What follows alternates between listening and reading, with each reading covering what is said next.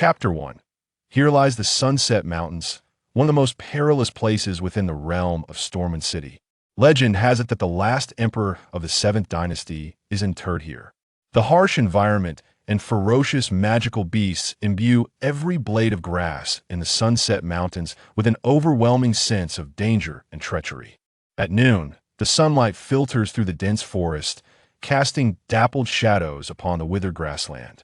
Lin Li leans against a nearby tree trunk, struggling to rise from the ground, only to aggravate the wound on his back, which sends a searing pain coursing through him. Beneath his blood-stained black robe, 3 deep, gaping wounds are a gruesome sight. If an experienced mercenary were present, they would instantly recognize these injuries as the work of a thunder beast. The thunder beast, also known as the thunderclaw beast, is one of the unique magical creatures that inhabit the Sunset Mountains.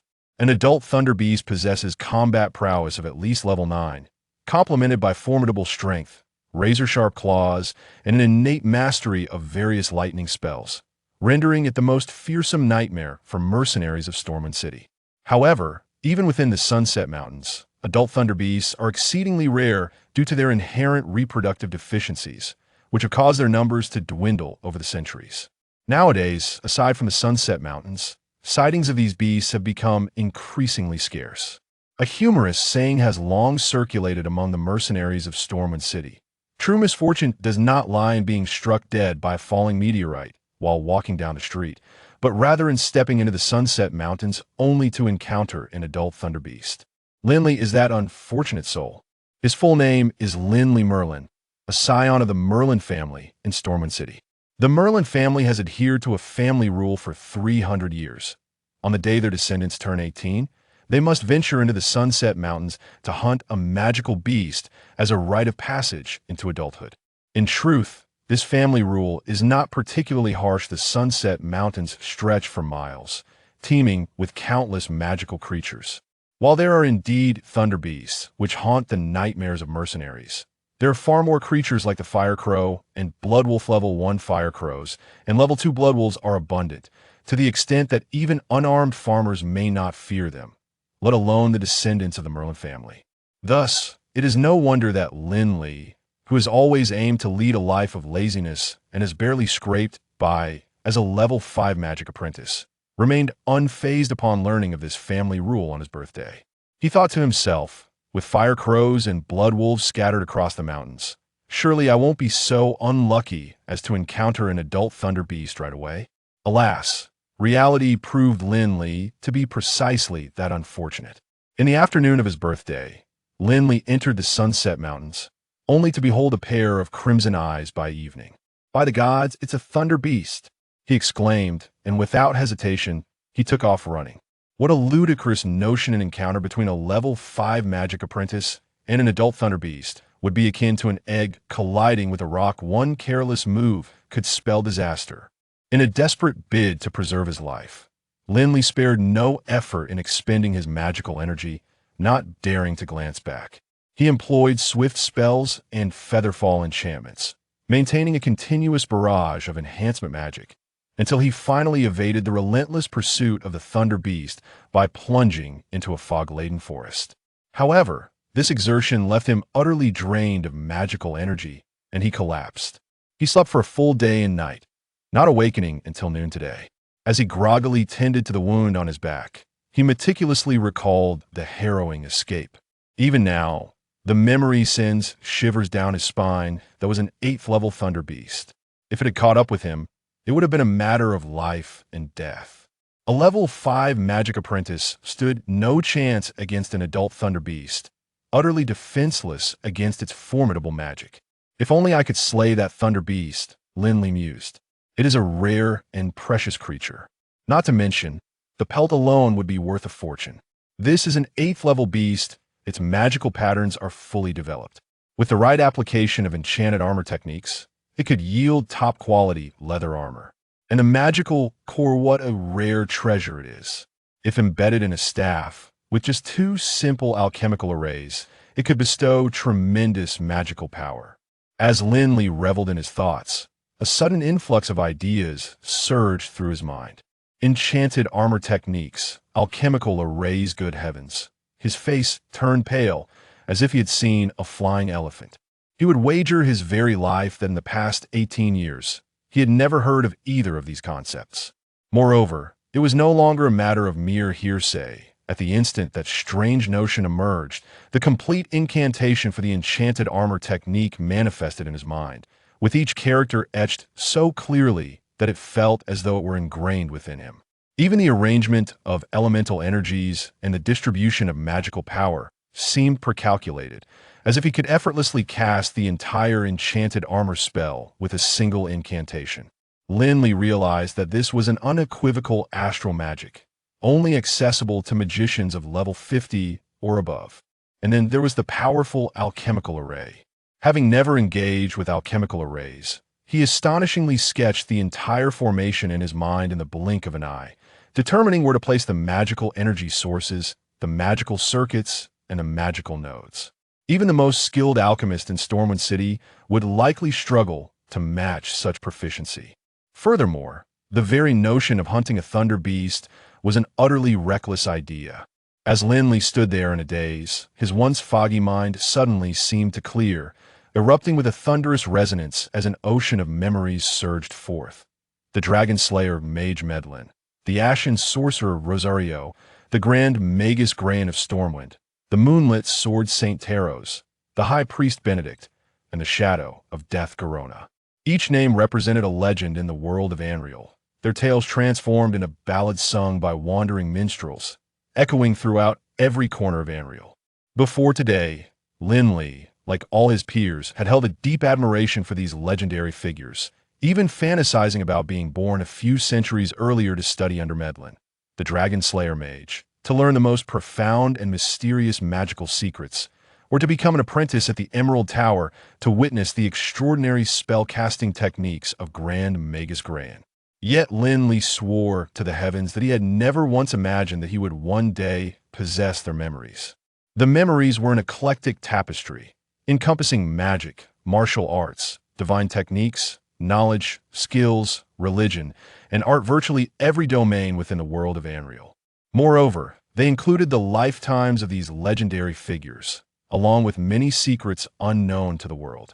The Dragon Slayer Mage Medlin was born with a fear of darkness. Hence the Paradise Tower was perpetually illuminated. The ashen sorcerer Rosario had been quite the womanizer in his youth. Accumulating numerous romantic debts across Anriel, the moonlit sword saint had a close friendship with the Lord of Stormwind, Mason, and had once intervened under an alias to eliminate a rival from Mason's position. Beyond these scandalous revelations that could shake the very foundations of Anriel, the memories were rich with the experiences and knowledge amassed by these legendary figures throughout their lives. It is worth noting that possessing even a fragment of their wisdom would suffice to achieve greatness in their respective fields. However, what Lin Li acquired was not a fraction, but the entirety. As the deluge of memories surged forth from the depths of his mind, Lin Li nearly lost his sanity. He found himself at a loss, unable to discern whether he was Lin Li Merlin, a legendary figure, or merely an inconsequential monster. But what did it matter? As long as he remained himself, what significance did it hold to have others' memories intertwined within his mind? Especially now that he possessed the memories of the Sword Saint. Lin Li reflected on how his own physique had grown robust due to his clandestine warrior training. Although he had yet to master the art of combat, his body was already quite sturdy. For in his mind, he would forever recall his father, standing over a defeated opponent, foot upon their head, proclaiming, "A man must speak with his fists, and they must strike true to feel the impact."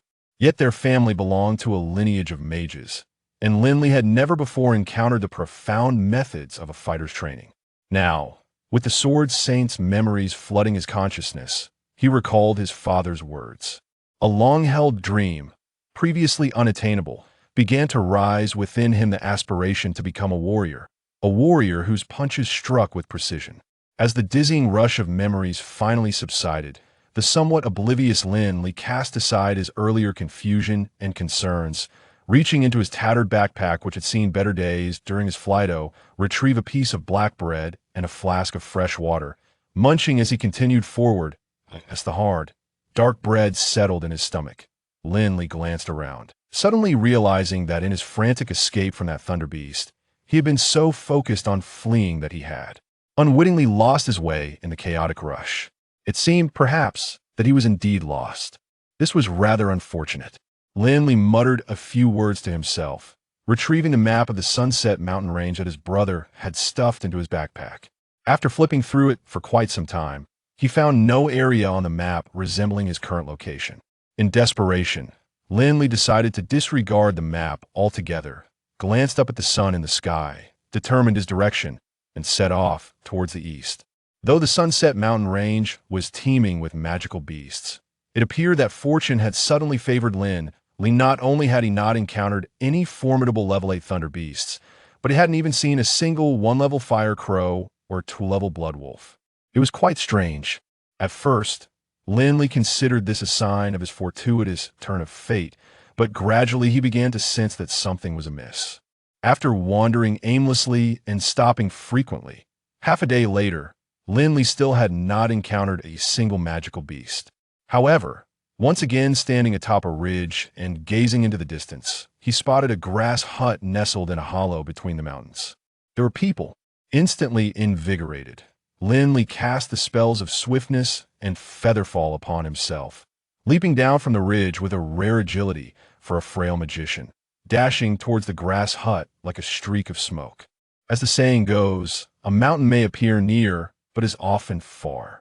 Though the grass hut had seemed close from the ridge, upon running towards it, Lin Li discovered it to be quite distant. After exhausting himself and applying various enhancement spells repeatedly, he finally arrived at the hut's entrance, breathless. Standing outside the grass hut, Lin Li finally understood why he had been able to see it from such a distance. This seemingly simple hut was indeed immense. 10 or so colossal trees, each capable of being embraced by 3 or 4 people, served as pillars, enclosing an area of over 100 meters in both length and width. The roof was woven from verdant vines, their lush branches shielding against the blistering sun, casting down patches of cool shade. Just standing outside, Lin Li felt the heat dissipate from his body, increasing his curiosity about the hut's occupant. After adjusting his tattered apprentice robe, Lin Li called out, "Is anyone there?" No response. He raised his voice and asked 3 more times, but still received no reply. Resolutely, he stepped inside. Upon entering the grass hut, Lin Li was startled to find a disheveled figure bent over at the entrance, engrossed in studying the ground as if it held untold treasures. Lin Li nearly stepped on him without realizing it. "Excuse me, could you tell me where I am and how to get out of here?" The man remained motionless, his gaze fixed on the ground as if it were worth a fortune. "Could you please point me towards the way out of the Sunset Mountain range?" Lin Li raised his voice once more, but the man continued to ignore him. With a sudden flourish, he produced a notebook from who knows where and began to scribble with a pen, muttering to himself as if entranced. This incited a flare of irritation within Lin Li. Leaning down, he was about to bellow in the man's ear when his peripheral vision caught sight of the notebook in his hands. Made from the hide of a horned beast, this was a premium material for crafting intermediate scrolls. In Stormwind City, such an item was scarcely obtainable. Even for a hefty price, a mere palm-sized piece could fetch over 1,000 gold coins. Yet, here this fellow was, using it as scrap paper. What extravagance! Upon closer inspection, he noticed the pen, crafted from tricolored luminous stones, capable of preserving magical energy to its fullest extent without loss. What was that scent? Lin Li twitched his nose, detecting a slightly sour aroma emanating from the ink flowing from the pen's tip. This scent, could it be the blood of a wind beast? Having inherited the memories of numerous legendary figures, Lin Li recognized these items in an instant. What a waste! If he had been given such materials, he could easily craft several intermediate scrolls, and perhaps even a high-level scroll with extraordinary effort. Yet, at this moment, these coveted treasures were being squandered as mere writing material. What a world was this, devoid of justice! Lin Li's breath grew heavy, frustration bubbling within him as he raised his voice. "Excuse me, sir, how does one exit this place?" Finally, the old man lifted his head, his bloodshot eyes glancing at Lin Li with evident annoyance. What are you making such a racket for? Can't you see I'm busy? This is an unprecedented discovery. If I can decipher this, the level of magic circles on the Amriel continent will be elevated to a new tier. Such an important matter leaves me no time to guide you. Lin Li found himself momentarily speechless, as the elderly man appeared to be in quite the temper. The old man cast a sidelong glance at him, curled his lip, and remarked, "No wonder you, young lad, fail to recognize this magnificent magic array. It turns out you are merely a level 5 magic apprentice. Very well, I shall not stoop to argue with someone of your youth. Leave the way you came and do not waste my precious time. If my research is disturbed because of you, the consequences will be dire." Lin Li listened to the old man's lively tirade, curiosity piqued, stealing a glance at the intricate patterns he was sketching on a ram's horn hide with a tricolor luminous stone pen. His expression shifted. "What do you mean by you? Get out now," he exclaimed. Lin Li pivoted and quickened his pace, transitioning from a walk to a jog as he made his way out of the thatched hut. "Even without you urging me, I was planning to leave. Otherwise, if an explosion occurs, it would be disastrous. What a joke. After years of meticulous study on magic arrays, I have always been infallible. You think an explosion can just happen? Who do you think you are?" The old man, clearly having overheard Lin Li's words, rebutted loudly, visibly displeased. As Lin Li dashed out of the hut, he found himself momentarily stunned. How could he be so certain that a magic array he had never seen before would explode? Could it be those memories? He ran a few more steps, not venturing too far, and took refuge behind a large tree, covering his ears with his hands as he pondered why he had just spoken those words. A flood of memories surged in his mind, and the wealth of magical knowledge within them allowed him to grasp the reason behind his earlier statement. Just then, a deafening explosion erupted from the thatched hut. A fireball soaring skyward, the force of the blast sending leaves from the surrounding trees fluttering in all directions. "That I warned you about the explosion, yet you chose not to believe me. Heed others' advice, and you shall prosper. Why insist on stubbornness? If trouble arises, it will be I who must rescue you." Lin Li sighed, stepping out from behind the tree and heading back toward the hut, despite the old man's irritable nature. He was, after all, a senior, and Lin Li could not bear to see him harmed without anyone to assist. However, before he could approach, a dark figure, engulfed in thick smoke, burst forth from the hut. Lin Li gasped in alarm. Quickly chanting a few incantations, and flicked his fingers, launching a magical projectile. With a swift motion, the figure raised a hand, effortlessly catching the incoming magical projectile in his palm, and laughed. "You think a mere magical projectile can harm me? If this were to spread, it would surely be the source of great amusement." With a firm gesture, he crushed the magical projectile with a resounding pop. Lin Li, witnessing this, inhaled sharply, on high alert as he asked, "Are you a human or an undead?" "Of course I am human. If I were undead, I wouldn't waste my breath conversing with you. I would have already pounced and devoured you to the last bone." The figure flickered and appeared right in front of Lin Li. "Hey, kid, did you truly foresee that explosion?" "Old sir, that should be quite apparent." "No," Lin Li replied. "You employed the Hughes symbol while transcribing. That is absolutely unacceptable. Otherwise, with the clash of magical forces, boom, impossible." The old man coughed lightly. "I have studied this magic array for a long time. Logically, it should pose no problems. By the way, what is this Hughes symbol you mentioned? Do not misunderstand. I merely observed that you have a decent heart and wanted to test you. In due time, I shall impart some knowledge to you, ensuring you benefit for a lifetime." Lin Li was at a loss for words. This old fellow was truly something else. He dared to claim expertise in magic arrays while not even understanding the Hughes symbol. How prideful! With this thought in mind, Lin Li crouched down, picked up a stick from the ground, and began sketching while saying, "Since you are so knowledgeable about magic arrays, you must also be aware that magical scrolls are essentially miniature magic arrays. In other words, if certain parts of a magic array are utilized effectively, they can possess the same effects as magical scrolls." "Ahem, this I certainly know." The old man nodded repeatedly, approvingly. "Please continue. I wish to gauge your understanding before advising you." Lin Li smiled and ventured, "I surmise that you certainly grasped this principle. For otherwise, you would not have transcribed part of the magic array onto the ram's horn hide. What you are doing is akin to creating a scroll, which is indeed quite innovative." "Haha. Of course, do you not know who I, D. Kakayan, am? I dare to think what others would not and do what others would not. Indeed, I am impressed." Lin Li performed a gesture of respect. akin to an apprentice acknowledging a senior mage, and pointed at the portion of the magic array he had just sketched on the ground, saying, "What I referred to as the hue symbol is right here." He indicated a peculiar rune at the center. "This is the hue symbol." Hyan stole a glance at Lin Li. Could it be that this lad was jesting? This rune was something he had painstakingly developed over decades. How could he possibly recognize it? The drawing Lin Li had made bore a striking resemblance to what he had seen in a fragmented magic array. So how could there be any error? Lin Li was momentarily speechless, thinking to himself, if it is indeed correct, how could it explode? However, he found it difficult to voice this. The old man's temper was notoriously volatile, and considering that even such a violent explosion had failed to harm him, he was certainly no ordinary person. Provoking him could very well lead to encountering a thunder beast, which would be far worse. For the sake of his own safety, Lin Li could only say, "Old sir, it is not quite so simple. Given your extensive knowledge, you surely understand that the same rune structure serves a different purpose in a magic array compared to a scroll. They cannot be equated." "Indeed, you are correct." Hyan pondered for a moment, frowning. "Continue." Lin Li elaborated. "Earlier, I took a glance at that magic array and discovered that this portion is incomplete. While using the hue symbol as a substitute, I isn't entirely wrong. The potency of the hue symbol is too great.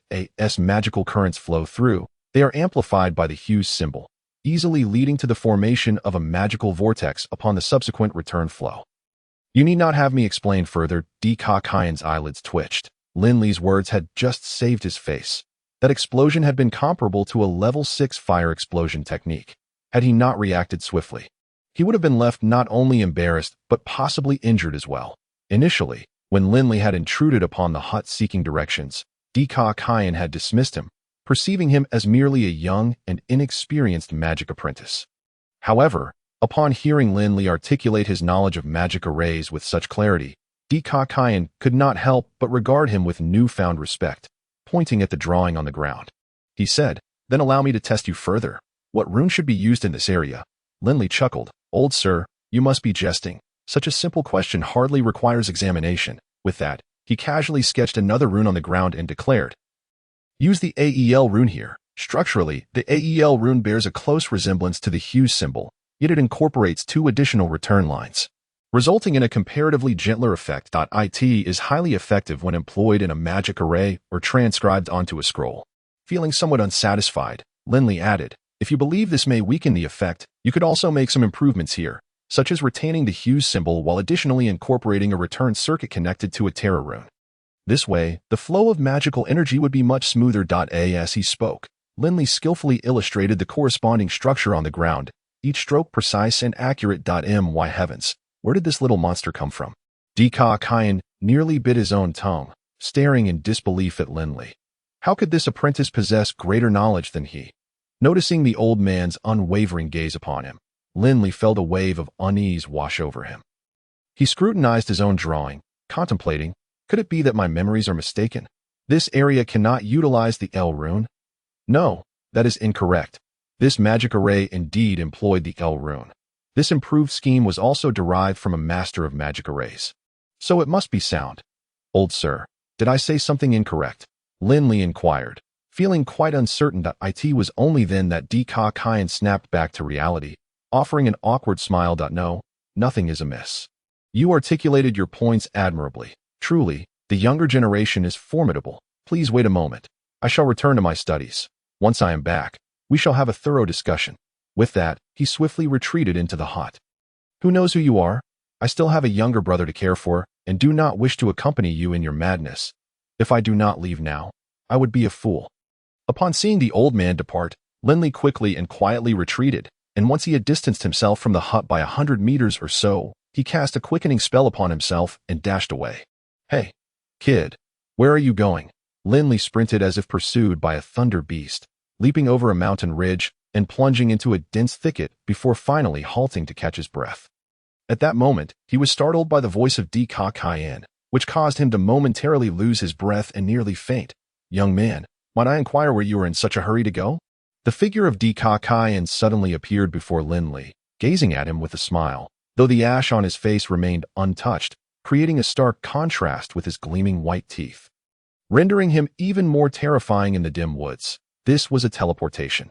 Witnessing Di Kayan's silent arrival, Lin Li's eyes widened in astonishment. This was a level 20 spell teleportation, allowing one to traverse short distances without incantation.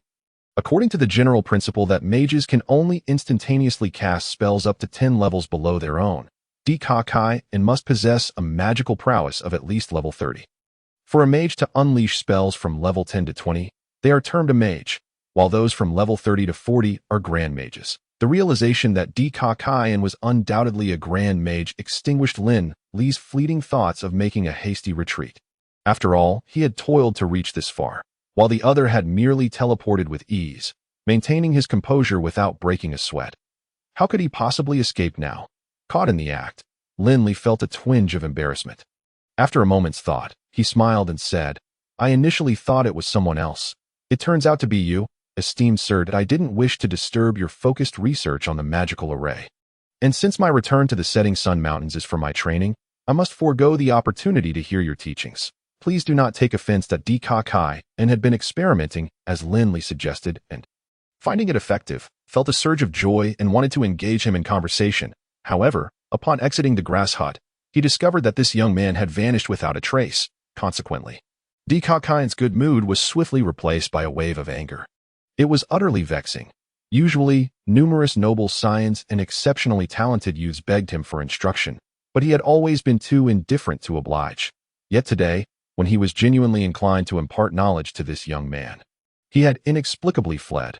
With this thought, Di Kayan could no longer remain seated. That a few teleportations brought him swiftly to Lin Li. He intended to question him, but upon seeing Lin Li's amiable demeanor, his irritation dissipated. Nevertheless, he maintained an air of authority, snorting, "It's merely training. What is so impressive about it? It's just a measly magical beast. Just you wait." Before he finished speaking, he vanished without a trace. Witnessing this, Lin Li felt a mix of frustration and helplessness. He couldn't fathom why this venerable old man seemed so fixated on him. Could it be due to the knowledge he shared about magical arrays? That shouldn't be the case. Those concepts were rather elementary, and for a grand mage of his stature, he shouldn't be so easily agitated. Little did Lin Li know that despite Di Kayan's impressive magical skills, he had only recently developed an interest in magical arrays, resulting in a rather limited understanding. Furthermore, given his age and accomplishments, he was rather proud and reluctant to seek guidance from younger practitioners, let alone from peers who were masters in the field. Nonetheless, Di Kayan was quite persistent, self-studying through books, and had made some progress. Upon learning of an ancient magical array in the setting sun mountains, he had come to investigate. The array was not only incomplete, but also far more complex than he anticipated. Despite his considerable effort, he struggled to grasp its intricacies, and his pride prevented him from abandoning the pursuit, as he could not bear to face others afterward.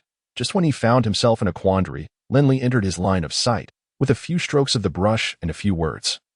Lin Li resolved a problem that had long plagued him. To Lin Li, it may have seemed trivial, but to Di Kayan, it was akin to a drowning man spotting a lifeline, and he was determined to hold on tightly.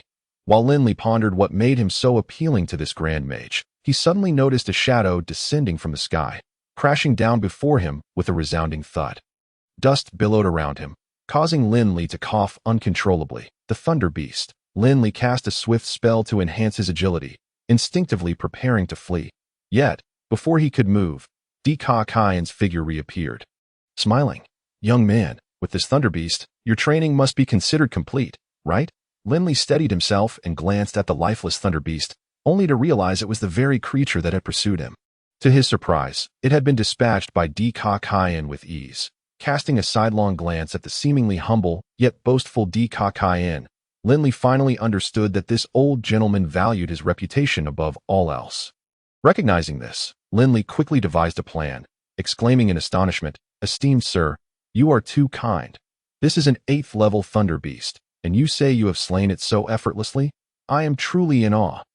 Di Kayan's smile broadened, feigning humility as he replied, "It's merely a trivial thunder beast.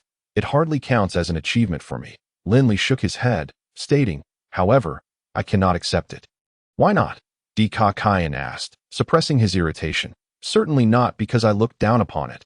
Lin Li reassured that, "I appreciate your generosity, but I believe in the principle of earning one's keep. The more formidable the beast, the less I can accept it." Moreover, since this is a training exercise, it must involve hunting the magical beast myself. Accomplishing it through your assistance would not rightfully belong to me. You, esteemed sir, are quite knowledgeable. I trust you understand my reasoning, don't you? Di Kakayan nodded approvingly, his impression of Lin Li improving further. Pointing at the thunder beast on the ground, he remarked, I have never been one to retract gifts once offered. What do you propose we do? Lin Li considered this and realized that discarding such a valuable creature would indeed be wasteful. This thunder beast is a treasure in itself. Its hide can be crafted into scrolls or magical robes that IT would be ashamed to simply dispose of it. Why not keep it for now? Once I complete my training and have the time, I can seek you out, and we can discuss how best to utilize this thunder beast. That Di Kakayan paused, taken aback. Although most mages possess extensive knowledge, being a grand mage did not imply mastery in every area. For instance, while he excelled in magic, he was utterly clueless regarding the crafting of magical robes or armor. Hearing Lin Li's suggestion, Di Kakayan exclaimed, Are you proficient in crafting magical robes as well? Lin Li humbly smiled, saying, I wouldn't dare claim proficiency, I merely have a basic understanding. When I have the opportunity, I will attempt to craft a few robes and share one with you. As your current attire appears rather outdated and somewhat unsightly, Lin Li, eager to extricate himself from the situation, spoke without much thought. And for me, of course, Di Kakayan replied, secretly pleased that Lin Li had not forgotten him.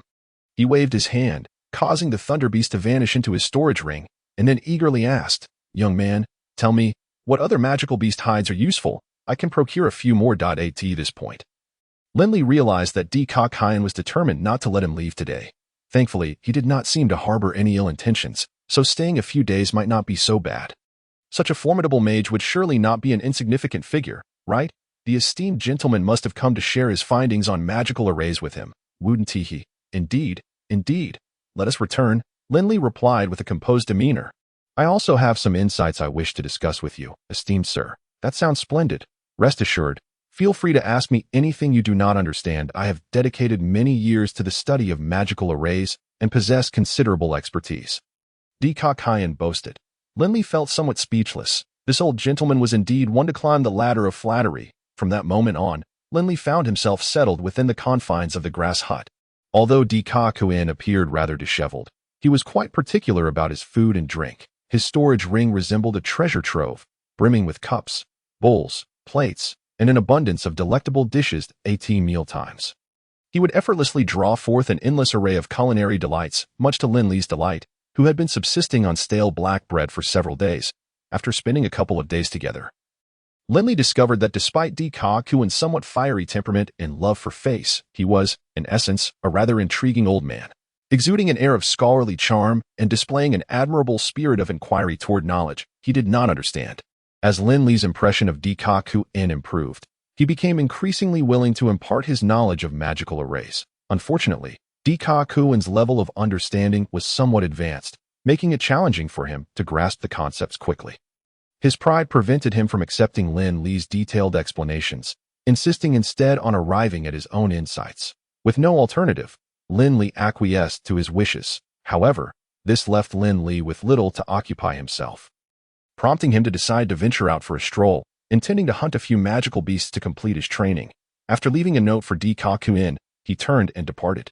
Unbeknownst to him, as he stepped outside, Di Kakayan had already retrieved a crystal ball from his storage ring. As he recited an incantation, Lin Li's figure gradually materialized within the crystal sphere.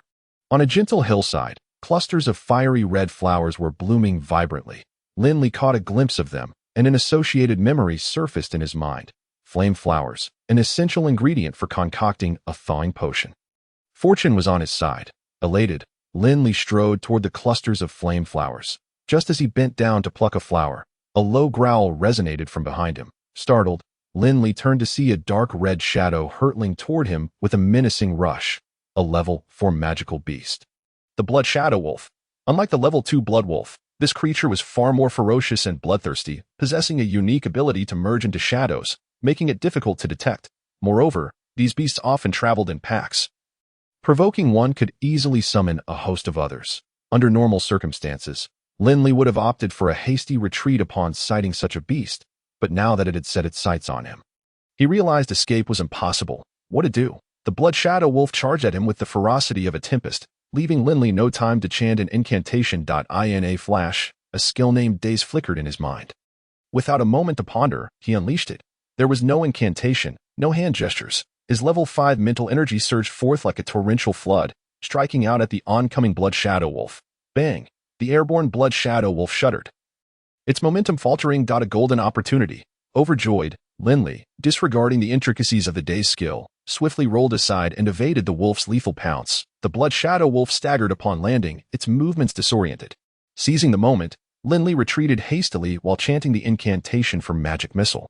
Though Magic Missile was a rudimentary spell, it still required a 10-syllable incantation.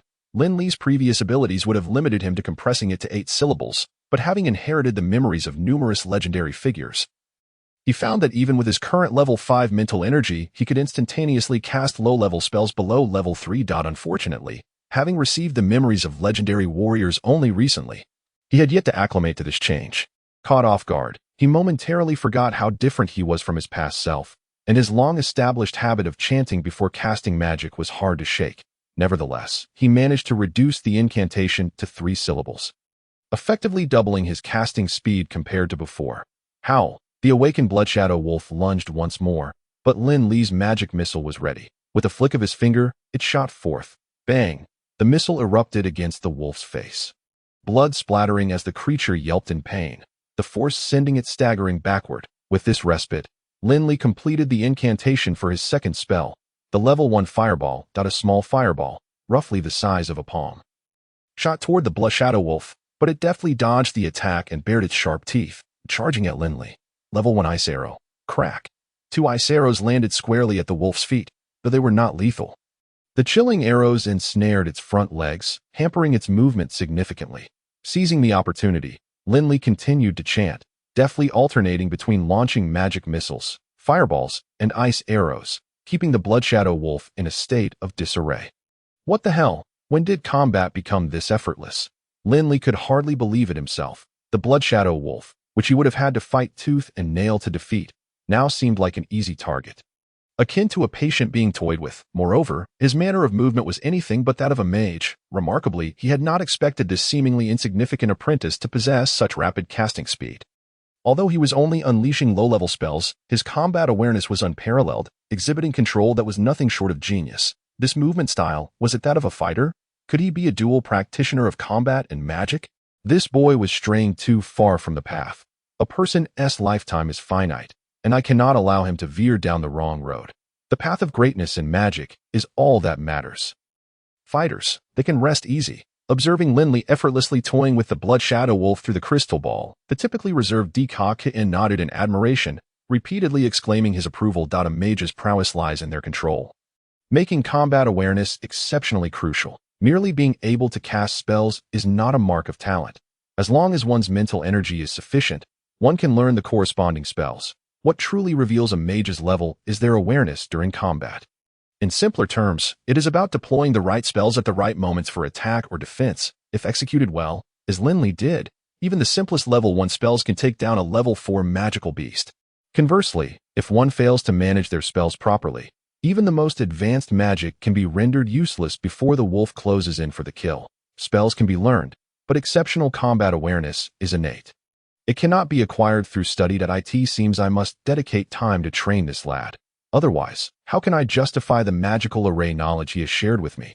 As Dika contemplated the nearing conclusion of the battle, he resolved firmly in his mind a tea dinner. When Lin Li returned, he refrained from mentioning his encounter with the Blood Shadow Wolf. Dika feigned ignorance, not probing further. Instead, after the meal, he remarked, "Our meeting in the Sunset Mountains is indeed serendipitous. Your companionship in researching magical arrays has been somewhat beneficial to me. It would be remiss of me not to express my gratitude. How about this? I shall teach you a method of meditation." Upon hearing this, Lin Li was momentarily taken aback. In the continent of Anriel, every profession places great emphasis on inheritance. In essence, inheritance refers to a comprehensive system of cultivation. Regardless of the profession, the path of cultivation is often fraught with twists and difficulties. Relying solely on self-exploration can lead one astray, resulting in a waste of time with little to show for it. However, with the benefit of inheritance, one can avoid certain detours and achieve accomplishments that would be exceedingly difficult for those without such lineage to attain within the same time frame. This is precisely why inheritance is regarded as so vital, and an orderly transmission of knowledge is seen as a tangible indicator of a family's or sect's strength and potential for growth. For instance, in the case of the Lin family, originally bearing the surname Lin, it was only after an ancestor followed the great mage Mei Lin from centuries past that they not only acquired his legacy, but also gained his recognition, thus obtaining the right to bear the name Mei Lin in the continent of Anruyer. Receiving the legacy of a powerful figure is undeniably a supreme honor. Hence, the Lin family began to proudly identify themselves as descendants of the Mei Lin lineage. This illustrates the profound value of inheritance, which is simultaneously sacred and inviolable. Should Lin Li accept Di-Ka Kane's suggestion to learn his method of meditation, it would signify acceptance of his legacy, effectively branding him with Di-Ka Kane's mark. Although this may present a magnificent opportunity for Lin Li to alter his destiny, as a scion of the Mei Lin family, it would also amount to betrayal. If others were to discover this, even if he were not killed on the spot, it is highly likely he would face a fate similar to that of his father, expulsion from the family.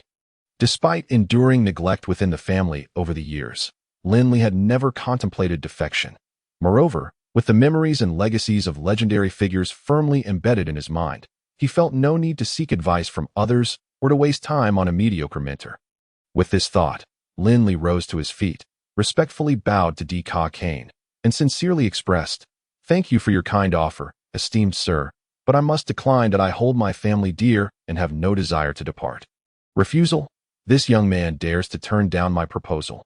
Many wealthy and powerful individuals have knelt before me, beseeching me to take them as disciples. Di-Ka Kane gazed at Lin Li for a long moment before bursting into laughter. This young man possesses an intriguing quality. His loyalty to his family is a commendable virtue. If Lin Li had readily accepted his legacy without a second thought, Di-Ka Kane would have felt a sense of revulsion. After all, no one wishes for a disciple who could betray them at any moment. The more Lin Li resisted, the more Di-Ka Kane yearned to take him under his wing, yet he understood that this matter could not be rushed. Thus, he reassured, "Rest assured, I shall merely teach you a set of meditation techniques without providing extensive explanations. Therefore, it cannot be considered that you have accepted my legacy, and you need not worry about familial reproach."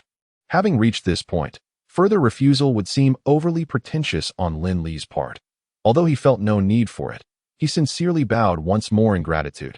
After receiving Lin Li's gesture, Di-Ka Kane commenced the instruction of the meditation method. The measure of a mage's prowess is not only related to the level of magic, the amount of magical energy, the skill of casting spells, and combat awareness, but also hinges significantly on the strength of their mental power.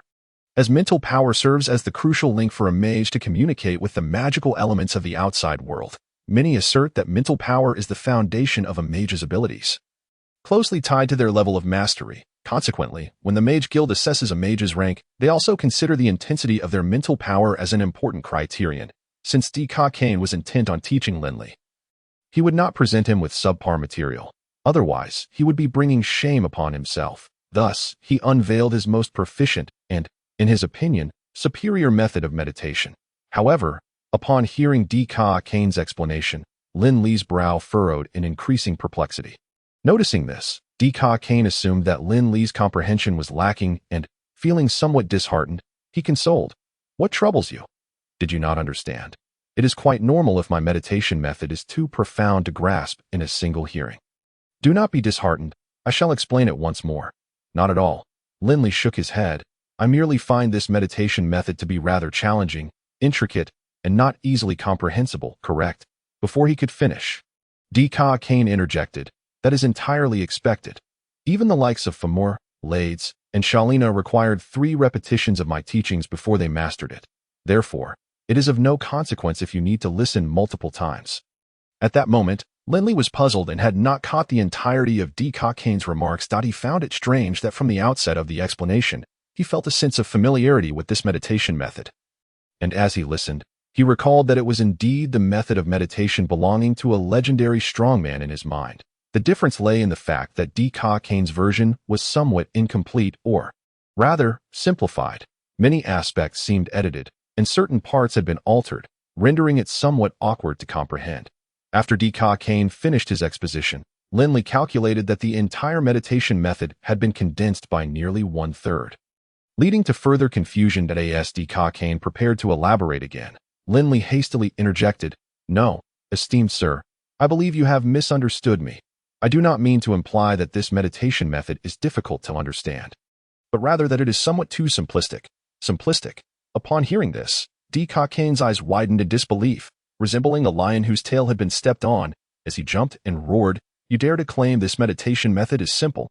Do you not realize that I acquired this secret method from a relic, a treasure not meant to be passed down? A significant part of my achievement stems from this meditation method. Countless individuals have wept and begged me on their knees for me to impart it to them, yet I have refused, and now I selflessly teach it to you, and you dare to call it simple."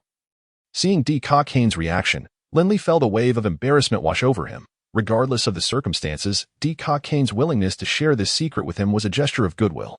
While the meditation method might indeed be somewhat simple, his blunt expression of that thought was undeniably hurtful to Kane's pride. Realizing that Kane was particularly sensitive about his image, Lin Li quickly replied, "Esteemed sir, I apologize. That was not my intention." "Then what did you mean?" Kane retorted angrily.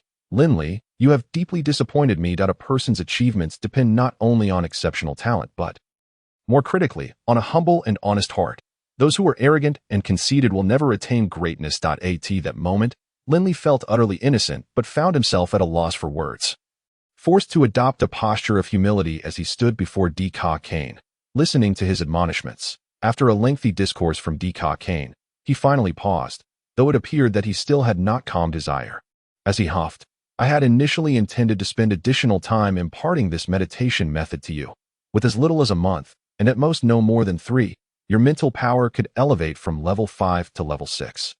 However, since you deem it simple, I suppose there is no need for me to continue teaching." "Esteemed sir," Lin Li began to explain, but Kane raised a hand to interrupt him, resolutely refusing to entertain any further argument. "Since you claim my meditation method is simple, then you shall prove it to me. That I want to see how long it takes you to comprehend it, and how long it takes for you to achieve a breakthrough in mental power." Seeing Kane's unwavering stance, Lin Li felt a surge of irritation and declared, "Fine, I shall prove it to you." "Humph, you underestimate my meditation method. I cannot simply let this matter go unchallenged." Kane declared, "I shall grant you 3 months. If you fail, you must bow and apologize to me, and accept my punishment." Lin Li regarded Kane and inquired, "And what if I succeed?" "That is absolutely impossible," Kane replied. Observing Lin Li's resolute gaze, that a thought crossed his mind, and he retrieved a fist-sized, 2-colored crystal stone from his storage ring, exclaiming, "If you truly accomplish this feat, I shall admit my error and gift you a small token. A first-tier mental stone." A first-tier mental stone. Lin Li blinked, realizing that for a mage, such a stone was of paramount importance for enhancing mental power. Had he received it in the past, he would have undoubtedly been overjoyed. Yet now, with his focus on becoming a warrior, he no longer felt the same exuberance. Nevertheless, a first-tier mental stone would be invaluable if he could cultivate both magic and martial skills simultaneously. "Very well, it is settled." With a series of claps, the two sealed their wager. "Where are you going?" Upon encountering Lin Li preparing to depart, Kane inquired, "Are you seeking a secluded spot for your training? I fear that remaining here might disrupt your studies of the magical array." With a dismissive wave, Lin Li turned his back and walked away. It is perplexing to consider which family possesses such a lack of foresight, nearly squandering such a remarkable talent. Although this insufferable lad may be slightly past the prime age for learning magic, his exceptional combat awareness must not be wasted under my tutelage, Kane thought. Watching Lin Li's retreating figure, he chuckled, "You little rascal, under my provocation, you shall train with fervor. Once your mental fortitude has ascended, I have even more rigorous training awaiting you." In the Sunset Mountain Range, where majestic peaks loom, finding a secluded cave proved to be quite effortless. Lin Li swiftly located a hidden spot near a grass hut, cleared the surrounding underbrush, and, using the memories etched in his mind, set up several simple yet effective magical traps around the area.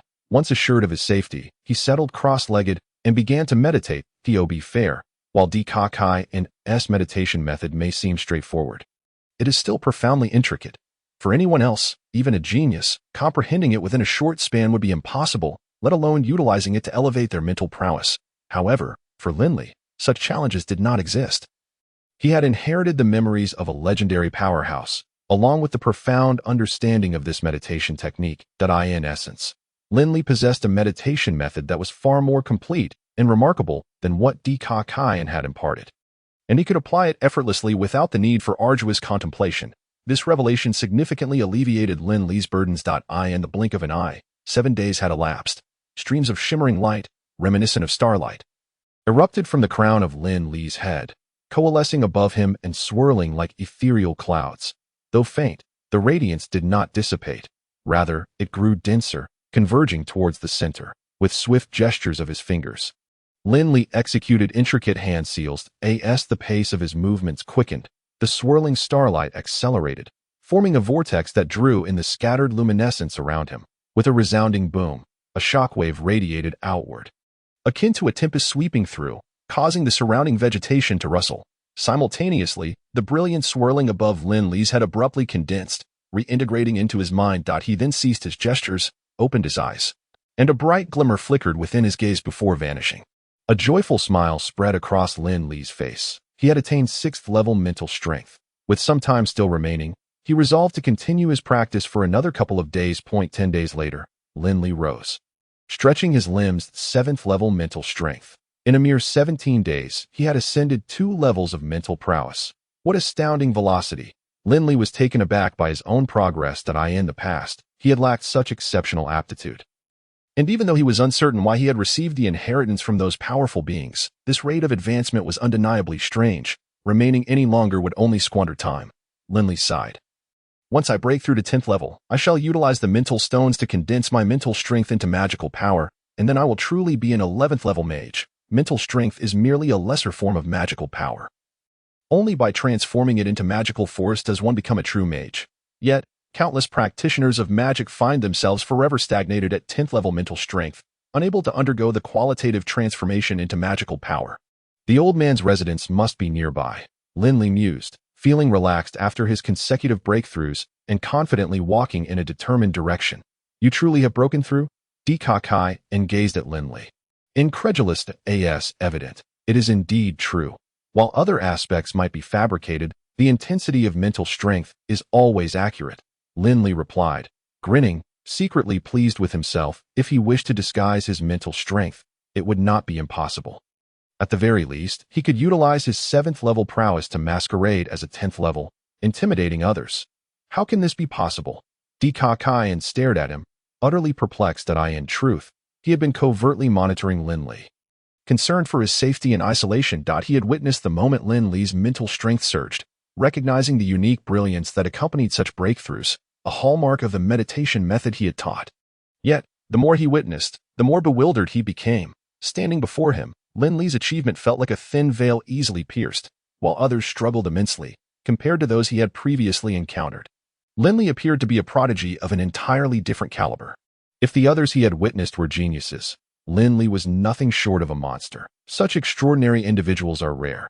Even within the academy, they appear only a few times every decade. It is precisely because of these exceptional talents that the academy has achieved its prestige. Unbeknownst to Lin Li, Kaien was lost in thought, yet the fervor in his gaze unnerved Lin Li, prompting him to cautiously inquire, "Is something the matter? You've achieved 6th level? 7th level? What?" Kaien exclaimed, nearly biting his tongue in astonishment. How could this be? In just 10 days, you've advanced from 5th level mental strength to 7th level. How did you accomplish this? His eyes burned with intensity, as if he wished to dissect Lin Li for a thorough examination. Lin Li scratched his head, replying, "I simply adhere to a systematic training regimen. As I mentioned, this meditation method is quite simple. Comprehending it is not particularly arduous." Simple? Kaien's face contorted as if in agony. Muttering to himself, "That cannot be.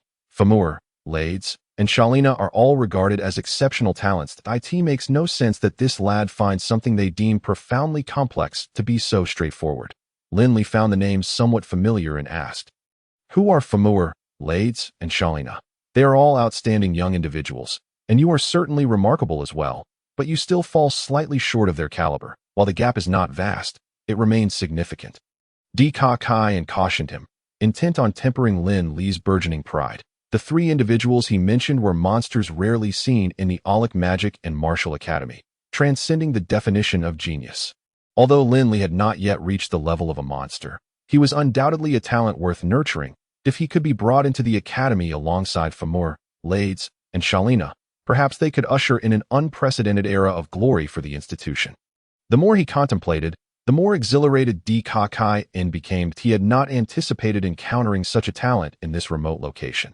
Though he had retired from overseeing the academy, he could not overlook the opportunity to mentor someone with exceptional combat awareness and extraordinary potential. Just a slight margin, Lin Li shrugged nonchalantly. His ultimate goal was to become a warrior or a dual practitioner of martial and magical arts. Merely being a mage was insufficient.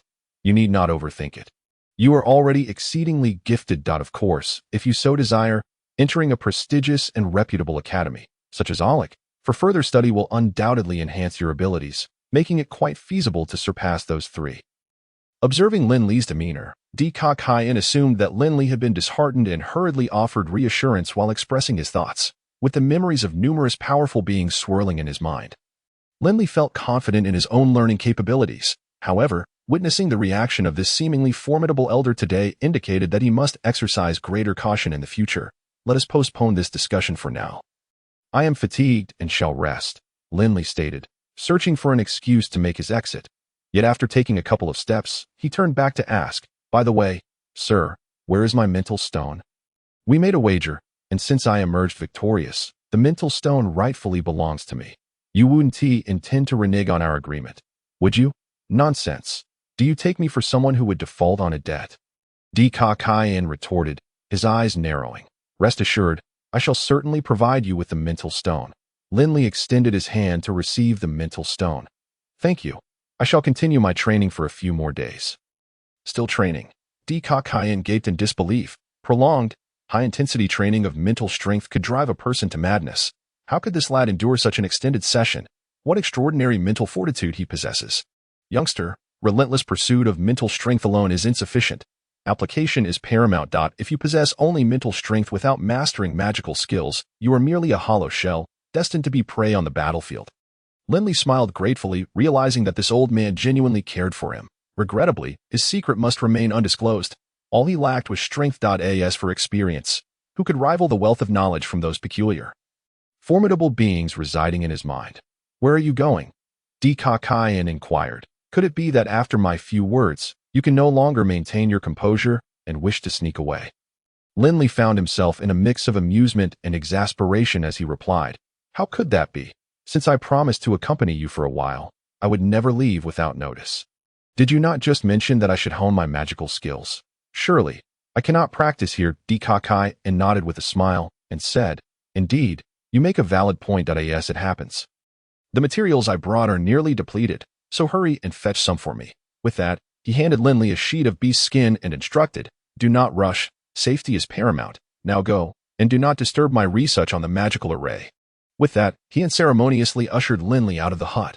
Lin Li chuckled once more. It seemed the old man intended to have him gather materials as a means to refine his combat skills. If that were the case, he would gladly accept the challenge. For certain matters required a touch of discretion. Given the old man's good intentions, the beast skin contained a list detailing the types and quantities of materials needed, as well as the approximate areas where they could be found. The various magical beasts that produced these materials were scattered within a 50-mile radius of the hut, either to the east or west. Ranging from level 2 snow wolves to level 6 iron-tailed leopards, Lin Li began to grasp how considerate this elder was, as through the hunting of these diverse magical beasts, he would significantly enhance his combat experience. However, just as he was about to roll up the beast's skin and store it away, he suddenly noticed something amiss. Upon closer inspection, he discovered a thinner layer of beast skin adhered beneath it.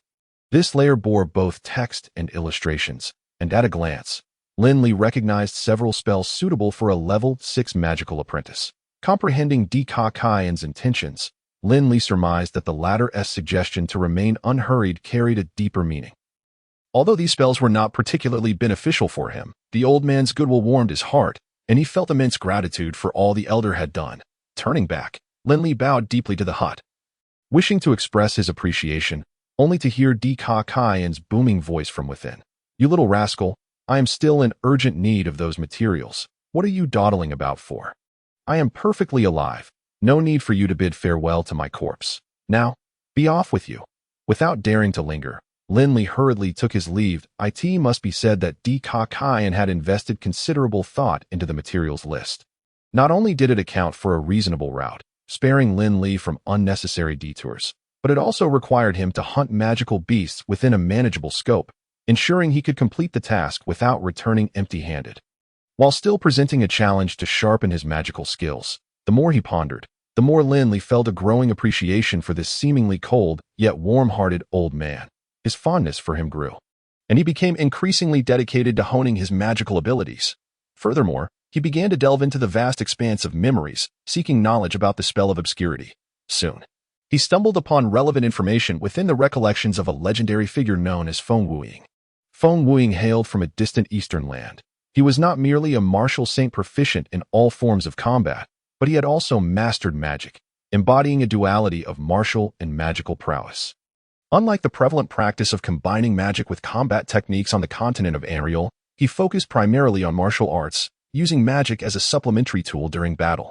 His unique approach to the utilization of mental energy was innovative and systematic, which he termed spiritual techniques, or simply divine techniques, suggesting that these were skills only deities could possess. For instance, the spell of obscurity, which Lin Li had inadvertently employed earlier, was considered a basic level 1 divine technique within Feng Wuying's system. With more advanced techniques including confusion, intimidation, and illusion, the mere existence of such a basic divine technique proved exceedingly useful. One could only imagine the potential of the higher-level techniques. In an instant, Lin Li found himself enamored with this unparalleled skill. As if it were a key unlocking an unprecedented door to knowledge, deep within his heart, a voice seemed to cry out, "I shall become the successor of Feng Wuying. I will promote the divine techniques to greatness." As Lin Li delved deeper into the study of Feng Wuying's legacy, his excitement grew exponentially. He discovered that Feng Wuying's inheritance was akin to an immense basket, capable of containing anything: magic, martial skills, divine arts. Everything existing could find common ground within, provided one could comprehend and integrate them without fear of conflict. For Lin Li, who possessed the memories of numerous legendary figures, this revelation was an extraordinary boon. However, since Feng Wuying's teachings prioritized martial arts, and he was currently preoccupied with gathering materials, he could not practice each technique in detail. Consequently, he decided to focus his energy temporarily on the divine techniques. Divine techniques represented a novel application of mental energy, distinct from how mages employed it merely as a conduit for magical elements. Rather, they utilized it directly for defense and offense. As such, the requirements for mental energy in divine techniques were even more stringent than those for mages and sorcerers whose professions relied on mental power, resulting in greater consumption of mental energy. For instance, the spell of obscurity, despite being a mere level 1 divine technique, could only be executed 6 or 7 times consecutively with Lin Li's level 6 mental energy strength, highlighting its demanding nature. Nevertheless, Lin Li was not one to shy away from challenges. On the contrary, he thrived in adversity, understanding that greater efforts often yielded greater rewards on the path of cultivation. Additionally, during his hunts for magical beasts, Lin Li not only refined his magical skills, but also began to practice the body techniques mentioned in Feng Wuying's legacy. What is that little rascal up to now? Di Ka Kai mused, observing through the crystal ball. Is he practicing martial arts? It doesn't seem quite right. Though he had sent Lin Li out to gain experience, Di Ka Kai had not ceased his watchful gaze, continually monitoring Lin Li's progress. That moment, Lin Li was stretching his arms and legs, contorting his body into an odd position as though attempting to fold himself in half. After a brief pause, he shifted into another pose. Although his movements were slow and not particularly graceful, the beads of sweat on his forehead and the look of discomfort on his face indicated that achieving these peculiar postures was no easy feat. This position was part of a body technique Lin Li had discovered in Feng Wuying's memories, known as the 13 sections of brocade. This set of exercises was not a combat technique per se, but it was immensely beneficial. It stretched the muscles, fortified the body, and enhanced mental energy, representing a unique practice that balanced both the mental and physical realms. Feng Wuying had originally acquired this technique from a relic, but upon its discovery, he was coerced into surrendering it. Unwilling to comply, he traversed the endless storm, facing near-death experiences to reach the continent of Anriel. Lacking any disciples, apart from Lin Li, it could be said that no one else on the continent practiced this art. Eager to embrace Feng Wuying's legacy, Lin Li chose not to rush into practicing martial arts but rather decided to solidify his foundation with the 13 sections of brocade. As the name suggests. There were 13 sections, each comprising several movements. Given Lin Li's current physical condition, enduring the painful stretching of his muscles, he could barely manage the first 6 out of the 36 movements of the first section. Even so, he found himself breathless and drenched in sweat. Yet, upon concluding his practice, he felt not fatigue but an invigorating lightness throughout his body, and even his mental energy seemed to have improved. This realization only fueled his enthusiasm. After completing each of D Ka Kai N's hunting tasks, he would practice again, simultaneously exercising his body and expending mental energy, truly a win-win situation. While Lin Li reveled in this delightful struggle, D Ka Kai N, observing through his crystal ball, was left utterly perplexed.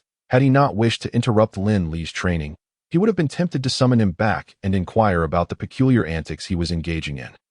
At noon, the brilliant sunlight illuminated a narrow valley nestled within the Sunset Mountains. A 3-meter-long black panther lay half closed-eyed, dozing atop a low tree, its 2-meter-long, robust tail swaying languidly like a steel whip, occasionally striking the branches with a sharp crack, sending broken twigs and leaves cascading down. At this moment, Lin Li lay motionless, concealed behind a rock approximately 50 meters away from the panther. Above him hovered a light spot the size of a jujube, blinking intermittently like a vigilant eye, intently fixated on the sunbathing black panther.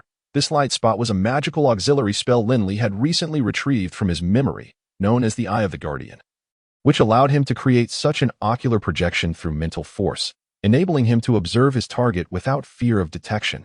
Although maintaining this Eye of the Guardian consumed some of his mental energy, Lin Li deemed it worthwhile. After all, the iron-tailed panther was renowned not only for its tail, as hard as iron and capable of shattering stones with ease, but also for its elusive speed and its extraordinary vigilance. Lin Li had already experienced the panther's alertness firsthand. Just days prior, he had attempted to approach it, but as he neared within 100 meters, the creature sensed his presence. Had he not fled swiftly, he would likely have become a delectable meal for the iron-tailed beast. However, no matter how cunning the fox, it cannot outwit a skilled hunter. After careful observation, Lin Li discovered that this iron-tailed panther would come to this valley to rest every noon. Hence, he positioned himself in advance and prepared several potions to mask his scent, ultimately narrowing the distance between them to 50 meters. This distance not only meant that Lin Li's magic could accurately strike the iron-tailed panther, potentially inflicting damage, but it also doubled the risk he faced. For a wind-type magical beast adept in running, 50 meters was merely a leap or two away, and at that point, Lin Li would have no option but to confront the panther's ferocious assault head-on, leaving no avenue for escape. Though Lin Li was eager to eliminate this iron-tailed panther, he was acutely aware that what he needed most at present was patience. Awaiting the opportune moment, the sun overhead generously cast down its scorching rays. As it moved, the angle of light gradually shifted, and the sunlight filtering into the narrow valley slowly traversed until it finally illuminated the panther's face through the leaves. In that instant, the ever-vigilant iron-tailed panther finally closed its eyes, relishing this rare opportunity to bask in the sunlight, as it often hid in shadowy corners. Lin Li awaited precisely this moment. Like a bolt of lightning, he sprang from the ground, swift and agile, his right hand moving like a master musician deftly plucking the strings of an instrument, releasing 3 magical projectiles in rapid succession. Perhaps benefiting from the legacy of numerous legendary figures, Lin Li was astonished to discover that he could cast spells of the 3rd tier and below instantaneously after undergoing rigorous training. Whoosh, whoosh, whoosh. 3 magical orbs shot forth in unison, targeting the languorous iron-tailed panther's face. Meanwhile, within his thatched hut, Daika Kyan observed this scene through a crystal ball. Upon witnessing Lin Li's instantaneous casting, Daika Kyan was nearly rendered speechless. Despite his extensive experience, he had never encountered a 7th-level magic apprentice capable of such rapid spellcasting. Although magical projectiles were relatively trivial and could be released by any apprentice, compressing a 10-byte incantation into a single byte was no simple feat. Many magic users, even seasoned mages, could only condense it to 1 or 2 bytes. Initially, Daikakayan had been astonished by Lin Li's extraordinary speed in casting magical projectiles while hunting the Blood Shadow Wolf, which could be attributed to Lin Li's proficiency in control over magical elements. However, witnessing the newly minted 6th-level apprentice effortlessly casting magical projectiles instantaneously left Daikakayan at a loss for words. The principle that a mage could only cast spells 10 levels lower than their own had been shattered by this young lad. How was this possible? How did he achieve this? While Daikakayan was still dumbfounded, Lin Li disregarded the outcome of the 3 magical projectiles and turned, fleeing with an agility unmatched by ordinary mages. Boom, boom, boom. Accompanied by the explosive sounds came an enraged and frenzied roar. Lin Li's eye of the Guardian remained active, allowing him to witness the iron-tailed panther's timely awakening and evasive maneuver just as the magical projectiles were about to strike, albeit they still managed to hit it. Although the projectile's power had diminished over the 50-meter distance and was not lethal, the panther's glossy fur was left in disarray, bloodied and torn. Enraged, the iron-tailed panther quickly identified the source of its anguish, leaping forward with the swiftness of a racing black bolt, pursuing Lin Li, who was sprinting frantically. The time Lin Li had dedicated to practicing his agility had not been in vain. He not only possessed greater stamina, but also moved with remarkable lightness and grace. Coupled with the enhancements conferred by his auxiliary spells such as swiftness and lightness, he dashed like the wind, appearing less like a frail mage and more akin to a robust and agile fighter. Daikakayan, who had marveled at Lin Li's speed, was now infuriated, exclaiming, "What are you running for? Can 2 legs outrun 4? If you wish to fight, just use magic to control it. A mere iron-tailed panther is no match for you." Just as Daikakayan wished to berate Lin Li through the crystal ball, Lin Li suddenly halted his frantic escape, now less than 40 meters from the panther. This distance, though seemingly far, was merely a single leap for the 6th-level wind-type beast. What was this young lad scheming now? Daikakayan was perplexed. He both yearned to witness Lin Li's remarkable performance and feared for his safety, worrying that a single misstep could result in Lin Li being torn to shreds by the panther. As anxiety mounted, Daikakayan began to chant softly, preparing a spell to teleport to Lin Li's aid in case of danger. At that moment, Lin Li abruptly raised his right hand, flicking his fingers to send a walnut-sized ball of light soaring toward the iron-tailed panther. Instantaneous casting, yet again. Daikakayan was once more astounded. If the swift casting of the trivial magical projectile could be attributed to Lin Li's genius, what could be said of this moment?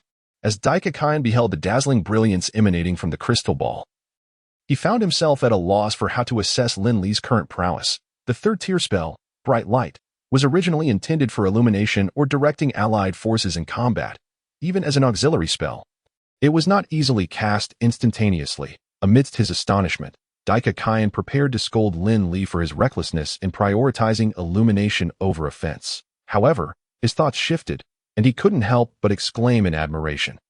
"Well done, imaginative and audacious. Excellent, excellent." The iron-tailed panther, accustomed to lurking in darkness, enjoyed the occasional sunbath, but primarily thrived in shadowy realms. It was precisely because of this that Lin Li's bright light spell, bursting forth in blinding radiance, rendered the panther nearly sightless. Die. As Lin Li's voice faded, a series of flames erupted beneath the stumbling iron-tailed leopard. Boom, boom, boom. Amidst the deafening din of explosions, clusters of flames burst forth, engulfing the iron-tailed leopard in a fiery inferno. This was a magical trap that Lin Li had long since laid, crafted from materials obtained from the magical beasts he had captured days prior. Although Lin Li deemed it somewhat rudimentary, its effectiveness was evident now. The erratic movements he had just displayed were, in fact, a strategic maneuver to avoid the magical traps hidden below. It would be truly unfortunate to fall victim to one's own traps. Under ordinary circumstances, the inherently cunning iron-tailed leopard would likely not have fallen for such a ruse. However, having been ambushed by Lin Li and driven into a frenzy, it failed to focus on its surroundings. And coupled with the effects of a blinding spell, it charged blindly into the magical trap. Flames surged, and debris flew, causing the surrounding trees to shed their branches and leaves. Lin Li had prepared well. Even the occasional flying stone posed no threat to him. Despite the iron-tailed leopard suffering greatly from the magical trap's explosion, the ever-cautious Lin Li remained vigilant. After a brief silence, a figure, still ablaze, leaped into view. It was none other than the iron-tailed leopard. A 6th-level magical beast was indeed not so easily vanquished. Lin Li had anticipated this outcome, and thus remained unfazed, his gaze fixed intently on the airborne creature. His mind racing with calculations. The iron-tailed leopard could leap approximately 40 meters, while Lin Li was positioned less than 20 meters away, well within the range of his mental prowess in that moment. He invoked the spell of confusion, a second-tier skill he had long prepared, sending it crashing down upon the iron-tailed leopard. Once again ensnared, the beast's ferocious gaze lost its focus, and its limbs trembled uncontrollably. With a decisive gesture of his right hand, Lin Li proclaimed, "This time, your demise is assured." Magic double blast, a magical projectile, the size of an adult's fist, shot forth with a piercing whistle, striking the iron-tailed leopard squarely in the face. The impact reverberated through the air. What is this fool thinking? Why resort to a magic projectile again? Wouldn't it be wiser to use a third-tier ice spike or explosion spell? Dekakane, standing by the crystal orb, was filled with exasperation. The sixth-level iron-tailed leopard was not to be trifled with. Its combat prowess was far superior, and its vitality more tenacious. If it were not instantly defeated, its retaliation would undoubtedly be more ferocious. As Dekakane fretted in frustration, the scene within the crystal orb shifted once more, prompting an involuntary exclamation from him. By the heavens, how can this be? The magical projectile, upon striking the iron-tailed leopard's face, did not dissipate as expected. Instead, it detonated once more, turning the creature's head into a gruesome spray of blood and viscera. Little did he know that Lin Li's magic double blast was a technique inherited from the legendary dragon slayer mage Medlin. After undergoing improvements by this renowned figure, the seemingly innocuous magical projectile concealed profound secrets. Upon making contact with the target, the outer layer of the projectile would first explode, utilizing immense force to tear away the target's outer surface, followed by a secondary explosion of the core projectile that obliterated the inner layers. This dual damage mechanism was specifically devised by Medlin for slaying dragons and had since been kept as a closely guarded secret. Even the erudite Dekakane had never encountered such a technique, unwittingly worrying for Lin Li's fate. However, as awe and incredulity washed over Dekakane, he realized he was witnessing a brand new form of magic, one with such formidable lethality and deceptive capabilities. Crafted by a mere sixth-level magic apprentice, it was inconceivable without witnessing it firsthand.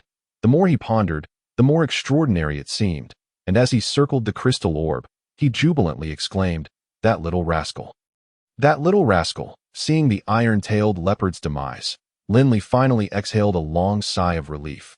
Yet, a sudden wave of dizziness and fatigue crashed over him, causing his temples to throb violently. This was no trifling matter. The magic double blast was indeed a taxing endeavor. Though it required no incantation, the expenditure of mental energy was staggering. Lin Li silently lamented, hastily sitting cross-legged to meditate as the sun dipped below the horizon. Taking with it the last rays of light that pierced the valley, a gentle glow enveloped Lin Li's head, standing out prominently against the encroaching darkness. Suddenly, a rustling sound emerged, and a shadowy figure silently approached, its mouth filled with menacing fangs, lunging toward Lin Li. With a sudden jolt, Lin Li opened his eyes, his gaze blazing with intensity. In an instant, the shadow staggered as if intoxicated, losing its prior swiftness. With a resounding bang, it was sent flying by a magical projectile shot from Lin Li's fingertips, crashing to the ground, lifeless that a mere second-tier bloodwolf dared to seek an easy meal. Lin Li scoffed, closing his eyes once more, while the glow above his head spiraled like a vortex, converging back into him. When he opened his eyes again, a radiant smile adorned his face. He had achieved a breakthrough. Remarkably, what had begun as an ordeal had turned fortuitous. Though the experience of extreme mental depletion was unpleasant, after meditating, his mental strength had increased by a third, having already reached the 7th level. He effortlessly ascended to the 8th ta. I wonder how shocked old man Dekakane will be when I return, his jaw dropping in disbelief. The mere thought of Dekakane's reaction brought a beaming smile to Lin Li's face, intensifying his eagerness to return. Swiftly, he collected the useful materials from the iron-tailed leopard and set off on his journey home. What? What did you say? You've broken through to level 8. Indeed, upon seeing Lin Li return ahead of schedule, Dekakane was utterly astonished. For the past 2 days, he had been immersed in contemplating the intricacies of Lin Li's magic double blast, thus paying less attention to him. He had not anticipated that this little rascal would achieve yet another breakthrough in such a short span. Decacane stood there, as if petrified by a sorcerer's spell, his mouth agape in astonishment. After a prolonged moment, he finally regained his composure, circling Lin Li and scrutinizing him from head to toe before exclaiming, "How is this possible? While my meditation technique is indeed remarkable, among the finest in the magical realm, it cannot possibly yield such miraculous results. It is too strange, too unfathomable." Gazing at Decacane's bewildered expression, Lin Li felt a chill run down his spine as he noticed the intense scrutiny in the old man's eyes, reminiscent of a father-in-law observing a prospective son-in-law. "That I must keep a low profile. I cannot afford to attract such attention again, lest it lead to dire consequences," Lin Li resolved firmly within himself. Not allowing Decacane to inquire further, he discreetly made his way to find something to eat. After a meal, Lin Li rummaged through his backpack, retrieving a paper package. From within, he extracted a small handful of dried leaves, placing them in a cup and pouring hot water over them.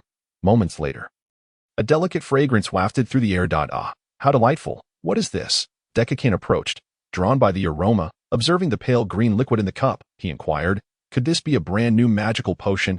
Lin Li chuckled and shook his head. "Of course not. This is a beverage known as tea, quite popular among Easterners. That I was fortunate to find some on a cliff a few days ago, so I gathered a bit to let you sample. I thought it might be something special, but it's merely water steeped from dried leaves, hardly comparable to Bordeaux wine."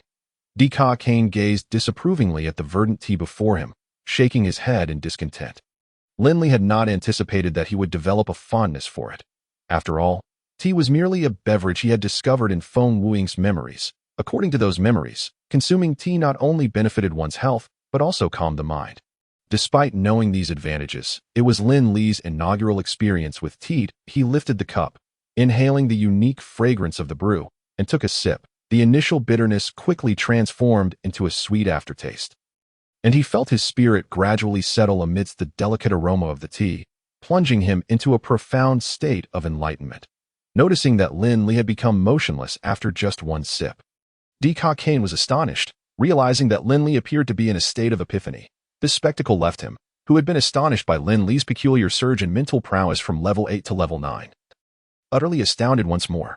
Good heavens, such an epiphany is a rare treasure in a magician's lifetime. In my many years, I have only experienced it once, yet this lad has achieved it merely by sipping this tea. Where is the fairness in that? I must procure some of this tea later.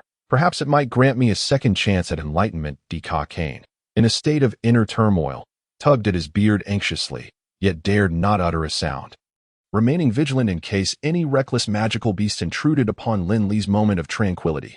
Half an hour later, Lin Li exhaled deeply, opening his eyes to reveal a gaze that was no longer as piercing as before. It was not diminished, but rather contained. Had he advanced, Decacane rushed to his side, his face alight with eagerness. "No," Lin Li replied, opting for modesty as he shook his head. In truth, he had not made a breakthrough, but the moment of enlightenment had granted him a more profound understanding of Feng Wuing's legacy. His mental energy had become increasingly pure and restrained. Although he had not leveled up, the quality of his mental prowess had indeed improved. "That's a relief," Decacane murmured. "Otherwise, how would others survive?" "What did you say?" Lin Li inquired casually upon noticing Decacane's lips moving. "I said nothing," Decacane hastily replied. "Lin Li, your mental energy has already reached level 9. You are not far from the crucial milestone of level 10. Without a good mentor to guide you, the process of condensing the heart of magical energy at level 10 can easily go awry." Lin Li furrowed his brow, aware that Decacane was not indulging in idle threats. Though both magicians and fighters relied on mental energy in their training, their paths diverged significantly. This distinction was subtle before level 10, but would manifest as a crucial transformation at that level: the condensation of the mental core. Magicians would condense their mental energy within their brains, forming the heart of magical energy to harness magical elements, whereas fighters would concentrate their energy in their lower abdomen, creating the heart of fighting spirit for refining their combat power. This process was critical, and any misstep could lead to failure in forming the mental core, effectively obliterating one's path of cultivation. If that moment arrived, having someone to offer guidance would indeed be invaluable. With this thought in mind, Lin Li asked, "Do you have any good suggestions?" Decacane smiled and said, "Have you heard of the Auric Magic and Martial Arts Academy?" "Yes," Lin Li nodded, adding, "It is renowned." While it may not be the largest academy on the Anreal continent, it is indeed unique, as it allows and encourages dual training in magic and martial arts, though it is exceedingly difficult to master both. Every success story becomes a legend, and the Auric Academy is a place that cultivates such legends. Is that not correct? D. Cockaine's eyes narrowed into slits as he smiled, his tone laced with temptation. If you were offered a chance to attend the Auric Academy, would you accept? Do not call me teacher. I cannot afford such a title. Those two guards just suggested I head to the shelter. He replied with disdain. Damn it. Russell's expression shifted dramatically. With a flick of his finger, two beams of light shot forth, sending the two guards sprawled on the ground flying 20 meters away. Russell, having dispatched the guards with the ease of brushing off dust, wore an even brighter smile as he remarked, Teacher, you are magnanimous. Do not stoop to the level of these blind fools. Your junior sister has been waiting for you for several days. Upon hearing this, D. Cockane raised an eyebrow. What brings Lina here? As he spoke, he had already started toward the Mages Association. As a family with a magical lineage spanning nearly 3 centuries, the Merlin family, although not the largest in Stormwind City, held considerable influence, while Lin Li's standing within the family was not particularly high. As a member of the new generation of the Merlin family, he still attracted significant attention from outsiders. As he walked, passers-by greeted him amiably, referring to him as the 7th young master. Some were aware that he had returned from the Setting Sun Mountain range after undergoing the rite of passage and could not help but inquire. 7th young master, have you returned from the trial? Yes, he replied. And what magical beast did you hunt? We heard that last year, the 5th and 6th young masters captured 7th-level steel claw leopards and iron arm apes, respectively. Lin Li merely smiled and nodded in acknowledgement, refraining from uttering a single word. Despite his lack of favor among the elders of his family, his demeanor as a noble scion allowed him to maintain an air of dignified restraint in front of others.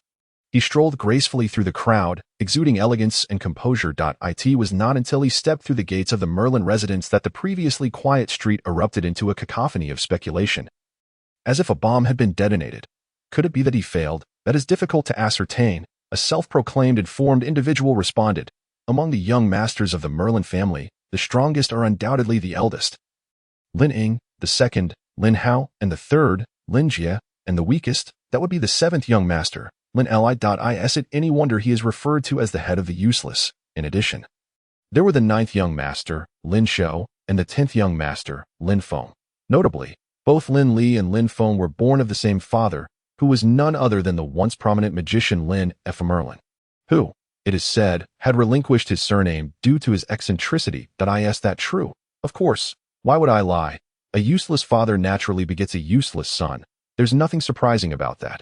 Indeed, regardless of the gossip surrounding him, Lin Li walked into his home with an unperturbed demeanor. He heard the whispers of the onlookers but paid them no mind. Ever since his father had vanished from the family without a trace, Lin Li had grown accustomed to mediocrity. Yet, occasionally, as he observed their contemptuous expressions, he would recall his father's words, feeling a surge of indignation, wishing he could deliver a few solid blows. Such a sensation would undoubtedly be quite satisfying. Regrettably, within the realm of the sorcerer's lineage, he found himself unable to acquire such knowledge. However, circumstances have changed. His mind now brims with the memories of countless formidable beings. One day, he shall make you truly understand the essence of a punch that strikes hard. While it is undoubtedly disheartening to be overlooked by others, it also spares one from unnecessary troubles. Otherwise, should he shine too brightly, he would likely be met with incessant harassment from those few cousins above him. With the wealth of legendary warriors' memories now within him, Lin Li increasingly realized that Stormwind City was rather confined, and the Merlin family was far from the illustrious entity he once believed it to be.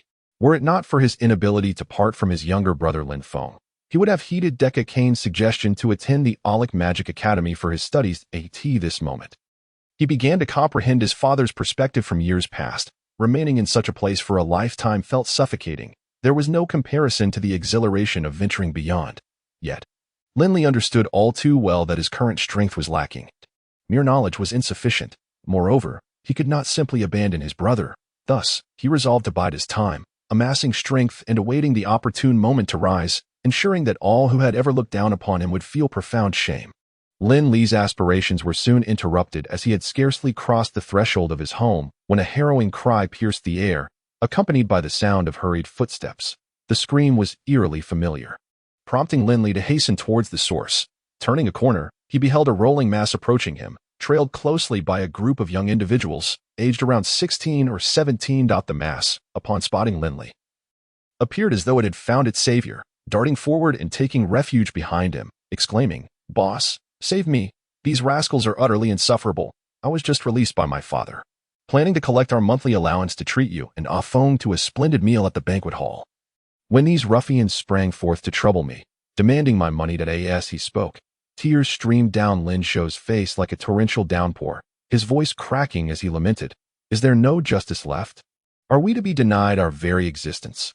Why must we turn against our own kind?" Lin Li, exasperated, raised a hand to cover his face, grappling with the impulse to kick the rotund figure behind him, who was smearing snot and tears all over his attire.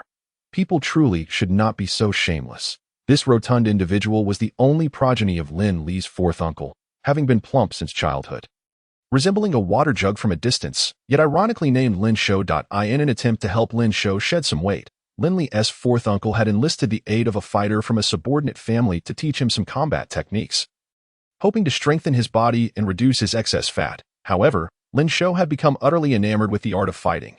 Particularly after learning of Lin Li's father's remarkable achievements, Lin Shou had taken to idolizing him, incessantly declaring his desire to become a fighter himself. He seldom remained at home, preferring to linger around Lin Li and Lin Feng, positioning himself as Lin Li's devoted little brother, instead of addressing Lin Li as seventh brother as was customary within the family hierarchy.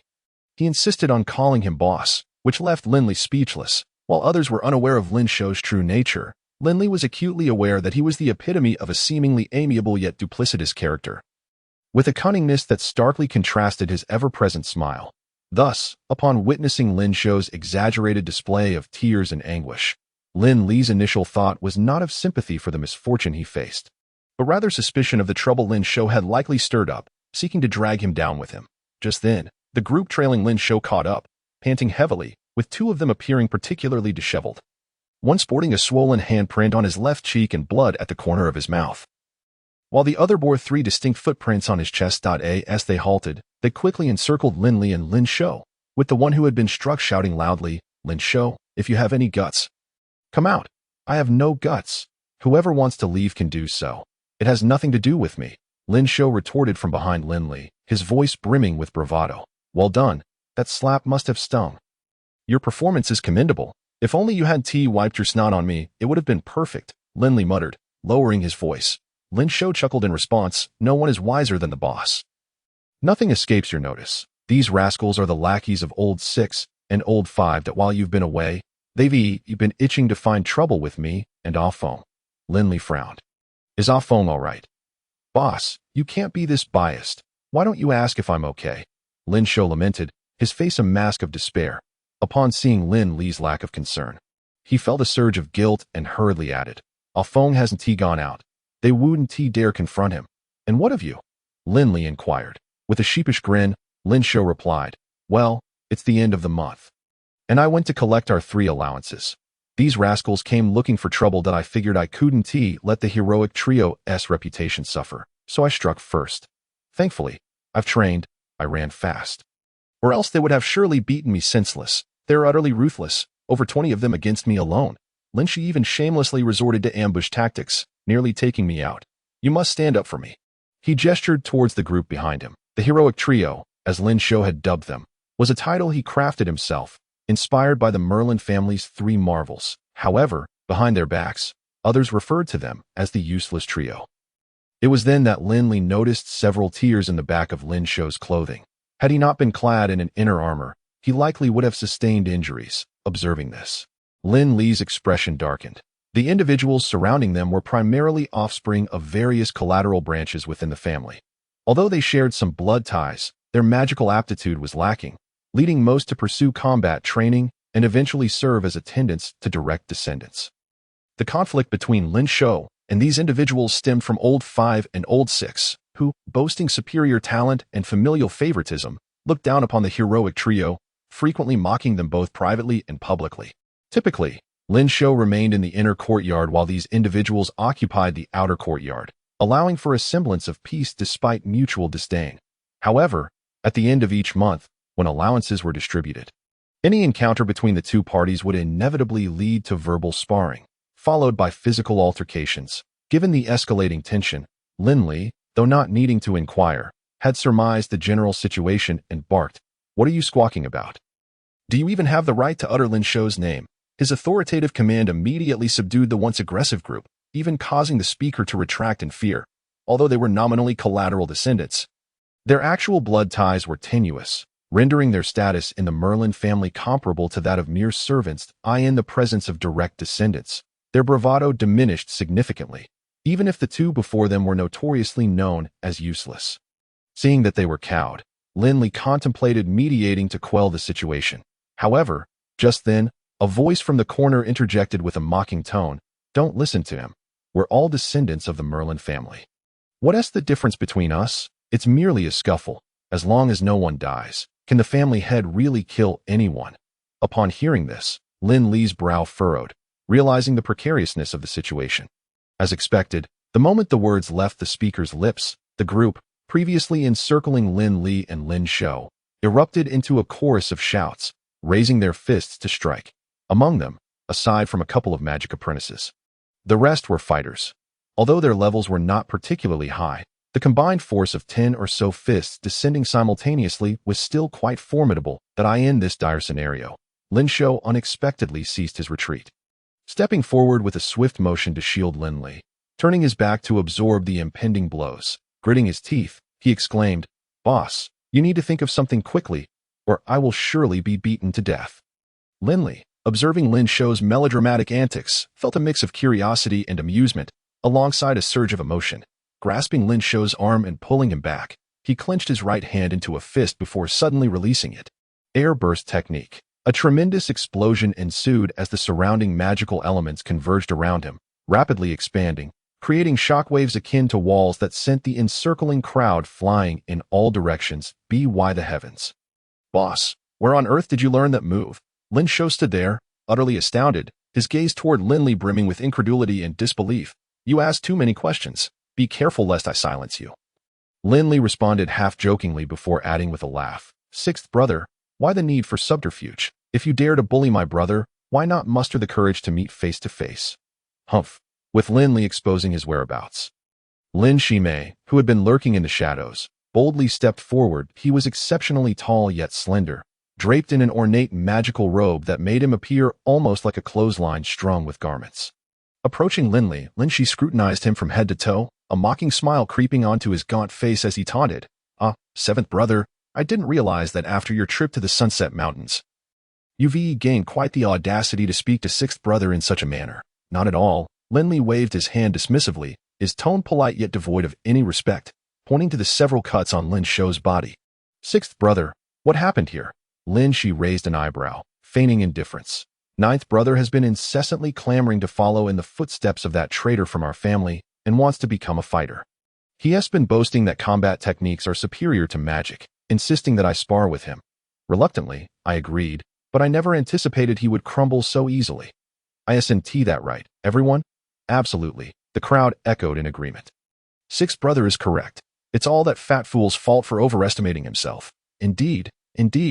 He asked for it. If he got hurt, it's his own doing. If it weren't for sixth brother's mercy, that useless one would have been finished long ago and should be grateful he wasn't hurt worse."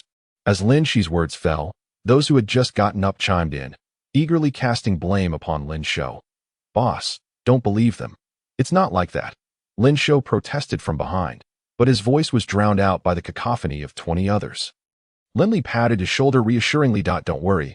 I know what I'm doing. I will help you set things right." With that, he turned to Lin Shi and declared, "Hearing what you said has piqued my interest. I would like to spar with you." Lin Shi scoffed. A look of derision plastered across his face. "It seems the trials in the Sunset Mountains have indeed been beneficial, not only boosting your courage, but also driving you insane. You, the head of the useless ones, wish to challenge me? What, with magic? If I recall correctly, you are merely a level 5 magic apprentice, while I am already a level 10 apprentice. There's a vast gulf between us. Even if I let you have a hand, you wouldn't stand a chance." Exactly. The crowd echoed again, their laughter ringing out in mockery. Lin Li chuckled. Having successfully compressed his spiritual essence, he covered half his mouth and began to chant a spell. feeling as effortless as if he were swatting a child. Not so. Lin Li shook his head, enunciating clearly. Since you look down upon ninth brother's pursuit of combat techniques, fine, I shall engage you using combat techniques. Have you lost your mind?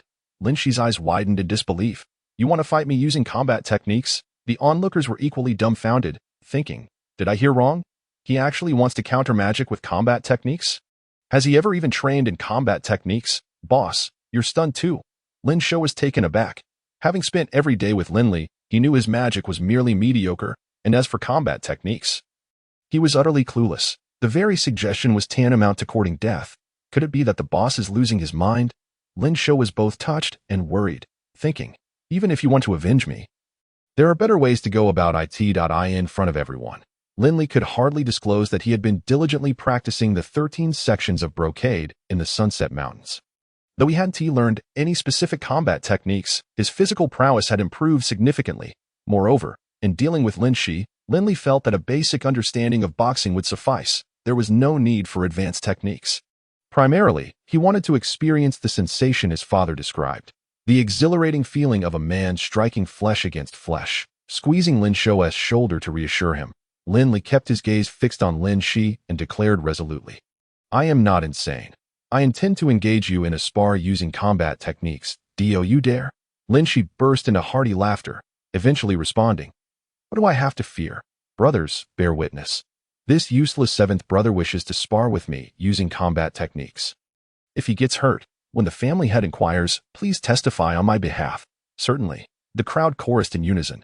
Lin Li stepped back several paces, creating distance between himself and Lin Shi. He casually split his hands, striking a pose, and beckoned with a finger. Come on. Seeing this, Lin Shou covered his forehead in despair. Oh no, the boss must be mad. What kind of stance is that? Even a level 1 fighter would have a more standard posture. Moreover, in a confrontation between fighters and magic users, without having condensed their fighting spirit and advanced to the level of a fighter, they could only strive to close the distance before the magician completed their incantation. Engaging in close combat, there was no logic in creating distance. What is he thinking? Boss, get closer, Lin Shou shouted urgently. Lin Shi smirked coldly.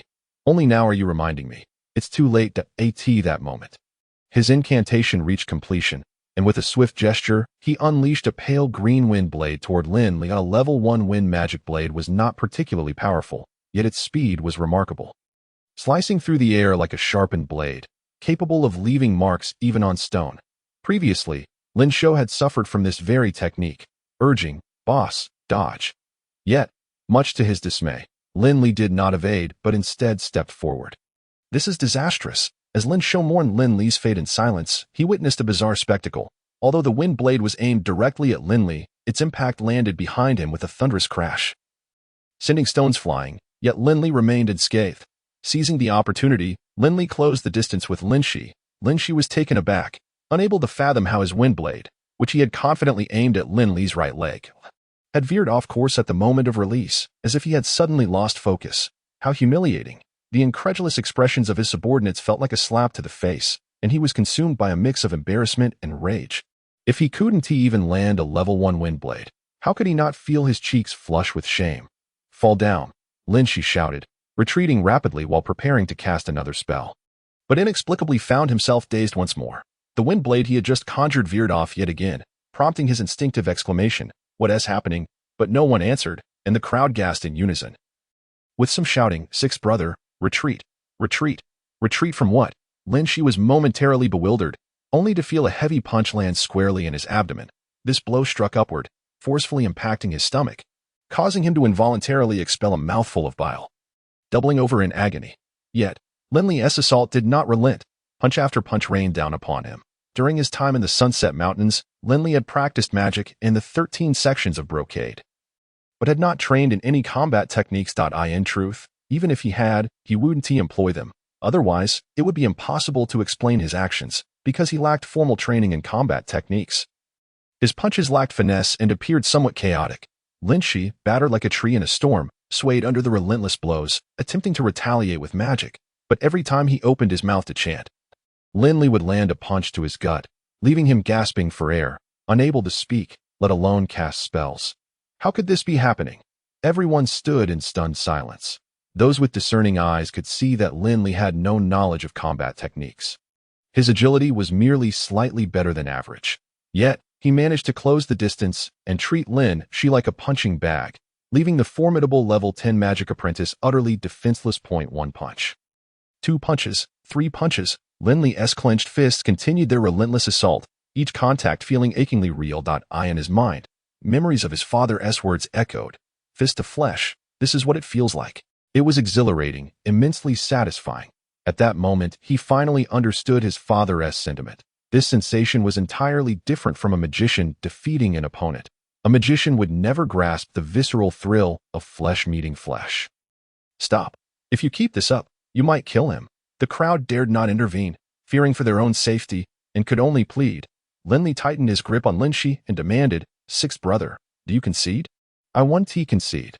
Lin Li gritted his teeth through the pain, yet stubbornly retorted, "This isn't combat technique. You're deceiving me." Lin Li smirked contemptuously and whispered, "Sixth brother, even without using my combat skills, you wouldn't stand a chance against me. If I were to unleash my techniques, you'd surely be defeated beyond measure. As brothers, I ought to spare you some dignity. Otherwise, how would you face your subordinates in the future?" With that, he released his grip and tossed Lin Li, who resembled a lifeless dog, onto the ground. "Thank you for your guidance, sixth brother. Should you wish to spar again in the future, feel free to seek me out." After finishing his words, he waved dismissively at Lin Li, who stood there in stunned silence, and strode away. The onlookers were left in a state of shock, none daring to intervene between Lin Li and Lin Li.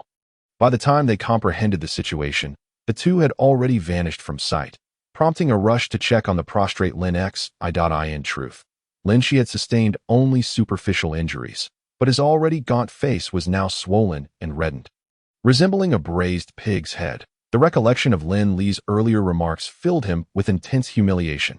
How could a dignified level 10 magic apprentice be outdone by a mere level 7 who lacked even basic combat skills? Surely he must have resorted to trickery. How utterly shameless.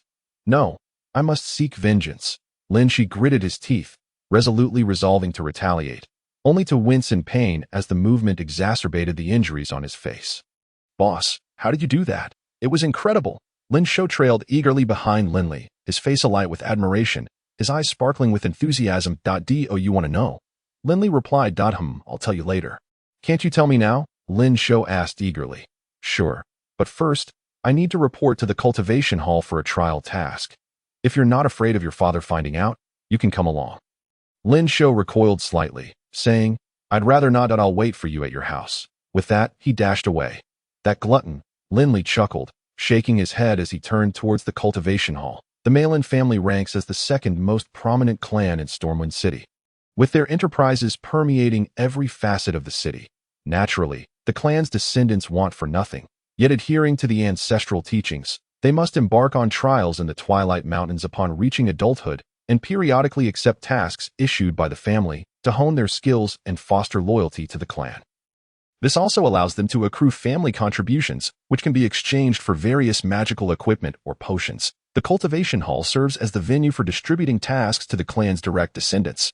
Upon entering, Lin Li found several junior members from collateral branches and affiliated families selecting tasks. Noticing his arrival, only a few offered insincere greetings, while the majority turned their backs, feigning ignorance of his presence. Accustomed to the indifference of outsiders, Lin Li paid them no mind and proceeded directly to the designated platform for direct descendants. He found the elder Lin Wei, responsible for task allocation, slumped over and asleep. Drooling in his slumber. Bang, bang. Lin Li gently tapped the surface of the table and whispered, "Fourth uncle, wake up." Lin Wei, mumbling in his sleep, did not stir. Lin Li sighed, leaning closer to his ear. "Fourth uncle, the fat one got beaten again." "Who did it?" "Which scoundrel dares to harm my son?" Lin Wei shot up as if electrified, cursing furiously, taking advantage of my patience. "Are we? If you anger me, no one will escape my wrath." As he spoke, he inexplicably produced a magic wand and began to flail it about. Lin Li observed in silence. After a moment, Lin Wei regained his composure and glanced at Lin Li, laughing as he scolded. "I was wondering who would be so audacious as to joke about my fatty. Turns out it's you, kid. Has the fatty caused any trouble?" "Rest assured, fourth uncle, as long as I'm here, the fatty will be just fine." Lin Li replied with a grin. "Nonsense. It's precisely because you're here that I worry. Lin Wei shot him a glare, struggling to maintain an air of authority. However, his naturally round face and corpulence made him appear more comical than intimidating, even when frowning.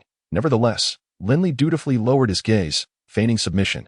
Seeing his demeanor, Lin Wei felt at a loss and remarked, "You just returned from your trial, didn't you?" "Yes, fourth uncle. What magical beast did you capture?" "If the crystal core is of high quality, you could earn additional family contributions and perhaps even exchange them for a new magic wand." "Heh." Lin Li chuckled awkwardly, retrieving a thumb-sized pale red crystal core from his tattered backpack and placing it before Lin Wei. "Just this little thing, a level 4 Bloodshadow Wolf's core? Little 7. What can I say? Can't you do better? Little 5 and Little 6 are only a year older than you, and last year they returned with a level 7 magical beast. Even if you can't match them, you should at least bring back a level 5 core as a magic apprentice," Lin Wei chastised, shaking his head in disappointment. "You always take things too lightly. Drifting through life aimlessly, what future do you expect? When your father returns, how will I explain this?" "Fourth uncle, enough already. I understand," Lin Li interrupted. "I will strive to improve. I hope you mean it this time." Lin Wei sighed, tossing the Bloodshadow Wolf's core into a nearby box. "You must remember, the annual family competition is approaching, and the triannual contest of the young generation among the 3 families is about to commence.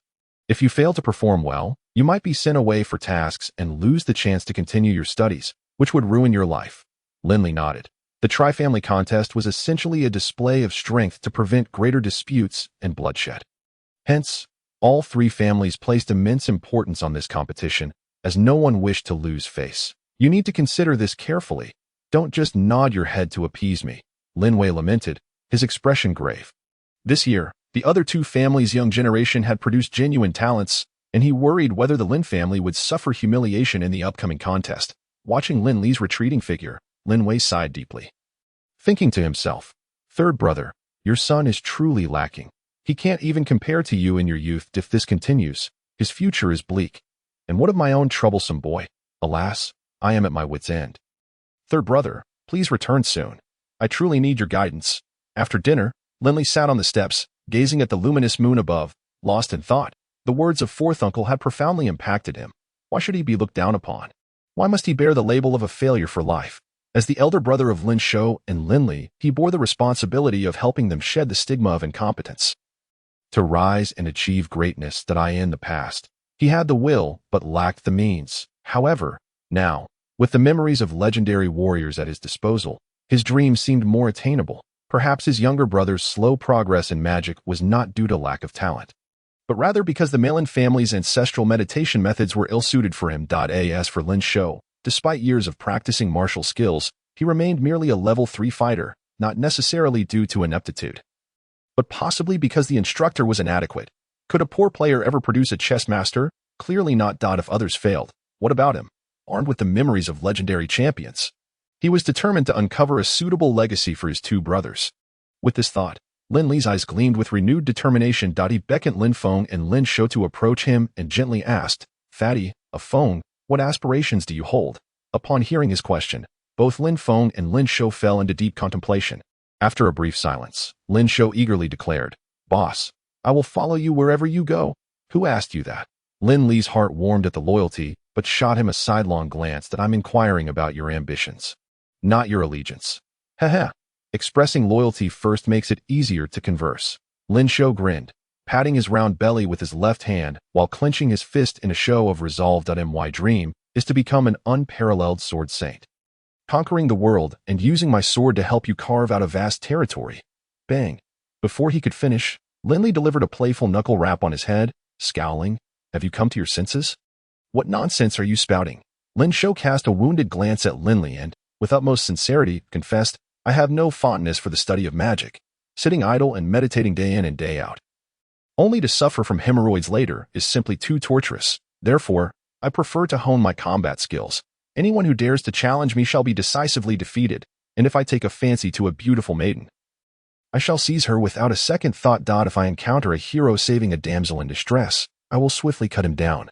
Ha ha ha. Lin Li, no longer gazing at the mischievous Lin Shou, who was lost in his fantasies, turned his attention to Lin Feng and inquired, "And you, Feng?" "I still wish to study magic," Lin Feng replied, his face resolute. I do not care what others think of me.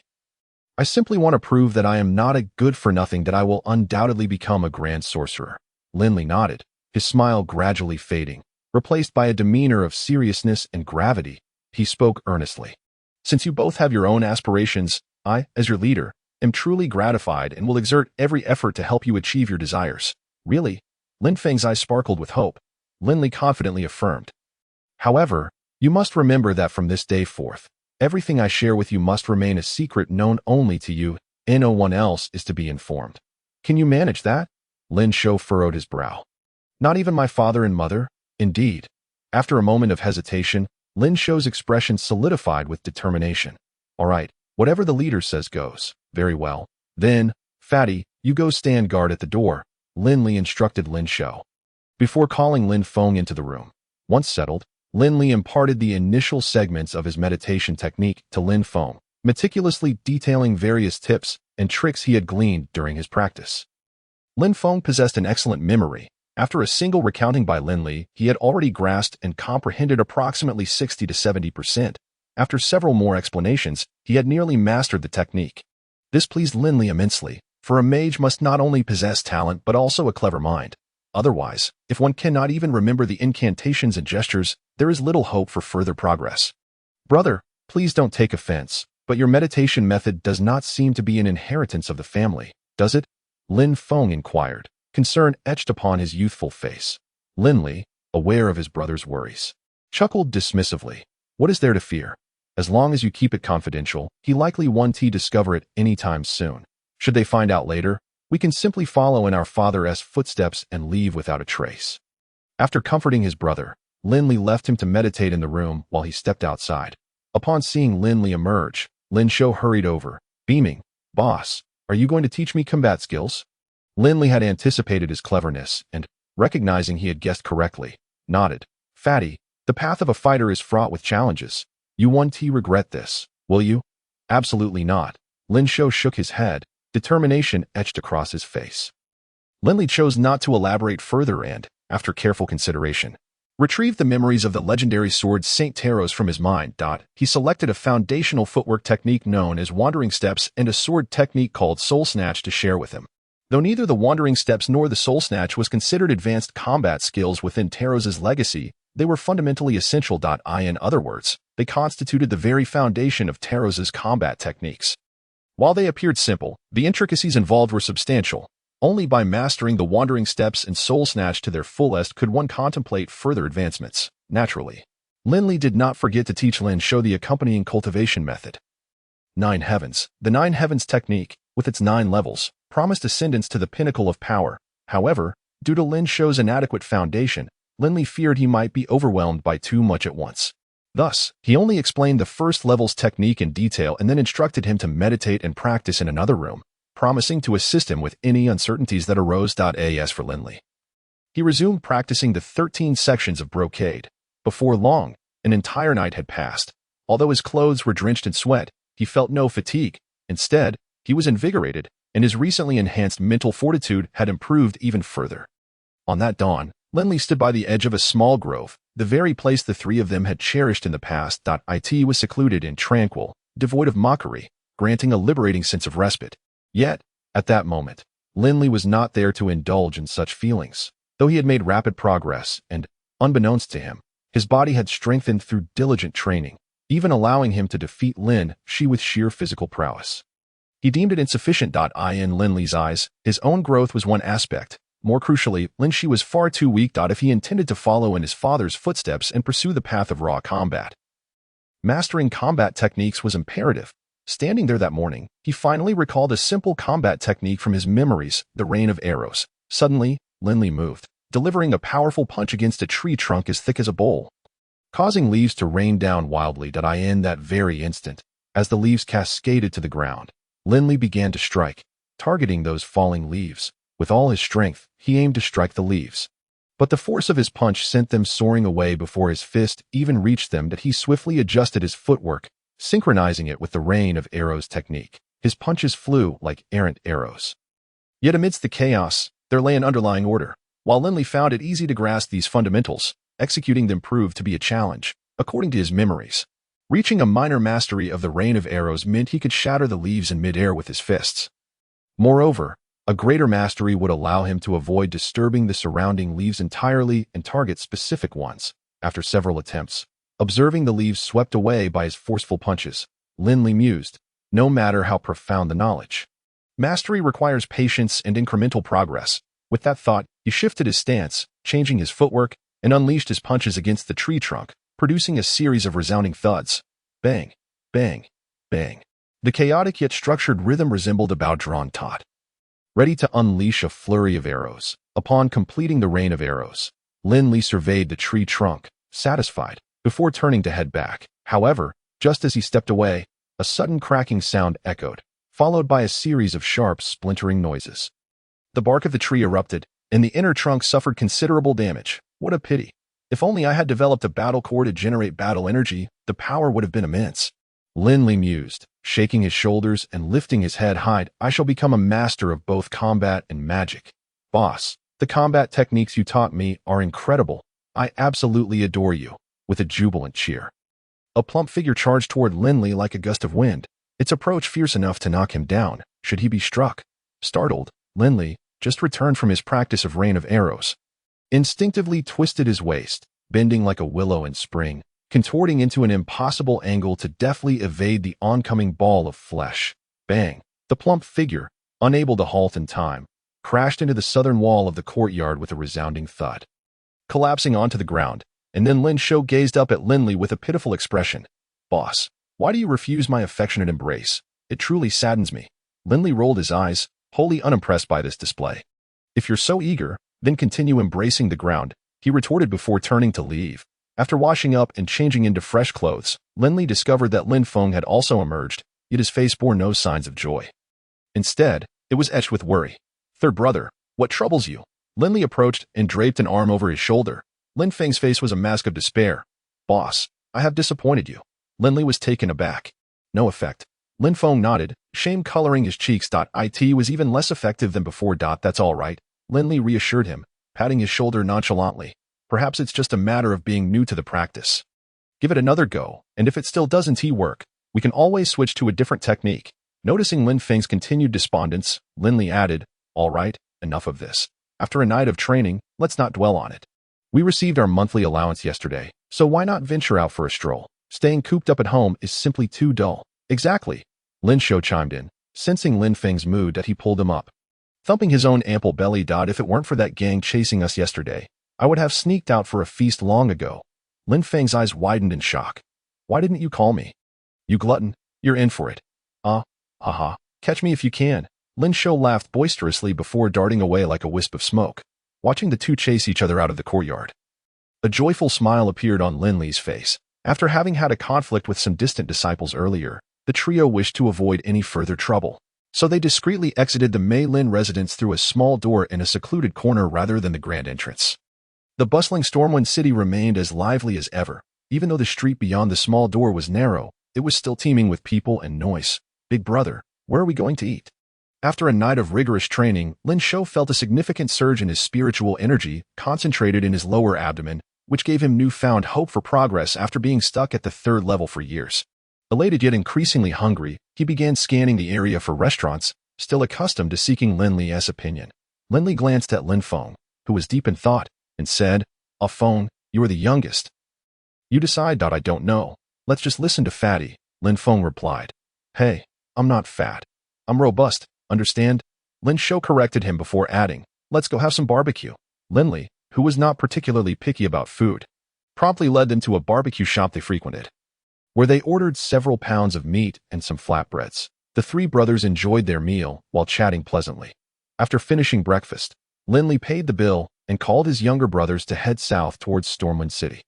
Stormwind City had 4 gates, with the entire urban area divided into 4 regions named Qinglong, Qibird, Baihu, and Xuangu.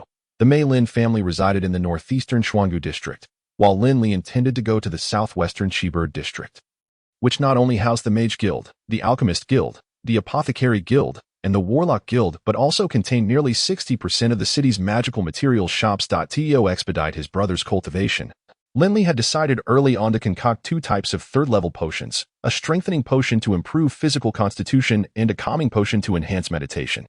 During his time in the Sunset Mountains, he had gathered some auxiliary materials, but the crucial primary ingredients remained elusive, making the material shops in Chi-Bird District indispensable. As they walked, carriages occasionally passed by. A couple of silver coins would suffice for a ride to their destination. However, Lin Li never mentioned this, opting instead to stroll leisurely, while Lin Shou and Lin Feng followed behind. Although curious, neither voiced any objections. Second brother, third brother, cultivation is not merely about practicing combat skills or meditation at home every day. It must be an integral part of our lives, whether walking, sitting, or lying down. We should constantly hone our combat skills or magic. Remember, life is finite, but our journey is long. If we do not seize every moment, we will find ourselves accomplished in nothing by the time we grow old, Lin Li remarked, observing his brothers laboring to keep pace. The two paused, then their eyes brightened. Lin Feng swiftly cast a lightness spell on himself, while Lin Shou attempted to use the gliding steps he had learned just the day before. Consequently, both found themselves walking with greater ease and increased speed. Lin Li smiled approvingly as they navigated the streets and alleys, though he harbored concerns about whether he could procure the essential primary materials for the two potions. After all, while both potions were relatively common in his memory, they were considered quite precious in Stormwind City, especially coveted by less affluent fighters and mages, driving their prices up significantly, to the point where they were often unavailable in regular magical potion shops and could only be found at auctions. With potion prices soaring, the cost of materials also escalated, leaving Lin Li uncertain whether his meager monthly allowance would suffice. Just as he was lost in thought, Lin Shou exclaimed, "Hooray, we've arrived in Chi-Bird District." Lin Li looked up and confirmed that indeed, without realizing it, they had crossed the east-west avenue, and the distinctive architecture of Chi-Bird District loomed ahead, due to the concentration of guilds such as the Mage Guild and Alchemist Guild. The buildings were dominated by towering mage towers and imposing, mysterious towers that evoked a sense of awe and insignificance. Lin Li remained unfazed, but Lin Shou and Lin Feng, rarely visiting this area, found everything novel and looked around in wonder, occasionally gasping in surprise. Seeing them so delighted, Lin Li indulged their exploration until their initial excitement wore off, then pointed to a nearby shop called Wanchao Hall, saying, "Let us go inside and see what treasures await us." Wanchao Hall lived up to its name, with shelves displaying an array of precious herbs, magical beast blood, claws, and other medicinal materials. Almost every conceivable ingredient was available in the shop. In addition, the shelves were neatly lined with various potions, their crystal-clear bottles glimmering alluringly amidst the colorful liquids, invoking a strong desire to claim them. However, the labels and their exorbitant prices were enough to deter anyone from making a purchase. One bottle of the most basic stamina potion, capable of rapidly restoring a fighter's energy, was priced at 50 gold coins, while its production cost was barely 2 silver coins. Although Lin Li had long been aware that the potion trade was a lucrative business, he was astonished by the extent of the profit margin. For the stamina potion alone, the markup was nearly 2,500 times, leaving him speechless. "Young master, may I assist you with something?" A cheerful shop assistant approached, full of smiles and politeness. Lin Li cast him a glance and replied, "Let's take a look first." Initially, Lin Shou and Lin Feng thought Lin Li had brought them in to actually buy something, and they were excited. However, upon seeing the prices on the shelves, their enthusiasm quickly dissipated, and they moved about with much more caution than when they first entered. "Damn, these things are too expensive. If I accidentally broke a bottle, even selling myself wouldn't cover the cost." Despite being direct descendants, their talents were not particularly valued by the family, and each received only 5 gold coins per month, while Lin Li's allowance had increased to 10 coins after he completed his coming-of-age ceremony. Although 10 gold coins could sustain a modest family for 5 to 6 years, here it was insufficient even to buy half a bottle of the cheapest stamina potion, making them extremely wary. "Just looking. I fear you'll only be able to look and not buy." A mocking voice suddenly rang out, followed by 3 individuals exiting the shop. The leader was a youth of about 17 or 18. Clad in an extravagant robe adorned with golden threads stitched into numerous magical runes. With each movement, it shimmered brilliantly, emanating a faint aura of magic, clearly not ordinary attire, although Lin Li also wore a magic robe. It appeared rather shabby in comparison. A step behind him was an old man with a sheepish beard and a genial expression, though his lively eyes betrayed his shrewdness. Upon hearing the youth's provocative words, Lin Li merely glanced at him, then turned his attention to the figure trailing behind, who kept his head down, the hood of his robe obscuring most of his face, lending him an air of mystery and eeriness. Who was just looking and not buying? Lin Feng could not tolerate anyone belittling his elder brother and retorted immediately. In contrast, Lin Shou, who usually courted trouble, displayed an unusual composure this time. Seeing Lin Feng speak up, he reached out to intervene, but ultimately was a moment too late. Heh, anyone can boast, but can you afford it? The youth cast a disdainful glance at Lin Feng and Lin Shou before fixing his gaze squarely on Lin Li. Grinning mockingly, I've heard that you three, the so-called useless trio, receive a pitiful allowance. Don't even think about buying potions. You probably can't even afford a potion bottle, right? Lin Li of the Mei Lin family. Am I wrong? Yuan Simpson, you truly are tiresome. Whether we can afford it or not, and how much our allowance is none of your concern. Why do you need to meddle? Lin Li regarded him with a look of utter incredulity. Yuan Ku, taken aback, found himself at a loss for words. Disinterested, Lin Li turned away and made his way directly to the counter selling herbs, casually pointing out a few bundles of herbs he had just inspected, declaring, I shall take these herbs, and also, please fetch me several vials. With that, he flipped his hand, placing 7 gold coins on the counter. This seemingly casual gesture struck Yuan Ku like an invisible slap to the face. As if to say, did you not claim that I could not even afford vials? Well then, allow me to demonstrate otherwise. Having been momentarily silenced by Lin Li's retort, Yuan Ku now witnessed him publicly humiliating him, which incited his irritation. Dong Zhonggue, he said, I have purchased those herbs. What is the price? Name it. Lin Li turned his face toward him, coldly laughing. Yuan Ku, are you truly so deluded as to think that your Simpson family reigns supreme in Storm City? Flaunting your arrogance to the extent of forgetting the time-honored rule of first come, first served that has governed commerce for centuries. Yuan Ku was momentarily taken aback, glancing at the storekeeper Dong, who subtly nodded, only to feel even more enraged. In Storm City, there were only a handful of notable families, the Simpson family, the Merlin family, and the Tapia family. Though merely 3, they collectively controlled 80% of the city's industries. With the Merlin family holding approximately 27 to 28%, the Simpson family 30%, and the Tapia family merely 22 to 23%, originally a prestigious magical family. The Merlin family had dominated the discourse in Storm City for 2 centuries, their influence extending across various industries. However, due to unforeseen changes, the Merlin family suffered a severe setback, allowing the Simpson family to rise to prominence, usurping the Merlin family's position and seizing numerous assets, leading to an ongoing feud rife with animosity between the 2 families. Yuan Ku, the 3rd heir of the Simpson family and a prominent figure of the new generation, was well known for his arrogance, often looking down upon the offspring of the Merlin family. Today, encountering the much ridiculed Lin Li and his brothers, he naturally sought to belittle them and assert his family's dominance. Yet, to his surprise, he found himself thoroughly vexed by this widely acknowledged leader of the useless.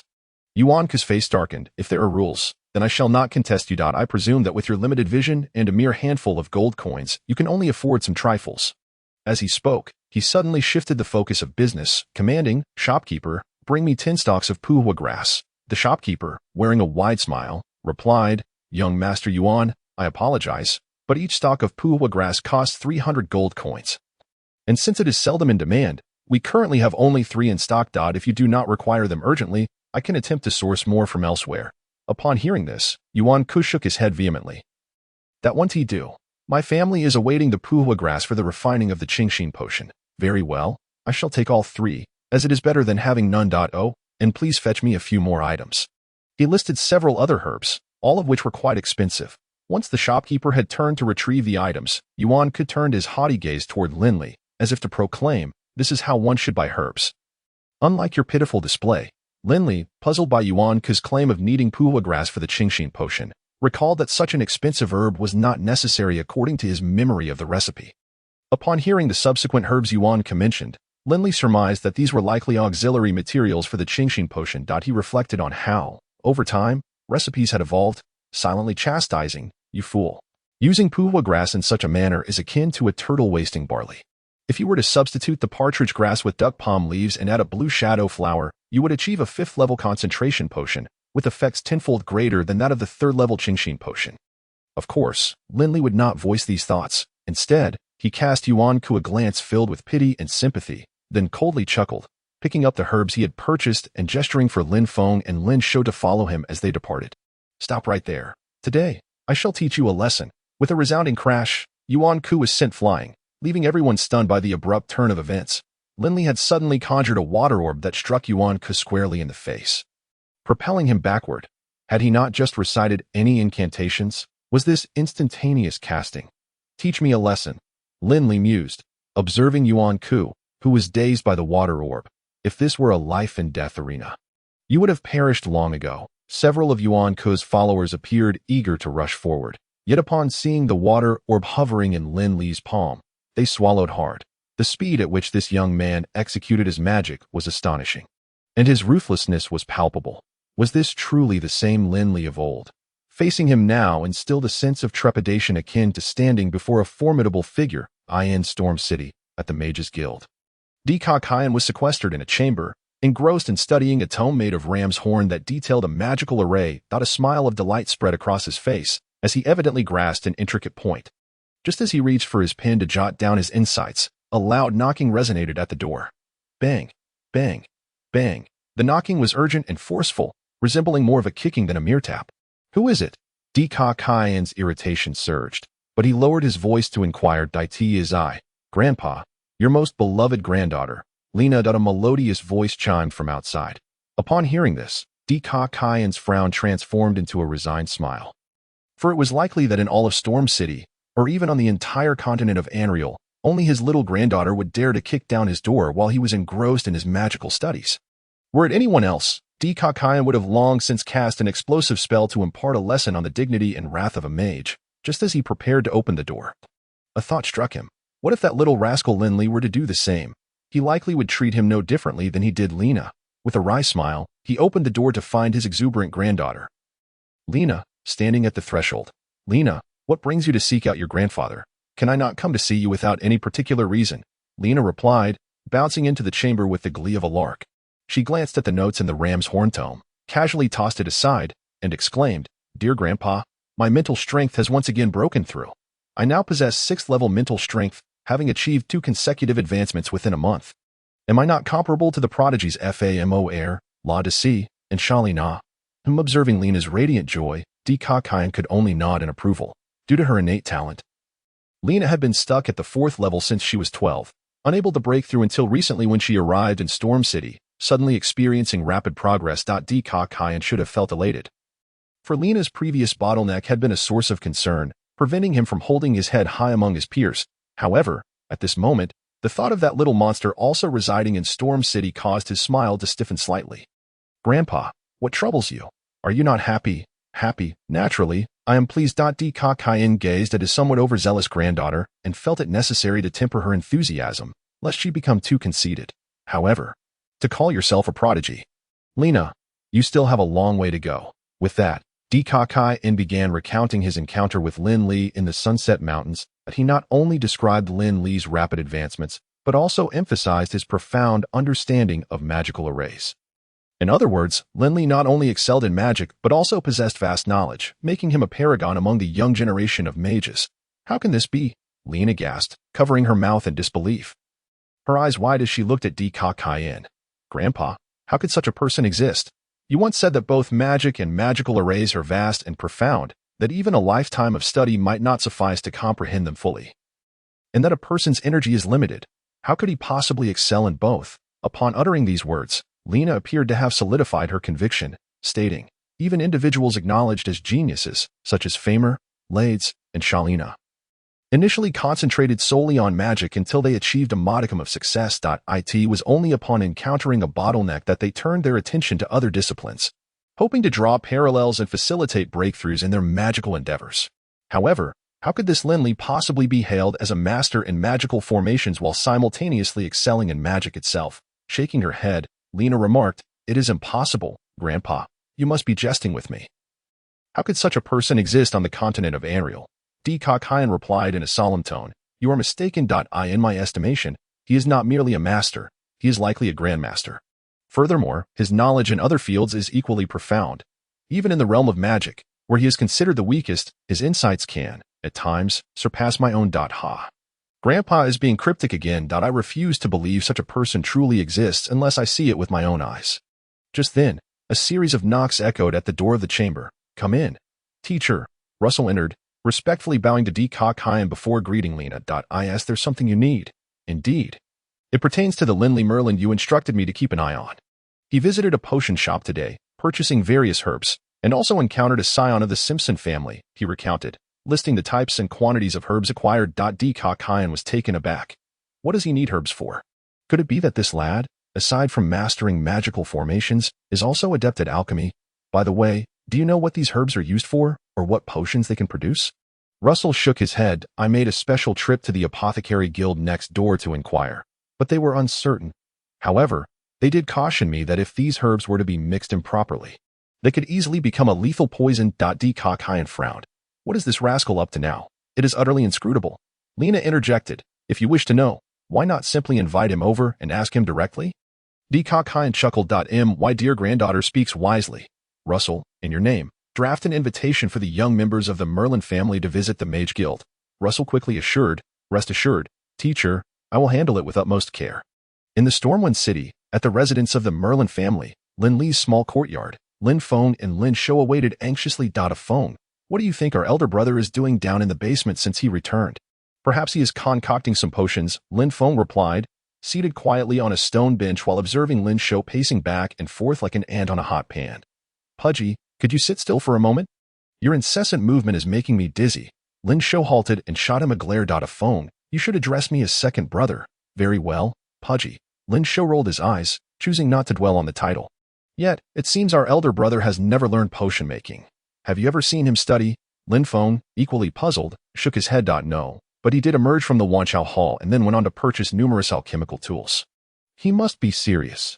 You know how he is. He rarely engages in endeavors without confidence. That is true.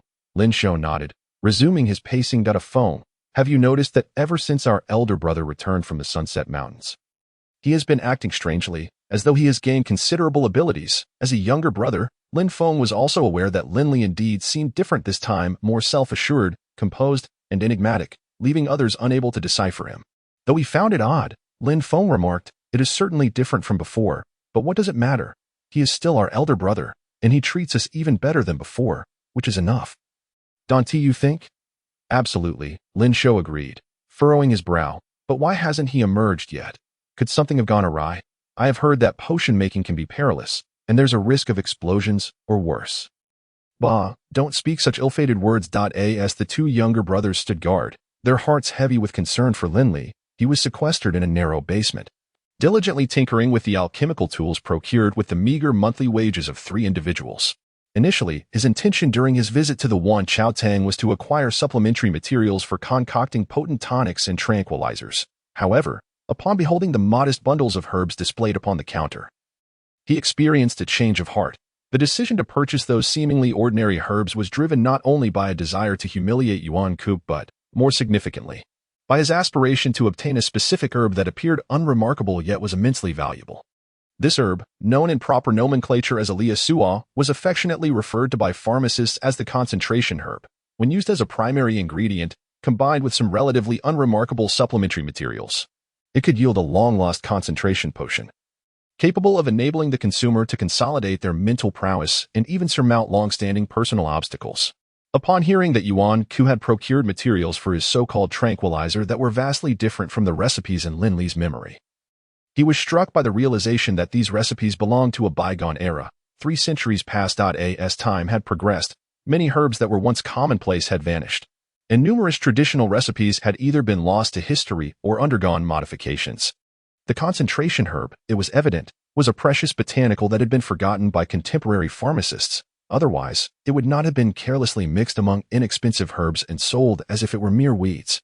At that moment, he was arranging the alchemical vessels laid out on a table, following the meticulous habits of a renowned alchemist from his memories, placing each item within easy reach, all while inwardly cursing the unscrupulous merchants for their avarice. He had nearly exhausted the entirety of the trio's monthly wages to acquire a few essential vessels, and their inferior quality made them appear rudimentary in comparison to the diverse and sophisticated array of equipment he recalled from the alchemical master's workshop. Yet, he consoled himself with the thought that with perseverance, everything would eventually improve. With renewed resolve, Lin Li retrieved a meticulously cut stone slab, placing it upon the table, and then produced a small porcelain vial. After removing the wooden cork, he dipped a wooden stylus into the vial, beginning to sketch upon the stone slab.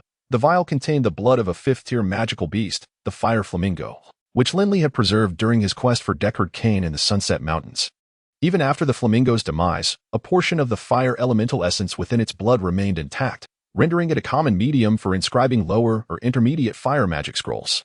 The reason Lin Li employed this material was to temporarily create a fire convergence magic circle, serving as a substitute for the indispensable magical furnace typically required for heating potions in an alchemical workshop. The structure of the fire convergence magic circle was not particularly complex. It was merely a secondary-level magic circle. For Lin Li, it was exceedingly simple. Although it was his first attempt at inscribing a magic circle, the memories of legendary figures in his mind, coupled with the control over his muscles acquired from years of practicing the 13 sections of Jin, facilitated his task. With a fluid motion of the wooden stylus, he swiftly rendered the lines and runes of the magic circle with remarkable precision. Far exceeding ordinary expectations, he placed a fire crow's crystal core at the center of the inscribed magic circle, designating it as the source of magical energy. Then, reciting an incantation and performing a series of hand gestures, he quickly summoned a surge of fire elemental energy into the crystal core. With a soft pop, the fire convergence magic circle was activated, flames flickering with a steady rhythm, neither fierce nor weak, perfect for heating potions. Lin Li interlaced his fingers, massaging them together, and retrieved the herbs he had just purchased. The concentration potion indeed held great utility, but its ingredients were not particularly rare. The true treasure lay in the concentration herb. Drawing a deep breath, he reached out to obtain a beaker, muttered a spell, and with a flick of his finger, summoned a stream of clear water that filled the beaker until it was half full. He then placed it atop the fire convergence magic circle to heat it. Before turning his attention to the herbs, aside from a few fresh specimens, the remainder of the herbs were dried, and Lin Li had to extract their essence first. In the past, he would have depended on specialized tools for this task. But now, with his elevated level of mental acuity, many previously arduous processes became trivial. His fingers danced gracefully among the arranged herbs, each selection executed with impeccable precision. Once gathered, he rolled the herbs between his fingertips, swiftly manipulating them before releasing streams of herbal essence into the bubbling beaker, which exuded a delicate fragrance. The remnants of the herbs on his fingertips transformed into ash, rendering it impossible for anyone to discern the composition of his concoction. At this moment, the liquid in the beaker took on a vibrant green hue, bubbling vigorously, releasing a slightly sour aroma reminiscent of gastric juices expelled from a drunken individual, provoking an instinctual urge to retch. However, Lin Li seemed oblivious to this, his gaze fixated on the swirling green liquid, entirely absorbed in observing its subtle color changes. As the liquid deepened in green, eventually shifting to a shade of sea blue. Lin Li's fingers moved once more, gently flicking a drop of liquid extracted from the concentration herb into the beaker. His delicate touch ensured that not a single drop of potion splashed out. Yet, the moment the essence from the concentration herb entered the mix, the once roiling blue-green liquid abruptly stilled, its color transforming into a soft red. Simultaneously, a refreshing fragrance permeated the basement, calming the senses and evoking a state of tranquil meditation. Triumphant, Lin Li beamed with joy as he removed the beaker and poured its contents into pre-prepared vials, sealing each with a wooden cork. With a flick of his fingers, he inscribed several magical seals upon the vials. Gazing at the 10 bottles radiating a gentle reddish hue, a satisfied smile graced Lin Li's face. "Fourth uncle, what brings you here?" Upon completing the concentration potion, Lin Li emerged from the basement, only to find not only Lin Shou and Lin Feng in the courtyard, but also Lin Wei. However, Lin Wei's typically amiable demeanor was marred by visible anger as he glared at the downcast Lin Shou and queried, "A Shou, did you take those magical beast crystal cores from home?" "No," Lin Shou replied, his eyes cast down toward his toes. "How many times must I repeat myself for you to believe me? Father, I am your son, not a thief. If something goes missing at home, there is no need to interrogate me like a criminal. Humph, if you weren't my son, would you receive such leniency?" Lin Wei took a deep breath, suppressing his rising ire, and spoke earnestly, "A Shou, if you need something, just tell your father. You are my only son. Everything in this house belongs to you. However, you should not take anything without so much as a word. Taking without permission is theft. Do you understand? If you were outside, stealing could cost you a hand." "Fourth uncle, you are quite the rare visitor." Lin Li approached and inquired, "Did the fatty do something to upset you during your long journey here?" "Ask him." Lin Wei, aware of Lin Shou's close bond with Lin Li, pointed toward Lin Shou and sighed, "Our family is unfortunate. Fatty, come over here." Lin Li beckoned Lin Shou closer, and, once he arrived, whispered, "Fatty, what trouble have you caused to ignite fourth uncle's wrath?" If it weren't for me, you'd be in quite the predicament. Hee hee, Lin Shou chuckled awkwardly. Well, I spent all our monthly wages on herbs, and with a month left, I couldn't possibly have no coins to my name. If word got out, it would be quite embarrassing for our trio of heroes. Besides, if you want to buy more herbs, you'll need money. So, I made a quick trip home and took a few things.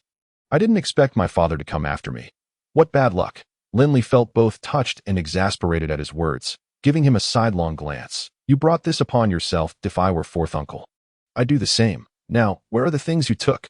While Lin Shou dared to be cheeky with his father, he was remarkably obedient in front of Lin Li, reaching into his inner pocket and producing several crystal cores to hand over. Lin Li accepted them and approached Lin Wei, saying, Fourth uncle, I've already spoken to Fatty. He understands his mistake. Let's let him off this time, shall we? No further consequences, if you please. Speaking as he placed the few crystalline cores upon the stone table in front of Lin Wei.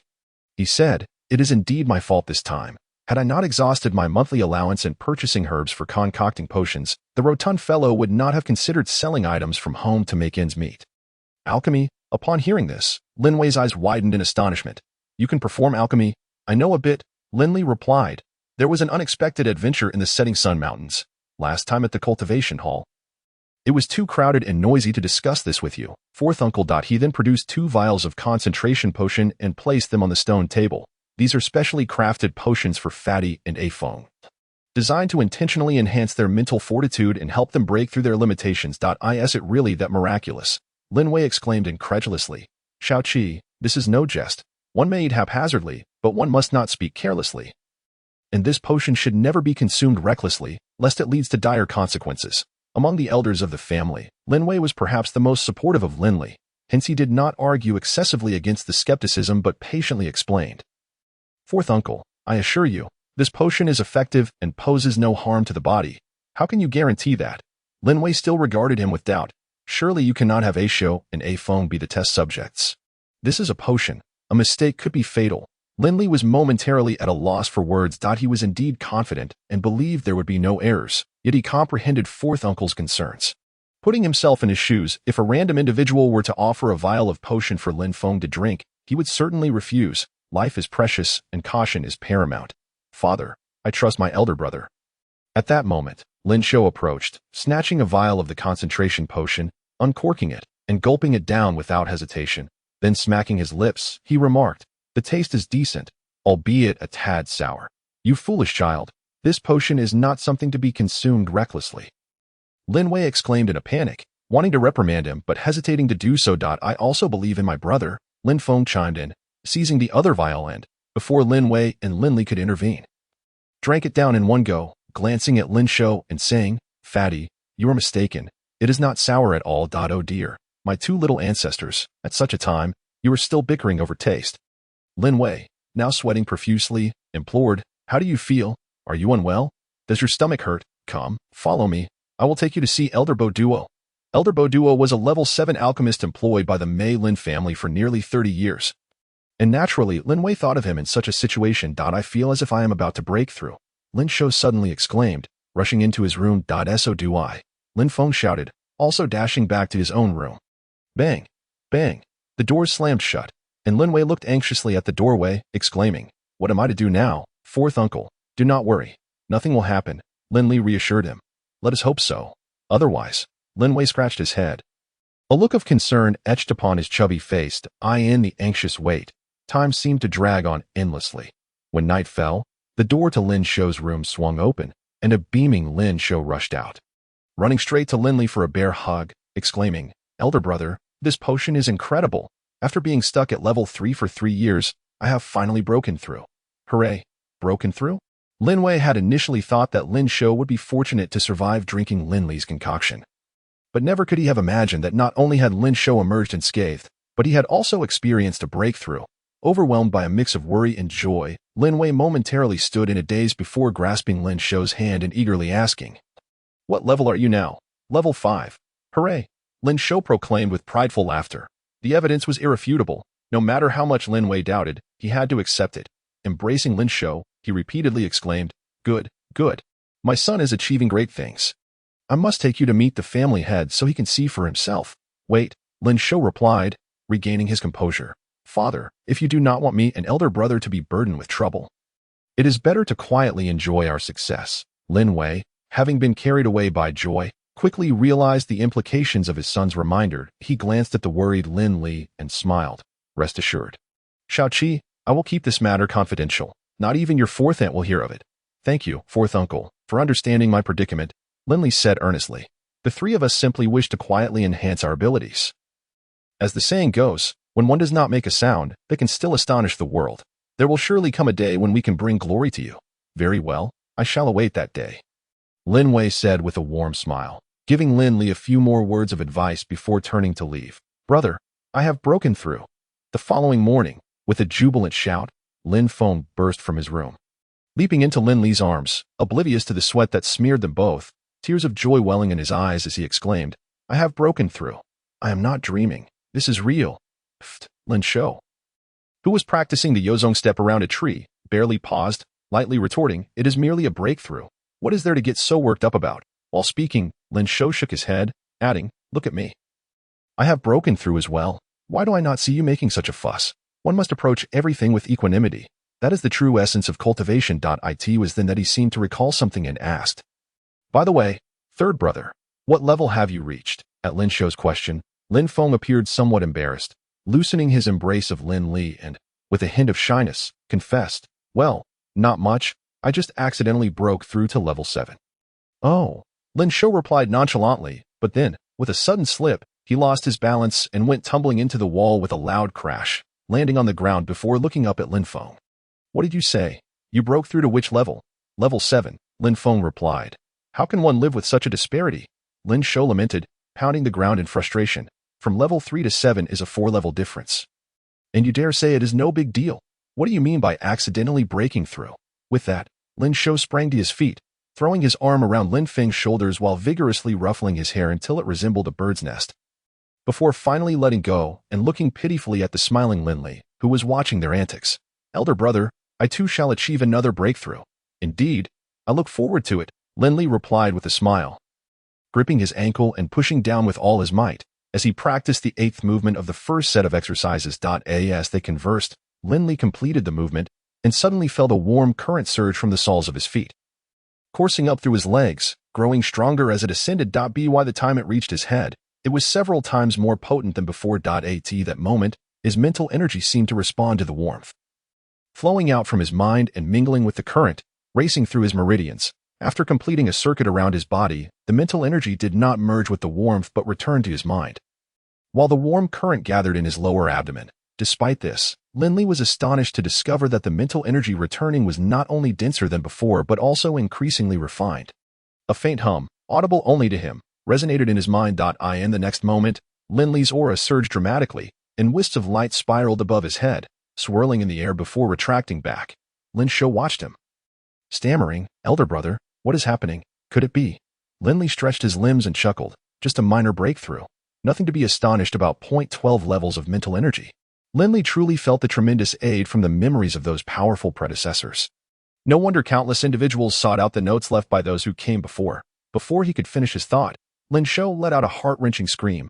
Heavens, let me perish. We are the same type of people. Why is there such a vast disparity?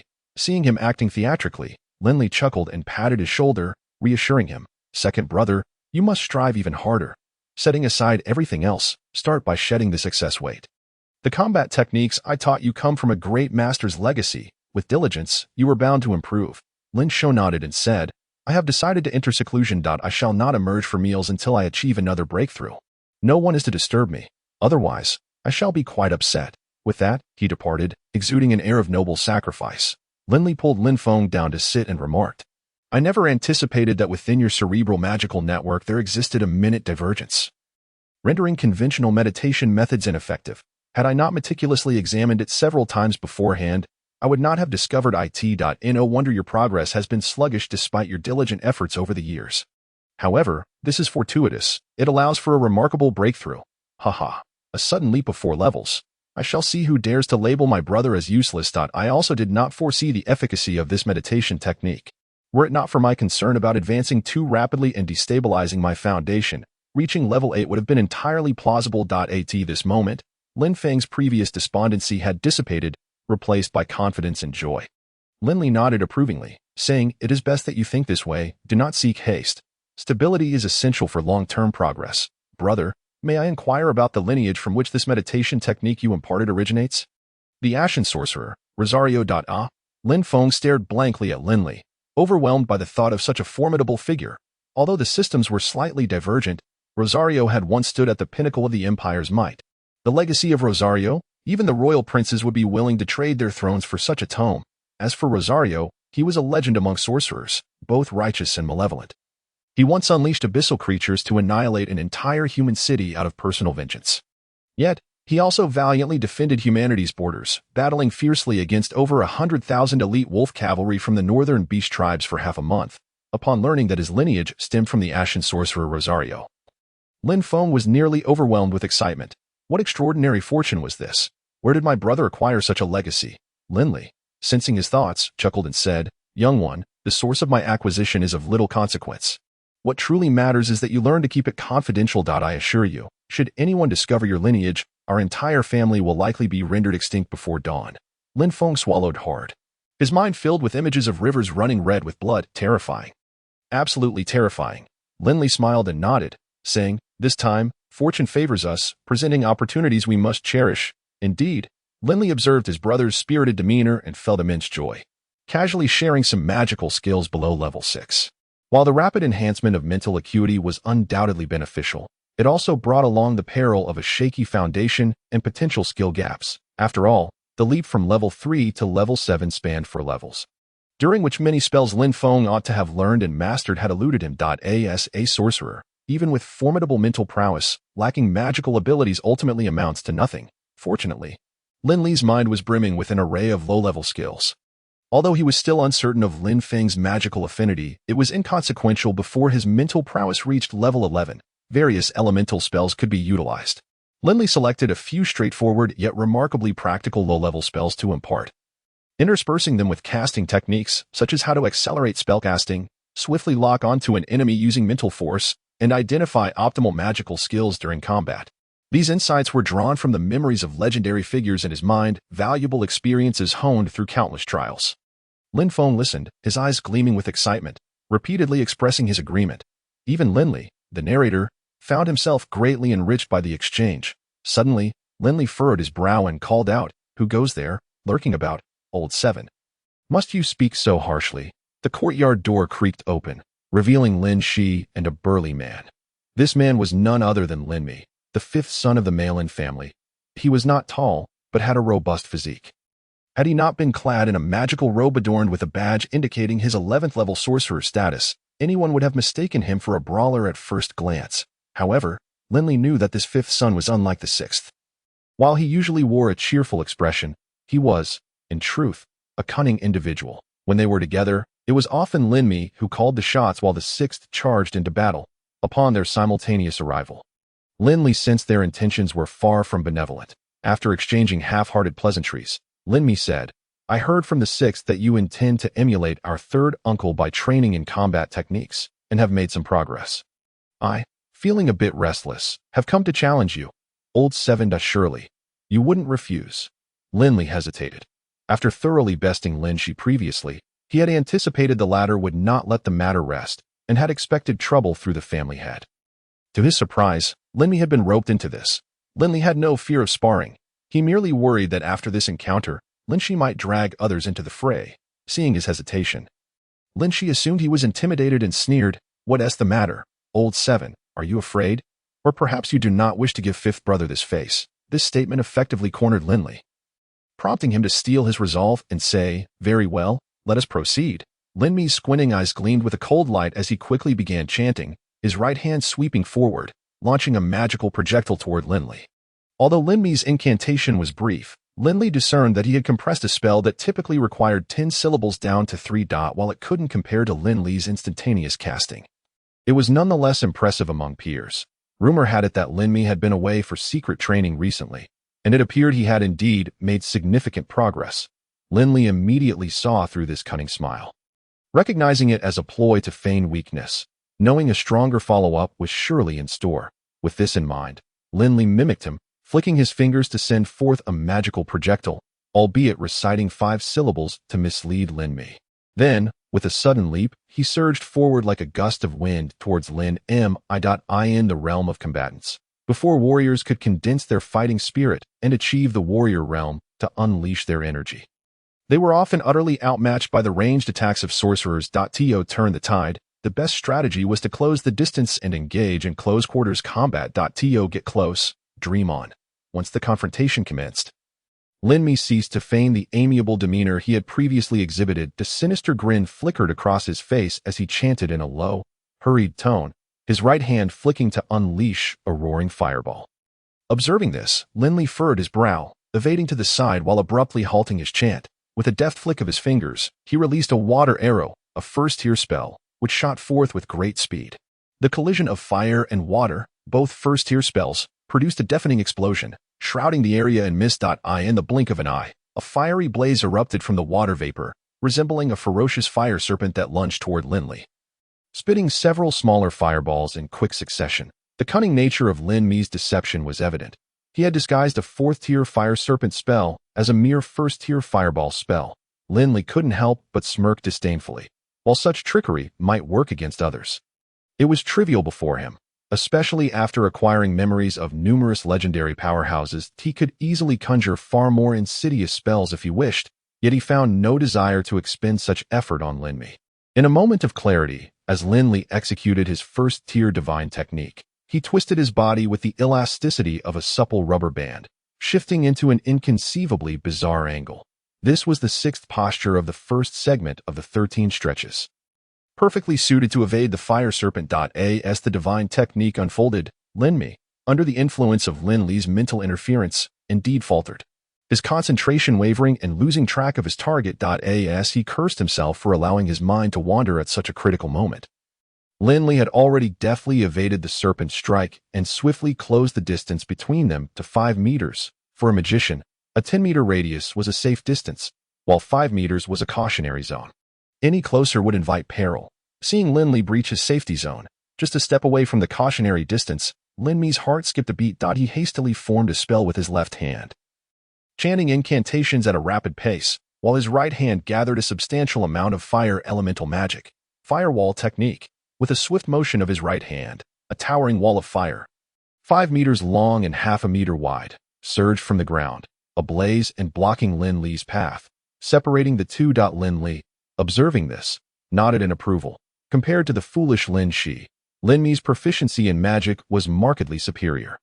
But was it truly effective? Lin Li smiled with contempt, his steps unyielding as he reached out his hands, as if tearing apart some unseen fabric. Second-tier divine technique, confusion. Magic elements are inherently formless. Any magician can manipulate them. The determining factor lies in the strength of their mental power. Lin Li, at a higher level, could easily suppress his opponent, yet he refrained from drawing too much attention, wary of others prying into his secrets. Employing an 8th-tier level of mental power, he appeared to be at a disadvantage. Yet the meditation techniques he practiced were ancient secrets, granting him a far superior strength and purity of mental power compared to Lin Li. It was akin to two adults facing off, one towering and robust, the other frail and emaciated. The outcome was self-evident. Moreover, Lin Li had granted Lin Li a taste of the second-tier divine technique, confusion. Seizing the brief moment when Lin Li's control over the firewall's magic elements faltered, Lin Li commandeered the fire elements with his formidable mental power. The onlookers, Lin Shi and Lin Feng, were left astounded as they witnessed an extraordinary spectacle. With a tearing motion from Lin Li's hands, the firewall that had stood before him silently parted, creating a gap 2 meters wide, as if it were yielding to him. How is this possible? Lin Shi's eyes widened in disbelief. Lin Feng smirked. What a fuss over nothing. Yet Lin Li, in the midst of this, appeared as if he had seen a ghost. Impossible. This absolutely cannot be. How could you strip me of my elemental control? I am a level 11 magician. Unless you are a grand mage, it is utterly inconceivable. The act of seizing elemental control was indeed a tactic employed by higher-level magicians against their lower-ranked counterparts. Yet it was not solely their privilege, especially considering Lin Li's method was far more sophisticated. Of course, Lin Li had no intention of divulging this. He merely smiled with disdain and remarked, "The facts speak for themselves." Do they not? In a single stride, he closed the gap between them. Heh, you've fallen into my trap. As Lin Li approached, a triumphant and arrogant smile erupted on Lin Li's face as he enunciated. Fire Nova, The Nova was a commonly utilized spell among magicians, essentially projecting elements outward in a circular fashion from one's center, with varying effects based on the elemental attribute, all bearing the title of Nova. Boom! As Lin Li's words resonated, a vivid red light burst forth from a ring on his finger. By heavens, how treacherous! Lin Li muttered under his breath, realizing it was a magical artifact. Such artifacts bore innate spells, allowing for immediate activation without incantation. At such close quarters, it was a devastating weapon. As the ring on Lin Li's finger ignited, Lin Li's sharp mental acuity detected a torrent of fire elements surging forth, gathering around Lin Li before erupting outward with fervor. Should the fire nova be unleashed, Lin Li would surely find himself battered by the relentless flames, resulting in a precarious situation that would allow Lin Li to gain the upper hand. Let us see who is more ruthless. Lin Li gritted his teeth, channeling his mental power and instantly casting a third-tier divine technique, intimidation. In that instant, Lin Li's aura surged dramatically. The once unremarkable figure transformed into a colossal mountain, exuding an imposing presence that seized Lin Li's focus, momentarily disrupting his conjured fire nova. Youth, succumb to defeat, Lin Li bellowed, thrusting his right fist forward and landing a powerful blow just above Lin Li's abdomen. Boom! Lin Li was struck directly, the force not only causing agony but also inducing a visceral cramping in his stomach that rendered him nearly speechless. When one's mental focus falters, incantations become impossible, and doom awaits the magician. Lin Li was the harbinger of that doom. He did not strike Lin Li's face but concentrated his attacks on his body. The damage would not be fatal, yet it would surely be etched in his memory for a long time. In contrast to the chaotic beating Lin Li had received in the past, Lin Li's movements now exuded a semblance of technique. Although he refrained from channeling his fighting spirit, his strikes bore the semblance of martial arts. At that moment, Lin Li treated Lin Li as a human punching bag, practicing a straightforward martial technique he had learned from Feng Wuing. The rain of arrows. His fists flew like a volley of arrows, chaos interspersed with order, landing blows upon Lin Li with a series of crackling sounds. Lin Li was solidly built, his muscles robust and unlike those of a typical magician. Even as Lin Li pummeled him, he would not succumb to unconsciousness easily, yet he wished fervently to fade into oblivion. However, Lin Li maintained precise control over his strength, delivering a storm of punches that, while excruciating, remained within Lin Li's threshold of endurance. Moreover, Lin Li kept a vigilant watch over him, ensuring he could not chant to cast spells or even activate the magical artifact on his finger. In that moment, Lin Li felt as though he were living a nightmare, his hatred for Lin Li simmering to a boiling point. Boom! After delivering 3 rounds of the rain of arrows technique, Lin Li finally landed a decisive punch that sent Lin Li sprawling to the ground. He glanced at the dumbfounded Lin Shi and commanded, "Take him and get lost." Lin Li had anticipated that Lin Li would instigate trouble, yet he ended up decisively defeating him. To preserve their dignity, both would likely remain tight-lipped about the incident. However, he had not foreseen that by that very evening, the entire affair would become a sensational topic at the Mei Lin household. Crash! The courtyard door was forcefully kicked open, and a smug Lin Shi strode in, declaring, "Lin Li, you have defied authority by provoking and assaulting your elder brother. The family head has commanded me to relay a message. You are to report to the admonition hall to meet him." Seventh brother, were you not quite arrogant? What will you do this time? Lin Li, feeling indifferent, calmed Lin Shi and Lin Mi before making his way to the disciplinary hall. The disciplinary hall is a place established by the Mei Lin family to educate its younger members and punish those who are obstinate and refuse to reform. For the members of the Mei Lin family, being summoned to the disciplinary hall is akin to stepping into a den of dragons and tigers. Even if one does not perish, they will undoubtedly suffer greatly. Although Lin Li and his brothers had often clashed with their peers, they had never faced a situation severe enough to warrant a visit to the disciplinary hall. Nevertheless, he was not unfamiliar with it. When his father was expelled from the family, he, as the eldest son, was called to observe, leaving him with a profound impression. The main hall of the disciplinary hall was exceedingly spacious, with only a chair designated for the family head at the front, leaving no other furnishings in the room. The walls were adorned with large characters that displayed the family rules of the Mei Lin clan, the stark contrast of black on white creating an imposing atmosphere. Upon entering the disciplinary hall, Lin Li noticed a tall, broad-faced man with a commanding presence seated within, the current head of the Mei Lin family and Lin Li's uncle, Lin Qinglei. Apart from him, there were no other individuals present in the hall. "Lin Li," he began, "do you acknowledge your mistakes? Dear uncle, I am but a fool and do not comprehend where I have erred." "Bold! You dare feign ignorance within the disciplinary hall?" Lin Qing rebuked sharply. "Let me ask you, did you inflict the injuries upon Lin Mi?" Indeed, I did strike him. However, it was during our sparring session, and he cannot place blame upon me. The distinction between right and wrong. I implore the family head to discern. Lin Qing pondered for a moment, narrowing his slanted eyes as he scrutinized Lin Li. In a cold voice, he remarked, I have heard that you are also studying combat techniques. Do you wish to forsake the esteemed path of a mage to descend into the lowly existence of a fighter, much like your father? Upon hearing this, Lin Li finally grasped the underlying implications. It appeared that his altercation with Lin Mi was merely a pretext for his summoning, for the truth of the matter was evident. Even if the family head wished to side with Lin Mi, he could not turn black into white. However, if the issue of Lin Li's study of combat techniques were to be brought up, it would provide grounds for punishment, potentially leading to his expulsion from the Malin family. Much like what had been done to his father, this realization ignited a wave of anger and helplessness within Lin Li. Yes, he replied, his tone resolute. Lin Qing was momentarily taken aback, then erupted in fury. Slamming his hand on the table and bellowing, you are utterly incorrigible and beyond redemption. Lin Li remained silent, treating the reprimand as mere background noise. After venting his frustration, Lin Qing sighed and returned to his seat, stating, though you are headstrong, you are young, and it is inevitable that you will erras the family head.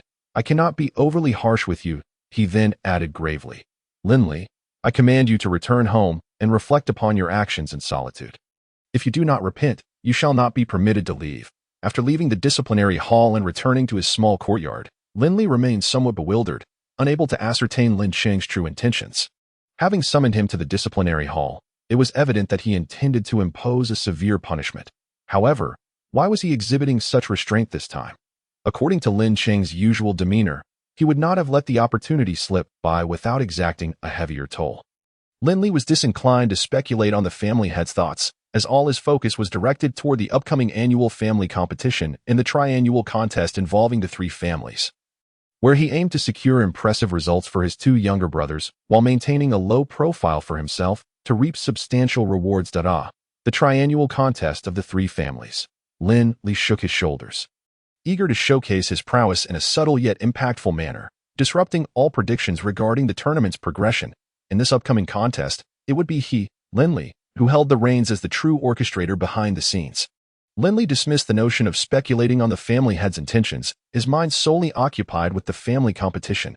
However, Lin Shou, ever the informant, soon brought Lin Li a piece of news. Bursting into Lin Li's room, Lin Shou exclaimed, Big brother, I just heard from my father that the president of the Mage Association, Russell, personally delivered an invitation yesterday, inviting our family's younger generation to a banquet at the association. It is said that a renowned elder named Kane is visiting, and if fortune smiles upon us, there is a chance of being accepted as his disciple. Damn it. I had already resolved to shift my focus to combat techniques and pursue a career as a fighter. Whether I become that esteemed master Kane's disciple is of little consequence to me.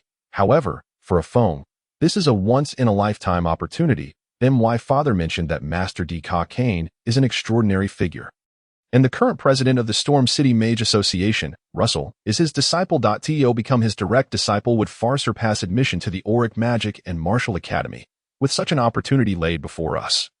To be inexplicably excluded is a clear indication of a desire to prevent a Feng from rising to prominence. Upon hearing this, Lin Li immediately understood Lin Qing's earlier reluctance to impose a stringent punishment. It was merely a ruse to confine him at home and prevent him from attending the banquet at the Mage Association.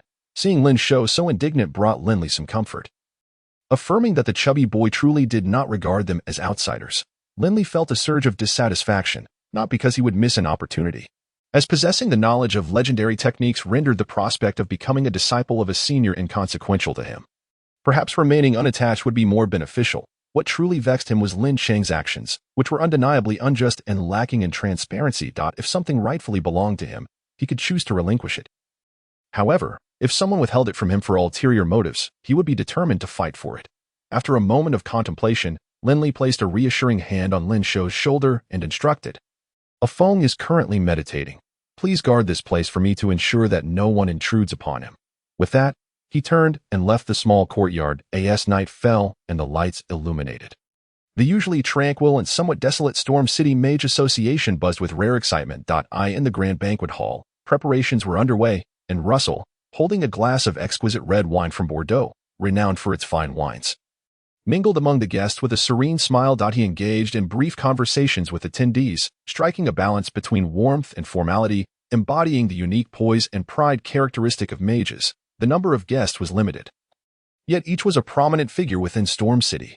Besides Lin Li and the Malin family's invited youth, the remaining attendees were uninvited guests who had arrived upon hearing the news, despite their uninvited status. Russell could not expel them, for they were all influential figures in Storm City, such as Lori Simpson and Murdoch Tapia. Both were current heads of their respective families, individuals whose mere presence could send ripples through Storm City. Even Russell, the president of the Mage Association, had to engage with them. Accompanying these two were several outstanding young talents from their families, both male and female, all brimming with vigor and exceptional talent, standing courteously beside their family heads. However, in their gazes directed at Russell, there lay not only respect, but also an unmistakable fervor. Russell observed this with a smile on his face, yet bitterness churned within. Master, you have certainly brought upon me a considerable dilemma by favoring the Malin family. You have inadvertently offended the other two families. Now that they have come to my door, you have chosen to remain aloof, leaving me to bear the brunt of the situation. Head of the Malin family, my invitation clearly extended to all second-generation heirs of your esteemed clan. Why have only 3 graced us with their presence? Russell inquired with a smile, directing his question at Lin Cheng-Mei-Lin.My apologies, esteemed president. Lin Cheng replied with a smile. The family's most outstanding 3, Lin Ying, Lin Hao, and Lin Jie, departed for the Sunset Mountains for training several months ago and have yet to return. I hope the president will not take offense. Once they return, I will ensure they personally come to pay their respects to you. It would be a lifetime honor for them to meet Director Ka Kane, as they have grown up hearing tales of his great deeds. Therefore, I respectfully request that you provide them with an opportunity to meet Director Ka Kane upon their return. Russell nodded, maintaining a composed demeanor, not surprised by Lin Cheng's response, as he had grown accustomed to such matters during his early years spent with his mentor in various locations. Russell, it has been a while. Came a familiar voice. At this moment, the fair-skinned Lori Simpson, sporting a pair of small mustaches, approached with a glass of Bordeaux red wine in hand. As if oblivious to Lin Cheng's presence, he directed his attention solely towards Russell, remarking, "It has been quite some years since our hurried farewell in Lakar Town. Haha, indeed. That time we fought side by side against the Beastmen invasion was a matter of life and death. It is hard to believe how swiftly time has passed. So many years have gone by. Brother Simpson, you remain as impressive as ever, which truly delights me and fills me with envy." Russell replied with a cheerful grin, yet internally pondered. The first to come seeking answers has arrived. How far behind can the others be? Lori continued, "Not long ago, I heard that my elder brother has come to Stormwind City to meet the president of the Mages Guild. I am genuinely happy for you, but I have been plagued with matters that left me no time to pay my respects. Surely, my elder brother, being magnanimous, would not hold it against me. Not at all." "Not at all," Russell assured. "That is good to hear." Lori laughed heartily. "By coincidence, I heard that my elder brother is hosting a banquet, so I brought along some of the younger members of our clan to pay a visit. One reason is to reminisce with you, and the other is to allow the younger generation to witness the prowess of the legendary Lakar Town sorcerer. Though our Simpson family is known for its warriors, there are still quite a few talented individuals among the younger generation who excel in magic. This is my second son, Jiro Simpson. Considering the bond we forged during our battles, you must take him to meet the esteemed Director Ka Kane. A man of such greatness will surely recognize this child's potential at a glance." As he spoke, he beckoned a young man clad in a magical robe to come forth, showering Russell with praises in front of him. Murdoch Tapia, a tall and lean individual with a yellowish face perpetually adorned with a smile, approached, first engaging in pleasantries, then introducing the young members of his clan, forcing Russell, who was already overwhelmed, to manage the situation. Most notably, everyone spoke incessantly of Ka Kane, recounting his legendary deeds with increasing enthusiasm. Ka Kane was indeed a figure of legend, and the opportunity to meet him elicited unmistakable excitement and eagerness even from the heads of the 3 great families. As the heads of the Simpson and Tapia families gathered, others from smaller clans approached, surrounding Russell and engaging in conversation until someone inquired, "I have heard that the esteemed director's disciple is here. Might we be fortunate enough to meet him?" Russell felt a surge of anger, vexed by the rumor circulating that his retired teacher, who had not taken on students for many years, intended to select a disciple from among the young talents in Stormwind City, particularly favoring the Merlin family. What began as a simple banquet had morphed into a battleground for the three great families, with Russell unwittingly cast as a shield for his teacher, while he felt honored to stand as a shield for his teacher. Being manipulated in such a way was frustrating. Let me not discover who spread this rumor. Otherwise, I shall settle the score with you. Russell's resolve hardened, yet his smile grew increasingly radiant as he declared, "Indeed, my teacher is present within the guild, but whether he will attend this banquet is beyond my control. That is for you all visiting him. How does that sound?" The crowd's eyes gleamed with fervent desire. Anticipation etched across their faces. Daikakane was renowned as the former head of the Aulic Magic and Martial Arts Academy on the continent of Ariel. Not only was he a formidable presence in the realm of magic, but he was also famed for his keen eye for talent. During his tenure at the academy, he had discovered countless prodigies, many of whom had become crucial figures in the resistance against the invasions of beast men and demons. Despite Daikakane's long retirement and his deliberate efforts to maintain a low profile, his influence remained undiminished. Everyone present understood that should a young member of their family gain admission as his disciple, it would be an immense honor, with boundless benefits to follow. Russell was acutely aware of their intentions. The more fervent their gazes became, the more his internal disdain and mockery deepened. After a moment of silence, he said, "I apologize, but I fear you may be disappointed. My teacher is currently entertaining a distinguished guest. As you know, when friends reunite, there is much to discuss, and it is only natural for time to slip away." A wave of disappointment washed over the crowd upon hearing his words. Observing their reactions, Russell smiled. "Do not be disheartened. Once my teacher's guest departs, should he not be overly fatigued, I will convey your sentiments to him. Then we thank the esteemed president." The crowd chorused in gratitude, showering him with further flattery. The entire soiree devolved into discussions about Daikakane, with family elders excitedly recounting his great deeds, while those with closer ties speculated on who might be fortunate enough to earn Daikakane's favor, envisioning prosperity for their entire clan. Even the mere prospect of receiving a few words of guidance from Daikakane was seen as a potential lifelong benefit. At this moment, Lin Merlin found himself sidelined by Lori and Murdoch, feeling disgruntled yet helpless. Nevertheless, the invitation extended to him by Russell bolstered his confidence, though his smile was restrained. The pride he felt was unmistakable, as if the opportunity to be Daikakane's disciple was already within his grasp. Every time Russell cast a beaming glance in his direction, Lin Qing's conviction in this assumption only solidified further. Daikakane was surely favoring the younger generation of the Merlin family. Yet, who among them would it be? The most outstanding of the Merlin trio? Lin Ying, Lin Hao, or Lin Jie, or perhaps Lin Rong or Lin Shi?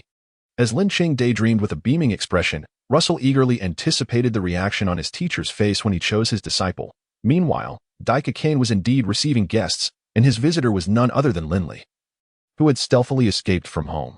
"Old sir, did the esteemed president invite my family to the banquet on your behalf?" Daikakane smiled approvingly. "You cannot hide anything from you." "Indeed, it was my intention." Lin Li chuckled wryly. "What was the need for such elaborate means? If you wished to see me, you could have simply instructed someone to inform me. No need for such roundabout methods." Daikakane replied, "I wish to take you as my disciple. It would only be proper to extend greetings to your family. Take me as your disciple." Lin Li maintained a calm exterior, though internally he was taken aback. Although he had yet to fully grasp Daikakane's identity, the fact that he was the teacher of the Mages Guild president was enough to indicate his considerable influence. Hearing him express the desire to take him as a disciple felt akin to being struck by an enormous windfall. Daikakane, surprised by Lin Li's composure, hastily tempted him further. "If you agree to be my disciple, you shall be my prized pupil. You must understand, countless individuals are clamoring to study under me."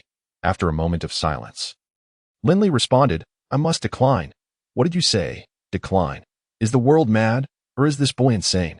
If I publicly announce my intention to take on disciples, people would queue up to the capital. How could this brat simply refuse without a second thought?" Seeing Daikakane so agitated, Lin Li quickly clarified, "Old sir, please do not be angry. I mean no offense. I simply prefer to pursue the path of a warrior rather than a mage." Upon realizing this was the crux of the matter, Daikakane let out a sigh of relief. "What a trivial concern. Should you desire, I can recommend you to the Aulic Academy. Mastering both magic and combat is entirely feasible, while I shall personally teach you magic." After a moment's hesitation, Lin Li added, "I also have a younger brother. I cannot abandon him. Let us discuss this later. However, I promise you, if I choose to pursue my studies in the future, I will certainly attend the Aulic Academy. A younger brother? What of it? I shall take him on as well." Daikakane jovially exclaimed, "What one more disciple? It's hardly a matter of great significance. Lin Li could only manage a weary smile, bemused by Daika Kane's apparent eagerness to accept him as a disciple, showing no hesitation in also welcoming someone he had never even met. Should this news spread, it could very well terrify a multitude of individuals. In truth, Daika Kane was so eager to take Lin Li as his disciple that he would gladly accept even a pig if it came to that. Countless individuals go to great lengths in their fervent search for a distinguished mentor, yet, as a master, who wouldn't yearn to find a suitable disciple? Lin Li is, in fact, the most favored apprentice in Di Kakayan's heart. Noticing Lin Li's silence, Di Kakayan chose not to press too hard. Take your time to ponder, and whenever you have made up your mind, do inform me. He then inquired, by the way.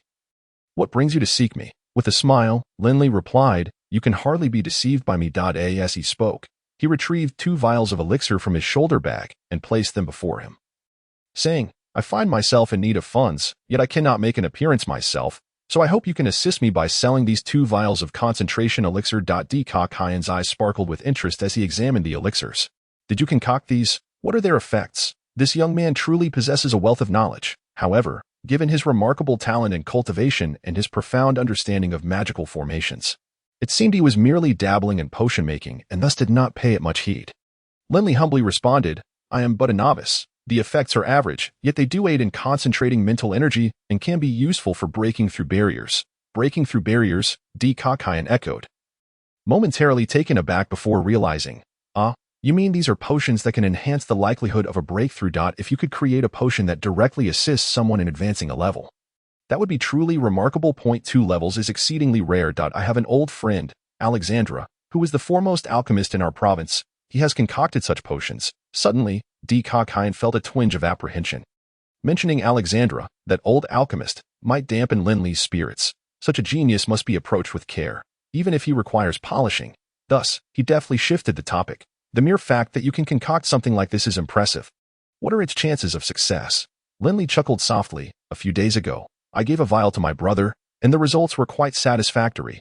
He advanced 4 levels consecutively. 4 levels. Di Kakayan leaped from his seat, his eyes wide with disbelief as he stared at Lin Li, confirming he had not misheard.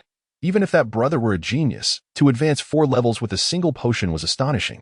Di Kakayan felt as though he might faint. What in the world? 4 levels in succession. Is this young man a master of potions? For an ordinary alchemist, creating a potion that allows someone to break through a level is akin to a miracle. Most can only enhance the likelihood of success. Yet this young man achieved 4 levels. If Alexandra were to hear of this, he would undoubtedly rush over like a mad dog, desperate to claim this apprentice for himself. This cannot be known by others. This young man is simply too extraordinary. I must take him as my disciple as soon as possible, even if he brings a crowd of pigs with him. In the future, my disciple will surpass Alexandra's gifted apprentices in potion making and outshine Abigail's disciples in formations. The more Di Kakayan thought about it, the more excited he became, his eyes gleaming with fervor as he gazed at Lin Li, almost wishing to whisk him away at once. Unbeknownst to Lin Li, Di Kakayan was lost in his thoughts, causing a chill to run down Lin Li's spine, a sense of foreboding creeping in. Concentration elixir. Is it? No problem. Leave everything to me. This trivial matter poses no challenge for me. Di Kakayan. He felt a surge of excitement, contemplating how to quickly take Lin Li under his wing to avoid drawing the attention of others. When Lin Li inquired again, he hastily agreed. Grateful, Lin Li expressed his thanks and engaged in further discussions about magical formations before reclaiming the mental stone he had left with Di Kakayan and taking his leave. However, he sensed something was amiss. Di Kakayan seemed preoccupied, as if he were contemplating something thrilling, occasionally flashing a smug grin. Strange. Upon leaving Di Kakayan, Lin Li felt an uneasy sensation. He keenly sensed that someone was lurking in the shadows. Observing him as he walked further, he grew increasingly puzzled, glancing around at the dark surroundings. Although he could not see anyone, he instinctively felt that he was being watched. Yet there was no sense of hostility or danger. Could it be my imagination? Lin Li halted his steps, extending his mental energy outward, creating ripples that spread around him. This was a remarkable application of mental energy, a technique inherited from Feng Wuing, used for detection and reconnaissance of potential enemies. This technique has no level. In other words, it can be continuously improved. For instance, with a mental energy strength of level 12. Lin Li could detect a radius of 30 meters centered around himself. As his mental strength increased, so too would the coverage area. Unfortunately, While detection is useful, it consumes mental energy at a terrifying rate. So Lin Li refrains from using this technique unless absolutely necessary. As he activated the detection, Lin Li soon pinpointed a petite figure peeking at him from behind a thicket to the northeast. "Hey, come out. I see you," Lin Li called out in that direction. The figure was Lina, who had often heard her grandfather praise Lin Li and felt a sense of rivalry, learning that he was visiting today. She had sneaked over to gauge his abilities. However, before she could make her move, Lin Li had already called her out, startling her. She then assumed Lin Li was merely bluffing and remained rooted in place. Seeing she did not come forward, Lin Li, though curious, decided against rushing over to drag her out. After all, anyone who could linger in the Mage Guild must be a mage themselves, since she bore no ill intent. Why stir up trouble? With this thought, Lin Li withdrew his detection and waved a hand in greeting toward Lina, intending to turn and leave. Suddenly, a brief incantation echoed, and a magic projectile shot forth toward Lin Li. He was momentarily taken aback, and without a second thought, flicked his finger to cast a magic projectile of his own. With a soft thud, the two projectiles collided, causing the incoming one to shatter. While Lin Li's projectile, still with force, flew toward the source of the first spell, Lina Dada, instant cast, Lina exclaimed, quickly forming a hand sign, and a radiant barrier materialized around her, encasing her like an egg.thud.I in the next moment. Lin Li's magic struck her shield. Initially the size of an infant's fist, the projectile swelled more than twice its size, its outer layer colliding with the hastily erected barrier, causing it to momentarily falter before tearing a gash in it. Simultaneously, the inner layer of the projectile expanded once more. Boom! With another explosion and a sharp scream, Lina was propelled backward by the immense force generated by the shattered magic, landing with a thud. Hearing the voice of a girl, Lin Li thought, could she be a mage's kin? I hope this doesn't lead to any trouble. Contemplating this, Lin Li hastened over to check on her condition. But when he arrived, he found no trace of her. Only a small earring left on the ground. Kayan had yet to arrive. The banquet had not commenced, yet the crowd waited patiently despite their hunger. The elders gathered, engaged in lively conversation, while the younger generation, led by Lin Ying, Lin Hao, and Lin Jie from the Merlin family, exchanged smiles, though their words were laced with competitive undertones.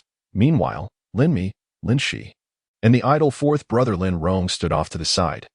Engrossed in their own conversation at that moment, Lin Shi spotted a familiar figure wandering outside, seemingly lost. Fifth brother, look over there, that sneaky figure. Could it be the seventh brother, that good-for-nothing? Lin Mi squinted, coldly responding. Who else could it be? Isn't he under orders from the family head to stay home? In reflection, what is he doing here? How would I know? Lin Shi scoffed. Perhaps the ninth brother tipped him off about the banquet, and he snuck over to try his luck, hoping to be taken as a disciple by Kayan. Fifth brother, this is a rare opportunity. Should we go over and greet him? At that moment, Lin Mi's body was still aching all over. Upon seeing Lin Li, the instigator of his misfortune, he felt an intense hatred that made his teeth itch. When presented with an opportunity to publicly humiliate Lin Li in front of all the notable figures of Stormwind City and the outstanding youth of the younger generation, he certainly would not let it slip away. With a cold smirk, he remarked, of course, I want that. Sixth brother, you go ahead first. I'll call fourth brother to join us. We cannot let this go unpunished. It's perfect timing to seek vengeance with fourth brother's help. Lin Shi, unsuspecting of his intentions, raised his wine glass and strode towards Lin Li, loudly declaring, Oh, I sent that old seven. Aren't you all set on becoming a fighter? What are you doing in the Mage Guild? Is this truly the place for you? Do you even belong here? In truth, Lin Li was feeling quite vexed himself after his encounter with the shadowy figure. He had inadvertently found himself lost, uncertain of how to navigate his way out. He noticed the lights from the banquet hall and approached, intending to ask for directions. Unexpectedly, fate had conspired against him, leading him to cross paths with Lin Shi, whose boisterous greeting suggested that this encounter was far from mere pleasantries. Since he was being so enthusiastic, Lin Li responded with equal fervor. It's sixth brother. I must admit, I've missed you quite a bit during this day apart. As he spoke, he embraced Lin Shi in a brotherly hug, patting him on the back vigorously, which made Lin Shi wince in pain and gasp for breath. Yet he dared not cry out. Old seven, just you wait. There will come a time for your tears, Lin Shi managed to say through gritted teeth as he struggled to free himself from Lin Li's grip. Lin Li, having a naturally easygoing disposition, rarely instigated trouble. However, he bore no fondness for these brothers of his. In response to Lin Shi's threat, he simply smiled and said, We shall see who ends up crying. At that moment, Lin Mi and Lin Rong approached, with Lin Mi casting a cold glance at Lin Li. Old 7. Didn't he the family head instruct you to stay home and reflect on your actions? What are you doing out here? I came not to attend the banquet, but merely to meet an old friend that I wandered here by mistake and was hoping to ask for directions, Lin Li replied. Wishing to avoid further explanation, keep on weaving your tales, continue your pretense. Lin Rong, Lin Mi, and Lin Shi each harbored their own thoughts, yet their expressions revealed mockery and disdain.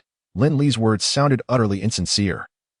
After all, this was the very heart of Stormwind City, where mages congregated.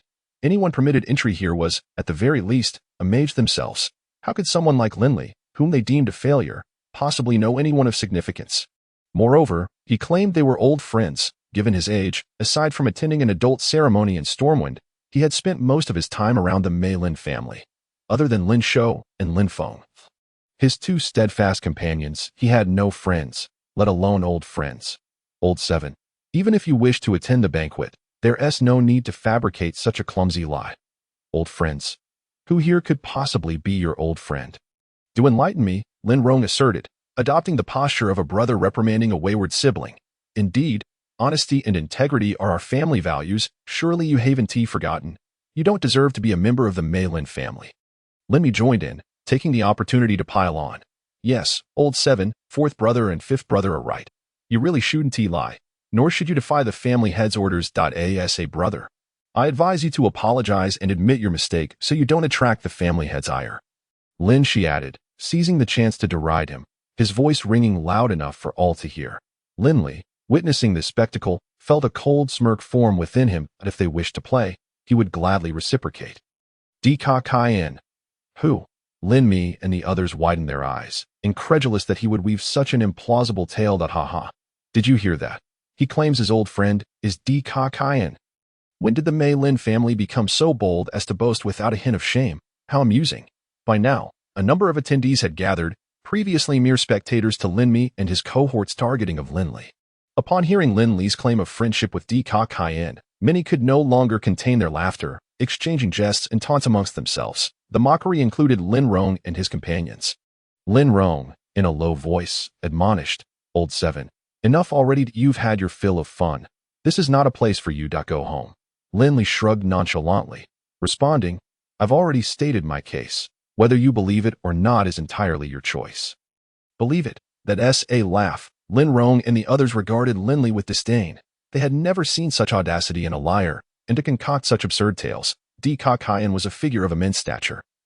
Not someone Lin Li could possibly know, let alone claim as a friend.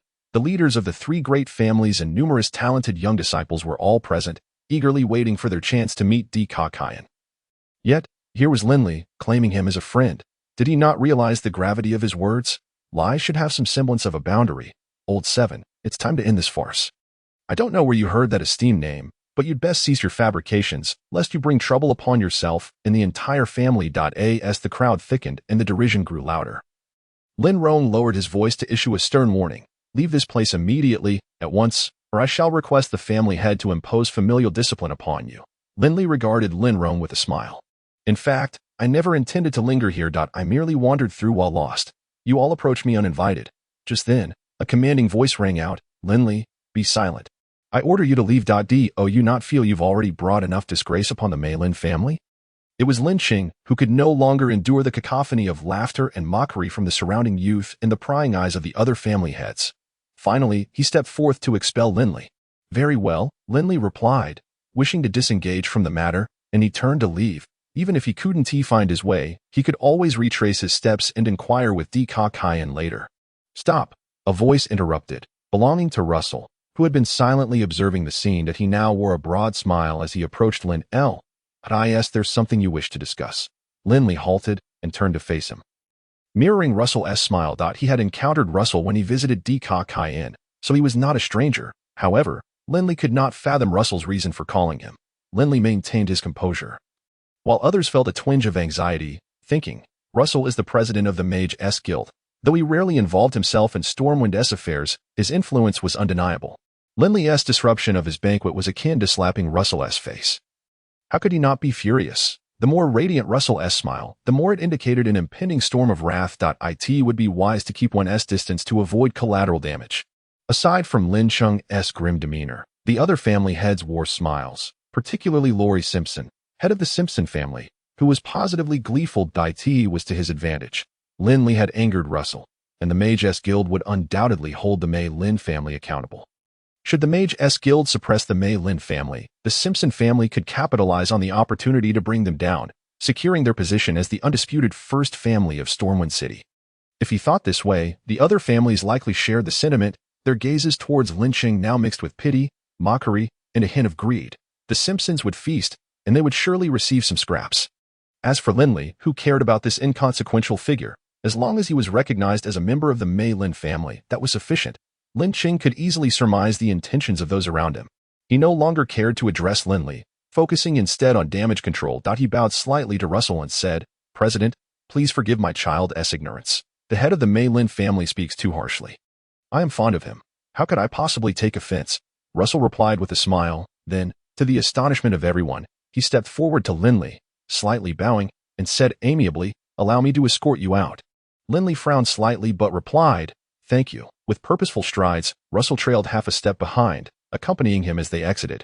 After a brief silence, the banquet hall erupted like a splash of water into boiling oil. Igniting a frenzy of speculation, everyone discerned a particular outcome, yet the unfolding events diverged dramatically from their expectations. Who was Russell, the esteemed president of the Mage Guild in Stormwind, commanding the allegiance of numerous sorcerers, wielding a power that drew the attention of all present, and Lin Li, a mere shadow, perpetually labeled a good-for-nothing since childhood, a minuscule figure easily lost in a crowd. These two individuals were worlds apart. One could scarcely imagine them intersecting. Yet just moments ago, Russell had personally escorted him out, trailing half a body length behind, a deference unmatched even by the venerable heads of the city's noble families who had reigned for centuries. Who, then, was this Lin Li? In an instant, all gazes converged upon him, yet he stood there, expressionless. Feeling relieved, after sending you off from the Mage Guild, Russell inquired with a smile. Indeed, Lin Li nodded, then added with a wry grin. But your actions have left me feeling as though I am being roasted upon a pyre. What does it matter? With my teacher and I by your side, who would dare to lay a finger on you? Russell replied nonchalantly. Lin Li chuckled, refraining from further conversation, and waved him off as he departed without looking back. Russell watched him fade into the distance, a smile gracing his lips. Interesting. This little junior brother has quite the charm. Hey, fatty, do you think the family head called the eldest for questioning is a good or bad omen? Lin Feng asked, his face clouded with concern. How would I know? However, judging by the smug expressions of the fifth and sixth brothers when they delivered the message, I fear the eldest might be in for considerable trouble, Lin Shou replied, his brow furrowed with worry. After pacing around the courtyard a few times, he lamented, "What a pity, if only Sister 8 were here. She could untangle this troublesome matter. Yes, Sister 8 and the eldest are the best together. She is so intelligent, she would undoubtedly assist him," Lin Feng exclaimed, but his expression soon turned sour as he continued. "Yet she has been away for many years, and no one knows her whereabouts. What good does it do to speak of it?" In the admonition hall, Lin Li stood before Lin Cheng with hands clasped, his head bowed in a posture of attentive submission. Lin Rong, Lin Mi, and Lin Shi similarly stood by, waiting. "Lin Li, do you know why the family head has called you here?" "I do not," Lin Li replied, neither overly humble nor arrogant. Upon hearing this, Lin Shi erupted with indignation. "Lin Li, what are you pretending for? Weren't you quite arrogant at the Mage Guild? Why the sudden meekness now?" Lin Mi chimed in with a sardonic tone. "Indeed, seventh brother, if you knew Master Di Kakuen, you should have said so earlier. Why hide it, making us look foolish at the banquet? One might think you intended to humiliate us," Lin Li responded calmly. "I mentioned it, but you refused to believe me. Can you hold that against me?"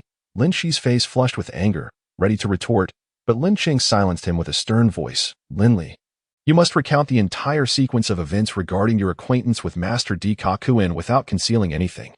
Is it truly appropriate to discuss such matters in front of so many? If word were to leak and anger Master Di Kakuen, it could spell disaster," Lin Shi interjected, clearly dissatisfied. "Then you might as well ask Master Di Kakuen yourself," Lin Li retorted, invoking the name of the formidable mage at once. Lin Shi fell silent. After all, what sort of person was Di Kakuen? It was said he was a rather uncouth mage, known for hurling an arcane missile at the face of a provincial lord when displeased. Not even Lin Cheng, the head of the Lin family, would hold any significance in his eyes. Although Lin Shi had never met him, He had heard countless tales, none of which painted the mage in a gentle light. Many prominent figures had been sent flying for disturbing Di Kakuin while he pondered.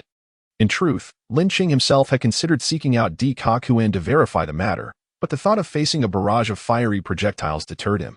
"You may leave," Lin Qing commanded, waving Lin Shi and the others away, before turning to Lin Li. "Now that it is just the two of us, speak freely." Lin Li abandoned his pretense and recounted how he had met Di Kakuin in the Sunset Mountains.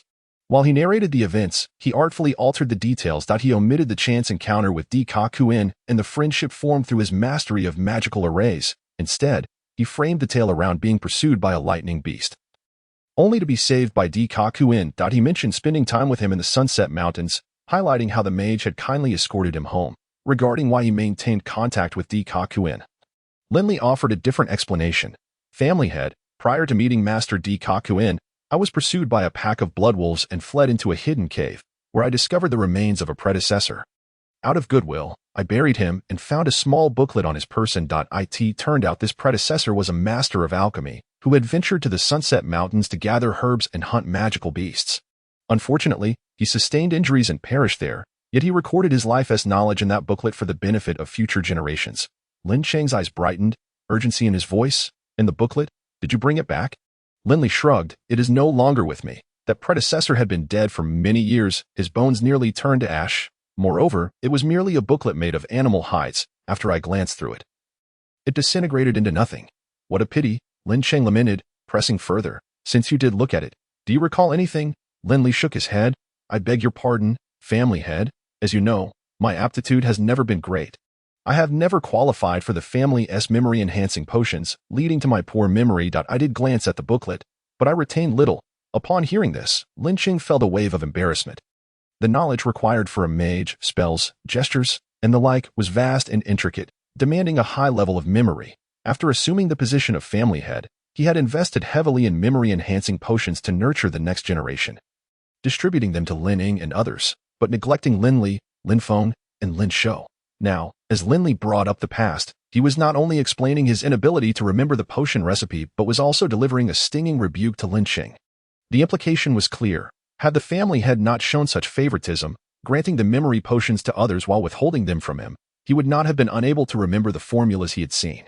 Lin Li seemed intent on further aggravating Lin Cheng's wounds, adding salt to the injury. "Interestingly, just a couple of days ago, I took the 9th and 10th brothers to the Red Bird District, where I encountered some herbs listed in that booklet for sale at a place called the 10,000 Herbs Hall. At the same time, I had a bit of trouble with Yuan Ku from the Simpson family.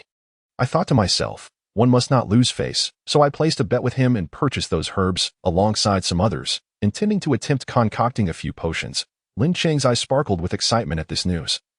And the result? Lin Li, seemingly oblivious to Lin Cheng's eagerness, continued at his leisurely pace. "However, I had never learned alchemy, and my tools were inadequate. After exhausting the herbs I bought, I failed to concoct any potions. After I buried that alchemist predecessor, I was pursued by the lightning beast, and subsequently met Di Kakuin.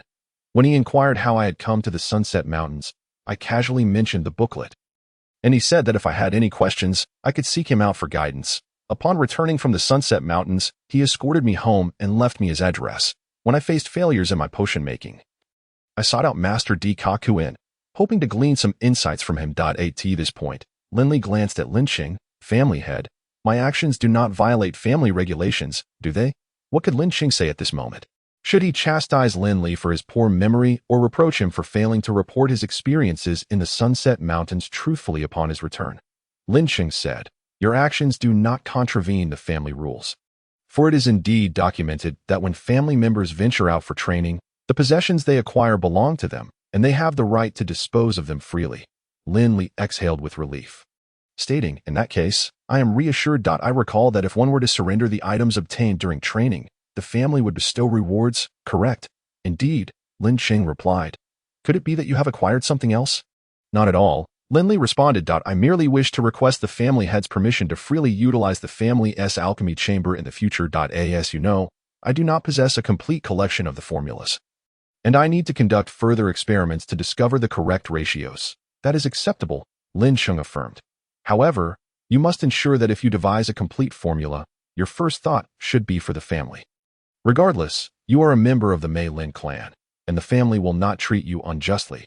Lin Li's fortune seemed remarkably favorable, having established a connection with Di Ka Kai, and no wonder even someone of his caliber could enhance his abilities so rapidly. It was no surprise he had managed to defeat Lin Xi. That moment, Lin Qing felt a surge of clarity, and a new thought emerged in his mind. If he could leverage Lin Li's association with Di Ka Kai, it would be a significant boon. Should his son or other members of the Lin family gain favor with Di Ka Kai, the Lin family would undoubtedly rise in prominence in the near future. With this notion in mind, Lin Qing regarded Lin Li with newfound approval. Rest assured, family head, I understand, Lin Li replied. Just as he was preparing to take his leave, Lin Qing suddenly said, Xiao Qi, the annual family competition will soon be upon us. Followed by the triannual contest among the three clans. I know you and Lao Shi have been diligent, but the resources of the family are limited and cannot cover every aspect. I previously overlooked your contributions. And as the family head, I will naturally make amends. However, you must perform well in both the family competition and the tri-clan contest, so as not to disappoint the family's expectations. Thank you, family head. Lin Li nodded, offering a slight bow to Lin Qing before departing.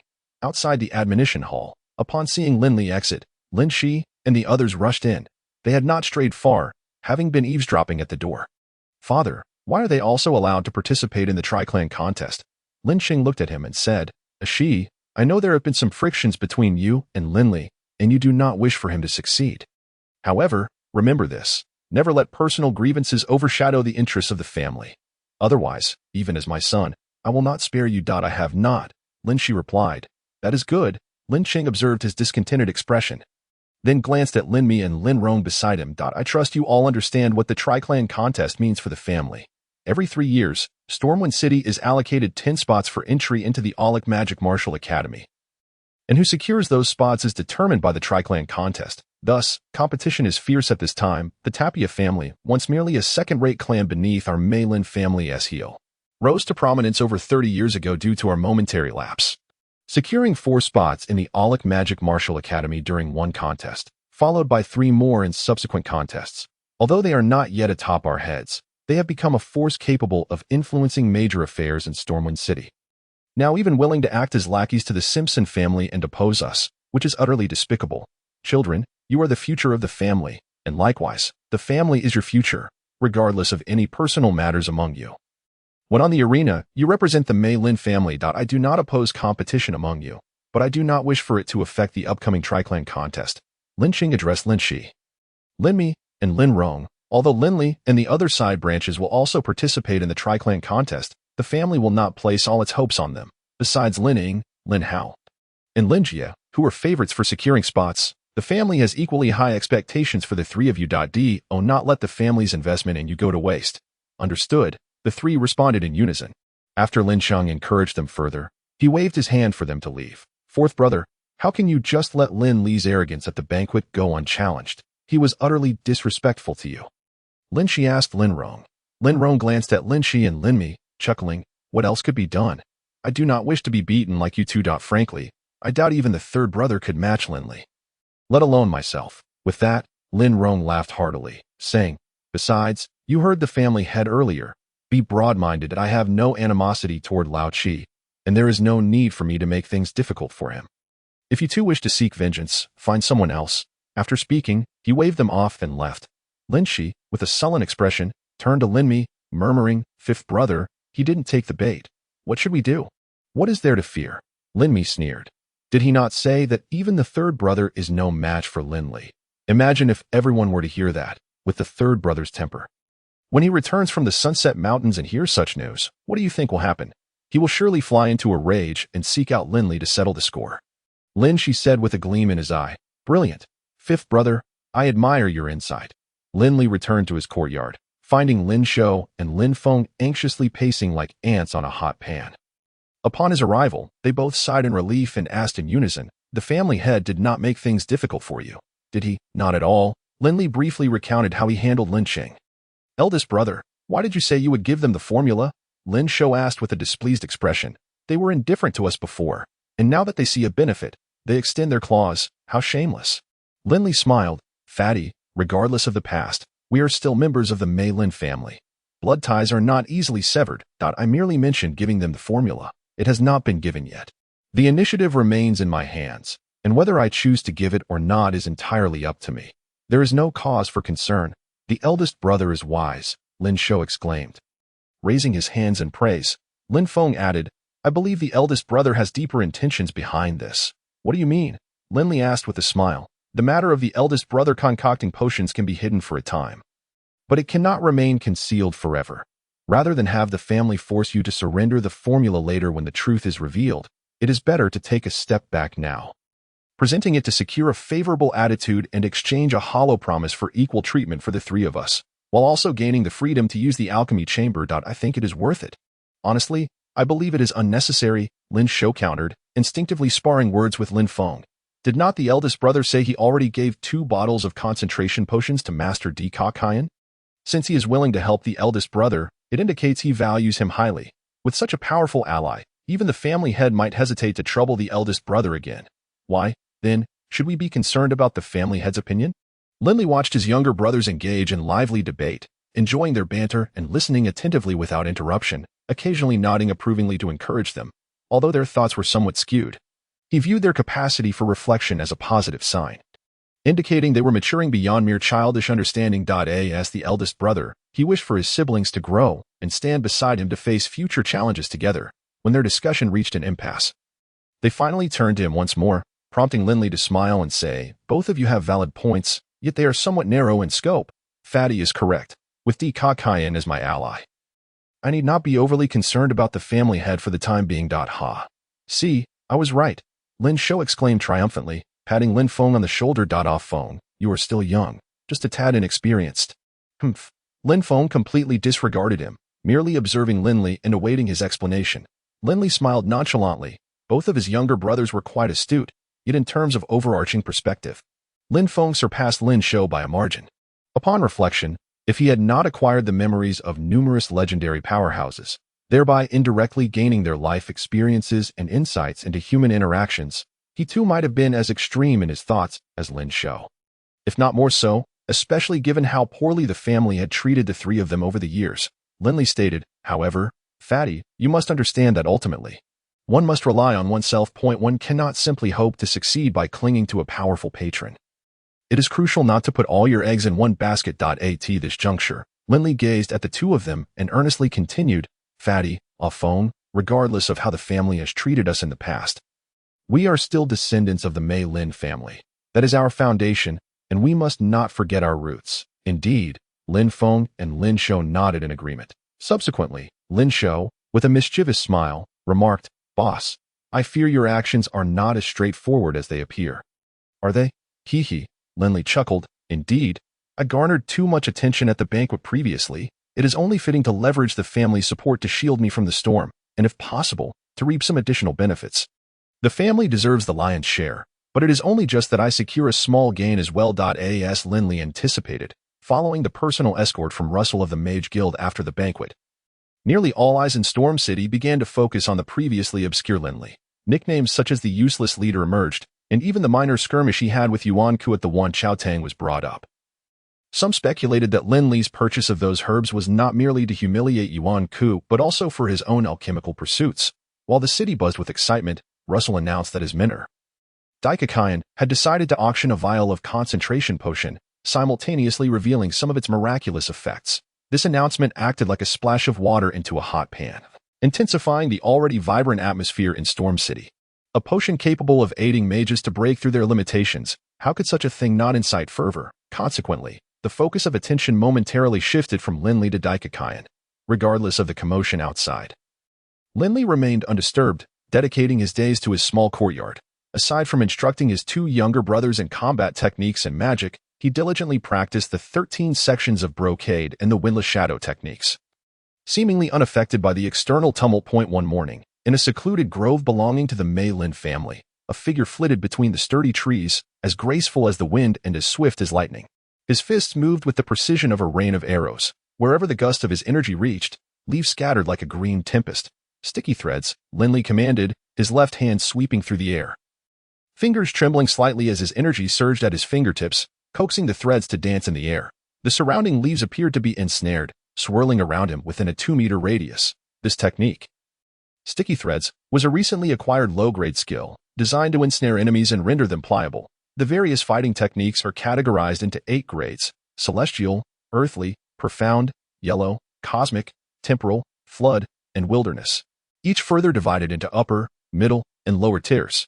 Although Lin Li had yet to condense his fighting energy and thus could not fully unleash the full power of sticky threads, the energy swirling within him influenced the air around him, extending its reach to 3 meters. Once he had condensed his fighting energy, it would encompass all, allowing him to control the movements of his adversaries. "Shatter!" he shouted, his fists moving with lightning speed as he unleashed a barrage of blows upon the leaves dancing in the air. With a series of sharp pops, the leaves spiraled into a fine green powder, scattering in all directions. Exhaling slowly, a smile of delight graced Lin Li's face, through relentless practice of the 13 sections of brocade over the past few days. Not only had his mental fortitude steadily improved, reaching level 12, mere steps away from breaking through to level 13, but his magical power had also grown denser, and his physique had strengthened considerably, resulting in a notable increase in his fighting energy. The previously learned Rain of Arrows technique had likewise advanced to a minor achievement, capable of shattering leaves within a 5-meter radius. Suddenly, Lin Li heard the sound of hurried footsteps, and in the next moment, a sharp voice called out, "Watch the sword!" Lin Shou leapt from behind a large tree, employing his agile footwork to spring within a meter of Lin Li, brandishing a wooden sword aimed at Lin Li's head.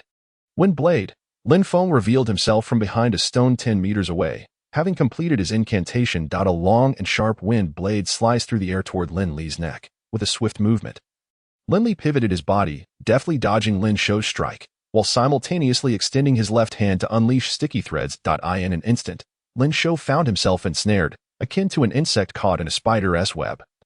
His movement slowed, even his descending wooden sword faltering. In the next moment, Lin Li's right hand seized Lin Shou's wrist, applying a slight pressure. "Ouch!" Lin Shou grimaced, releasing the wooden sword, which fell to the ground. "Fatty, the art of the deadly sword demands swiftness, precision, and ferocity. Once you make your move, it's a fight to the death. Where's the room for your loud exclamations? Do you shout like that when battling others?" Lin Li reprimanded, effortlessly catching the falling sword and swiftly closing the distance to Lin Feng. With a swift motion, he swung the wooden sword, as if intending to cleave him in two, stopping only when the sword was poised above Lin Feng's neck. The gust from the swing still causing discomfort, due to the rapidity of Lin Li's actions. Although Lin Feng had completed the incantation for his second spell, he found there was no time to cast it. Had this been a genuine life-or-death struggle, he would have already met his demise. Lin Feng dispelled the gathered magical elements, exclaiming helplessly, "Brother, we lost again. Do you understand where you went wrong?" Lin Li inquired. Sheathing his wooden sword, it was inappropriate to shout during the attack. Lin Li replied, "Not only that, but your speed in casting spells is still too slow. Coordination and rhythm are crucial in a battlefield. Whether you are a mage or a fighter, there is no distinction of who leads and who follows. When you and Fatty attempted to ambush me while he engaged in combat up front, you should have been prepared to provide support or address any gaps." For instance, as he returned to his previous position, Lin Li continued, "If Fatty attacks first, and you are not confident in landing a decisive hit on me, it would be better to hold your prepared spell in reserve, ready to unleash it at the right moment. Off Feng, while a release spell can harm, holding it can intimidate the enemy, preventing them from focusing entirely on Fatty. Moreover, with a spell at hand, whether for self-defense or to assist Fatty, you maintain control of the situation. Do you understand?" "Yes," Lin Feng nodded. "It seems I am quite important," Lin Shou declared with a proud expression. "Fatty, if you do not amend your habit of shouting during your moves, I will kick you next time." Lin Li shot him a glare. Lin Shou's face fell. "Boss, don't you think shouting adds to the momentum?" Thud.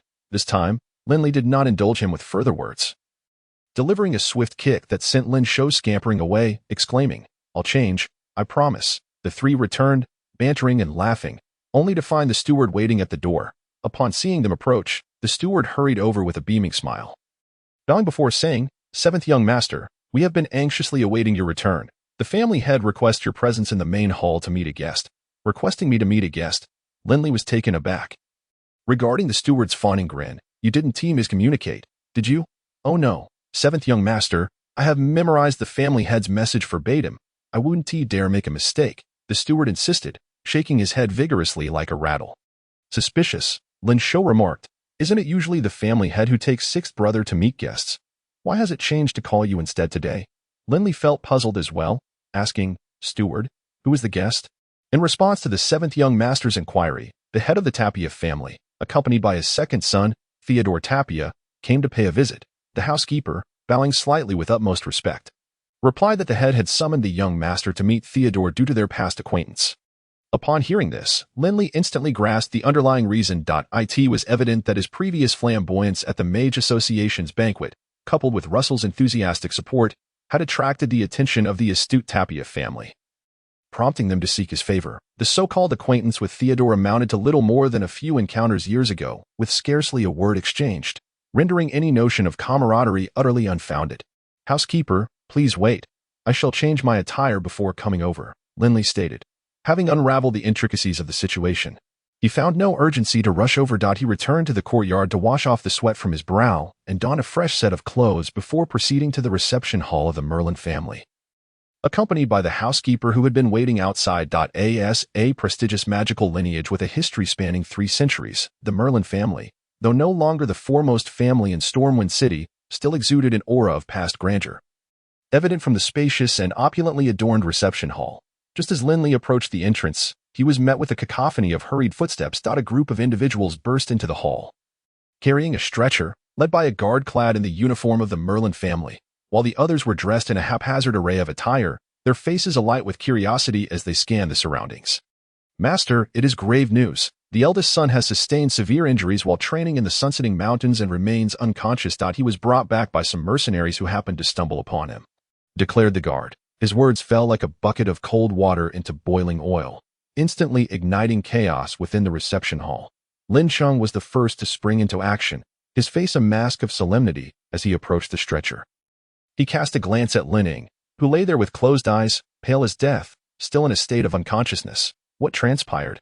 Where are the attendants and guards who accompanied him?" Lin Cheng demanded, directing his gaze towards one of the mercenaries carrying the stretcher. "Speak. What happened?" The mercenary, having never encountered a figure as prominent as Lin Cheng, felt his legs weaken under the pressure of Lin Cheng's sorrowful fury.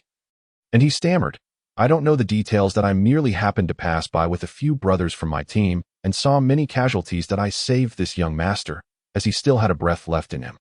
It was only later that I recognized him as a member of the Merlin family, which is why I brought him back. As for who was responsible for this, I truly have no idea." At that moment, Mordok also emerged, his expression grave upon witnessing Lin Ying's condition. Just as the 3 families were set to engage in a contest, Lin Ying had suddenly been gravely injured, certainly not an auspicious sign. Was there some movement from the other side? Lin Ying was the strongest among the younger generation of the Merlin family. His severe injuries would undoubtedly spell trouble for the upcoming contest. Lin Cheng's gaze burned with intensity as he scrutinized the mercenary. Sensing the sincerity in his panicked demeanor, he waved his hand, stating, "Housekeeper, see them out and reward each with 100 gold coins." The mercenaries expressed their profound gratitude as they followed the housekeeper out. Lin Cheng crouched down and examined Lin Ying's injuries, his expression growing increasingly grim. Not only were several ribs broken, but the meridians in his body had also suffered significant trauma. Leaving his breath in disarray. As Lin Cheng assessed Lin Ying's wounds, he inadvertently touched a painful spot, causing Lin Ying to emit a groan of agony. The pain momentarily stirred him from his stupor, and through the haze of suffering and unconsciousness, he recognized Lin Cheng standing before him. With great effort, he stammered, "Stone Simpson." Blood trickled from the corner of his mouth as he slipped back into unconsciousness. Lin Cheng's countenance darkened, fury igniting in his eyes. "The Simpsons once again. This is intolerable." However, a flicker of surprise crossed his features, based on his knowledge of the younger generation of the Simpson family. This Stone Simpson had not been particularly remarkable. Recent intelligence indicated he was merely a 9th-level fighter. Given Lin Ying's 12th-level mage prowess, he should have easily triumphed in a direct confrontation. How could he have sustained such grievous injuries? Especially when all his carefully selected attendants had perished. Mordok, upon hearing this, felt a surge of delight. His suspicions had been confirmed. Indeed, it is the Simpson family. This is turning out to be interesting. Let them fight. The more fierce the conflict, the more advantageous it will be for my family. Is it truly Stone Simpson who inflicted these wounds? Impossible. Just as Lin Cheng pondered this, Theodore Tapia's astonished voice rang out. "Theodore, do not speculate. Your uncle Lin Cheng is fully capable of discerning the truth without your misguided assumptions. Depart at once." Mordok Tapia admonished sternly before turning to Lin Cheng and adding, "Brother Lin Cheng, my nephew is merely a child, speaking out of turn. I hope you will not take offense. How could I be offended? Lin Qing waved his hand graciously, turning to Theodore. Nephew, do enlighten us. Why is it impossible for Linning to have been injured by Stone? Because Stone lacks the capability, Theodore replied. Just months ago, one of my underlings, a mere 9th-level fighter named Quiz Tapia, easily defeated Stone Simpson with a single blow. Uncle, consider this. How could someone who cannot even best my underling possibly injure the strongest member of the Merlin family? Linning, it is absolutely inconceivable. Theodore spoke with unwavering conviction, seemingly addressing Lin Qing's inquiry. However, to the ears of those from the Merlin family, it conveyed a different message, though Theodore did not explicitly state it. The implication was clear. My underling bested Stone with ease, yet Stone has managed to severely injure your so-called finest, Linning, thereby establishing the Tapia family as the strongest among the three. Who claims Linning to be the strongest of the Merlin family? At that moment, a cold voice pierced through the discontented murmurs of the Merlin family, followed by the appearance of a tall, handsome young man with a stern expression. Lin Hao, ranked second among the Merlin family's 3 prodigies. He towered over Theodore, exuding an air of confidence as he declared, Linning is no longer the strongest of the younger generation. I, Lin Hao, am. You mentioned your underling, Quist, defeating Stone Simpson months ago. Humph. What significance does that hold? Who can say whether Stone has not undergone some remarkable transformation in the meantime, emerging even stronger? Impossible. Theodore, having seized upon a chance to undermine the Merlin family's reputation, was not about to relinquish it so easily. There is nothing impossible. Lin Hao interrupted decisively, raising his hand to cut off Theodore's words. Regardless of how strong Stone may have become, I, Lin Hao Merlin, shall defeat him and restore the honor of the Merlin family. Tarnished by Lin Ying's injury, Theodore wished to retort, but he was silenced by a stern glance from Mordok, who then took his leave, bidding farewell to Lin Qing, preoccupied with concern for Lin Ying's condition. Lin Qing did not press for further discussion. Father, why did you not allow me to continue? Once outside the Merlin family, Theodore expressed his bewilderment as they climbed into their luxurious carriage. What a splendid opportunity to diminish the Merlin family's standing. An opportunity, yes, but it also entails danger, Mordok cautioned earnestly. Do you not realize? Although Lin Hao bears the badge of a 10th-level apprentice mage, the fluctuations in his spiritual and magical energies indicate he is at least a 13th-level mage. Reports suggest that the 3 prodigies of the Merlin family entered the Sunsetting Mountains for training just months ago. Are you not curious how he has managed to advance so rapidly in such a short time? Could it be due to some fortuitous encounter? Theodore gasped, his eyes gleaming with envy. Indeed, only a fortuitous encounter could explain such rapid progress, Mordok affirmed. The Sunsetting Mountains are fraught with peril and teeming with magical beasts. Yet they also present myriad opportunities. With courage and luck, discovering such an encounter is not beyond the realm of possibility. If Lin Hao could experience such an encounter, then it stands to reason that Stone Simpson, too, may have had a similar stroke of fortune, resulting in a significant increase in strength, sufficient to slay Lin Ying's attendants and injure him. Theodore opened his mouth as if to retort, yet ultimately refrained from speaking. Murdoch remarked, I am aware that you wish to elevate the reputation of our Tapia family through this matter, but your eagerness seems somewhat excessive, should Stone Simpson indeed have experienced an extraordinary encounter, thereby augmenting his power to the extent that he could defeat Lin Ying, who has similarly ascended to the rank of a magician. Then if your words were to spread today, and he sought you out for a life-and-death duel, it would result in a precarious situation from which we could not extricate ourselves. Our Tapia family has risen under the oppression of the Simpson and Merlin families through stability, not recklessness. You must remember this. Yes, Theodore obediently nodded, then inquired, has Linning truly become a magician? Indeed, Murdoch replied with a confident smile, though he is gravely injured and appears little better than a cripple. The residual magical fluctuations emanating from him cannot escape my notice. I estimate he is at least a level 12 magician. My son, do not be overly conceited. There are many exceptional individuals among your peers. If you wish to rejuvenate the Tapia family, you must exert greater effort. Do you understand? Yes. At the Merlin residence, Lin Qing instructed, carry the eldest young master back to his room and summon Mr. Bodo for treatment. I will be there shortly. Turning to Lin Hao, he added, Hauer, come with me. I have matters to discuss with you. As he spoke, he turned and left, never once glancing at Lin Li, who stood to the side. Lin Li had long grown accustomed to the head of the family's indifference towards him and did not take it to heart. Noticing the steward beckoning a few servants to carry Lin Ying away, he hastily approached and said, Steward, please wait. 7th young master, what is your command? The steward promptly ordered the servants to halt and respectfully inquired, Lin Li carefully lifted the thin blanket covering Lin, glanced at him, and then said, "It's nothing. Just take good care of the eldest young master." The steward found Lin Li's actions puzzling but, seeing his furrowed brow, dared not question further. He promptly instructed the servants to carry Lin away and then sought out the 7th-level potion master, Bodo, for treatment. Although Lin Li had appeared to be observing casually, he had utilized his mental strength to thoroughly examine Lin's injuries, uncovering far more than Lin Cheng or even Murdoch had detected from the magical elemental fluctuations lingering on Lin's body and his injuries. Lin Li quickly reconstructed the circumstances surrounding Lin Ying's wounding in his mind. It was apparent that Lin Ying had conjured a magical shield prior to his injury. The magical shield is a level 11 defensive spell that a magician can master upon reaching the rank of magician. While it is purely defensive and cannot be employed for offense, it is exceedingly practical. Once cast, it envelopes the magician like an egg, ensuring that all vital points remain shielded from exposure, serving as a final line of defense for the magician. Through the analysis of Lin's mental and magical fluctuations, Lin Li deduced that his level was not particularly high, only that of a level 12 magician, and the magical shield he conjured was rather thin.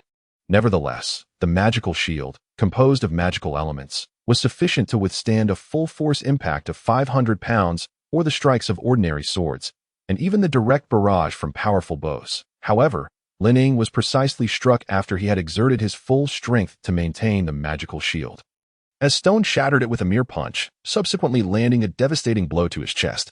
This indicated that the force behind Stone's punch exceeded 500 pounds. Lin Li, not merely a magician but also a fighter, understood the implications of this. A fighter cannot generate fighting energy until they have condensed their fighting spirit. They possess only fighting strength, and even when reaching level 10, the maximum force they can exert in a full punch does not surpass 500 pounds. Since Stone was capable of shattering the magical shield with a single punch, he must either possess a secret technique that enhances his strength to deliver a lethal blow or have already condensed his fighting spirit, thereby acquiring a fighting energy with greater lethality and penetrating power. Judging by Lin's injuries, Lin Li leaned towards the latter conclusion. Thus, he inferred that Stone was at least a level 11 fighter who had condensed his fighting spirit, if not even higher. Additionally, the fact that Stone could preemptively strike before Lin had the opportunity to attack underscored his remarkable speed, indicating that merely attempting to create distance for a magical ranged assault would be rather impractical. In light of this, Lin Li felt that even if Lin were somewhat stronger than Lin, facing Stone directly would still pose a grave danger. Against such a formidable adversary, magic would be less effective than sheer physical might. His father was correct. Magic is not omnipotent. In direct combat, one's own body is the ultimate weapon for overcoming adversaries. The Stone Simpson. Just wait. I shall defeat you. With this thought, an inexhaustible fighting spirit surged within Lin Li.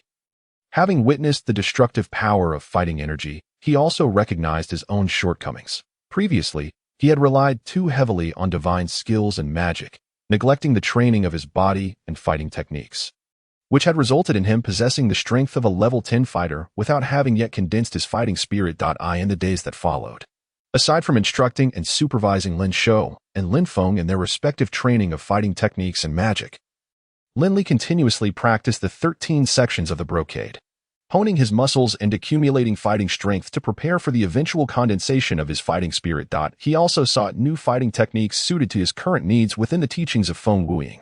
One morning, in a secluded grove within the Merlin estate, Lin Li sat on the ground, contorting his limbs and torso into an unusual posture. After maintaining this position for a moment, he moved, extending his hands and transitioning into a new stance, which was the final one of the 36 postures in the first section of the 13 sections of the brocade. Through his unwavering practice over this period, Lin Li finally succeeded in completing all 36 movements of the first section in one breath. From the very first movement, he felt the fighting strength within him begin to flow. As the actions became increasingly fluid and rapid, his internal fighting strength surged through his meridians, intensifying with each twist and turn. With every complete rotation, not only did his limbs and bones grow stronger from the nurturing of his fighting strength, but the quantity of that strength also increased swiftly. Simultaneously, his mental core seemed to be affected, beginning to spin faster, with the fluctuations of his mental power growing stronger. After escalating from level 12 to level 13, it did not cease there but continued to rise steadily. As the mental power surged like a tide, Lin Li's internal fighting strength thickened, flowing ever more rapidly under the guidance of the initial postures of the 13 sections. For the inhabitants of the Ariel continent, The moment one's mental strength surpasses level 10 marks a crucial choice between condensing the fighting spirit or the magical energy heart. This decision will undeniably shape the course of their lives. Although both paths rely on mental strength, the journey of fighters and magicians diverges sharply the instant they break through level 10 to enter level 11. This divergence is not solely due to the differing locations of the fighting spirit and magical energy heart, but also because the subsequent focuses of both paths will undergo drastically different transformations. One could say that choosing one path will render the other increasingly distant. While some have contemplated forging a new path that balances both, the reality has proven that this route is far more arduous than the previous two. The dual cultivation of fighting and magic is exponentially more challenging than imagined, causing many to retreat, abandon their pursuits, or even end up with nothing after failure, fading into obscurity. However, Lin Li felt no hesitation. For he had already made his resolution while traversing the Sunset Mountain range. Regardless of whether the path ahead is fraught with thorns or smooth terrain, he must tread it resolutely. This was a lesson imparted by his father, Lin Fa, and now he would follow his own will, walking steadfastly forward. To condense the fighting spirit. With a focused intention, Lin Li directed the fighting strength surging through his limbs and bones without becoming overly entangled with his mental power. Instead, it began to accelerate autonomously, converging towards his lower abdomen's dantian like rivers flowing into the sea, where it was compressed, gradually becoming tighter and more solid. By my will, I transform strength into energy. And rotate. Lin Li's body continuously repeated the 36 movements of the first segment of the brocade, drawing in the celestial essence of the world around him in a steady stream, transforming it into fighting energy that gathered within his dantian. At the same time, he deftly controlled the fluctuations of this energy. Feng Wuying hailed from the distant east. Although he had integrated some combat techniques from the continent of Anruyer, his lineage remained distinct. For instance, the core of the fighting energy heart in Anruyer is condensed around mental power, and upon completion, the mental power and fighting energy merge into one, indistinguishable from each other. However, in Feng Wuying's lineage, the fighting energy heart does not involve mental power. While this complicates the process of condensing the fighting energy heart, the resulting essence is remarkably pure, yielding superior effects. Under the dual impetus of Lin Li's body and will, the fighting energy that had coalesced in his dantian, after several compressions, began to rotate slowly, initially at a leisurely pace, but gradually accelerating and descending. The dantian, as termed in Feng Wuying's teachings, was fully inherited by Lin Li. At this moment, the solidified fighting energy resembled a seed, being planted into the dantian as it spun faster. In the instant of their union, Lin Li heard a soft yet thunderous sound, akin to spring thunder breaking forth. Loud enough for him alone to perceive. In the next moment, the rotating fighting energy embedded in his dantian underwent a profound transformation, a qualitative leap, akin to a seed sprouting, bursting forth from stagnation into vibrant life. Lin Li acutely realized that from this moment onward, everything would change. The fighting energy that had been confined within him could now manifest externally, and in this process, he ascended from a level 10 fighter to a level 11 warrior. A mere step apart, yet worlds away, the fighting energy heart spun faster and faster, 10 rotations per breath, 20, 30. As the speed intensified, Lin Li felt as though his dantian and body transformed into a colossal vortex, rapidly drawing in the celestial essence from all directions, entering his form, and after being refined through the fighting energy heart, becoming fighting energy at his command, accelerating 50 rotations per breath. 100. At this juncture, Lin Li sensed he had reached the pinnacle of the fighting energy heart's rotation, coinciding with the limits of his physical endurance. His limbs and every sinew surged with tumultuous fighting energy, creating an overwhelming sensation as if he might burst at any moment. Releasing it, with a mere thought, Lin Li slid forward as if gliding along the ground, and in the next instant, he found himself 10 meters in front of a tree thick enough for two people to embrace. With a swift twist of his hand, he unleashed a punch, and the surging fighting energy erupted from his fist like a cannonball from a magic crystal cannon, instantly striking the trunk before him. With a resounding boom, the massive trunk was cleaved in two, propelled away by the tremendous force, flying several meters. This was a newly acquired low-grade fighting technique called Sky-Shattering Strike, aptly named for its earth-shattering force. Witnessing the tree's destruction by his fist, Lin Li felt a surge of satisfaction, yet he had no intention of stopping there. With a flick of his left hand, fighting energy erupted from each fingertip, extending like invisible threads, instantly enveloping a 10-meter radius. Sticky silk hand. Lin Li observed the tree soaring through the air, sensing that under the influence of the fighting energy released by his technique, it was as if he had complete control over it. Come here. With a gentle tug of his left hand, a crisp snap echoed, and the tree, influenced by the fighting energy, flew toward him like a massive umbrella. Unfazed, Lin Li raised both fists, and in an instant, they transformed into phantom images. The surging fighting energy erupted with the force of his punch, akin to a barrage of arrows shooting forth toward the descending tree canopy. With a thunderous explosion, the canopy shattered under the onslaught of countless fighting energies, sending wood shavings and leaves spiraling. Lin Li's relentless barrage did not cease. His fists danced, fighting energy surged, resembling a volley of arrows. Their might astonishing. With each impact, the leaves swirling within a 20-meter radius of Lin Li erupted into a cloud of green powder, dispersing like a layer of verdant dust rising from the ground. Suddenly, immersed in the exhilaration of the moment, Lin Li heard the sound of garments slicing through the air, accompanied by an authoritative voice. Who dares to act against the Mei Lin family? The voice was familiar to Lin Li, belonging to an elder who routinely patrolled the Mei Lin estate. Not wishing to prematurely reveal his strength, Lin Li swiftly vanished, leaving only fallen leaves and a haze of green dust in his wake. With a quick dash back to his courtyard, he had barely opened the gate when a gust of wind struck him. Fatty. In the blink of an eye, Lin Li deduced the identity of the assailant and, rather than retreating, advanced forward. With a twist of his right fist, he executed the sky-shattering strike. However, unlike his previous practice in the woods, this time he did not unleash the fighting energy outward, maintaining it within while executing the same technique, albeit with significantly less force. With a resounding thud, Lin Li's late strike nevertheless reached its target first, as his fist collided with the half-finger-thick courtyard door, shattering it with a gaping hole the size of a basin. Simultaneously, Lin Shou's attack arrived, akin to a bear with immense paws pounding against rock, crashing down upon Lin Li's fist. The impact caused a brief pause before Lin Shou was sent flying, like a kite severed from its string, hurtling toward a stone table in the courtyard. Big brother, help! Though Lin Shou was unharmed, the sensation of being airborne was less than pleasant, prompting his urgent plea. Lin Li chuckled, stepping through the hole created by their clash. With a flick of his left hand, he employed the sticky silk hand, using his fighting energy to pull Lin Shou back from his chaotic flailing in midair. Observing Lin Shou, who was still shaken, Lin Li couldn't help but inquire, "Fatty, did you enjoy that?" "Not at all," Lin Shou replied, wiping the cold sweat from his brow. "Big brother, this low-grade violent bear strike you taught me seems rather ineffective." "What makes you say that?" Lin Li asked. "If even Big brother can't defeat it, what use is it?" "I'm utterly embarrassed," Lin Shou lamented, covering most of his face with his chubby hand, looking utterly mortified. Lin Li couldn't help but chuckle, responding, "No matter how good a technique is, without sufficient strength, its power cannot be fully unleashed, just like you now, although you've made rapid progress, advancing from a level 5 fighter to a level 7.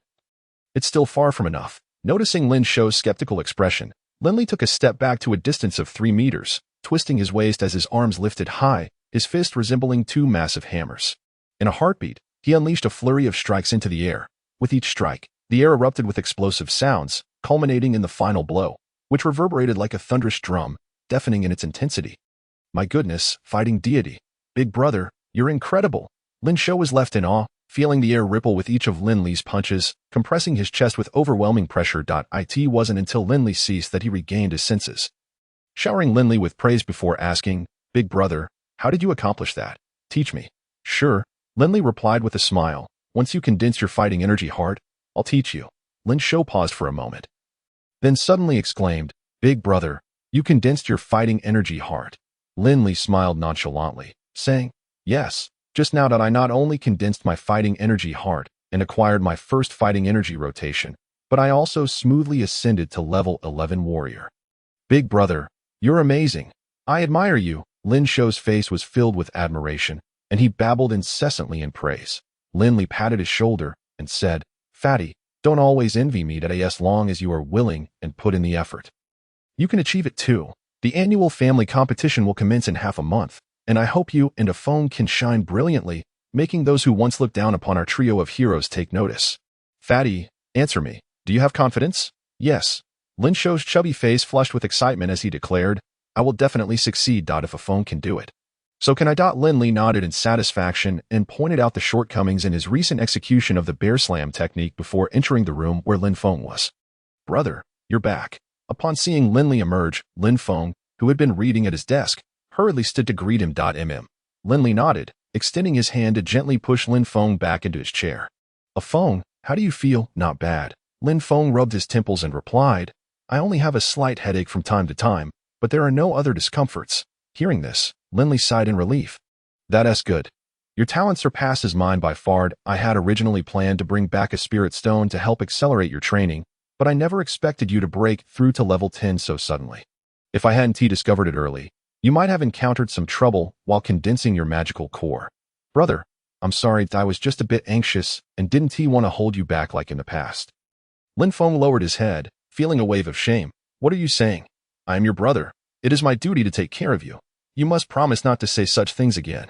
With that, Lin Li sat beside him and wrapped an arm around his shoulder. Feng, while diligence and training is essential, one must also understand the importance of balance. You cannot expect to achieve everything in one go. Otherwise, it may lead to adverse effects. For instance, had it not been for your fortunate timing and my early discovery, you might have ruined your chances for life. Lin Li continued, your headache is a result of your mental strength increasing too rapidly. Your body is unable to adapt all at once. Listen to me, do not push yourself in training these days. Focus on reading the notes I've given you, solidifying your magical techniques in preparation for the upcoming family competition. Do you understand? Lin Feng nodded eagerly, looking at Lin Li with fervor. Brother, this time I will definitely show those people what I'm capable of, so they will no longer look down on us. Haha, good. Then I shall watch as a Feng displays his might, defeating them soundly. Since the hasty departure of the father and son duo, Murdoch and Theodore, from the Merlin family, the patriarch, Lin Cheng, seemed to have forgotten about Lin Li. As he had not summoned him again, Lin Li had long since grown accustomed to this neglect, reassuring Lin Shou and Lin Feng, who continually defended him, that he was indifferent to their treatment. Yet, deep down, he harbored a determination to help Lin Shou and Lin Feng stand out in the family competition in the remaining half-month. Aside from diligently practicing the 13 sections of brocade and combat techniques in his courtyard, Lin Li devoted himself to guiding Lin Shou and Lin Feng. Perhaps inspired by Lin Li's earlier words, after 10 days of rigorous training, Lin Shou successfully advanced a level, becoming an 8th level fighter. While also mastering the combat techniques he had learned with greater finesse for Lin Feng. Although he did not advance further, under Lin Li's meticulous guidance, not only did the aftereffects of his previous rapid progress completely vanish, but his magical techniques also saw significant improvement. While the three brothers focused on their progress in the secluded courtyard, the atmosphere within the Merlin family grew increasingly tense with the approach of the annual family competition. The younger generation, in particular, became increasingly aggressive, viewing everyone else as competitors. Although it did not escalate to physical confrontations, provocations were rampant on a morning just as dawn broke, while most people were still lost in slumber. The members of the Merlin family were already bustling about. Bang, bang, bang. A series of urgent knocks echoed. Big brother, you're not still in bed, are you? Today is the day of the family competition. We must hurry. Fatty exclaimed excitedly, suddenly sensing an unusual presence behind him. After such a lengthy period of training, his instincts were sharpened, and he turned around swiftly, only to find Lin Li standing just 2 steps away, holding a twig. Phew. Fatty patted his chest, feigning shock. Big brother, when did you wake up? I thought I would surely be the first one up today. How did you sneak up on me? Lin Li tossed the twig aside. I'm not sure about others, but Lin Feng has already gone ahead. Let us follow. Lin Li and Fatty set off early, but they were not the only ones. They encountered several groups along the way. Is that you, Fatty? You actually managed to get up this early? What? Do you really think you can participate in the family competition? As Fatty was discussing how he had been approached earlier, he suddenly heard a voice from behind. He did not need to turn around to know it was Lin Mi. Fatty paused briefly as Lin Shi and Lin Mi approached. Lin Shi shot them a cold glance and said, there are always some who harbor delusions, and some who mistakenly believe that a slight increase in power through external help makes them remarkable, not realizing that a waste is ultimately a waste. Even if they manage to win by luck today, someone will surely deal with you. What did you say? Fatty exploded at her words, clenching his fists, ready to retaliate. Lin Li placed a hand on Fatty's shoulder. Calming him down as he ignored Lin Shi and Lin Mi's taunts, he simply said, the competition is about to begin. Let us settle any matters on the stage. Fatty waved his fist towards Lin Shi. Just you wait. I'll make you unrecognizable even to your own father. Upon hearing that, Lin Shi burst into laughter, sharing a hearty laugh with Lin Mi. Fatty was about to retort, but Lin Li had already pulled him away.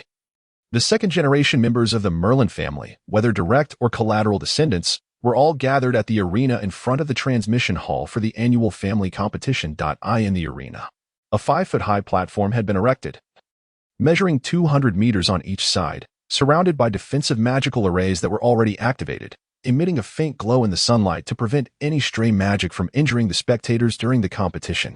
Though they were all descendants of the Merlin family, distinctions existed between the direct and collateral lines, and naturally, their treatment varied accordingly, which was glaringly evident in the seating arrangements for the spectators. In previous years, the 3 illustrious members of the Merlin family sat in the front row, the best vantage point, near the patriarch and the elders, while other direct descendants took their seats along the sides.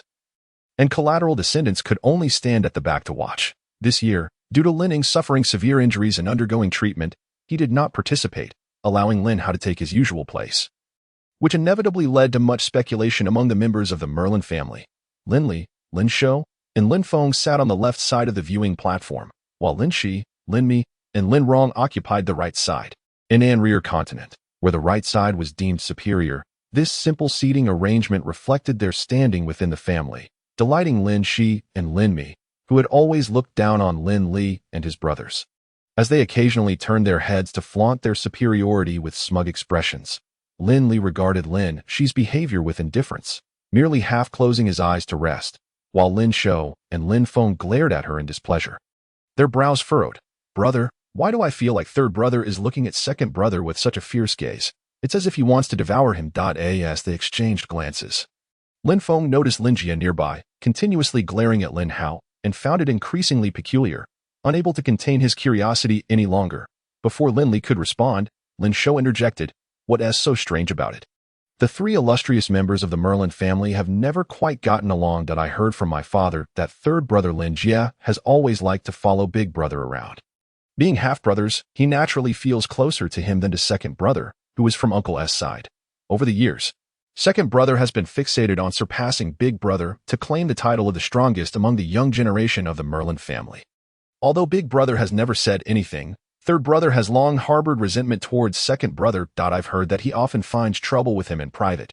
This time, with big brother injured and unable to attend, second brother has taken his place. Can you imagine how third brother feels about that? Now it all makes sense." Lin Feng wore an expression of sudden realization as he exclaimed, "Fatty, how do you know about these matters? I seem to have never heard anyone mention them before." "Umph," Lin Shou scoffed. "You spend all your time cooped up at home meditating, completely oblivious to the world outside. How could you possibly know anything?" This retort immediately earned Lin Shou a pair of disdainful eye rolls from Lin Feng.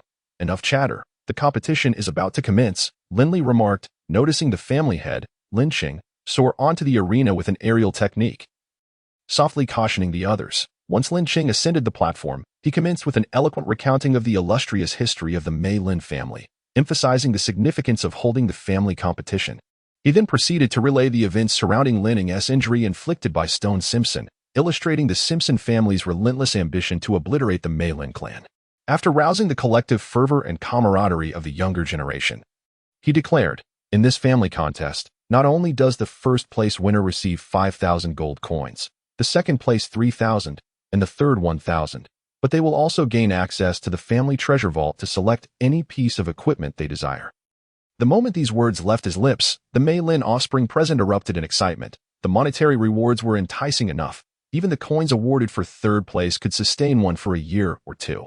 Despite the Mei Lin family's considerable wealth, they provided only modest allowances to prevent the younger generation from developing habits of arrogance and indulgence. The prospect of earning money through the family competition was unprecedentedly favorable. Even more exhilarating was the opportunity to select equipment from the treasure vault. With 3 centuries of accumulation in Stormwind City, the Mei Lin family possessed an impressive array of magical artifacts and various gear. The mere thought of choosing one felt like a dream come true. Witnessing the enthusiasm on their faces, Lin Qing smiled with satisfaction before announcing the commencement of the annual family competition. Subsequently, Elder Lin Zheng of the transmission hall took to the stage, stating, "The first round of the competition will see the Elder Council determine the combatants. I shall now announce the list of participants." He retrieved a paper from his sleeve and began to read aloud. From a young age, both direct and collateral descendants of the Mei Lin family were required to undergo unified training at the transmission hall. Once their mental prowess reached level 6, they would receive individualized training based on their aptitude or talent. As an elder of the transmission hall, Lin Zheng was familiar to nearly all the young generation of the Mei Lin family, having guided their magical studies, thus earning their trust in his fairness and impartiality. Although many voiced silent discontent over the Elder Council's direct assignment of opponents, no one dared to openly dissent. Out of respect for Lin Zheng and the council, the arena in front of the transmission hall, though spacious, was amplified by a third-level auxiliary magic, allowing Lin Zheng's powerful voice to resonate clearly among the crowd. As the names of the participants were announced, any lingering dissatisfaction gradually dissipated. Overall, in the first round, each contender qualified to participate was matched with an opponent of comparable strength, ensuring that neither side felt undue psychological pressure while allowing them to showcase their true abilities. After all, the family competition was not solely about rankings, it was also an opportunity to assess the progress made by the Mei Lin descendants over the past year and identify areas for improvement, thereby preventing any absurd mismatches in strength. Due to the first round's format of pitting the weaker against the stronger, the renowned trio of underachievers, Lin Li, Lin Shou, and Lin Feng, found themselves positioned at the forefront, facing off against collateral descendants. Lin Li had long resolved that this family competition would primarily serve to allow Lin Shou and Lin Feng to shine and gain recognition, while he himself would maintain a low profile. Thus, when he stepped onto the arena, Lin Li refrained from employing combat techniques or revealing his ability to cast spells instantaneously. He merely adhered to conventional methods of incantation, gesturing to guide his magical assaults. Utilizing only basic spells such as magic missile, fireball, and ice arrow, Lin Li's opponent was a collateral descendant slightly older than him, whose lack of talent led him to focus on combat skills. Now possessing the strength of an 8th-level fighter, faced with Lin Li's relentless barrage of magical projectiles, he dared not confront them head-on, instead opting to circle the perimeter in search of an opportunity to close the distance and defeat Lin Li in one decisive blow. Despite his good intentions, Lin Li was no longer the 5th-level apprentice magician in the eyes of others. With his 13th-level mental prowess, he could wield low-level spells with remarkable finesse, even without forming a magic core. Though he sought to remain inconspicuous, his battle instincts were undeniable. By employing Ice Arrow to restrict and slow his opponent's movements, he effectively compressed their operational range while using Fireball for long-range attacks. Even if the opponent managed to close the gap momentarily, Lin Li would simply repel him with a magic missile. As a result, Lin Li's adversary remained stuck at a distance of 20 meters, unable to approach, thus failing to exploit the fighter's advantage in close combat. Lin Li was content to proceed at a measured pace, yet his opponent was eager to impress the family head and esteemed elders, including the capable direct descendants like Lin Hao, in hopes of securing a position as their retainer. After a prolonged assault yielded no results, impatience crept in, and seizing an opportunity, he charged toward Lin Li. Yes, close in and take him down. Since Lin Li had first stepped onto the stage, Lin Shi had been eagerly waiting for him to falter. However, Lin Li's composed performance rendered the earlier rounds rather mundane. Now, as his opponent attempted to bridge the gap, Lin Shi envisioned Lin Li sprawled on the ground, receiving a thorough thrashing, prompting him to leap to his feet and shout excitedly. On the spectator platform, Lin Cheng's expression darkened at Lin Shi's unrestrained antics. He shot him a disapproving glance, but refrained from intervening. Seeing that the family head remained silent, the usual entourage of collateral descendants surrounding Lin Shi began to chant in unison. Take him down! Take him down! Bah! You think you can defeat my big brother? Dream on, Lin Shou scoffed, his face twisted in disdain. Indeed, my brother is invincible, Lin Feng chimed in agreement. Yet, as the crowd cheered, the events on the arena unfolded in stark contrast to their expectations. Before the challenger could reach Lin Li, an ice arrow landed at his feet as if it had been anticipated, shattering upon impact and unleashing a wave of frigid air. The freezing effect of the ice arrow instantaneously activated, encasing the challenger's right foot in ice as he landed. Although the freezing power was not particularly strong and could be broken with some effort, his forward momentum faltered, leaving him slightly off balance. At that moment, Lin Li's magic missile, having completed its incantation, silently shot forth and struck him squarely in the chest. While the magic missile lacked lethal force, its impact was significant enough to send the challenger tumbling backward, crashing to the ground with a thud. Lying supine. To fall before a magician. Even an imbecile would understand the implications of such an event. In that instant, the arena, once filled with raucous cheers, fell eerily silent. Lin Shi and the other collateral descendants who had eagerly anticipated Lin Li's defeat now stood agape, their faces etched with disbelief. Luck. It was sheer luck. Lin Shi finally regained his composure and shouted, "Lin Shi, be quiet." Lin Qing could no longer contain his displeasure, murmuring a reprimand. A win is a win. Nothing else matters. Others shared Lin Qing's perspective. No matter how one viewed it, Lin Li's ice arrow seemed overly fortuitous, as though his opponent had willingly offered his foot for freezing. Had Lin Hao or another accomplished magician executed such a spell, the crowd would have lauded it as a masterclass in anticipatory precision. Yet, coming from Lin Li, the leader of the underachievers, it appeared devoid of any reasonable explanation beyond luck. Standing on the stage as the judge, Lin Zheng marveled at the seemingly divine nature of Lin Li's ice arrow. Yet he too did not believe that it was entirely devoid of elements of chance. Nevertheless, he declared, in this round, Lin Li emerges victorious. Well done. The esteemed elder is wise. Lin Shou and Lin Feng paid no heed to the astonished gazes of those around them, leaping up and cheering loudly. After Lin Li nodded in acknowledgement to Lin Zheng, he descended from the arena and returned to his seat to continue his meditative repose. The competition resumed, with Lin Shou and Lin Feng both taking to the stage in turn. Due to the inadequacy of their designated opponents from the Elder Council, the two faced little challenge and swiftly emerged victorious. The spectators, astonished that the trio of previously insignificant participants, who had been eliminated in the first round in past years, had managed to win this time, were filled with disbelief. However, none attributed their success to genuine skill. Rather, they naively speculated it was merely luck or the weakness of their opponents. The subsequent matches unfolded without incident, save for Lin Shi's somewhat surprising elimination of Lin Mi. While the outcomes of the other contests largely conformed to expectations, Lin Jie eliminated Lin Rong, and Lin Hao advanced directly to the second round. Unlike the first round, the opponents in order for the second round were determined by a draw. Lin Li found himself fortunate, drawing no opponent and thus advancing without contest, prompting those who had initially doubted him to curse his apparent stroke of luck.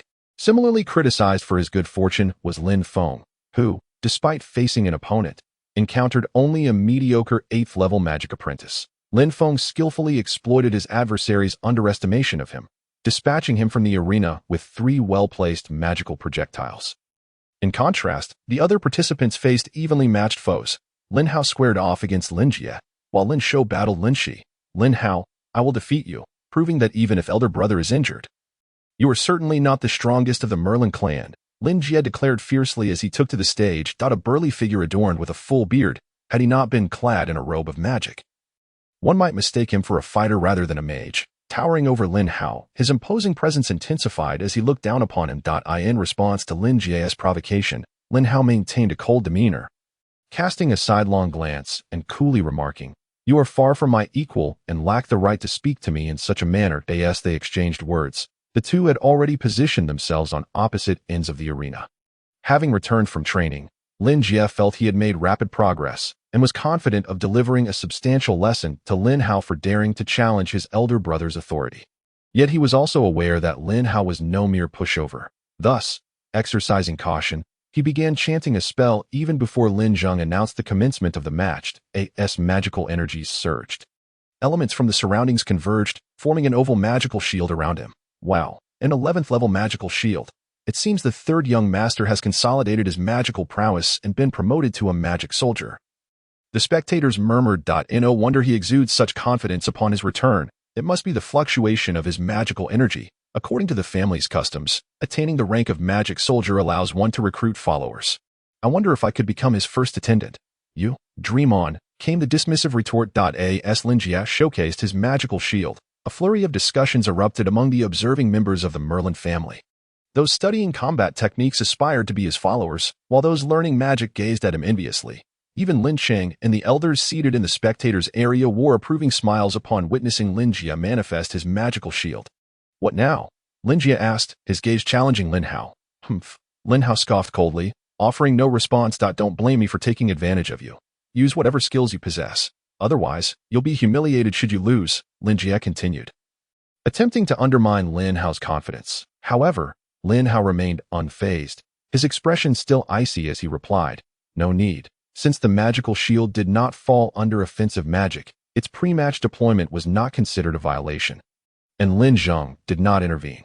After a brief exchange of words, he raised his hand and declared, "I announce the match has begun."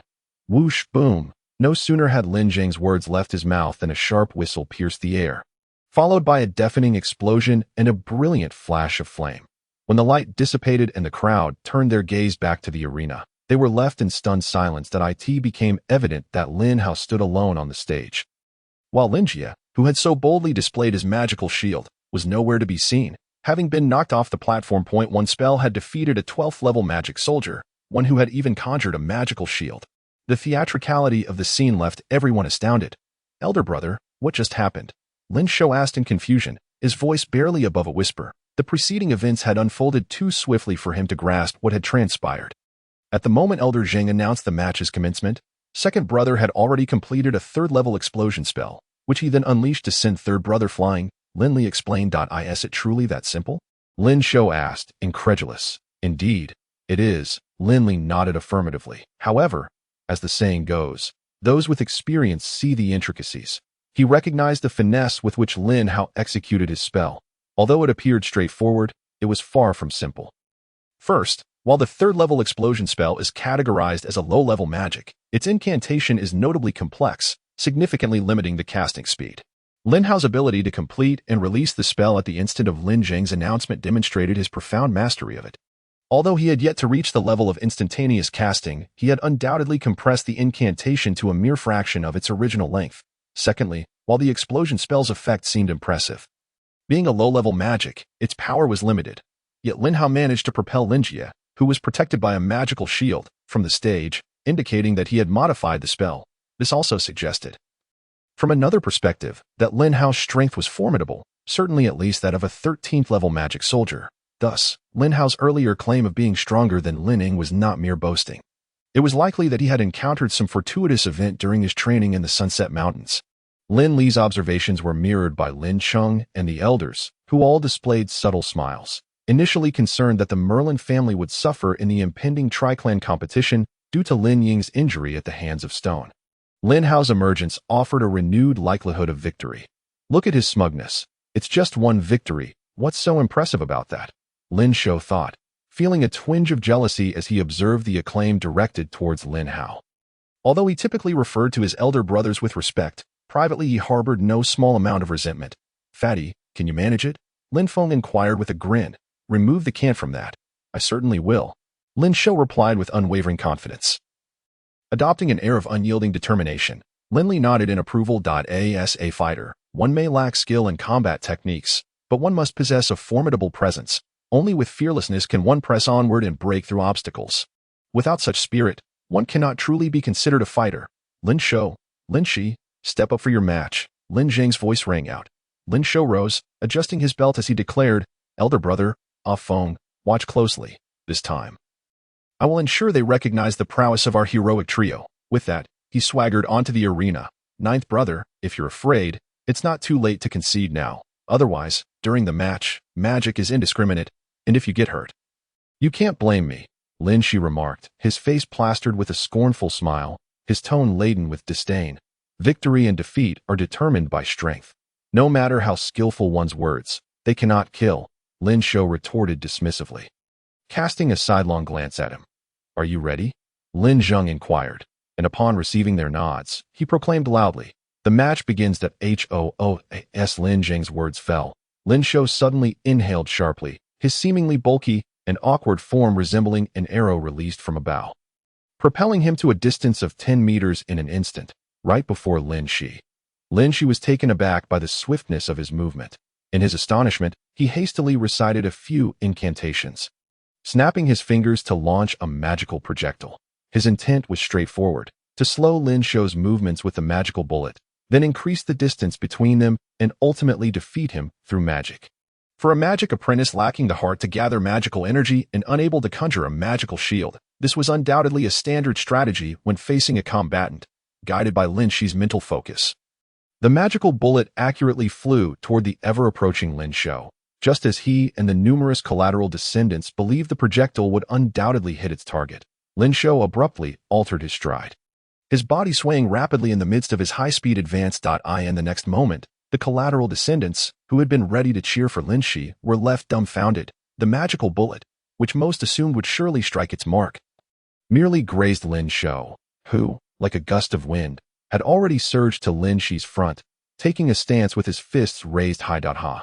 Just as Lin Shou exhaled and made a sound, His fists came crashing down with great force. Bang, bang. After two muffled thuds, Lin Li found himself sent flying. How could this be possible? Everyone was astonished, including Lin Chong and the elders, who had never anticipated that this match would conclude in such a manner. The highly anticipated Lin Li had been defeated by the oft-overlooked Lin Shou, and even more tragically, Lin Shou had only employed a single technique throughout the bout. Nothing is impossible. Sat in the viewing platform. Lin Wei first gasped in shock, then burst into joy, pointing at Lin Shou on the arena with a beaming face. That is my son. How magnificent. He truly embodies my former prowess. Roaring with triumph. Lin Shou waved his fists, his massive form resembling a furious bear, exuding an aura of intimidation and ferocity. The other elders rolled their eyes in unison. They were reluctant to recall how Lin Wei had been in his prime, which certainly bore no resemblance to magnificence. Lin Chong, upon hearing Lin Wei's self-aggrandizing remarks, felt a wave of nausea wash over him, thinking, the one getting beaten is my son. No. Wait. Lin Shou's combat skills clearly did not stem from the fighters recruited by the family. Who could he have learned from? Could it be Lin Li? Surely not. Casting a glance at Lin Wei, who was brimming with joy, Lin Qing felt it necessary to find a moment to inquire about this matter. When the list for the third round of battles was announced, Lin Shou, who had just relished his victory over Lin Li and vented years of pent-up frustration, immediately exploded with rage. Lin Li would face Lin Shou. Lin Hao would take on Lin Feng. The lineup was utterly unexpected. No one had anticipated such pairings. It was thought that the trio of perceived weaklings would finally shed their labels, yet it seemed the outcome remained unchanged. However, one could not dismiss the excitement of internal family rivalries. It was bound to be thrilling. Lin Hao will easily handle Lin Feng. After all, it is simply an adult bullying a child. You are mistaken. It is an adult taking on an infant. Upon seeing this list, even those who relished misfortune shook their heads, while family members overseeing various affairs above regarded the list with contemplative expressions. Damn it, this is unfair. Someone must be upset with our trio of heroes and has plotted against us.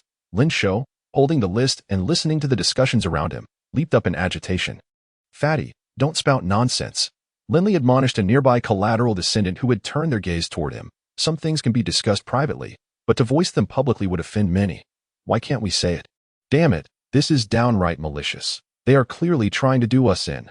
Lin Shou's frustration boiled over, his voice growing louder. Fatty. Though Lin Shou was furious, he still listened to Lin Li's words. However, his anger was far from quelled. With a sharp tug, he tore the list into shreds, muttering indignantly. This is infuriating. Not only Lin Shou, but even Lin Li felt a wave of discomfort, following the previous 2 rounds of competition and eliminations. The number of participants in the third round had dwindled significantly. All collateral descendants had been eliminated, leaving only the direct descendants. Lin Shou, Lin Feng, and Lin Hao. It could be said that this family competition had produced a considerable upset.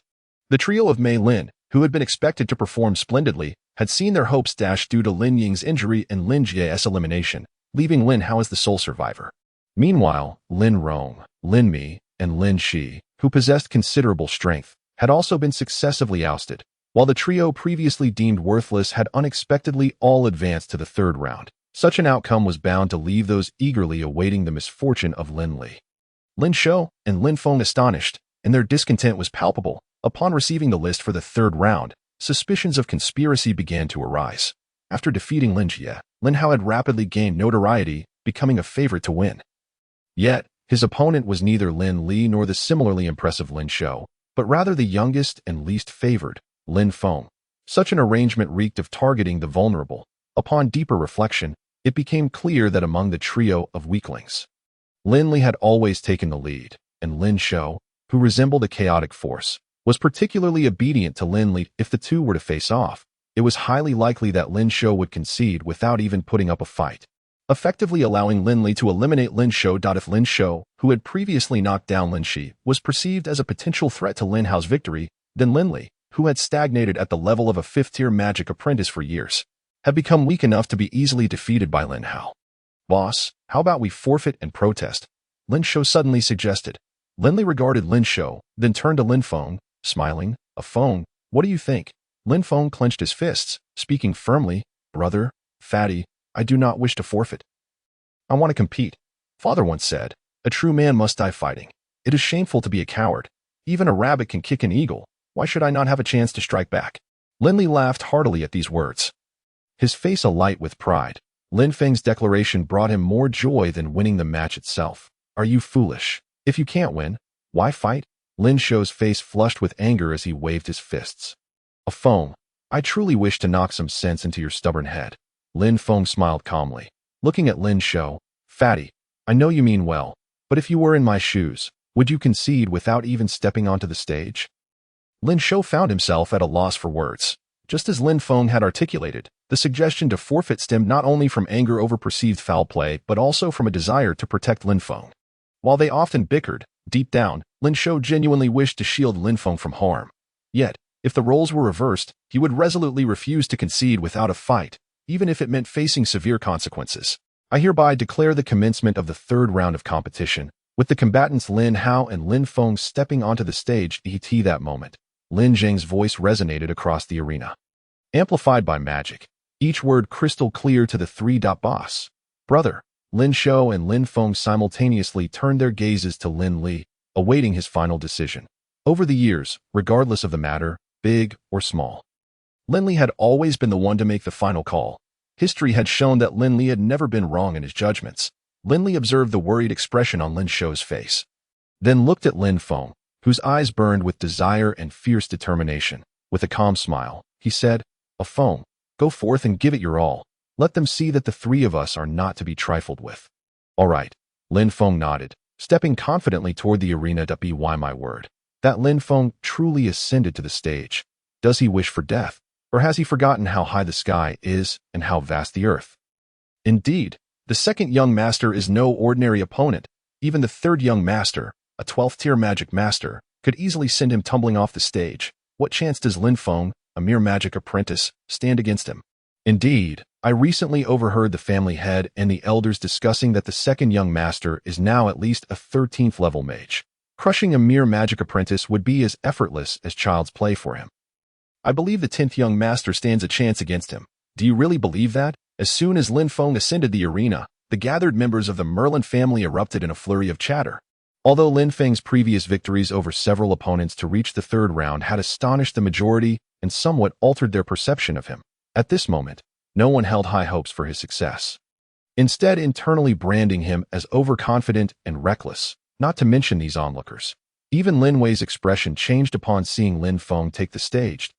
He turned to glance at Lin Li and Lin Shou, only to find Lin Li sitting there with a calm demeanor, exuding an air of confidence. This fueled Lin Wei's suspicions.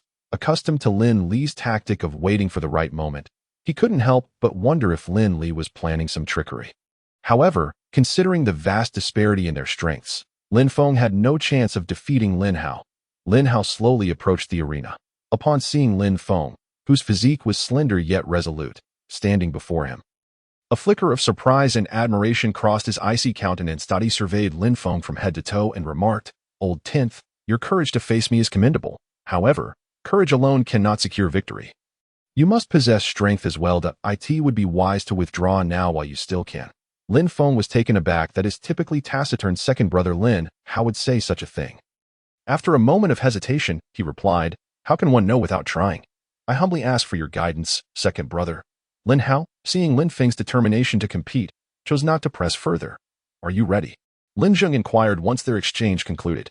After receiving nods from both, he declared, I announce that the match begins. Whooshed. No sooner had he spoken than a magic projectile hurtled through the air. The spectators gasped in unison, not because the projectile was cast by Lin Hao, but rather by Lin Feng himself. One of the rules of the Merlin family duel is that no offensive magic may be prepared before the referee announces the start.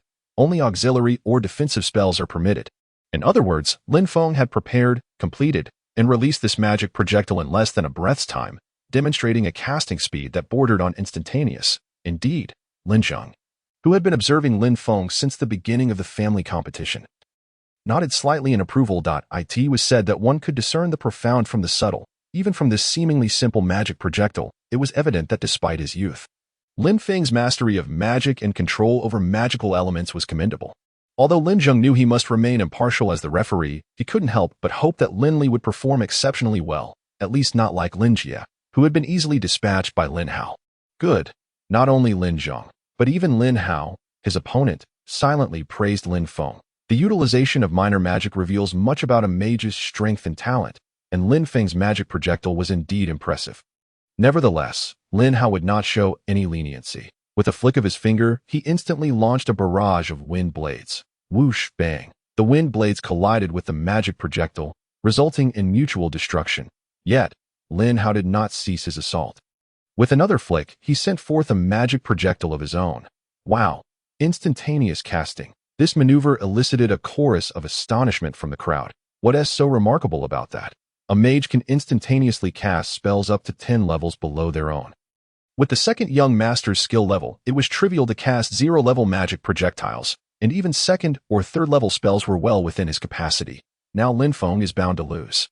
Not necessarily. Look, just as the audience murmured, Lin Feng deftly sidestepped the incoming magic projectile, then with a flick of his finger, sent forth a wind blade. Moreover, as he swiftly moved, he continued to chant spells without interruption. Interesting. Lin Hao was taken aback that Lin Feng could evade his magic projectile even while being mentally locked onto, especially given the enigmatic gracefulness of his footwork. This ignited a competitive spirit within him, prompting him to increase the speed of his finger movements. Whoosh, whoosh, whoosh. In the blink of an eye, 2 wind blades and a small fireball launched in a formation towards Lin Hao. Once again, Lin Feng adeptly avoided the attacks using the agile footwork imparted by Lin Li, simultaneously seizing the opportunity to unleash a series of first and second level spells at Lin Hao. Contrary to the expectations of outsiders, duels between mages do not involve merely exchanging powerful spells. If the opponent is not a fool, they will not grant you the luxury of time to slowly chant and complete a large spell. In truth, encounters between mages often rely on lower or intermediate level magic for victory. Primarily due to the swiftness of casting, time dictates life and death, a consensus long established among mages. If the levels of the competing mages are not drastically different, the ultimate victor is often determined by casting speed, angle, accuracy, and a touch of luck. While Lin Hao was indeed a 13th level mage, Lin Feng was currently a 10th level magic apprentice. Although Lin Feng lacked a heart of magical power, and thus could not instantaneously cast lower level spells like Lin Hao, he was not entirely without advantages. Not to mention, the small tricks Lin Li frequently shared with him were enough to grant him significant benefits and narrow the gap between him and Lin Hao. Perhaps Lin Li considered these techniques trivial, but in reality, they were the crystallization of wisdom and life experiences from legendary figures in his mind. Simple as they may seem, they encapsulated boundless wisdom, making them invaluable. Lin Li generously imparted all of this to Lin Feng. Standing on the shoulders of giants, one can see further. With these honed techniques and his adept application of them, Lin Feng naturally exhibited a level of excellence that set him apart.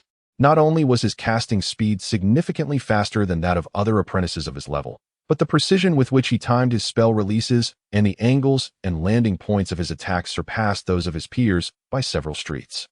Initially, Lin Hao held Lin Feng in contempt. After all, he was a 13th level mage with a heart of magical power that he could easily defeat someone like Lin Jie, a 12th level mage, let alone a mere magic apprentice like Lin Feng.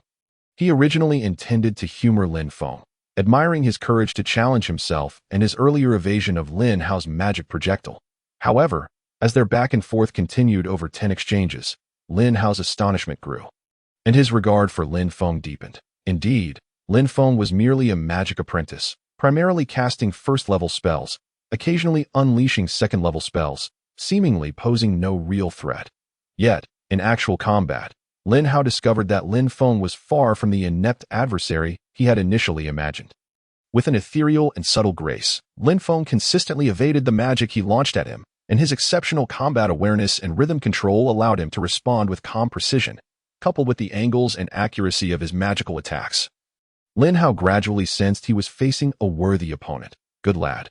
Let me test your true abilities. As Lin Hao contemplated this, he quickened the pace of his finger movements, unleashing a barrage of first-level attack spells, water arrows, ice arrows, wind blades, and fireballs upon Lin Feng, while also deploying spells to hinder and restrict Lin Feng's movements. First-level vine spells and second-level frost paths cascaded onto the arena. In an instant, green vines rapidly spread across the arena, ensnaring Lin Feng's feet, while layers of frost sprawled haphazardly, constricting Lin Feng's space to maneuver. My goodness, it's just a competition. There's no need to resort to such ruthless tactics. Upon witnessing the scene, Lin Shou was consumed by a surge of fury. Although he was not particularly well-versed in magic, having been raised in a family steeped in its traditions, he was not entirely unfamiliar with the arcane arts. To him, Lin Hao's current actions transcended a mere competition. They felt as though he were forcing Lin Feng toward a path of despair. How dare he bully a Feng? I shall go and teach him a lesson. Lin Shou exclaimed, rising from his seat. Fatty, sit down, Lin Feng interjected, firmly pressing him back into his chair. Do not be hasty. A Feng can handle this. Trusting in Lin Feng's judgment, Lin Shou's anxiety was somewhat alleviated. Yet he could not help but feel a mixture of frustration and worry as he observed Lin Feng being relentlessly pursued by Lin Hao. He contemplated shutting his eyes to avoid the spectacle, but ultimately chose to keep them open. Suppressing his concern to continue watching, from Lin Li's perspective, he discerned that despite the apparent peril Lin Feng faced, the situation overall was more alarming than truly dangerous. Lin Hao's approach now resembled not a contest but rather a rigorous trial for Lin Feng. Akin to a sparring session, some say that true fighters are forged in battle, and the same holds true for magicians. Since the dawn of magic, combat has remained its eternal theme. An exceptional magician possesses not only profound knowledge and a sharp intellect, but also formidable magical power. Exceptional control, refined skills, and acute awareness, all complemented by extensive combat experience. While Lin Feng lacked none of these attributes, many of which Lin Li could impart, combat experience could only be acquired through a series of duels. As Lin Feng's younger brother, Lin Shou often refrained from going all out during their sparring sessions, a source of persistent frustration for Lin Li. Thus, the emergence of Lin Hao as a challenger was something Lin Li welcomed. Without rigorous trials, even the most talented individuals struggle to reach their full potential. Indeed, as Lin Hao's increasingly ferocious onslaught unfolded, Lin Feng's previously naive and clumsy combat techniques began to evolve rapidly. His evasions, counterattacks, and rhythm control grew increasingly adept and fluid. With the integration of skills learned from Lin Li and his own unique circumstances, Lin Feng's occasional counterattacks were now sufficient to compel Lin Hao to respond earnestly. The excitement on the arena captivated the onlookers, including the distant relatives and even Lin Shi and Lin Mi, who were left in stunned disbelief. A common thought emerged. Was this truly the unremarkable Lin Feng? One of the so-called three wastes? Could he possibly be a disguised magical prodigy? Not only were they astonished, but so too were Lin Cheng and the elders observing from the viewing platform. Their expressions a blend of astonishment and elation. This was utterly unexpected. No one could have anticipated that during this annual family competition, not only would Lin Hao, who had proven himself capable of shouldering responsibility after Lin Ying's injury, emerge, but also Lin Feng, a once-overlooked genius, would shine so brightly. Compared to the other elders, Lin Cheng's feelings were more complex. He felt a mix of joy and a twinge of bitterness regarding Lin Feng's sudden rise. Lin Ying, Lin Jie, and Lin Shi were all his sons, each of whom he had high hopes for, yet they had all faltered while Lin Feng, the son of his least favored third brother, Lin Fa, had outshone them. This stirred a sense of jealousy toward Lin Fa, who had long since left home. As the head of the family, Lin Cheng was privy to many secrets unknown to others. For instance, the Merlin family of Stormwind City was merely a branch of a far more powerful main lineage. For 3 centuries, every head of the family had harbored a lingering grudge, a relentless desire to return to the main house. Lin Cheng had once thought such a hope was beyond his reach, yet fate had smiled upon him, allowing Lin Feng, formerly an inconspicuous direct descendant, to dazzle in the family competition. The younger generation of the Merlin family was not lacking in talent. Yet none possessed Lin Feng's unique capabilities. At merely 15 years of age, he was a stark contrast to Lin Cheng, who at that age had likely not achieved even half of Lin Feng's prowess. Youth is indeed an asset. Being young signifies greater potential and possibilities. Perhaps the hope of returning to the main family would rest upon Lin Feng's shoulders in the future. Moreover, Lin Cheng's thoughts turned to the current state of the Merlin family. Following Lin Ying's injury, he had been infuriated by the Simpson family's shamelessness and worried about the impending tri-family competition. However, he found solace in the fact that even if Lin Hao did not emerge victorious in that contest, it mattered little. Given time, once Lin Feng matured, he would undoubtedly trample the brutish and savage Simpson family in the tri-family competition 3 years hence. Lin Cheng brimmed with confidence. Lin Feng, look at him. That is my nephew, Lin Wei exclaimed, his face aglow with pride. Bah, he is our nephew too. The other elders chimed in, their voices laced with mockery for Lin Wei's arrogance. Observing this, Lin Chung smiled softly, thinking to himself, he is also my nephew. Just then, a gasp echoed through the arena as the intense skirmish on stage took a dramatic turn. As Lin Feng, under Lin Hao's pressure, unleashed the full extent of his abilities.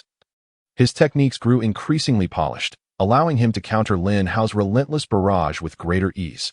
With the assistance of the wind step, even the vines and frost on the ground had minimal impact on him, prompting him to initiate a counterattack. This shift in momentum caused Lin Hao to feel the weight of pressure, leading him to forget the original intent of merely testing Lin Feng and instead treat him as a worthy opponent. He began to chant an incantation, weaving a level 3 explosive spell. The optimal response to an explosive spell, which boasted a 3-meter radius, was not merely to evade but to obliterate it. The inherent instability of the explosive spell meant that even a slight impact would trigger an explosion. Under normal circumstances, Lin Feng would only need a single magic bullet to detonate it. However, just as Lin Feng prepared to do so, a sudden wave of dizziness washed over him, and he stumbled, realizing with dismay that he had grown overconfident and had exhausted his mental energy. Meanwhile, the spectators below were equally astonished. Even Lin Shi, who typically held little regard for Lin Feng, found herself wide-eyed and involuntarily rising to her feet, clenching her fist and shouting, "Old Ten, what are you waiting for? Get out of the way. That's the explosive spell. It can kill." Lin Li, too, was alarmed. He longed to rush to Lin Feng's aid, yet the distance was insurmountable. Unless he could utilize a teleportation spell, there was no way to reach Lin Feng before the explosive spell detonated. Damn, if a Feng gets hurt, I will make Lin Hao pay dearly. Lin Shou cursed through gritted teeth. Heaven, are you trying to doom our Merlin family?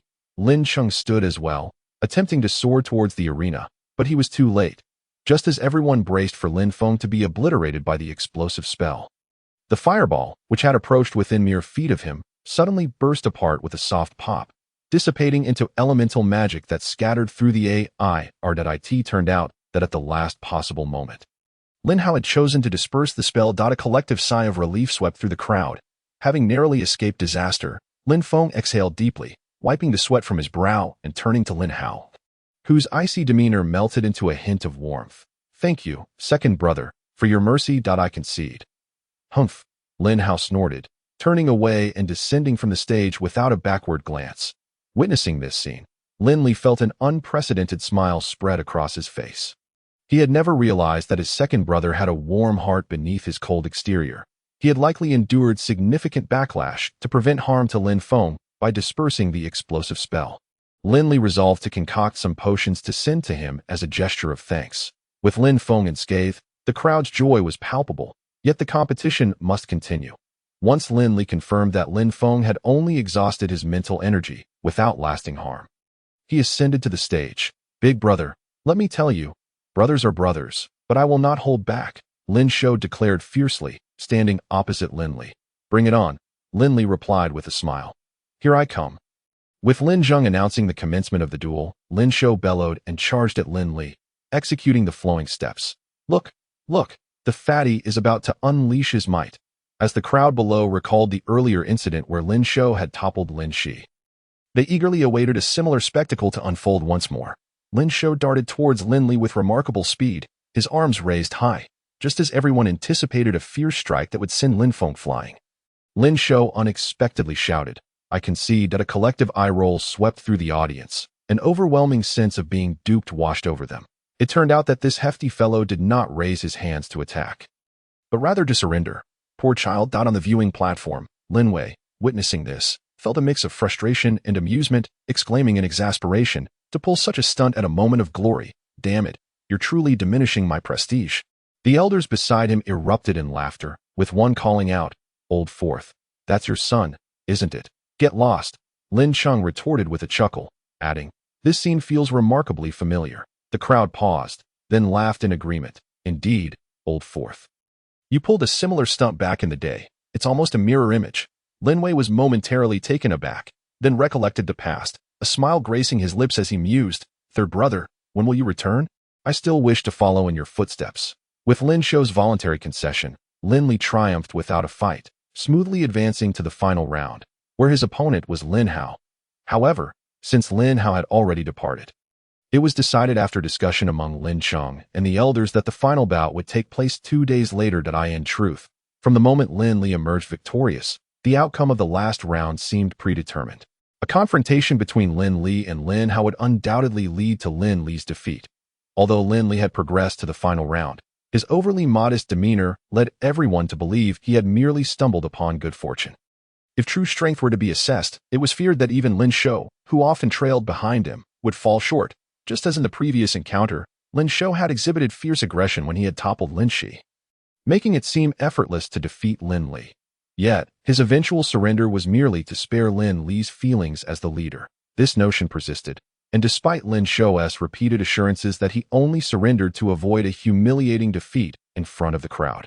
Aside from a handful of informed individuals, nearly none of the Maolin clan's youth believed his words to be true, instead naively assuming his declarations were merely to protect Lin Li's pride. "Boss, why don't you just explain it to them?" Lin Shou lamented. "Had I known this would happen, I wouldn't have surrendered. I intended to let the boss bask in glory. Yet, damn it, these fools didn't believe my lies before.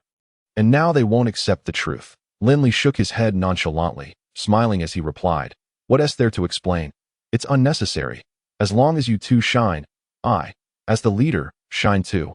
Everything else is trivial. Now let us hurry back. I need to concoct some potions for second brother." "Why?" Lin Shou queried, puzzled that he nearly injured a foe. "He deserves a bit of pain. Why bother?" "You glutton," Lin Li said, flicking Lin Shou on the forehead. "A true man must have a clear sense of justice, but one must also be magnanimous. Second brother was injured while dispersing his magic to avoid harming a foe.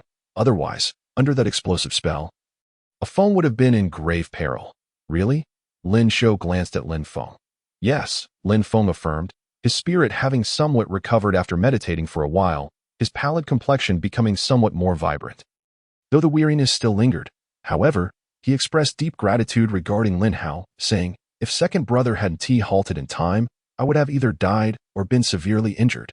Would he truly be so kind?" Lin Shou questioned, his expression one of doubt and disbelief. Noticing Lin Li raising his finger to flick his forehead again, he quickly amended, "All right, the boss is right. One should repay kindness and avenge grievances.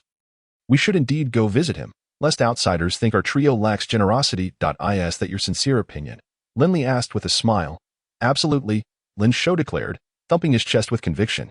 Lin Li recognized that while Lin Shou spoke confidently, his heart may not entirely align with his words. The family had somewhat neglected the three of them over the years, and given Lin Shou's youth, he tended to be somewhat impetuous. Lin Li understood that imparting these lessons might not resonate with him right away, allowing him to grasp the truths at his own pace. "That's good," Lin Li said, patting Lin Shou on the shoulder. "Remember, as the saying goes, brothers unite to take down a tiger, fathers and sons fight together. Regardless of our quarrels, once we step out of this house, we are all members of the Maolin clan. And we must stand united at all times. Do you understand?" "Understood," Lin Shou nodded eagerly, though it seemed he hadn't truly internalized the sentiment. Lin Li, seeing his nonchalance, chose not to press further. Upon exiting the transmission hall, the three traversed several courtyards, and just as they approached home, Lin Shou suddenly slapped his forehead, exclaiming, "Oh no, I forgot. My father told me to return to collect my reward. This time I've brought him honor. There's bound to be a reward for me. Boss, I'll head off first. Once I receive my benefit, we'll split it together. Get lost." Lin Li chuckled, playfully scolding him. "As you command," Lin Shou replied, executing a somersault in midair, landing gracefully before making a silly face at Lin Feng and darting away. "Brother, I don't care for Lin Shi and the others, but I am grateful to second brother," Lin Feng remarked as he watched Lin Shou depart. Lin Li was taken aback, then smiled as he patted Lin Feng's shoulder, saying, "I feel the same way." Upon returning home, Lin Li confidently checked Lin Feng for injuries. Relieved to confirm he had sustained none.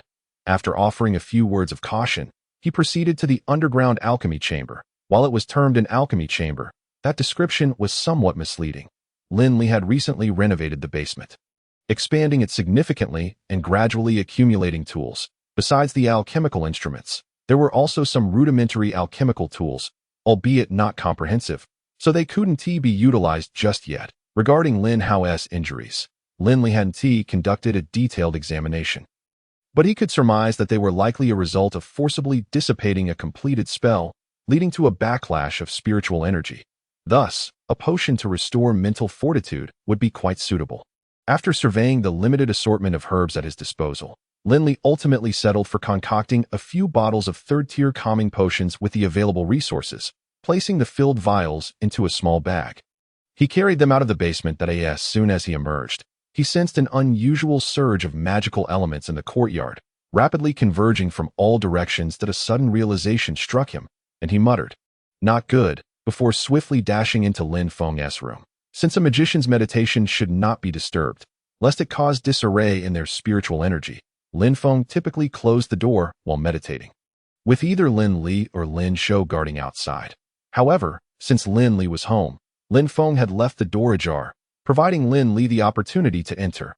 Upon entering the room, Lin Li spotted Lin Feng sitting cross-legged on the bed. Gripping the mental stone, his eyes shut tight, clearly in a meditative state. However, Lin Li noted that Lin Feng's complexion fluctuated. His eyelids closed, but the eyeballs beneath moved restlessly, indicating his current state was not stable. The magical elements in the room surged like a tide, ebbing and flowing, creating a sense of danger akin to turbulent waters. With a mind filled with the memories of legendary strongmen, Lin Li immediately recognized this as Lin Feng attempting to condense his magical heart. Clearly, the earlier competition with Lin Hao had drained his spiritual energy, causing him to rush back and meditate using the mental stone to replenish his depleted energy. This back and forth ultimately led him to break through his bottleneck, making the condensation of his magical heart imminent. However, Lin Feng was still a novice, entirely inexperienced in this process, and having just exhausted his spiritual energy, he was somewhat weak in spirit, leading to a lack of control. As a result, while he could attract magical elements, he was unable to maintain control, much less draw them into himself to merge them into magical and spiritual energy. Brother, Lin Li's arrival disrupted the tumultuous magical elements in the room. Startling Lin Feng awake, he opened his eyes and glanced at Lin Li, just managing to utter brother before his expression shifted, a flush rising to his fair face. "Don't lose focus," Lin Li gently reminded, taking a bottle of calming potion from his bag and administering it to him, before settling down beside him and saying, "Calm your mind and thoughts," while instructing on how to condense the heart of magical power. Lin Li also released his own 13th level mental energy, beginning to assist him in gathering the restless magical elements around them, soothing them to a state of tranquility. Gradually, Lin Feng's complexion became serene, and his breathing stabilized and elongated. Observing this, Lin Li finally felt a sense of relief, exhaling quietly and slowly retracting his mental energy that if he wished, he could use his mental energy to help Lin Feng condense the heart of magical power in one fell swoop.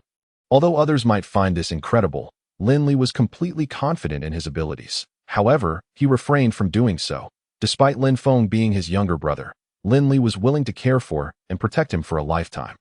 Yet Lin Feng understood one crucial truth. Lin Li was a boy and could not remain perpetually sheltered under his wing. Ultimately, Lin Feng had to walk his own path in the future. While he could assist in condensing the heart of magical power, it would rob Lin Feng of a valuable opportunity to hone his own mental strength, which would be tantamount to harming him. Therefore, Lin Feng would never agree to it. Nonetheless, Lin Li remained anxious, choosing to stay by Lin Feng's side, closely monitoring every subtle change in his expression and breath. As time passed, the magical elements in the room began to flow, converging towards the center of Lin Feng's brow, like rivers merging into the sea. Simultaneously, a faint wave of magical energy began to ripple around Lin Feng, growing stronger as more magical elements entered his heartless core. Lin Li, silently observing, lost track of time, only noticing that the light in the room gradually dimmed until it was completely dark. When a beam of silvery moonlight illuminated the room, the previously surging magical elements ceased their movement. Lin Feng exhaled deeply, opened his eyes, and his gaze sparkled brightly. With a flick of his finger, a flame appeared atop it, and he looked at Lin Li with an excited smile, saying, "Brother, I did it." Good, that moment. As the flame flickered to life, the weight in Lin Li's heart finally lifted, for the effortless release of these small spells was a clear indication that Lin Feng had acquired the heart of magical power. He patted Lin Feng's head and asked, "Now tell me, what is your innate magical attribute?" "Wind." Lin Feng waved his left hand, and a pale blue orb began to swirl and dance in his palm, without dissipating or fleeing. Lin Li nodded calmly. "I in the magical system of the Anrir continent. Earth, fire, wind, and water were regarded as the four fundamental attributes, the very cornerstones upon which the entire world existed. Moreover, while there were other attributes like wood, ice, light, darkness, and even lightning, they were merely considered branches derived from these four core attributes that in other words, possessing one of the four attributes was quite fortunate. It meant that one could touch upon and study related branch attributes and corresponding spells. When a magician condenses their heart of magical power, their innate attribute manifests at the moment they ascend from an apprentice to a magician, determining their primary direction in magic. This is precisely why the condensation of the heart of magical power holds such significant importance. It is viewed as the first threshold in a magician's career. Passing it does not guarantee a smooth journey, but failing to do so leads to irrevocable consequences. Fortunately, Lin Feng not only surpassed this threshold, but also possessed one of the four attributes, wind. Lin Li was undoubtedly pleased, yet he couldn't help but feel a twinge of regret. Having just one attribute felt somewhat limiting. Besides that, there's fire. Lin Feng grinned, flicking the flame on his right hand.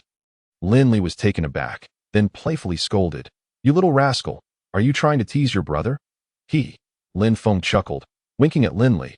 "Brother, were you a bit disappointed when I first said I only had the wind attribute?" "A bit," Lin Li admitted, then confidently added, "but having more isn't necessarily better, as it requires greater effort to succeed. Having less isn't inherently bad either, as purity implies specialization. Feng. This debate has existed since the dawn of magic. Throughout history, there have been legendary figures with dual or even multiple attributes, as well as those with singular attributes. Success is not solely determined by your innate talent, though that is an important factor. More crucial is your dedication and effort. Do you understand?"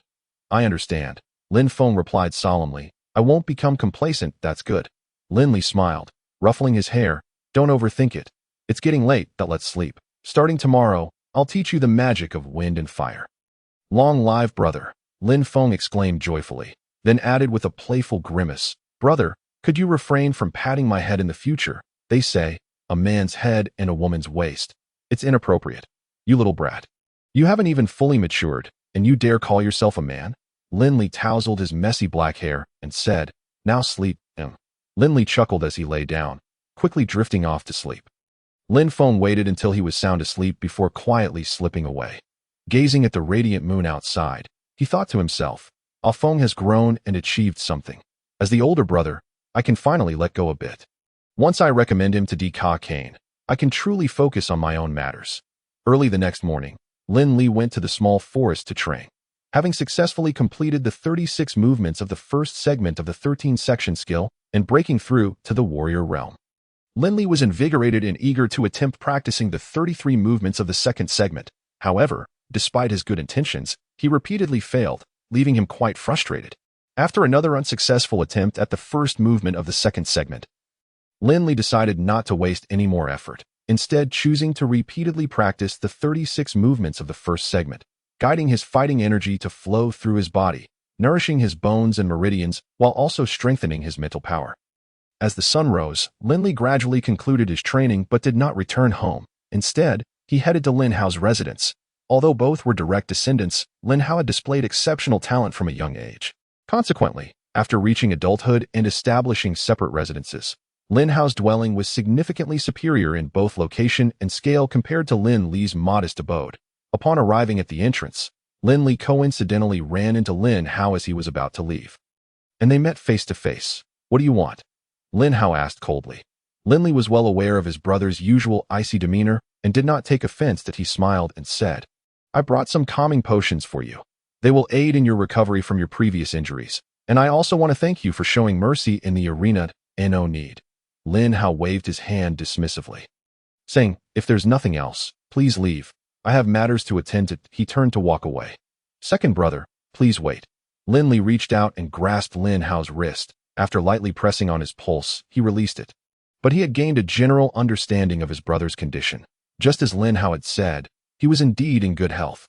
Not only that, but there was also a surge of vibrant energy within him. This must be the reason he could recover overnight after suffering from magical backlash. It seems my second brother encountered good fortune during his training in the Sunset Mountains, Lin Li speculated silently. But he chose not to voice his thoughts, having been detained. Lin Hao turned his head, glaring coldly at Lin Li, and asked, "What more do you want to say? Second brother, are you planning to seek out Stone Simpson to avenge our elder brother?" Lin Li inquired, "I am not avenging him. Rather, I am restoring the lost honor of the Merlin family," Lin Hao replied, his face set in a cold expression, with a fierce glint in his eyes. Upon hearing this, Lin Li was rendered speechless. His second brother truly had a heart of warmth beneath that icy exterior. Even if he acknowledged that he was avenging their elder brother, what was wrong with that? Why did he have to tie it to the honor of the Merlin family? Thinking this, Lin Li said, "Second brother, I advise you not to go. I examined our elder brother's injuries closely. Stone's strength is formidable. And you are no match for him. What are you, who has yet to condense your heart of magical power? No, what qualifications do you have to speak to me like this?" Lin Hao snorted angrily, his gaze growing even colder as he looked at Lin Li. "Get out of the way. This is not something you can meddle in. If you don't back off, don't blame me for beating you half to death before the official match." Seeing him so obstinate, Lin Li felt a surge of frustration. Though he wanted to let it go, he could not bear to do so. The recent defeat of Lin Ying has already dampened the spirits of the Merlin family. Should Lin Hao suffer another setback, it would mean that, before the three clans even begin their contest, the Merlin family would have already lost a significant portion of their strength. Lin Li harbored aspirations of shining brightly alongside Lin Shou and Lin Feng in the upcoming competition. However, he did not wish to see the Merlin family suffer further losses beforehand. Regardless of the circumstances, he remained an integral part of the Merlin family, a fact that could not be altered. Thus, he felt compelled to intervene on Lin Hao's behalf. Contemplating this, Lin Li declared, "In that case, let us engage in an early match that if you win, you may do as you please. However, should you lose, I kindly ask you to reconsider your previous decision." "Is that so?" Lin Hao scoffed, casting a disdainful glance at Lin Li. After their previous contest, Lin Hao had begun to view Lin Feng with newfound respect. Yet, his impression of Lin Li remained singularly negative. He regarded him as a failure. Just based on that, Lin Li replied with a smile, "Second brother, underestimating your opponent is a grave error for a mage." As he spoke, his fingers flicked, and with a whoosh, 3 razor-sharp wind blades shot forth, slicing the bluestone beneath Lin Hao's feet into 3 equal segments, each cut precise and immaculate, as if measured with a ruler. Lin Hao's pupils contracted at the sight, and he gasped in shock. As he turned to Lin Li, his expression had shifted from contempt to respect. After his astonishment, he began to regard Lin Li as an equal opponent, coldly remarking, "You are concealing your abilities. Why reveal them prematurely? Would it not be better to catch me off guard during the competition?" "There's no need for that," Lin Li chuckled. "Even if I were hiding my true strength, my intent is solely to deceive the other 2 families, not my own kin." With that, he gestured for Lin Hao to prepare. Nodding, Lin Hao, now wary, did not dare to be overconfident. He began to chant an incantation, moments later conjuring a bright and robust magical shield, thicker than Lin Jia's. But just as Lin Hao raised his magical shield and attempted to cast his spell first, Lin Li suddenly lunged forward, his right arm swinging as he unleashed a powerful punch. With a thunderous boom, his fist struck Lin Hao's magical shield with the force of a crystal cannon, shattering it instantly. The reverberating sound echoed loudly, and Lin Li's fist, undeterred, surged forward until it nearly connected with Lin Hao's face. Although he had retracted his energy, the gust of wind generated by his punch still ruffled Lin Hao's hair and stung his skin, a testament to its might. Lin Hao's face turned an ashen hue. "Second brother, Stone defeated elder brother in precisely this manner. I estimate his strength may even surpass mine, so take heed." With that, Lin Li withdrew his fist, placing a small pouch of potions at Lin Hao's feet before turning to leave. Lin Li understood that this action would greatly demoralize Lin Hao, but in order to prevent further harm, he had no choice but to be resolute. As Lin Li walked away, Lin Hao was left in a state of shock and confusion. Was this truly the same Lin Li who had languished for years under the label of a failure? When had he become so formidable? A single punch capable of shattering his magical shield could easily injure or even kill him. The control Lin Li exhibited was far more challenging than simply inflicting injury. Was this truly Lin Li? The aura, the power, and the magic he had just unleashed, such strength had undoubtedly reached the realm of a warrior. This was utterly inconceivable. The transition from a fighter to a warrior was no less arduous than that of a magic apprentice to a magic scholar. Yet Lin Li, long regarded as a failure, had silently achieved this amidst the disdainful gazes and mocking words of others. Lin Hao found it hard to accept this reality, but the evidence lay before him, undeniable, no longer silent. Lin Li had made a stunning comeback. He had always believed himself to be the most talented, always pursued Lin Ying as his target. Now he realized how shallow and ignorant his perspective had been. The impact of that punch would be etched in Lin Hao's memory for a lifetime. The following day, the family competition commenced anew, yet Lin Hao was conspicuously absent. This allowed Lin Li to secure the title of champion for the Merlin family this year. However, aside from Lin Shou and Lin Feng, everyone else dismissed his victory as mere luck, claiming Lin Hao had deliberately forfeited out of pity. The truth remained known only to Lin Hao and Lin L. As the triennial contest approached in 3 months. Both Lin Hao and the still recovering Lin Ying departed the Merlin family, leaving a note stating their intention to train in the Sunset Mountains for the upcoming competition. Following suit, Lin Jie also vanished without a word. This prompted Lin Sheng to angrily admonish the 3 youths for their blatant disregard for family rules, necessitating that he assign someone to keep a close watch on the family's younger members to prevent any further reckless ventures into the Sunset Mountains. As the Merlin family's turmoil over the departure of its 3 talents escalated, a piece of news from the Mage Guild sent shockwaves through the atmosphere of Stormwind City. Following the recent banquet, the Mage Guild was poised for further developments. According to an anonymous mage within the guild, during an internal gathering, the esteemed Daika Kyan had expressed his interest in serving as a judge for the upcoming Triclan competition in Stormwind City. This news quickly reached Russell, the guild president and Daika Kyan's student, who neither confirmed nor denied the claim, merely stating that he would support his teacher's decision should he choose to participate. Furthermore, Russell hinted that Daika Kyan had been troubled by the inability to find a suitable apprentice in the increasingly tense atmosphere of Stormwind City. This revelation was akin to throwing cold water onto a hot grease fire, igniting a frenzy. The previous banquet, where the Merlin family had been privately invited, had already sent a troubling signal to the other families in the city, particularly the Simpson and Tapia families. It was evident that they would not have dared to attend uninvited had they not sensed an opportunity. The heads of various families discerned a different tone from Russell's cryptic words, realizing that Daika Kyan indeed intended to accept a disciple. Otherwise, he would not have lowered himself to judge the Triclan competition. Who might his target be? Could it be the young members of the Merlin family? Was the Merlin family poised for a resurgence? Such questions swirled in the minds of many in Stormwind City. No one could overlook Daika Kyan's influence, nor was anyone unaware of what it meant to be chosen as his personal disciple. While the Triclan competition was ostensibly a platform for mutual skill enhancement among the younger generation, it was clear to discerning eyes that its true purpose was much simpler: to uphold family honor, establish their status within Stormwind City, and, most importantly, vie for one of the 10 coveted spots at the Auric Magic and Martial Academy. Awarded every 3 years, with limited slots and significant stakes, mere words would not suffice. Genuine conflict was inevitable. However, compared to the prestige associated with Daika Kyan as the Academy's long-standing headmaster, the value of being a student at Auric Magic and Martial Academy paled in comparison. Thus, the moment this news was confirmed, families of all sizes in Stormwind City sprang into action. Regardless of the circumstances, anyone aspiring to become Daika Kyan's disciple would undoubtedly be a Simpson. In a family elder meeting, the head of the Simpson family, Lowry Simpson, declared with authority, "While our family is known for its prowess in martial arts, that does not preclude us from nurturing a few mages. Both second son Jiro and third son Yuan who possess commendable magical talent. I believe we should focus on their development, striving for them to stand out in this Triclan competition and overshadow the venerable Merlin family. I have heard that the champion of this year's family competition is a so-called Lin Li. A failure. Humph. It seems the Merlin family is truly on the brink of collapse and poses no threat."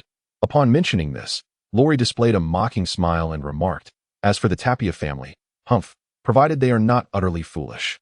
They surely would not dare to contend with us for the coveted position of Master Daika Kyan's direct disciple. Please advise on how to proceed. Esteemed head of the family, we shall spare no effort in nurturing Jiro and Yuan Ku, providing them with the finest potions and magical artifacts. Even if it requires a significant financial investment, I must ensure they shine brilliantly during the upcoming competition of the 3 clans. Did we not hear that the Mages Guild recently announced the public auction of a potion by Master Daika Kyan, which aids mages in consolidating their mental strength and breaking through their limitations? Calculating the days, it shall occur in about 10 days, and I will personally attend to acquire this potion. Not only will it benefit Jiro or Yuan Ku, but it will also serve to curry favor with Master Daikakane. Lori then glanced at the elders and continued, recently, our esteemed stone had a fortunate encounter in the Sunset Mountains, significantly enhancing his strength. And he even managed to severely injure Lin Li of the Merlin family. Well done. He deserves a substantial reward. Standing nearby and listening was Stone Simpson, a burly man with a thick beard and a broad back, his eyes glittering with a fierce and rebellious light. Yet at this moment, his demeanor was one of utmost respect. Do not become overly proud. Injuring a Lin Li is trivial if you can vanquish the entire Merlin family in the upcoming competition. Then I shall truly feel gratified.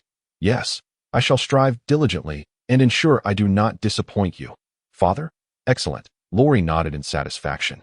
Meanwhile, the head of the Tapia family, Murdoch Tapia, convened the family elders to discuss matters. Master Daikakane will serve as a judge in the upcoming competition of the three clans and intends to select outstanding participants as his disciples. This is of utmost importance to our Tapia family. Murdoch scanned the room and declared, everyone, our family's rise has been relatively recent, and our foundation may be somewhat fragile, but that matters not. If one of our kin can become a disciple of Master Daikakane, we shall be sheltered beneath this mighty tree. Who in Stormwind City would dare to claim we lack heritage? No one. Absolutely no one. The elders exclaimed, their eyes glistening with excitement as if they had been invigorated. Once they had expressed their enthusiasm, Murdoch continued, such a splendid opportunity lies before us. It is certain that the Simpson and Merlin families will not let it slip by. The strength of the Simpson family is well known. And although the Merlin family has waned, the recent invitation from President Russell for the younger generation of the Merlin family to attend a banquet at the Mages Guild indicates that Master Daikakane still holds interest in them. What shall we do? The elders inquired in unison. Murdoch, with a thin smile, replied, the old strategy. Let us observe the struggle between the Simpson and Merlin families, while they engage in a fierce battle. We shall seize the opportunity to benefit. The Simpson family, not being a magical family, cannot possibly compare to our robust Tapia family. And as for the Merlin family, their champion in this competition is the useless leader, Lin Li. With Lin Li injured, there are no outstanding talents left among their younger generation. The Merlin family is finished. A chorus of laughter erupted from the elders. Despite the Merlin family's current decline, they still loomed like a mountain over the Tapia family in Stormwind City, and hearing of their impending demise brought joy to all, Murdoch asserted. Thus, the only contenders with a chance to become Master Daikakane's disciples are the members of the Tapia family. At this point, Murdoch surveyed the elders and declared, gentlemen, for this competition of the three clans, I have decided to allocate half a year's worth of family revenue to purchase equipment and potions for our participants. Furthermore, there will soon be an auction at the Magical Rose Guild for potions commissioned by Master Daikakane. This opportunity must not be missed, and I shall personally attend the bidding. That a similar scene unfolded in the Merlin family.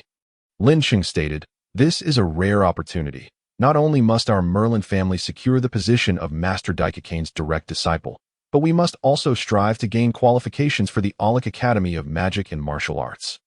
Therefore, I have decided to invest heavily in nurturing our competing kin, particularly Lin Feng, as a reserve force and the hope of our family for the next decade. He must be prioritized. Turning to Elder Lin Wei, Lin Sheng instructed, from today onwards, increase the monthly allowance for Lin Li, Lin Shou, and Lin Feng by 30% according to family regulations. Additionally, please convey to Lin Li that he should frequently visit the Mages Guild to pay respects to Master Daikakane whenever he has the time. Understood. Lin Sheng nodded in satisfaction and continued, esteemed elders, the Simpson family is relentless, and their desire to see our family perish is unwavering. The Tapia family harbors ambitions to usurp us, and the Merlin family has stood for 3 centuries. I do not wish, nor will I allow, our decline to occur under my watch. Elders, will you join me in restoring the glory of the Merlin family? How could we refuse? The elders responded in unison. Their spirits ignited. After the meeting adjourned, Lin Wei, following Lin Cheng's instructions, sought out Lin Li at his residence. First, he presented a small pouch filled with coins, stating, this is the reward for the 3 of you from the last family competition. Additionally, each of you will receive a piece of equipment, which I did not bring today. You shall need to retrieve it from the treasure vault yourselves. Is there nothing else from the head of the family? Lin Li inquired casually as he accepted the pouch without even glancing at it, tucking it into his clothing. Lin Wei paused, then chuckled. You little rascal, nothing escapes your notice. Allow me to recount what Lin Cheng said during the elders' meeting. After sharing the details, he observed Lin Li's calm expression and remarked, Ali, you have changed significantly since returning from the Sunset Mountains. Even your fourth uncle finds it difficult to discern you now. Have I? Lin Li's heart skipped a beat as he looked at Lin Wei and playfully touched his cheek, saying, could it be that I have become even more handsome? Bah, Lin Wei retorted with a smile. Why must you emulate the plump one's glib tongue? Father, I am wronged. I have always been serious that I assure you. Old mother, Lin Shou, overhearing, interrupted with a loud protest. Lin Wei shot him a glare, saying, begone. This is a conversation for adults. What business do you have here? Immediately, Lin Shou retreated in defeat. Lin Wei turned back to Lin Li and continued, everyone has their secrets. If you do not wish to share, I shall not pry. Regardless of how you have changed, you are still the Ali I watched grow up. You are now of age, and with your third brother absent, I, as your fourth uncle, must take on the responsibility of guiding you. Yes, Lin Li stood and replied respectfully. Over the years, without his father present, Lin Li would have faced even greater hardships in the Merlin family had it not been for Lin Wei's care. Thus, he held deep gratitude and respect for Lin Wei. If it were not for the overwhelming nature of his secret, he might have considered sharing it. Lin Wei gestured for him to sit, saying, take a seat. I merely wish to remind you of something that I recall when you were young. You told me that once you grew up, you would leave Stormwind City to search for your father. Correct? Indeed, Lin Li nodded. He could never forget those words. When their father, Lin Fa, was expelled from the Merlin family, he was merely 7 years old, and Lin Feng was only 4 or 5, due to Lin Fa's circumstances. He faced considerable ridicule within the family as a child. He often went to Lin Wei to cry, expressing his determination to find Lin Fa one day. However, as the years passed, and his talent seemed insufficient to ascend to the status of a mage, that aspiration gradually faded from his mind, never to be spoken of again. Until he acquired the memories of numerous powerful beings, that thought began to resurface.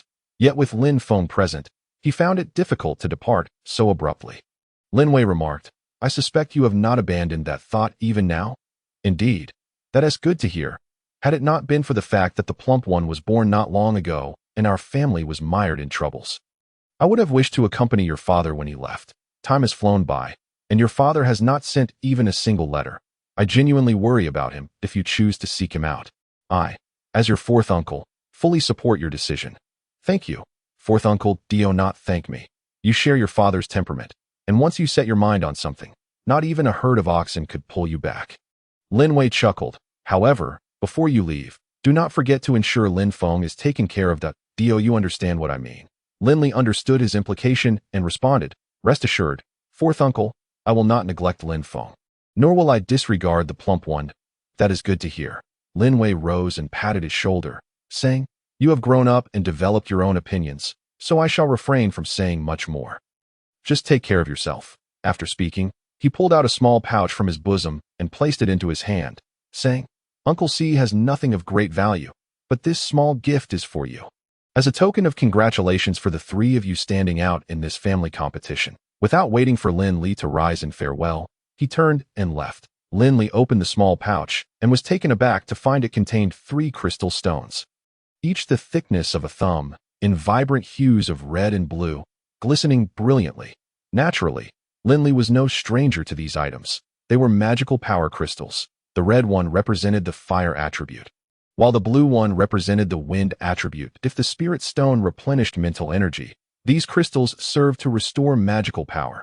Although the quality of these 3 magical power crystals was not particularly high, merely around the first tier in Storm City, even one would fetch a considerable price, no less than 1,000 gold coins. Lin Li then opened another pouch and discovered 10 orange crystal coins inside. In the Anreal continent, the commonly used currency included copper coins, silver coins, and gold coins, alongside crystal coins. The crystal coins were categorized into 7 colors: red, orange, yellow, green, blue, indigo, and violet, with a conversion rate of 10-1.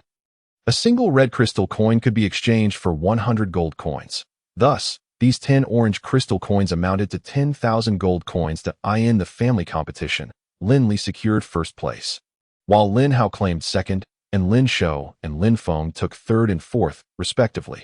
According to what Lin Sheng had previously stated, only 6,000 gold coins would be distributed among the three of them. However, Lin Wei had given him 10,000 gold coins, evidently supplementing 4,000 from his own pocket. Thank you, Uncle C. Holding these items, Lin Li felt a warmth in his heart. Big brother, what good things did our father bring? Just as Lin Wei departed, Lin Shou stealthily returned, followed closely by Lin Feng. Lin Li smiled and replied, "Of course, it's our reward." He then tucked the pouch into his pocket and tossed the bag of magical power crystals to Lin Feng. "Big brother, what about me?" Lin Shou exclaimed, his eyes wide in playful dismay. "I also contributed, and while I may not have achieved merit, I certainly have put in effort. Why should I receive no benefits? What is our father thinking, treating his own son this way?" Lin Li chuckled.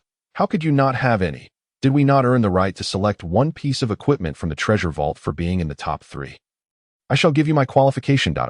Lin Shou was taken aback, then elated, only to shake his head and say, "That won't do. I can't accept it. Why not accept what my brother has given you?" Lin Feng inquired. Lin Shou sighed. "The 3 clans are about to compete, and with my skills, I might not even defeat a Feng.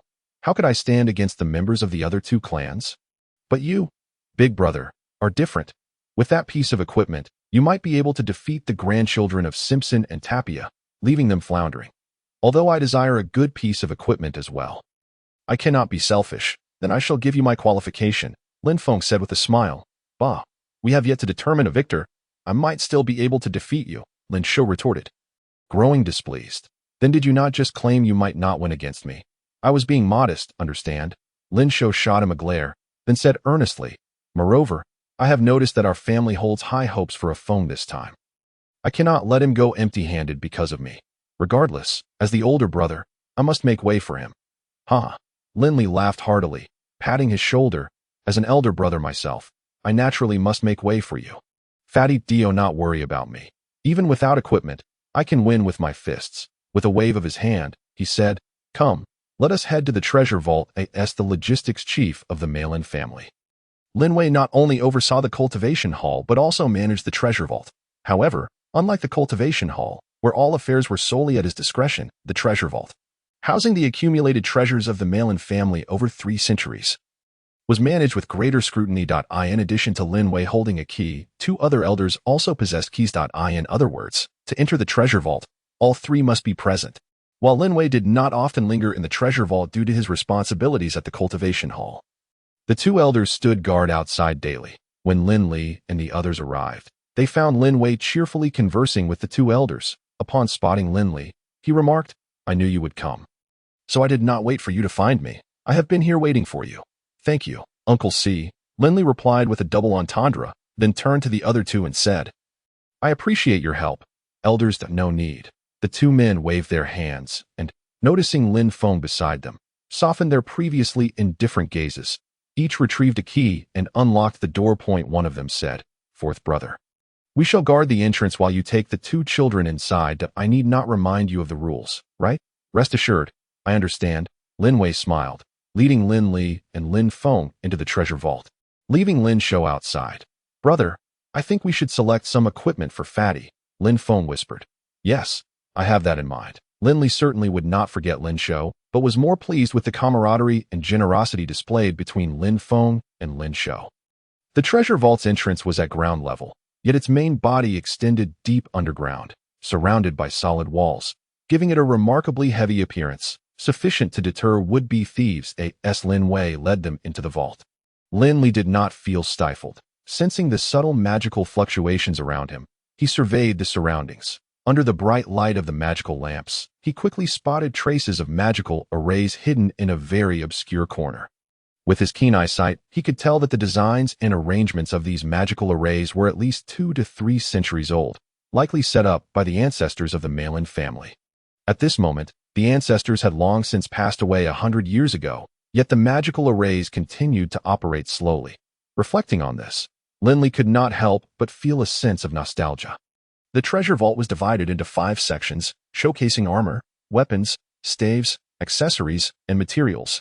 Standing at the center of the vault, Lin Wei pointed to the 5 sub-vaults surrounding them and said, "Now, tell me, what do you wish to select?" Lin Feng remained silent, merely looking towards Lin Li. After some contemplation, Lin Li replied, "Let us first check the materials vault." Lin Wei was taken aback. He had expected Lin Feng to choose a staff or weapon, but was surprised by his choice to inspect materials. Though puzzled, he did not question further and led Lin Li and Lin Feng into the innermost materials vault. The Malin family had established itself in Storm City for 300 years, a considerable duration for some long-standing families, but quite a legacy in Storm City. 3 centuries of accumulation, along with the continuous gathering and amassing by successive generations, had turned the treasure vault into a substantial collection. One of the materials vaults was filled with a variety of materials. Although Lin Feng, following behind, did not recognize them, he could not help but gaze around in wonder, occasionally asking Lin Wei questions. Though Lin Wei managed the vault, he did not know every item within, and at times found himself at a loss for words when Lin Feng inquired. Lin Li, aware of this but not wishing to explain in front of Lin Wei, remained silent, his gaze shifting among the various materials displayed on the shelves or piled on the ground, while memories of legendary figures surfaced in his mind. Sea sand, a fine item. It is absolutely suitable for crafting earth-based magical items. Ice wood, excellent. It would be perfect for creating water and wood magical staves, as Lin Li observed. He silently praised the items, yet he did not linger until he spotted a 2.5-foot-long, infant wrist-thick piece of dark wood tossed in a corner. Suddenly halting, he pointed at the wood and asked, "Uncle C, can I take this?" Lin Wei glanced at it and replied, "Of course, you can take it. It serves no purpose here. However, Old 7, do not blame Uncle C for not warning you. This piece of junk has been tossed here for countless years, and no one knows its use. Were it not left by our ancestors, it would have likely been discarded long ago. Do you believe this item is of any use?" "Yes, it is useful." Lin Li nodded that in his heart, he thought. "This is of immense value, a treasure that is exceedingly rare and precious. To leave it here to gather dust would indeed be a great pity. Once it is in my possession, its utility will be greatly enhanced." Upon hearing this, Lin Wei ceased to persuade him further. Lin Li approached and picked up the black wood, feeling its coolness and weight, which only confirmed his previous suspicions. He was filled with joy as he cradled the wood in his arms, a smile playing at the corners of his mouth. Lin Wei, unaware of his intentions, observed him with a look akin to that of a child who had just discovered a prized possession. Since Lin Li had returned from the Sunset Mountain Range, he had changed significantly. Clearly, he must have had some extraordinary adventure, and it was not surprising that he could discern the extraordinary nature of this wood. After circling the materials warehouse once more, Lin Li picked up a fist-sized, dull gray stone from the ground and inquired, "Fourth uncle, may I have this?" Lin Wei was at a loss for words again. "Of course you may.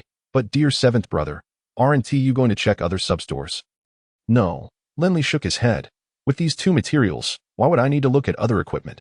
"Well then, if you insist, so be it," Lin Wei replied, shaking his head in confusion. He could not comprehend why Lin Li was eschewing readily available magic wands and weapons in favor of these seemingly worthless materials.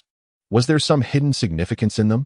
Lin Wei could not fathom it, but seeing Lin Li brimming with confidence, as if he had stumbled upon a great bargain, he decided not to press further. Little did he know that Lin Li's thoughts were quite different.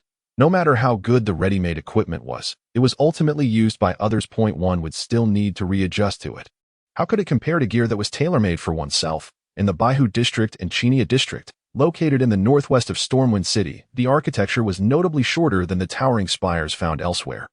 The buildings were not grand, yet they exuded a sense of solidity. They stood side by side like fortresses. This area gathered nearly 90% of the fighters within Stormwind City, housing the Fighters Guild, Mercenaries Guild, Blacksmiths Guild, and more. Groups of powerful fighters, robust and brawny, could be seen strolling about, some reeking of alcohol, swaying as they walked, while others were evidently returning from a hunt in the Sunset Mountain Range, their faces weary and still carrying traces of bloodlust and the scent of fresh blood. Some were simply walking down the street, only to accidentally bump into each other, leading to a heated exchange of fists, with bystanders cheering them on, some even betting on the outcome. "Brother, isn't it a bit chaotic here?" Lin Feng remarked, glancing around at the towering and burly fighters and mercenaries surrounding him, as he followed Lin Li. "Fatty, will you also become like this in the future?" Lin Shou rolled his eyes. looking quite troubled and uncertain. I in my heart. Fighters are not like this. They cherish freedom, uphold justice, are bold and unrestrained, yet do not bully the weak. They seek vengeance but do not indiscriminately kill the innocent. Before he could finish, Lin Feng pressed his hand to his chest and bent over as if to vomit. Lin Li was momentarily speechless, realizing then that the usually astute Lin Shou harbored such navet. His admiration for fighters stemmed from a romanticized fantasy. Though he found Lin Shou's ideals overly optimistic, he patted his shoulder and encouraged, "Don't be disheartened. They may not fit your imagination, but you can strive to be as you envision." "Yes," Lin Shou nodded, confidently declaring, "I will definitely become such a person." Lin Feng rolled his eyes at this and bent down again, pretending to gag.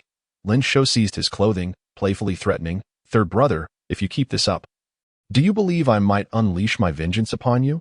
I see you are trying to bully the weak." Lin Feng retorted defiantly. Observing the banter between the two brothers, Lin Li felt a warmth in his heart. As they laughed and chatted, Lin Li led his younger siblings toward a blacksmith shop at the end of the street. Rickson's blacksmith shop. Fatty glanced up at the shop and leaned closer to Lin Li. "Boss, this blacksmith shop ranks only third in Stormwind City. Now that our trio of heroes is no ordinary bunch, we should aim for the most renowned and the best. The most famous is not necessarily the best." Rickson once hailed from a family of blacksmiths. They may have fallen on hard times, but their foundation is far more profound, making them more suitable, Lin Li briefly explained as he guided them into Rickson's blacksmith shop. Unlike the family competitions that were relatively tame, this was far more brutal, allowing for fatalities, and fighters could wield weapons to prevent Lin Shou from entering the fray empty-handed. Lin Li decided to take him to commission a weapon. Even before stepping into the shop, the sound of clanging metal could be heard from the back. Upon entering, a young assistant greeted them with a beaming smile. "What can I assist you with? A knight's sword or the floral sword favored by the nobility of Rovia? We have it all." Lin Li paid no heed to the assistant's enthusiastic chatter, his gaze sweeping over the displayed blades. He casually pointed to one, prompting the assistant to retrieve it. Drawing the sword from its sheath, Lin Li examined the blade and remarked with a smile, "Impressive craftsmanship." The assistant's eyes sparkled with delight at the compliment. "We have many customers, but it's rare to find someone with such discernment. Our owner, Rickson, is a third-tier blacksmith who returned from York City. His skills are truly unmatched, and our prices are quite reasonable. When you shop here, I can assure you, you will find quality at a fair price. A third-tier blacksmith could forge third-tier fine iron and even create pseudo-fighter weapons, making him quite remarkable in Stormwind City." This piqued Lin Li's interest, and he chuckled. "After hearing your words, I would feel remiss if I left without purchasing a sword." "You are wise," the assistant replied. "However, I do not intend to sell you a sword." Lin Li continued, "Bring your boss out.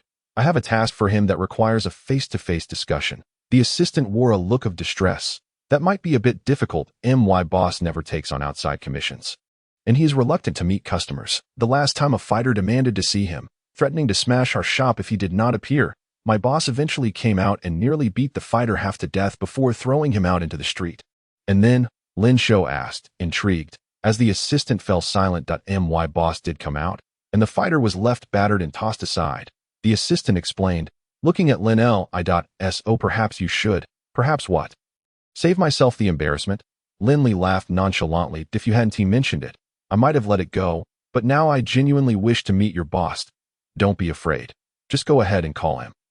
"Here we go again with another one who doesn't heed warnings," the assistant grumbled under his breath, though he reluctantly turned to head inside. "Not now, not now. How many times must I tell you? When I'm forging, no one gets to see me, not even if it's the king himself." Not long after the assistant entered, a stream of furious curses echoed from the back, loud and resonant, drowning out even the clanging of metal. "Wow, this boss has quite the temper," Lin Shou commented, clenching his fists. "Boss, how about I barge in and drag this guy out? If the king can refuse to meet with me, then he certainly has it coming if he dares to ignore my big brother." "Go ahead," Lin Li replied without restraint. "Just be prepared for us to avenge you when you end up battered." "Boss, you can't treat your loyal little brother like this. It's disheartening." Lin Shou exaggeratedly crouched down, covering his face as if devastated. Lin Li and Lin Feng couldn't help but burst into laughter at his antics. At that moment, the assistant emerged, looking quite disheveled. Upon seeing Lin Li, he immediately wore a mournful expression. "Sir, you heard him. It's not that I don't want to go, but my boss simply refuses to come out." Which other shop could possibly compare to yours? Lin Li replied cheerfully, flicking a golden coin that flew toward the assistant. Go back in and tell your boss that if he doesn't come out to discuss the plans I brought, he will regret it for a lifetime. The assistant accepted the coin, gritting his teeth. Fine, I'll give it another T or Y. As he spoke, he stepped inside once more. Boss, there are plenty of blacksmith shops on the street. Why do you insist on this particular one? Besides, it's not even the best. There are several others on par with it, and two even ranked higher. Lin Shou expressed his discontent, saying, that son of a gun. Rickson has such a bad temper. His skills can't be that exceptional. Lin Li, who had not had the chance to elaborate earlier, smiled and replied to Lin Shou's inquiry. I happened to pass by here before and inadvertently discovered that these swords and blades bear a remarkably discreet mark. Belonging to the Green family, a modestly renowned blacksmith clan from 300 years ago. As far as I know, this narrow blade is precisely what the Green family excels at forging. Is that true? Lin Shou asked, half in disbelief. Of course it is. These insights stem from the memories of legendary figures. How could there be any error? Although, in the grand scheme of these powerful beings' recollections, this is merely a trivial matter. It holds significant value for Lin Li at present. Just as Lin Li was about to respond, a heavy and rapid sound of footsteps approached, accompanied by an irate voice. I want to see who dares to speak so boldly and possesses designs that would make me regret not glancing at them for the rest of my life. A burly man, wielding a massive iron hammer, charged into the room with a furious expression, his bald head and ruddy complexion adding to his intimidating presence, upon spotting Lin Li and his companions. His anger intensified, and he bellowed, Kid, you'd better show me designs that satisfy me.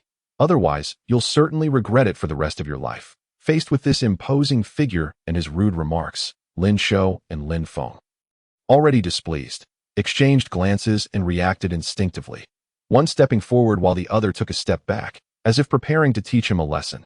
Fatty, Feng, do not be rude, Lin Li interjected, stepping in front of Lin Shou and addressing the burly man.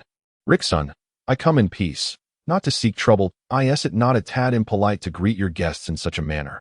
Rickson was taken aback by the calm demeanor of this young man, dressed as a magic apprentice, and felt a surge of astonishment. Raising his dark brows, he replied in a deep tone, That depends on whether you have the qualifications to be my friend. Aren't you supposed to show me those designs? Present them, and if they are truly as remarkable as you claim, I shall gladly apologize to you. But if they are mere trash, don't blame me for throwing you out. Very well, straightforwardness is appreciated. Lin Li clapped his hands and smiled. Then I shall await your apology. That he reached into his pocket, pulled out a rolled-up paper, and spread it across the counter, saying, Let us discuss this after you take a look.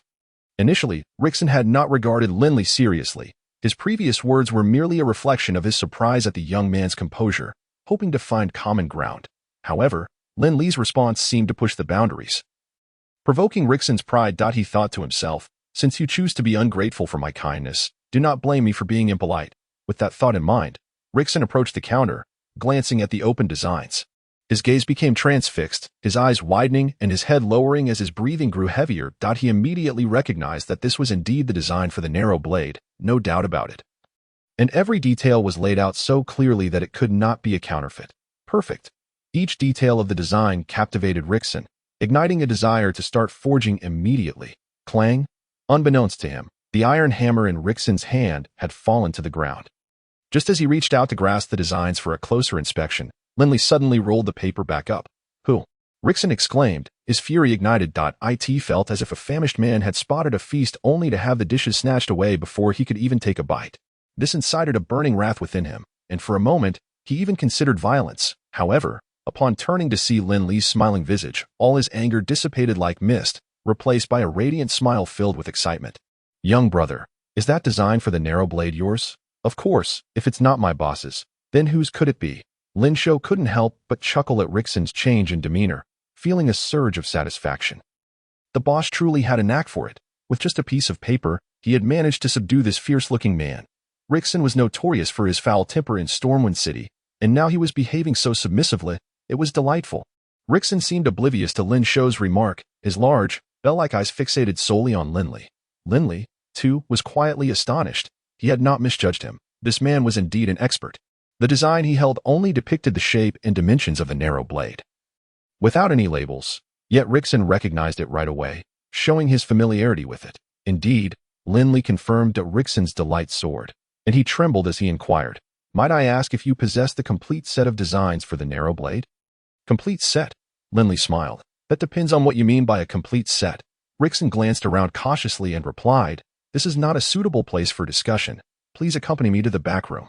The blacksmith shop was divided into 3 sections, the front for the store, the middle for the forging workshop, and a spacious yard housing a massive furnace and various ores. Several apprentices were busily swinging hammers to create weapons.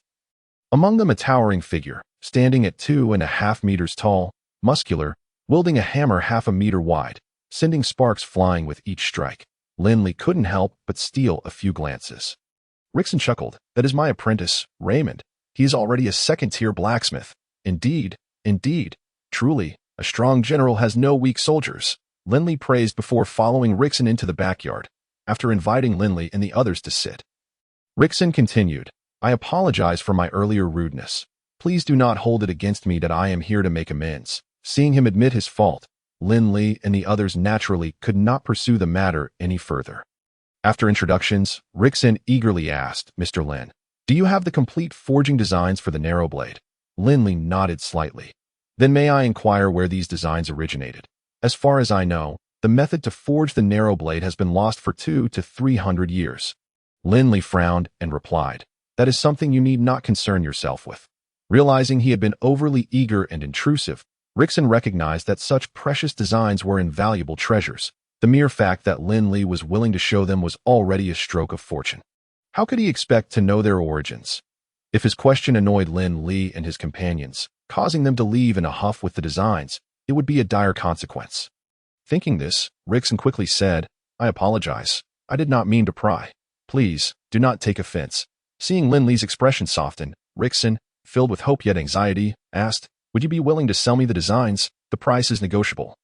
Name your figure, and I would even part with my blacksmith shop if need be." Lin Li was taken aback and chuckled, "I am not a blacksmith. What use would I have for your shop? Furthermore, I have come to commission you to forge weapons, not to sell designs." Upon hearing this, Rixon's previously eager demeanor wilted like a withered eggplant, losing its spirit. Lin Li inquired, "May I ask, why are you so interested in the narrow blade?" Rixon replied, "To be frank, my family has been in the blacksmithing trade for generations. Our ancestors had the fortune to forge a narrow blade for a renowned warrior, which brought us great fame and prosperity for a century.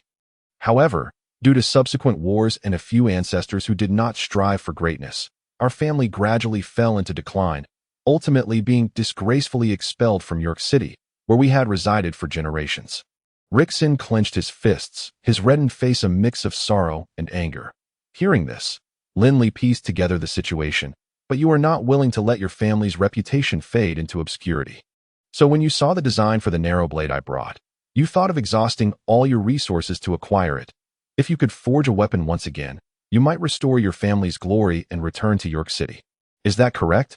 "Precisely." Rixon, having his innermost thoughts laid bare, was not angered. Instead, he set down the iron hammer, stood tall, crossed his arms, and bowed respectfully, saying, "I humbly request that you grant me this favor." As he spoke, his knees buckled, and he was on the verge of kneeling. "Please, do not do this." Lin Li hastily offered him support. Although he had only just met Rixon, an instinctive sense told him that all of Rixon's words were genuine. To speak candidly, Lin Li felt a deep sympathy for him, coupled with a sense of admiration. Furthermore, as he and Lin Shou would inevitably require weapons in the future, having an acquaintance who was an exceptionally skilled blacksmith would save them considerable trouble when it came time to forge new items. Thus, Lin Li was eager to assist him and foster a cordial relationship. Despite the profound significance of the narrow blade in Rixon's eyes, it held little value for Lin Li. He had chosen this sword primarily because it was a combat weapon, which would not only compensate for Lin Shou's current lack of cultivation and insufficient fighting spirit, but also maximize the effectiveness of the soul-snatching sword technique. In Lin Li's memory, there existed blueprints for weapons far superior to the narrow blade, including even spirit weapons and more advanced divine weapons. Therefore, even if he were to give the blueprint of the narrow blade to Rixon for free, it would not cause Lin Li any regret. However, he had no intention of doing so. Firstly, he understood the principle of reciprocity, and secondly, he wished to properly test Rixon to facilitate better cooperation in the future. With this in mind, Lin Li stated, I could indeed provide you with the blueprint for the narrow blade. Really? Rickson looked at Lin Li with a mix of skepticism and hope upon seeing Lin Li nod. He was overcome with emotion, tears welling in his eyes, and he instinctively attempted to kneel again. Dio not. Lin Li quickly reached out to steady him at this moment, having advanced to the rank of a warrior. Lin Li's strength had surged, possessing the might of 1,000 pounds that a mere gentle push from him was sufficient to prevent the robust Rickson, who was accustomed to blacksmithing, from kneeling again. Rickson was momentarily taken aback, and as he gazed at the young man before him, clad in the attire of a magic apprentice, a newfound astonishment flickered in his eyes. He had not anticipated that this seemingly youthful figure, dressed as a magic apprentice, would possess such formidable strength. Rickson, my good man, please hold off for a moment. I have more to discuss, Lin Li continued.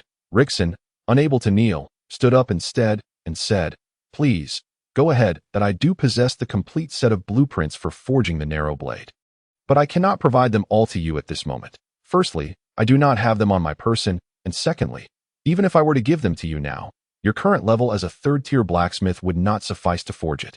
Rickson nodded in understanding. I am aware. My ancestors' notes mention that to forge a combat weapon like the narrow blade, one must possess at least a 5th-tier blacksmith skill, and a 3rd-tier inscription master must assist. Precisely, Lin Li smiled. Thus, there is no need for you to rush. The blueprint I am offering you, while simple, will still impart some techniques for crafting the narrow blade, which may prove useful in the future. Is that true? With a mysterious smile, Lin Li replied, whether it is true or not, you will naturally discover when you attempt to forge it. Then I thank you immensely, Rickson beamed, scratching his bald head in delight. Yet, his expression soon soured as he remarked, if I follow this blueprint, even if I manage to forge the narrow blade, it would merely result in a common weapon, not a true combat weapon. Lin Li, unconcerned, smiled. That is of no consequence. You may proceed with the forging as you see fit. With that, he produced an orange crystal coin and placed it on the counter, saying, here is 1,000 gold coins to start. Feel free to use any materials you require. No, I cannot accept this, Rickson protested, shaking his head vigorously. Lin Li insisted, a deal is a deal. Take it. He then left his address, stating, once the narrow blade is complete, please send someone to notify us. I will bring additional blueprints when I come to collect the item. With a wave of his hand, Lin Li departed the blacksmith shop, accompanied by Lin Shou and Lin Feng. After exiting the blacksmiths, Lin Li instructed the two to return home while he made his way to the Magic Guild. Stop. This is the sacred and esteemed Magic Guild. Unauthorized individuals cannot enter. At that moment, a middle-aged man stood at the door, hands clasped behind his back, evidently a person of authority. The guards on either side showed him great respect. This man was Ampler, the overseer of the Magic Guild. Noticing someone approaching boldly, he immediately intercepted Lin Li. Unauthorized entry. Lin Li recalled that the last time he had encountered Russell, he had been ushered in without any hindrance. I seek an audience with Deca Kane regarding a matter, Lin Li stated, stepping forward. Ampler frowned. Whose child are you? Has your guardian not taught you manners and decorum? Do you realize where you are? Ampler was acutely aware of the current situation, as many had recently sought him out, hoping for an opportunity to meet Deca Kane and showcase their children to him. It was evident that this must be some child unable to contain their impatience. Deca Kane is a figure of great stature. How could anyone simply seek him out at will? The president, Russell, had personally instructed him to be vigilant, ensuring that Deca Kane was not disturbed. Go back. Do not cause any more trouble here. Ampler gestured dismissively, thinking to himself that even if this child belonged to one of the three great families, they were still insignificant compared to Deca Kane. Just then, before Lin Li could respond, a guard whispered a few words to Ampler. It was straightforward. The guard had witnessed Russell escorting Lin Li out of the hall earlier.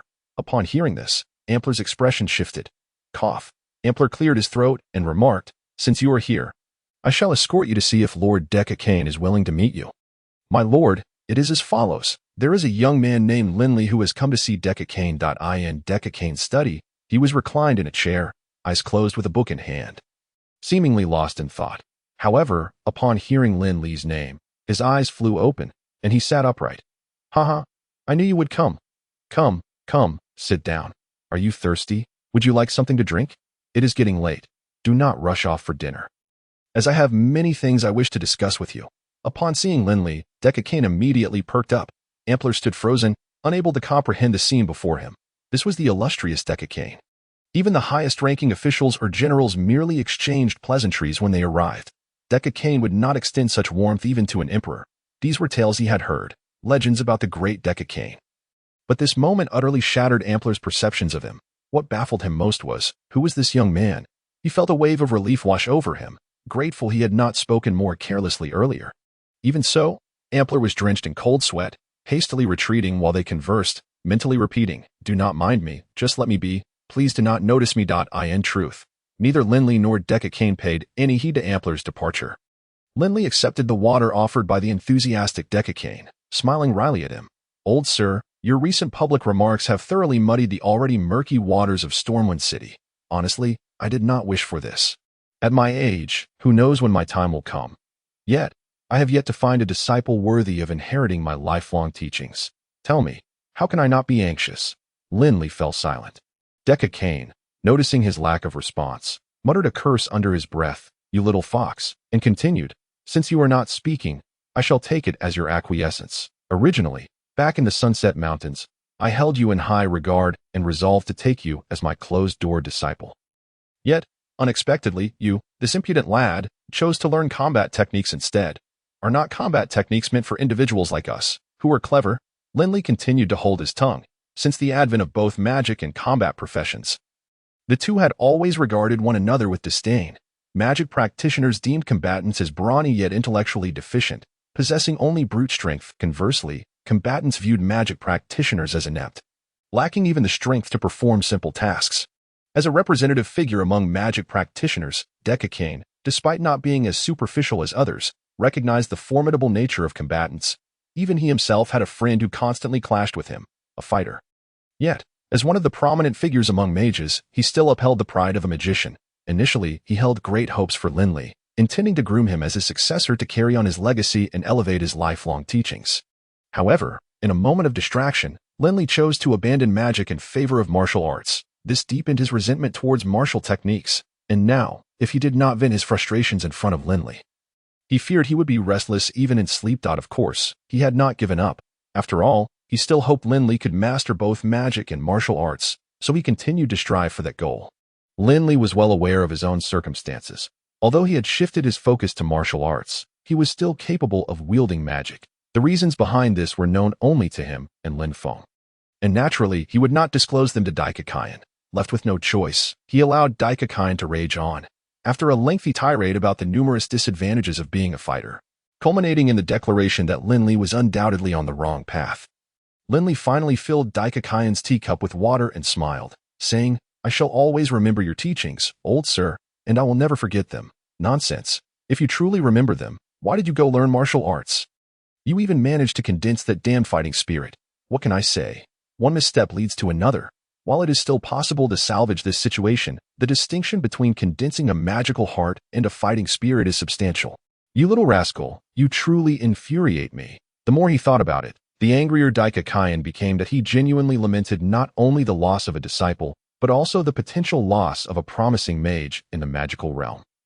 He had encountered many talented mages, but never one as exceptionally gifted as Lin Li, someone with such extraordinary talent and comprehension, verging on the monstrous. Even his most esteemed disciples paled in comparison to Lin Li. How could he not lament the absence of such a prodigious talent in the realm of magic, now turned fighter? He could not help but feel responsible, as it was only natural to harbor resentment in such circumstances. After all, with a fighting spirit condensed, even if one could practice magic, it would merely serve as an auxiliary, making it challenging to achieve great heights. Lin Li chuckled. "Please take a sip of water to soothe your throat. And allow me to finish speaking. It's not too late to scold me afterward." Decca, witnessing Lin Li's humble demeanor, felt an even greater pang of sorrow, thinking to himself, "What a pity. Such an obedient disciple has fallen prey to the allure of the undead. Had I known this would happen, I should have forced him to become my apprentice." I regretted immensely. Yet, he quickly shifted his thoughts, realizing that despite having condensed a fighting spirit, there was still a glimmer of hope. Perhaps Lin Li could achieve the legendary status after all. Regardless, he first needed to bring Lin Li back to the academy. Perhaps a miracle could be born from this extraordinary, prodigy-like child. Seeing the changing expressions on Decca's face, Lin Li, fearing further complaints, hastily added, "While I may not become your disciple, I have found a student for you who is no less remarkable than I am." Daikakayan retorted, "You're referring to your brother, aren't you? I already said, if you agree to be my disciple, I have no problem accepting him. So, there's no need for you to boast on his behalf. You've misunderstood. I am not boasting about my brother. He is only 15 this year, and before I returned from the Sunset Mountains, he was merely a third-level magic apprentice. Now, however, he has become an 11th-level magician, having not only condensed a magical heart, but also possessing a dual affinity for wind and fire. How could he not be better than me?" Daikakayan's eyes lit up at this revelation. But upon turning to see Lin Feng, he scoffed, rolling his eyes and saying, "But compared to you, this little brat is still far behind," though Daikakayan claimed he would accept Lin Li's brother. Lin Li did not wish for him to become a mere accessory. Lin Li recognized Daikakayan's intentions, and thus, he needed to make it clear that even without his support, his brother was a talent worthy of anyone's attention. Hearing Daikakayan's indifferent remarks once more, Lin Li shrugged, "Old sir, if you find him unworthy, then I suppose I'll just find him another teacher." He feigned emotion to stand. "Not so fast." Daikakayan protested, forcibly pressing Lin Li back into his seat. "You cheeky brat, you can't leave until you finish your words. If you dare walk out, do you believe I won't beat you half to death?" "Yes, yes," Lin Li nodded repeatedly, fully aware that Daikakayan would not allow him to leave. He merely wished to express his stance to "Is your brother truly as remarkable as you claim?" Upon hearing Lin Li mention his brother again, Daikakayan surmised the significance of this sibling in Lin Li's heart and recognized it as an opportunity. Most importantly, Lin Li's description suggested that his brother was not lacking in intelligence. At the very least, he should be better than a pig. Regardless of his brother's talent, the priority was to secure Lin Li as a disciple. "Old sir, with your keen eyesight, you must have already seen through it. There's no need for me to repeat myself." Lin Li quickly lavished praise upon him. Although Daikakayan would not mind taking on a pig as a disciple for Lin Li's sake, he still appreciated Lin Li's words and allowed a smile to grace his face. "Very well, in light of your request, I shall accept this disciple for now. However, I have one condition. If you do not agree, then all of this is off the table. Go ahead. Besides your brother, you must also become my disciple and study alongside me at the Aulic Academy of Magic and Martial Arts for several years until you graduate before you can leave."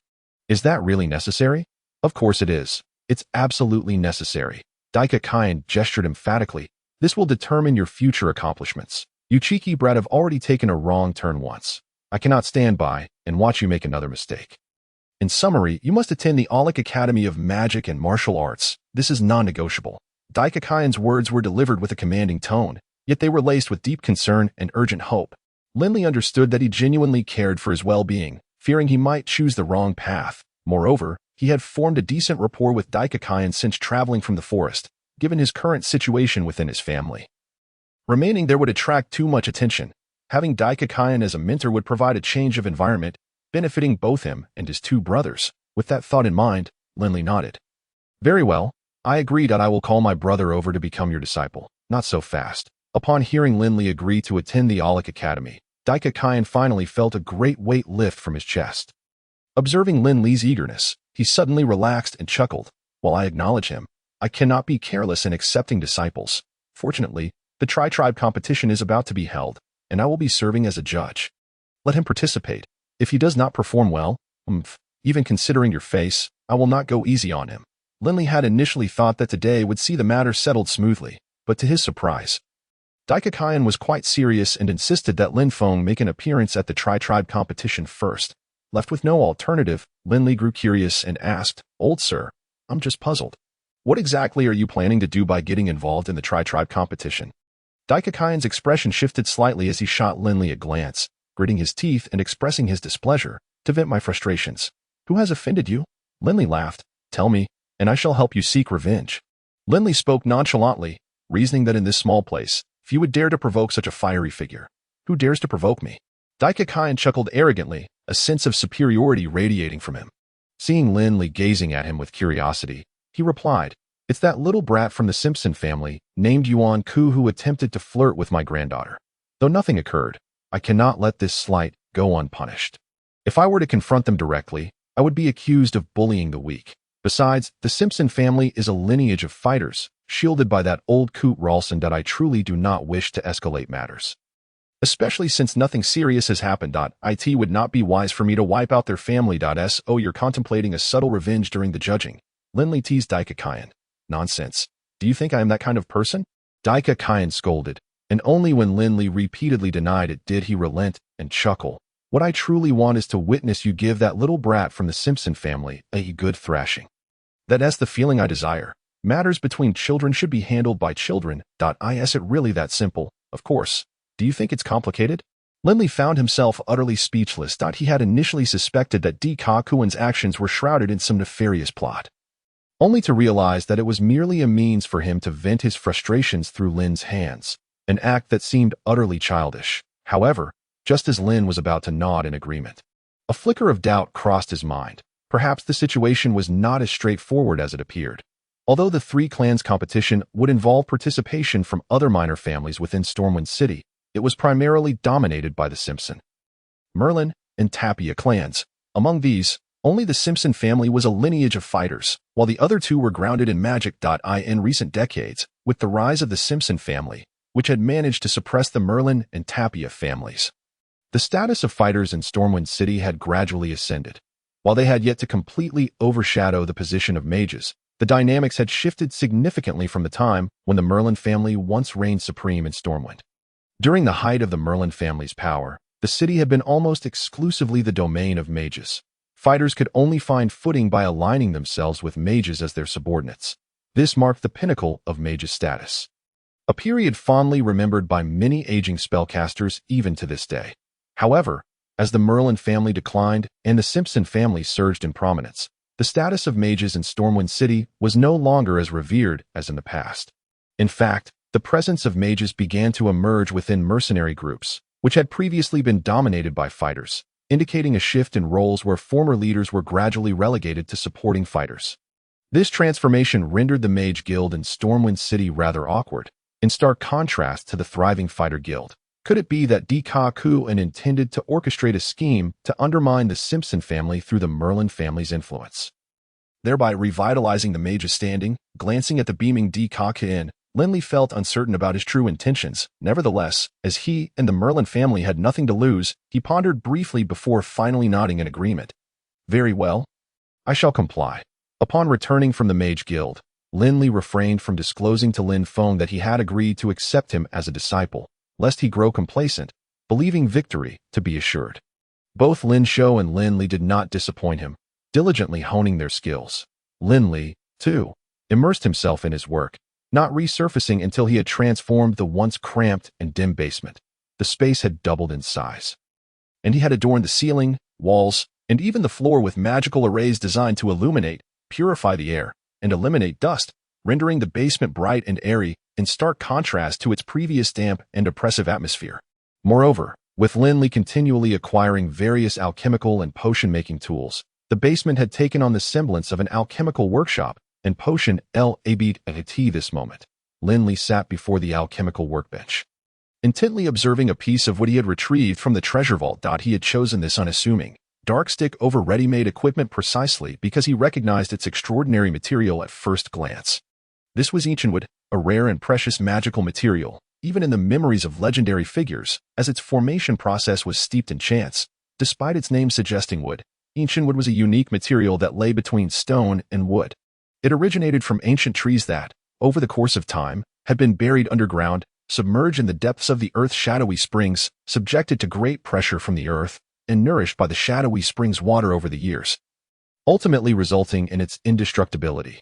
Crafted under such stringent conditions, ancient wood possessed a fine and solid texture. The cleansing effects of the shadowy spring water eliminated impurities within the wood, while also infusing it with the essence of the spring, making ancient wood not only excellent at conducting magical energy, but also enhancing mental acuity. Remarkably, when employed as a wand, even in cases of failed spellcasting, one need not fear the backlash of mental energy. Lin Li was perplexed as to how such a valuable item had come into the family's possession only to be discarded in the treasure vault. However, its placement in a corner suggested that the previous heads of the Merlin family had been oblivious to its worth. It was understandable. Such a rare material might elude even the most dedicated alchemists throughout their lifetimes, with some having never even heard of it.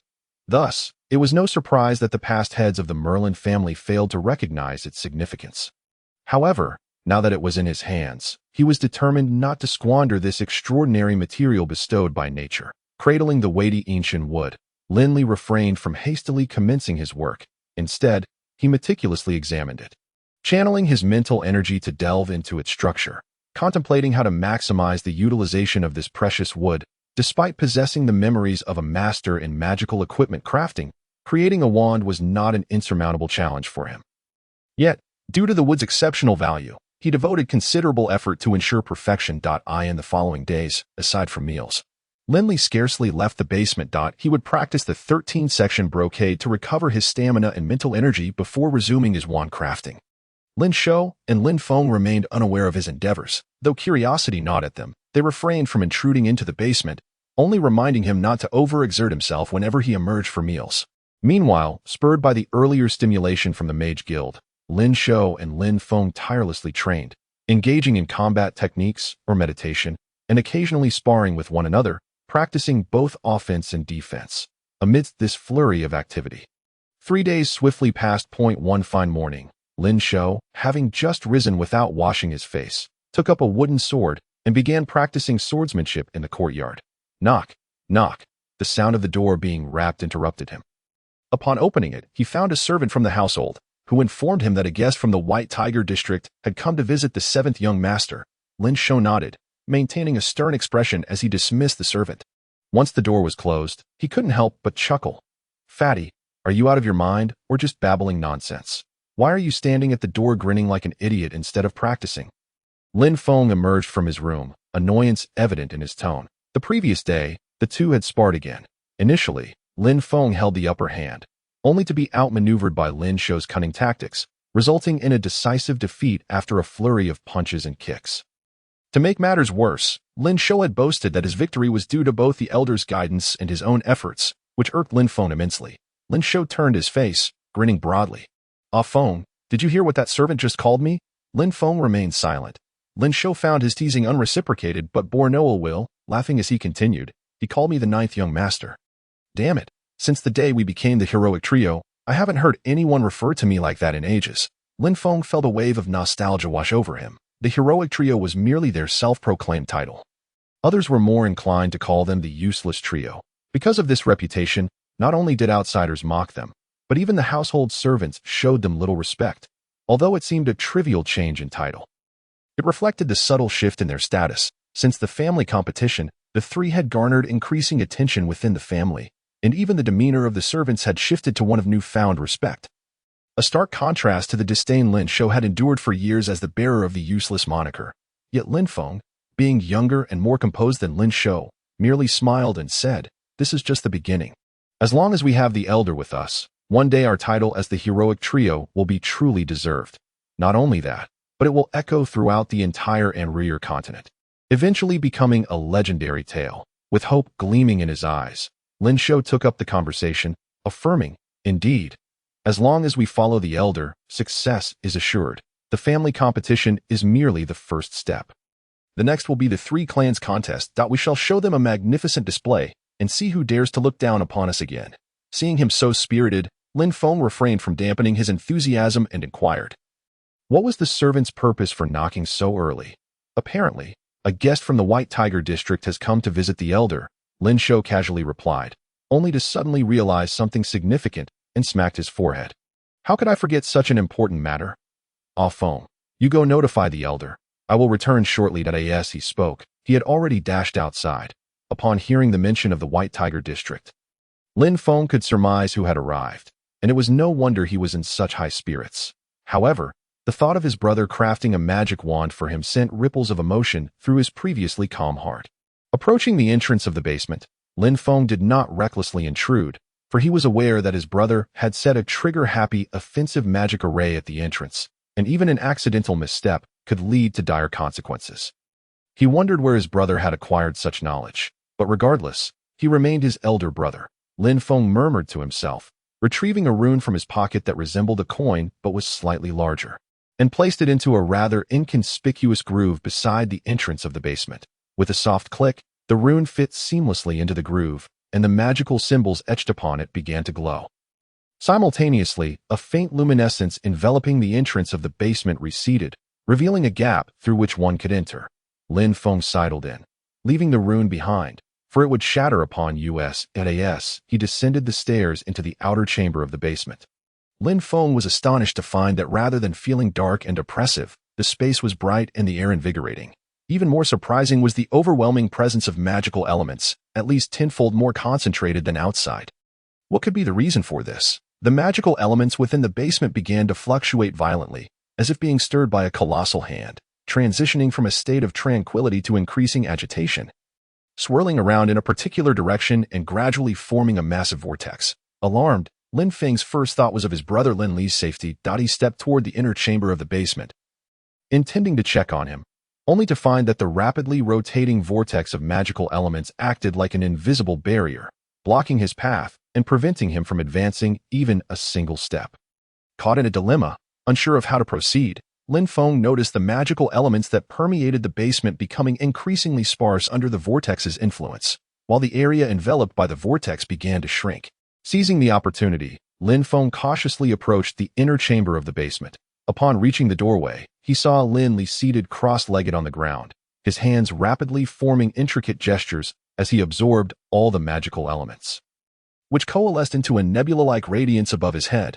With a sigh of relief, as the radiant energy converged into Lin Li's crown, he opened his eyes. In that moment, Lin Feng felt as though his brother's eyes were two brilliant stars, deep and resplendent, making it difficult to gaze directly at them. As Lin Li's piercing gaze softened, Lin Feng dared to step forward, excitement bubbling within him as he asked, "Brother, have you broken through again?" "Indeed," Lin Li replied with a serene smile. My mental strength has advanced to the 14th level. 14th level, had he heard correctly? His brother had achieved yet another breakthrough so swiftly. Lin Feng had thought himself fast, yet his brother surpassed him. As levels increased, advancement became more challenging. Yet, for his brother, it seemed entirely different. Now, Lin Li was extraordinarily powerful, and Lin Feng had never heard of anyone advancing at such a rapid pace. Gazing at Lin Li, his eyes sparkled with admiration and excitement. Rising from his seat, Lin Li moved to the workbench, pulling over a small stool and gesturing for Lin Feng to sit beside him. From beneath the workbench, he retrieved a bag and placed it before Lin Feng, saying, "Open it and take a look." Upon seeing the bag, Lin Feng noticed it bore no seams, appearing as if it were a single, cohesive entity. While he pondered this, he was soon captivated by the exquisite and grand patterns adorning the bag. "Brother, these patterns are truly beautiful." These are not mere decorations," Lin Li explained. "They are magical inscriptions crafted through alchemy. When arranged in a specific order, they bestow unique magical effects." Seeing his brother's delight, Lin Li felt a sense of fulfillment that melted away the fatigue of recent days as he elaborated. "This bag is made from thunder beast hide, which is not only sturdy but, when enhanced with these inscriptions, can conceal the magical fluctuations of your wand inside, while also possessing a deterrent effect from the outside." At this, Lin Li pointed to his circular pattern at the center of the bag, stating, "With this, even if you traverse the Sunset Mountains, lesser magical beasts below the 7th level will neither flee in fear nor actively provoke you." "Thank you, brother." Lin Feng clutched the bag, warmth flooding through him. Their father had not been around since childhood, but thankfully, he had a brother who cared for him. "I am your elder brother. No need for thanks." Lin Li playfully flicked his forehead. "The magic wand is inside. See if you like it." "I do," Lin Feng replied, "as long as it's made by you." "Brother, I will like it." Saying this, he could hardly contain his eagerness as he opened the bag. Before even retrieving the wand, he felt an overwhelming rush of magical elements wash over him, leading him to exclaim in surprise and joy, "Brother, could it be that the magical elements here are?" Lin Li, aware of his brother's extraordinary magical talent, was not surprised by his ability to sense the abundance of magical elements within the basement. He smiled and confirmed, "Indeed, it is the magic wand that attracts them." Lin Feng was elated. Reaching inside to pull out the wand, it measured 1.7 feet in length, with a thickness akin to his thumb, and appeared to be fashioned from a magical beast he had never encountered before. The beast's fierce demeanor radiated an aura of dominance and ferocity that left one in awe. "Brother, what kind of magical beast is this?" "This is not a magical beast," Lin Li replied with a chuckle. "It is a divine creature from the east, known as a dragon, capable of summoning winds and rains, possessing vast powers. Isn't that akin to a deity?" Lin Li laughed. "You may think of it as such if you wish." He then recounted 2 tales from the memories of Feng Wing regarding dragons. After hearing these stories, Lin Feng became increasingly enamored with the wand, asking, "Brother, Does this one have a name? Yes, I call it the dragon wand. Lin Li indicated the mouth of the dragon. Here, you can embed a magical beast crystal core. Once you decide which school of magic to practice in the future, you can find a top-tier magical beast crystal core to embed it. Additionally, this dragon scale is inscribed with various enhancement and auxiliary inscriptions that I will explain the detailed functions and usage methods to you later. Okay, Lin Feng fondled the dragon wand, growing fonder by the moment. But then inquired, "Brother, will the magical fluctuations from this dragon wand always be so intense?" Lin Li, understanding his concern, reassured him, "Not at all, that it is merely that it has just been completed, and the inscriptions that gather magical elements need to absorb a portion of them for storage. Once it has fully replenished, the magical fluctuations will stabilize. Moreover, as long as you place it in the bag, you need not worry about the intensity of the magical fluctuations attracting unwanted attention." Lin Feng nodded, casting a few lingering glances before reluctantly stowing the dragon wand in the bag. He then slung the bag over his shoulder, stood up, and walked a few circles, feeling quite satisfied. "Brother, someone has come to visit you from the Rixon blacksmith shop. I suspected they would arrive soon," Lin Li smiled, retrieving 2 more bags from beneath the workbench. "Come, let us go meet them." The two exited the basement and entered the living room, only to find no sign of Lin Shou or anyone from the Rixon blacksmith shop. Just as Lin Li was beginning to feel puzzled, the courtyard door was suddenly flung open with a loud bang. And Lin Shou's voice rang out, "Boss, something terrible has happened." Lin Li paused, swiftly stepping into the courtyard. Seeing Lin Shou, drenched in sweat, he could not help but speak sternly, "Fatty, even if the sky were to fall, someone tall would hold it up. Why are you in such a fluster? You hardly resemble a fighter at this moment." Though Lin Shou had yet to condense his fighting spirit, he was at least an 8th-level fighter. Even running 10 or 20 miles should not leave him panting as he was now, indicating the depth of his panic. Upon Lin Li's remark, Lin Shou quickly regained his composure, taking a few deep breaths to steady himself. Rubbing his head sheepishly, he admitted, "Boss, I was wrong in my haste. I forgot everything in the face of any situation. One must remain calm to respond effectively. What use is haste? The more flustered one is, the harder it is to resolve matters." Lin Li lectured him lightly. Seeing Lin Shou nod in understanding, he asked, "Now, tell me, what has caused you to be in such a state?" "Just now, the servants at home mentioned that someone from the Rixon blacksmith shop had come to visit you. I assumed it was Rixon himself, so I rushed out to greet him. To my surprise, it was merely a young clerk from his shop delivering a letter." Upon this, Lin Shou handed an unsealed letter to Lin Li. He then continued, "I was initially quite disheartened, thinking that since I was going out anyway, it would be nice to visit my parents. However, upon returning home, I discovered my father and mother were sighing heavily. When I inquired about the matter, my father refused to speak, and in my frustration, he nearly struck me. It was only after I questioned my mother that I learned that an elder meeting was convened yesterday, and the head of the family, in a fit of madness, dismissed all of my father's positions within the clan." With indignation, Lin Shou added, "This must be a retaliation for my earlier victory over Lin Shi in the family competition." The head of the family, unable to swallow his anger, seized the opportunity to take it out on my father. "This is undoubtedly revenge. That's outrageous. How could he behave in such a manner?" Lin Feng, equally incensed, turned crimson and exclaimed, "He previously used the elder meeting to target my father, and now he is coming after my 4th uncle. This is utterly despicable. Brother, what should we do?" Lin Shou glanced at Lin Li, gritting his teeth in determination. "Perhaps we should follow my 4th uncle's lead and rebel as well." "Nonsense! How dare you utter such foolishness?" Before Lin Shou could finish, a voice bellowed from the courtyard, causing the previously fiery Lin Shou to shrink back in fear. "4th uncle, what brings you here?" Lin Li, taken aback, quickly approached with a smile. "How could I not come? Had I not noticed the chubby one's unusual demeanor and come to investigate? I would have been unaware of the troubles you 3 rascals have caused." Lin Wei's expression was equally grim, dark enough to wring water from, as he shot Lin Shou a glare, saying, "Chubby, you better behave, or I swear I will tear your mouth apart if you speak carelessly." At that moment, with Lin Wei's arrival, Lin Shou, who had been fervently contemplating rebellion, became much more subdued, his head drooping in reluctant compliance. Lin Wei shot him a look of disappointment before turning to Lin Li and saying, "7th, come inside with me. I have something to discuss with you." "4th uncle, what is going on?" Once inside the living room, Lin Li gestured for Lin Wei to take a seat before he could contain his curiosity any longer.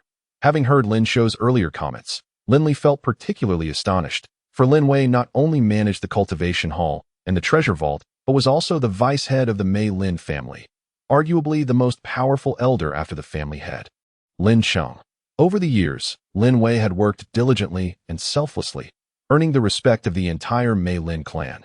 Furthermore, he was known for his tact and kindness, leaving even the harshest critics unable to find fault with him.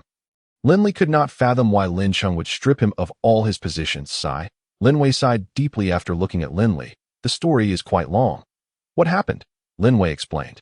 15 days ago, a young scion from the Simpson family emerged, not only a level 9 apothecary, but also took over the apothecary shops under the Simpson family. Could it be that this scion has made some moves? Lin Li inquired. Lin Wei nodded. Just 5 days ago, the prices of potions in the Simpson family shops suddenly dropped drastically, some by 70 to 80%, and others even by 50 to 60%, effectively seizing more than half of our business. Coincidentally, this coincided with the end of the month, when, according to our family's customs, all subordinate shops must settle their accounts and report to the elder meeting to determine the marketing strategy for the next month. Thus, the significant drop in income could no longer be concealed. What does that have to do with you? Lin Li, growing increasingly perplexed, remarked, if business is poor, it should be the fault of each shop's manager. So why does it fall upon you?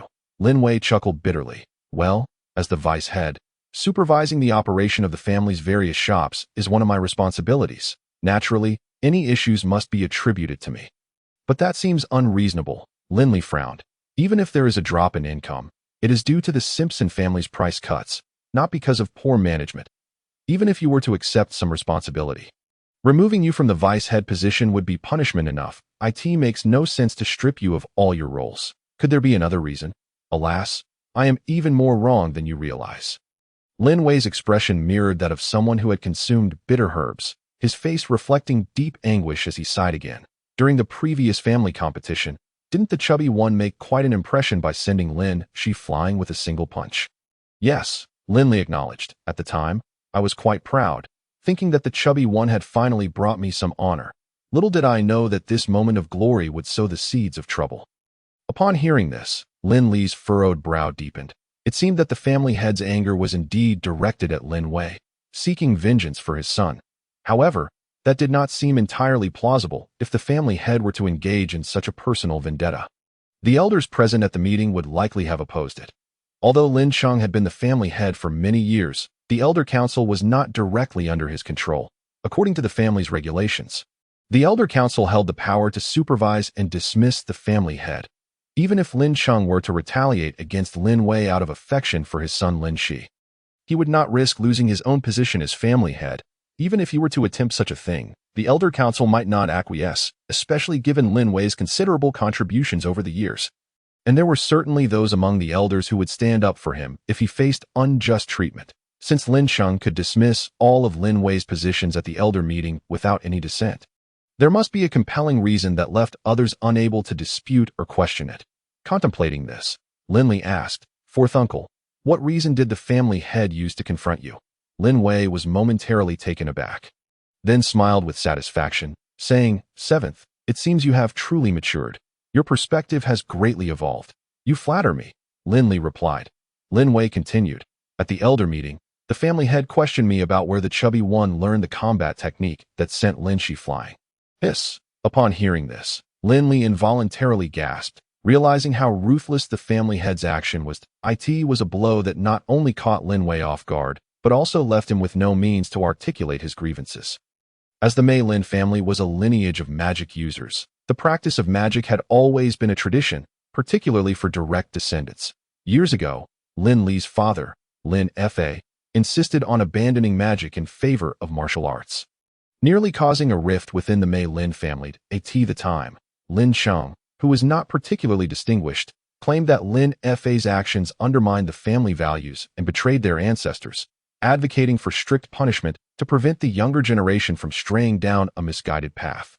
Consequently, the Elder Council, in a bid to uphold the family's integrity and the purity of their traditions, expelled Lin Fa, stripping him of his right to bear the Mei Lin surname. Given that Lin Wei had been closely associated with Lin Fa, he too faced repercussions. While he was not expelled, The opportunity to succeed the family head, which had once seemed promising, was now lost. Years later, Lin Qing ascended to the position of family head with little opposition.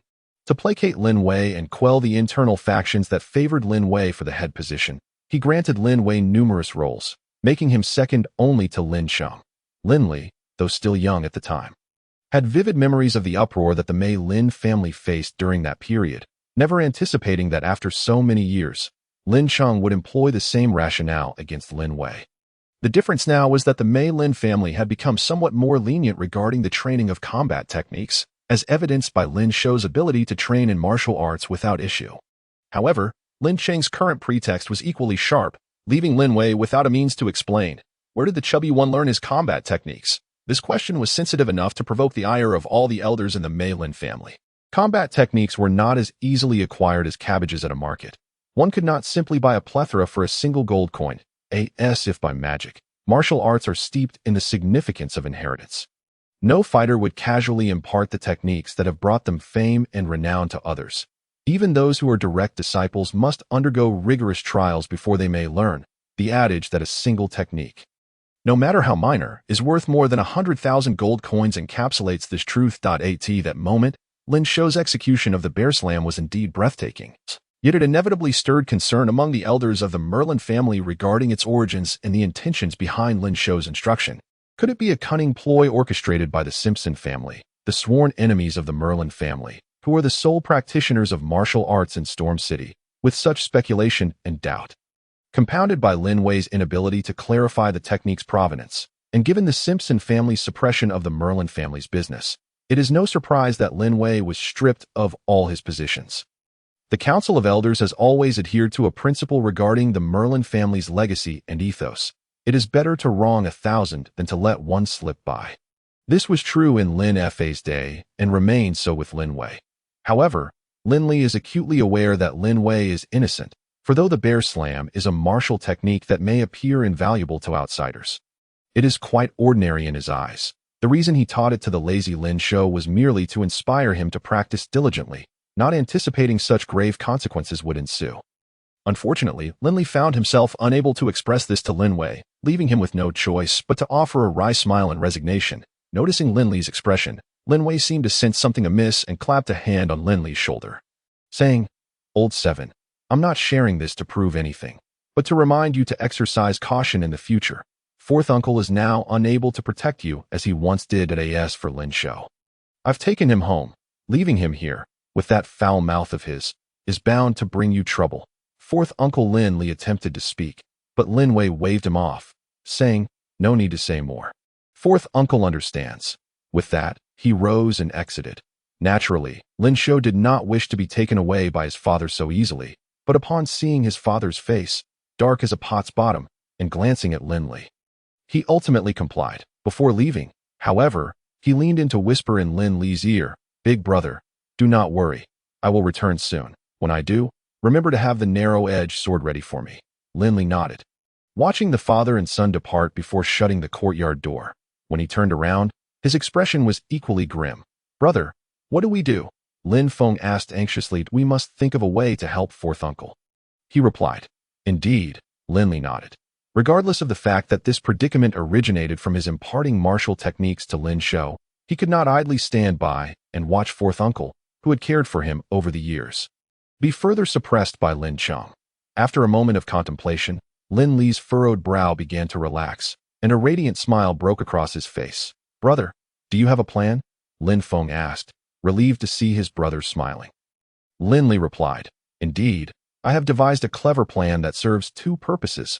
The head of the family has accused fourth uncle of allowing Lin Shou to learn a technique of unknown origin. Correct? Well then, I shall assist Lin Shou in finding a teacher of considerable repute, and we shall see what he has to say then. Brother, are you going to seek out Master Di Kakuin?" Lin Feng quickly guessed Lin Li's intentions, frowning as he spoke. "But will that even help? He is a magician and seems to know nothing of martial techniques. Do not fret. I have my ways to convince others that Lin Shou's teacher is extraordinary." Lin Li stood with confidence. "This time, I shall not only help fourth uncle reclaim what he has lost, but I shall also ensure he becomes the new head of the family." Lin Feng gasped, staring at Lin Li in disbelief. Lin Li instructed Lin Feng to diligently practice at home and quickly acclimate to the newly acquired dragon staff, while he himself departed the Merlin residence for the Mage Guild. The journey from the Xiangui district, where the Merlin family resided, to the Qiniao district, home of the Mage Guild, required Lin Li to traverse nearly the entire Storm City. He chose to stroll leisurely rather than hire a carriage. And at his current level as an 11th tier fighter, he did not find it exhausting. Along the way, Lin Li occasionally glanced at the shops lining the streets that it did not take long for him to notice that. In stark contrast to the bustling Simpson family apothecary, the Merlin family shop appeared rather desolate, even overshadowed by the now thriving Tapia family shop, which had previously lagged behind. Such a sight caused Lin Li to frown in contemplation. And upon further observation, he discerned certain details. The customers of both the Simpson and Tapia families were predominantly fighters. The influx of fighters had inevitably spurred the purchasing desires of the magicians as well. In comparison, the clientele of the Merlin family was markedly singular, consisting almost entirely of magicians, with the occasional fighter arriving only to leave disappointed. Taking note of this situation, Lin Li did not linger and proceeded directly to the Mage Guild. In his recollection, the entrance to the Mage Guild was typically deserted, yet today it was bustling with people. Lin Li quickly recognized that among them were several esteemed magicians and members of small magical families. Accompanied by younger family members, all crowded at the steps, yet no one retreated, their eager eyes burning with desire as they clamored, "Please, let us in to pay our respects to Master Dikakuen. Everyone, be sharp and keep your eyes peeled. No one is to be let in. If even one slips through and disturbs the Master's peace, I will be held accountable by the President, and you all will not escape unscathed." The steward, Anpu Lier, admonished the newly appointed guards with a serious expression. Yes, the guards replied in unison. Just as they were ready to demonstrate their resolve, they noticed Anpu Lier grinning broadly as he approached a distant magical apprentice. "Who is that?" one curious new guard asked. "I cannot disclose who he is, but this young master is not an ordinary person. Even the president treats him with utmost courtesy. On one occasion, he was personally escorted out the door. Do not say I did not warn you. Memorize his appearance well, and next time he comes, do not foolishly attempt to stop him. Understand?" An older guard instructed. The others nodded in agreement, just as Anpu Lier was attempting to assert his authority over the guards. Upon seeing Lin Li approach, he broke into a cold sweat and hurried down the steps, a broad smile on his face. "Young Master Lin Li, you have arrived. Please come in," he exclaimed, then turned to the guards blocking the way and shouted, "What are you all standing around for? Clear a path for young Master Lin Li. If you hurt him, can you bear the consequences?" Lin Li paid him little mind, merely nodding slightly before weaving through the crowd. However, he paused on the steps and called out, "Anpu Lier."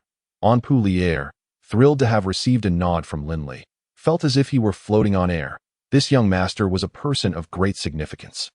Even Master Dikakuen treated him with respect, and now he had acknowledged him. Hearing his name called, Anpu Lier rushed over, bowing respectfully. "I am here. What are your commands? I know you have your orders and cannot allow them in. But do not make it too difficult for them," Lin Li requested. Certainly, certainly," Anpu Lier replied repeatedly, and after watching Lin Li walk away, he turned back to the guards, saying, "Did you hear? Be courteous. Why can he go in while we cannot? Indeed, he is just a lowly magical apprentice, yet he is allowed entry. It is unfair. There are so many of us, yet he is the only one allowed inside. As they witnessed Lin Li, similarly dressed as a magical apprentice, gain entry into the Mage Guild, the crowd outside began to murmur in discontent. "What are you all shouting about? Can you compare yourselves to that young master?" Ampulier let out a cold snort. Casting one last glance before turning away, having visited twice, Lin Li could be considered a familiar face at the Mage Guild. The guards at the entrance did not impede his passage and even allowed him entry without an announcement. Within the Mage Guild, although Dikakuen held a position of great prestige, his brief stay meant he had not established a magical tower here, yet he possessed an expansive, beautiful, and remarkably tranquil courtyard. This was not Lin Li's first visit. He quickly navigated his way outside, only to find that the door was opened not by the usual rustle, but by a girl no older than 16 or 17. Adorned in a sky-blue magical robe, which appeared modest yet bore faintly visible runes at the cuffs and hem, she emanated subtle magical fluctuations, indicating that she was far from ordinary, that a badge on her collar signified her status as an 11th level magic user. Such talent at such a tender age, akin to a Fang's, Lin Li mused, unable to resist stealing a few more glances at her. Her flaxen hair was styled in a simple ponytail, exuding a clean and lively aura, while her skin was fair and supple, and her features were delicate and refined, particularly her strikingly bright eyes that sparkled with intelligence. Initially, her face radiated a brilliant smile upon opening the door, but it stiffened into an awkward expression upon seeing Lin Li, her lively eyes betraying a hint of panic as she instinctively asked, "What do you want?" Observing her reaction, Lin Li felt a sense of wonder, recalling the graceful figure that had once dueled with him from the shadows at the banquet. Watching her feign calm, while clearly unsettled, Lin Li felt a childlike urge to tease her. Thus he said, "When I first visited here, someone ambushed me." Pausing slightly, he shifted his gaze to meet hers. This direct eye contact only heightened the girl's anxiety, particularly under Lin Li's penetrating gaze. She felt an overwhelming vulnerability and instinctively protested. "It wasn't me." Lin Li chuckled. "I never said it was you. Why are you so flustered?" The girl's pale face flushed crimson as she retorted, "I'm not flustered. I just don't want to be wrongfully accused." "Well, I have things to attend to, so I won't keep you. If you're looking for my grandfather, just head straight to his study."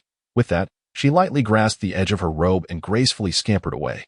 Lin Li chuckled softly, not dwelling on the encounter. After shutting the courtyard door, he proceeded directly to Qian's study. It is said that a true mage's life revolves around 3 pursuits: reading, meditation, and combat. Hence, to find a mage, one should ideally visit their study, quiet room, or battlefield.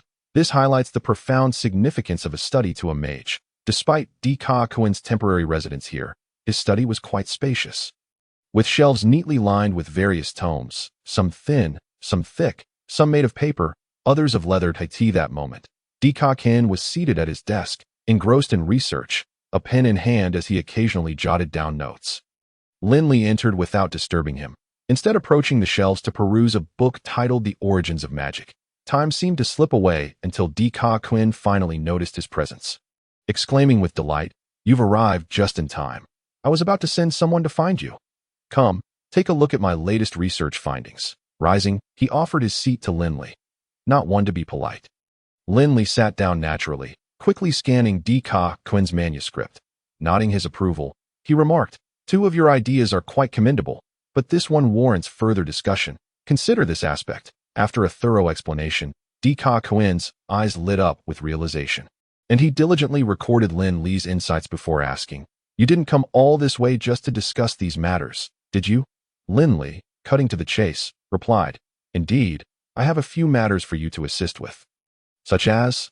Thus, Lin Li recounted the recent actions of the Simpson family, the current plight of the Merlin family, and how Lin Wei had been stripped of his familial position due to him. "How would you like me to assist you?" Qian inquired. "Quite simply," Lin Li grinned. "You could say that a mysterious old friend of yours, having heard of your presence in Stormwind City, traveled from afar and happened upon Lin Shou, taking a liking to him and wishing to take him as a disciple. This old friend, not only a fighter but also an alchemist, would naturally impart some alchemical skills to Lin Shou. Having lived a long life, Qian was astute. Upon hearing Lin Li's words, he immediately grasped his intentions and asked with a smile, "I could indeed help you with that, but I fail to understand why you don't simply step forward yourself.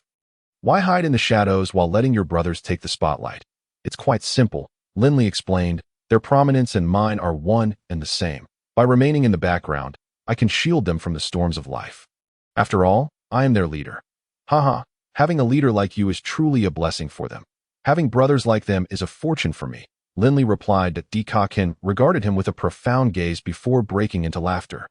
Having discussed serious matters, Lin Li then engaged in light conversation with Qian before taking his leave. Upon exiting the study, he unexpectedly encountered Lina. Upon seeing Lin Li, Lina resembled a child caught misbehaving in front of a teacher, her heart racing as she instinctively considered fleeing. However, Lin Li called out to her, stepping closer and producing a delicate earring that emanated a faint magical aura. "I found this during my first visit to the Mage Guild. It may belong to someone who misplaced it. If you know who it belongs to, could you kindly return it?" Oh, Lina accepted the earring, her eyes sparkling with delight. After a moment's hesitation, she looked up to say something to Lin Li, only to find he had already walked away. "Lin Li, My name is Lina. I'll help you return the earring, she called after his retreating figure, then gazed at the shimmering earring in her hand. A smile gracing her lips as she murmured to herself, "It seems this fellow is not as arrogant and unpleasant as I initially thought." After leaving the Mage Guild, Lin Li did not rush home, but instead made his way to Rixon's blacksmith shop. Previously, the letter Lin Shou had given him was pinned by Rixon, stating that the narrow-bladed sword he had ordered was ready for collection. "Mr. Lin, you've come. Otherwise, I might have been tempted to visit the Merlin family myself." Upon spotting Lin Li, Rixon's face illuminated with genuine excitement, and he enveloped him in a bear hug with surprising strength. Lin Li could have evaded the embrace, but he chose not to, for Rixon from York City. Such a hug symbolized closeness, and the greater the force, the more warmth and enthusiasm it conveyed. This was a gesture reserved for friends and brothers. To rebuff it would only cause Rixon embarrassment and humiliation. Thus, despite feeling a bit breathless in Rixon's robust embrace, Lin Li reciprocated with a firm hug of his own, thinking, "Thank goodness my physique has improved after practicing the 13 sections of Jin. Otherwise, I might have had a few bones broken by now." Rixon evidently felt the warmth of Lin Li's embrace, and, after releasing him, sincerely remarked, "Mr. Lin, not only among mages, but even among fighters, your strength is exceptionally rare." "Haha, you flatter me," Lin Li replied with a modest smile. "Now, please bring forth the narrow-bladed sword you crafted. I can hardly wait to see it." "Just a moment," Rixon said, clapping his hands. Shortly thereafter, a young man, tall and robust with golden hair, entered carrying a wooden box to Mr. Lin. "This is my younger brother, Jonathan," Rixon casually introduced as he took the box. "Don't let his age fool you. He is already a 9th-level fighter at just 16.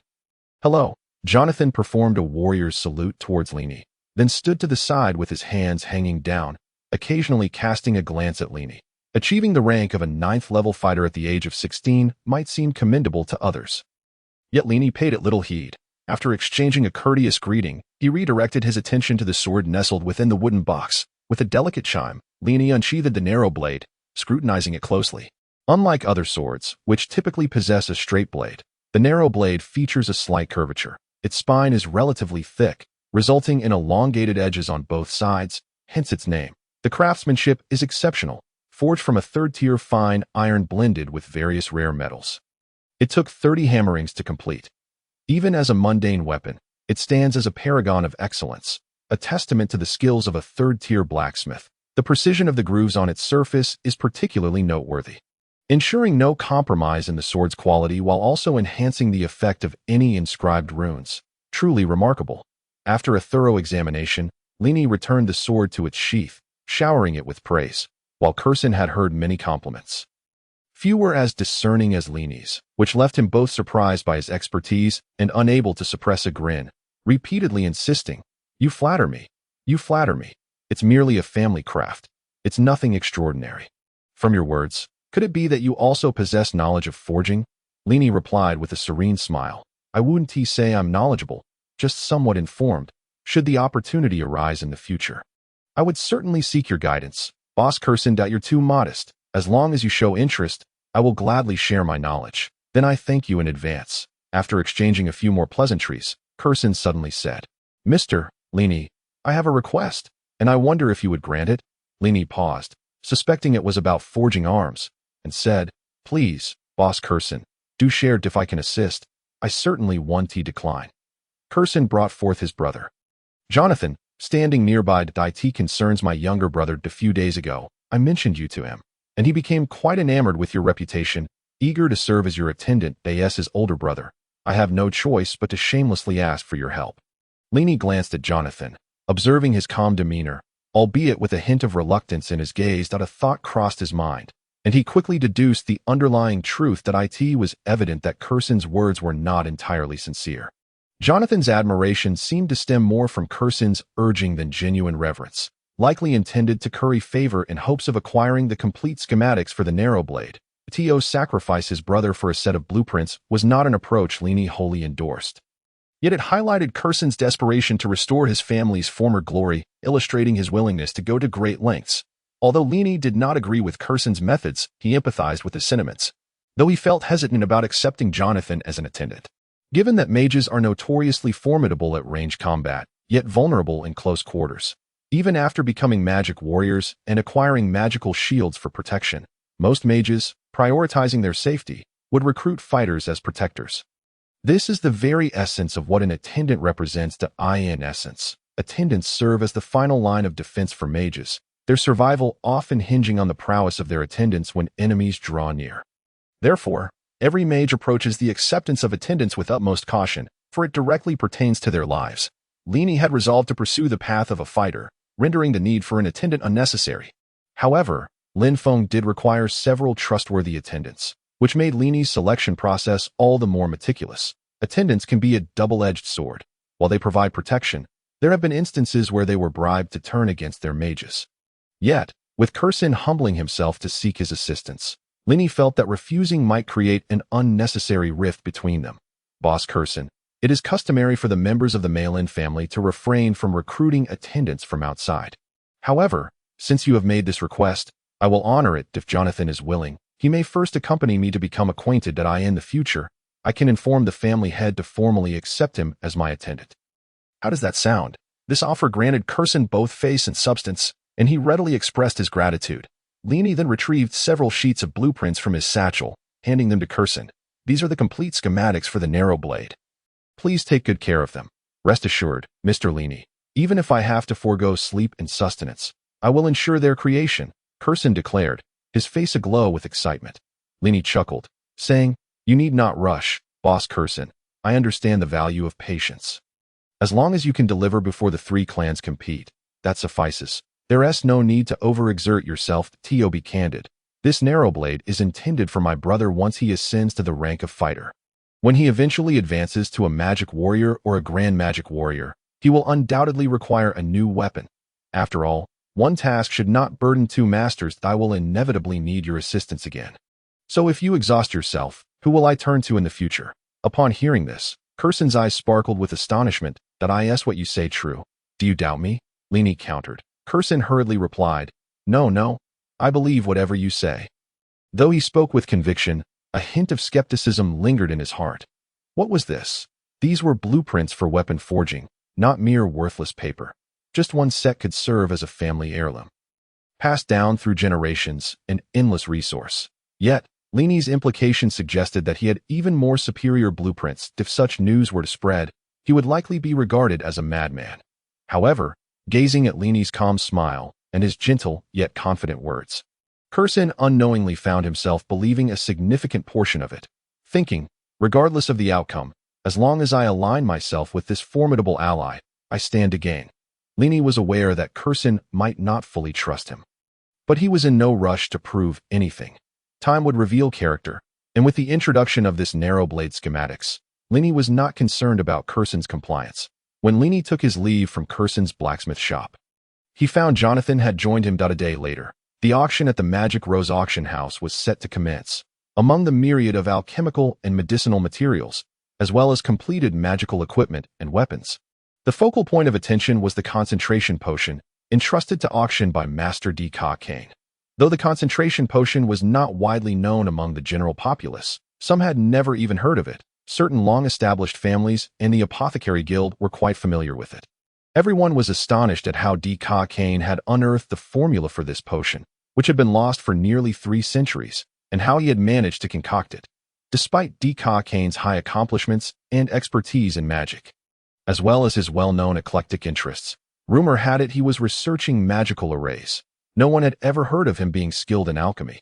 Thus, while they were impressed that Kane would part with such a precious potion for auction, many speculated about his true intentions behind this decision. Of course, despite the myriad of conjectures regarding the origins of the concentration potion, no one dared to inquire directly, regardless of the intentions behind the interest in the potion. Once the news was confirmed, nearly every family or guild capable of attending the auction dispatched representatives to the venue. Some aimed to procure the potion for their offspring, hoping to win Kane's favor, while others simply wished to purchase it in hopes of deciphering its components, ultimately restoring the long-lost formula. Regardless of their motivations, the auction hosted by the Magic Rose was genuinely thriving. That day, nearly every notable figure in Stormwind City was present, and the simultaneous appearance of the heads of the 3 major families sparked a flurry of discussions and speculations among the attendees. The arrival of the president of the Apothecary Guild and several renowned apothecaries elicited waves of gasps and cheers. The atmosphere reached its zenith when the carriages of the Mage Guild appeared. And Deca Kane and Russell alighted in succession. One expected Master Deca Kane to attend personally. This auction was shaping up to be quite the spectacle. What's so surprising about it? Dante, Master Deca Kane also has 2 potions to sell. What potions? I've heard it's called the concentration potion. Quite remarkable. I only knew of Master Deca Kane's prowess in magic. I had no idea he was also so skilled in alchemy. You have made an error in your assertion. I heard from a relative who serves as a guard in the Mage Guild that the concentration elixir was not concocted by Master Deckard Cain himself, but rather by a friend of his. This friend of Master Deckard Cain is not only an exceptional fighter, but also a skilled alchemist. His visit to Stormwind City serves 2 purposes: to visit Master Deckard Cain and to seek out a suitable disciple to mentor. Additionally, I have come to learn that this master seems particularly interested in a certain scion from one of the 3 great families. It appears that he has even imparted a combat technique to this individual and taught him some alchemical skills. However, beyond that, I am not privy to further details. Now, as time is of the essence, I must attend the auction. The crowd buzzed with speculation as fresh tidbits of gossip emerged, prompting exclamations from those outside. Some whispered, could it be that the Simpson family has garnered the favor of Master Deckard Cain's enigmatic friend? One individual quietly shared his conjecture with an acquaintance. You see, that mysterious master is a fighter. Although we are unaware of his level, anyone who can befriend Master Deckard Cain must be extraordinary. Even if he is not a battle sage, he is certainly a great fighter. Indeed, your reasoning holds merit. Upon hearing agreement, he continued. Moreover, he is adept in alchemical arts. Remember, shortly after Master Deckard Cain arrived in Stormwind City, he announced the auction of this concentration elixir. Given the timeline, it is highly likely that this elixir was also crafted by this mysterious master. That makes sense. Others nodded in affirmation. The speaker persisted. Thus, if he is both a fighter and a master of alchemy, it stands to reason that his chosen disciple may well hail from the Simpson family. Have you all noticed that the prices of potions in the Simpson family's shops have plummeted recently? I have heard that a 9th-level alchemist named Kenton Simpson is overseeing matters, and he is rumored to be a fighter of considerable potential. However, the Simpson family has kept his rank under wraps, with no whispers escaping. Yet, I estimate that Kenton is the most likely candidate to be favored and accepted as a disciple by this mysterious master. Yes, that seems quite plausible. I think it improbable. This time, the chorus of agreement was not unanimous, as dissenting voices rose. Why is it impossible? One individual retorted, visibly irritated, if it were not a scion of the Simpson family being favored. Who else possesses such qualifications? Perhaps it could be a member of the Merlin family, specifically the 9th son, Lin Li. Surely not? Indeed, the 9th son of the Merlin family is notorious for his lack of talent. The mysterious master would not choose a failure as his disciple, would he? Humph. The one opposing this notion scoffed. Failure? Who asserts that? Everyone does that. Is the consensus of the masses inherently true? The speaker wore an expression of disdain.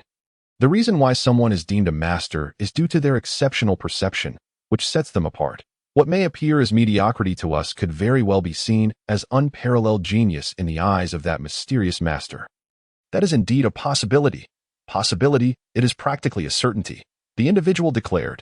Do you all recall the banquet held shortly after Master Deckard Cain's arrival in Stormwind City? Yes, I heard about it later. It seems that members of the 3 great families attended, along with several smaller families eager to join in the festivities. Actually, the initial invitations were extended solely to the Merlin family. The other families attended uninvited. After casually revealing this tidbit, he observed the astonished expressions around him, feeling quite pleased with himself. This indicates that from the outset, the mysterious master was indeed focused on the Merlin family. Moreover, during a recent competition, Lin Li executed a combat technique that no one had seen before. Consider this. The Merlin family is one steeped in magic. From whom could Lin Li have learned such a combat skill? Could it be that mysterious master taught him? Absolutely, he continued. If he did not intend to accept Lin Li as a disciple, then surely he would be foolish to impart such techniques to a stranger.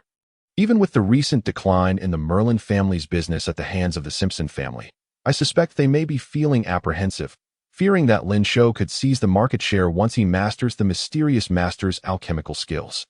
Thus, they strike preemptively. Mark my words, The Merlin family will retaliate soon, and Stormwind City will undoubtedly become even more vibrant at this juncture. 8 out of 10 individuals present had come to believe this line of reasoning. Such discourse spread rapidly amidst the exchange of opinions, and soon, few cared about the items being auctioned or their final prices. Rather, their focus turned to uncovering the identity of the mysterious master and whether the chosen disciple was indeed Lin Li of the Merlin family.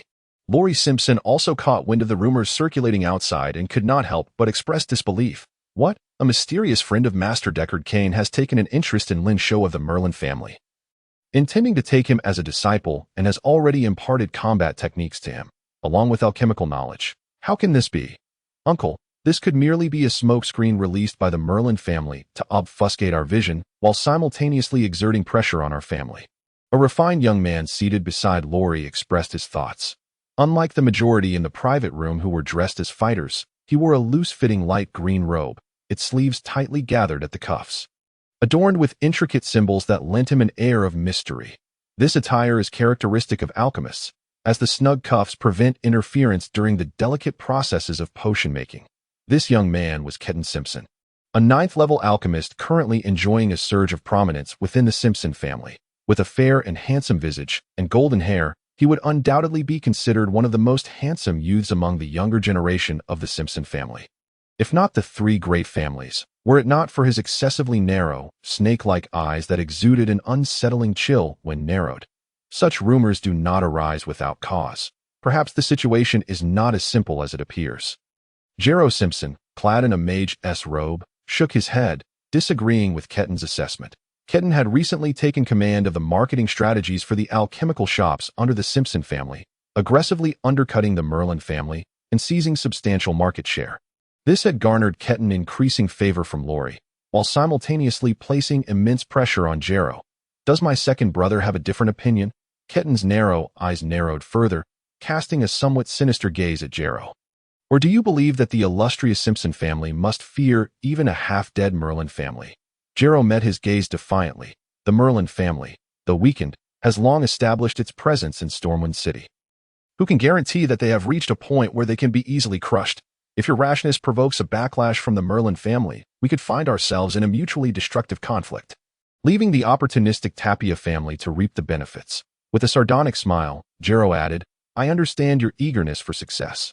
However, caution is never misplaced, lest your impulsiveness undo the advantages painstakingly amassed by our Simpson family throughout generations.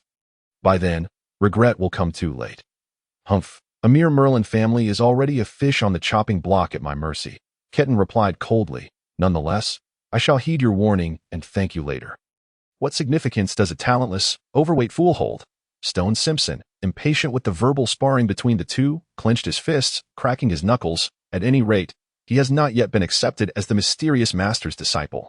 And during the competition, I shall simply defeat him. What is all this prattle for? While his sentiment was not without merit, the matter was of great importance and warranted careful consideration. Lori, wishing to quell their debate, decisively stated, let us first send someone to thoroughly investigate the origins of this mysterious master before determining our course of action. The same scene unfolded within the private box of the Tapia family. Though the disputants were Theodore Tapia and a young man of considerable stature, boasting a thick mane of hair upon his face, Quester, do not delude yourself into believing that simply because you have harnessed the spirit of combat and ascended to the rank of an 11th-level warrior, you are invincible. Even if you were to defeat Lin Li, it does not guarantee the favor of that mysterious master. Let us not forget, the strength of stone from the Simpson family is not to be underestimated. Theodore remarked coldly, gazing at Quester across the table. Despite being brothers, Theodore could not suppress the visceral disdain he felt towards Quester's hairy visage. Humph, what is stone but another of my defeated opponents? Quester scoffed, waving his right hand with a flourish, his fingers slicing through the air with a hissing sound, as though tearing the very fabric of the atmosphere. As for that Lin Li, he is merely a useless fool. Even if he made a splash during the family competition of the Merlin clan, what does that prove? A fighter devoid of the spirit of combat is utterly futile, regardless of their skills. When the 3 clans compete, I shall rend him to pieces. Heh. Murdoch Tapia paid little heed to their quarrel. Although the information before him appeared obscure, he had discerned its origins as being from the Mages Guild.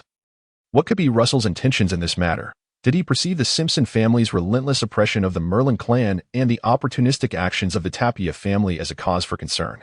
Seeking to ally with the Merlin clan, this situation required careful strategizing in stark contrast to the bickering of the Tapia brothers. Silence reigned within the Merlin family's box. Lin Cheng's countenance was grim, rendering the accompanying elders and younger members wary of speaking, lest they provoke his ire. Lin Cheng's mood was irreparably soured. Merely days prior, he had devised an excuse to remove Lin Wei, who had long been a thorn in his side. Yet now, a piece of news had emerged, seemingly orchestrated by the Mages Guild. This was nothing short of a challenge to his authority, undermining his prior justification for targeting Lin Wei during the elders' meeting. While simultaneously elevating Lin Wei's status, this was not merely a slap in the face for him. It was a concerted effort to uplift Lin Wei at his expense. What merits did Lin Wei possess that rendered him the recipient of such unwavering support from the Mages Guild? Lin Cheng found himself unable to comprehend, his frustration only deepening. He yearned to dismiss these rumors as mere whispers in the wind. Yet he recognized the futility of such a wish. A significant faction within the Elders' Council supported and championed Lin Wei. His earlier rationale had been sound, leaving Lin Wei at a disadvantage. Yet now, the Guild's involvement rendered his critiques untenable. It was inevitable that those elders who favored Lin Wei would seize this opportunity to retaliate, filling him with dismay. Despite being a mere pawn in this unfolding drama, Lin Wei maintained a calm exterior, though internally, he was a tempest of emotions. It was utterly astonishing. Had he not heard it with his own ears, he would never have believed it. His son had garnered the attention of a mysterious master. It seemed that the 2 vials of concentration potion had indeed been bestowed upon his son by this enigmatic figure, with Lin Feng merely riding on his coattails, while Lin Li was merely a distraction. Indeed, that must be the case. With this realization, Lin Wei's heart could no longer remain tranquil. Within the VIP box, Lin Li and Ka Qian sat together, observing the auction while engaged in conversation, with Russell standing attentively beside them. "You rascal, we are now at the 5th to last item for auction, and soon it will be time for your 2 vials of concentration potion. Do you not feel a mix of excitement and trepidation?" Ka Qian inquired, a grin upon his face as he regarded Lin Li. "Not particularly," Lin Li replied with a calm smile. "To be candid, the cost of producing this concentration potion is less than 7 gold coins. Even if I were to sell it for 10,000 gold coins per vial, I would still be profiting handsomely." What did you just say?" Ka Qian exclaimed, sitting up straight in astonishment. "Did you just claim that the production cost of the concentration potion is merely 7 gold coins?" "Indeed," Lin Li affirmed with a nod. "How can that be possible?" Ka Qian's face was a mask of disbelief. "This potion not only aids mages in breaking through barriers, but also enhances their levels, with such miraculous effects. You claim its cost is only 7 gold coins. Surely that cannot be true. There is nothing impossible about it." Lin Li replied. "One of the herbs used is something I stumbled upon, which did not incur any expense. Otherwise, the cost would be significantly higher." With that, Lin Li cast a glance at Ka Qian. "Hence, this potion cannot be widely distributed. That would indeed be a pity." Ka Qian had initially entertained the notion that if the concentration potion proved so effective and affordable, its widespread availability would be a boon for all mages struggling at their limits. However, before he could voice this thought, Lin Li's words dashed that idea. Lin Li mused, "However, you make a valid point. Given how rare this potion is, selling it too cheaply would indeed be a waste." Turning to Ka Qian, he proposed, "How about this? To demonstrate its efficacy, we should sell it for a higher price and first present 1 vial for testing. Then auction off the remaining vial. Are you mad?" Ka Qian sprang from his seat, eyes wide with indignation. "This is a potion that can help individuals break through their limits, not some cheap beer from a tavern. This is sheer waste. Have you been kicked in the head by a beast? I adamantly oppose this." "Calm yourself, sir, and allow me to explain," Lin Li said with a gentle smile. "May I ask you, which would entice you more? 2 vials of potion or just one whose effects are already known? If 2 treasures were to pass down through an era, would you argue that they are worth more together or that the destruction of one would enhance the value of the other? Especially when the used potion can directly prove its efficacy? Of course, the one whose effects are known," Ka Qian replied instinctively, only to realize his error moments later, smacking his forehead. "I see. You clever rascal. You're banking on the principle of rarity enhancing value." "Exactly. The scarcer it is, the more valuable it becomes. Yet there is no need to bring one out for testing. Kain still lamented the idea. One must be willing to part with something to gain something in return, Lin Li remarked with a smile, then turned to Russell. President, might I request that you send someone to summon your disciple Paramon? I wish for him to test the potion. Russell was momentarily taken aback, gazing into Lin Li's eyes. Him? Is that feasible? Why wouldn't it be? Lin Li responded with unwavering confidence. Should Paramon benefit from this potion, it would undoubtedly cause a frenzy among everyone else. President, how can we know unless we give it a try? After all, he stands to lose nothing. What are you waiting for? Hurry up, Kain urged.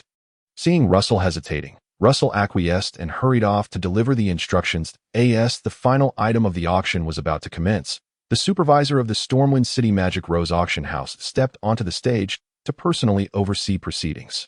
His face was alight with excitement as he proclaimed, "Next up for auction is the concentration potion entrusted to us by Master D. Cantillo. Demonstrate the miraculous effects of this potion.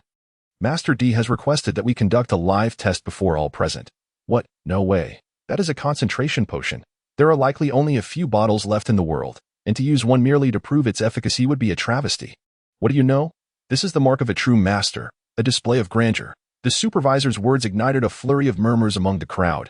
Now, let us welcome the test subject, Paramon, with the supervisor's call. Gasps of surprise rippled through the audience below. It is him. How could it possibly be him? The name of Paramon is not unfamiliar to the denizens of Stormwind.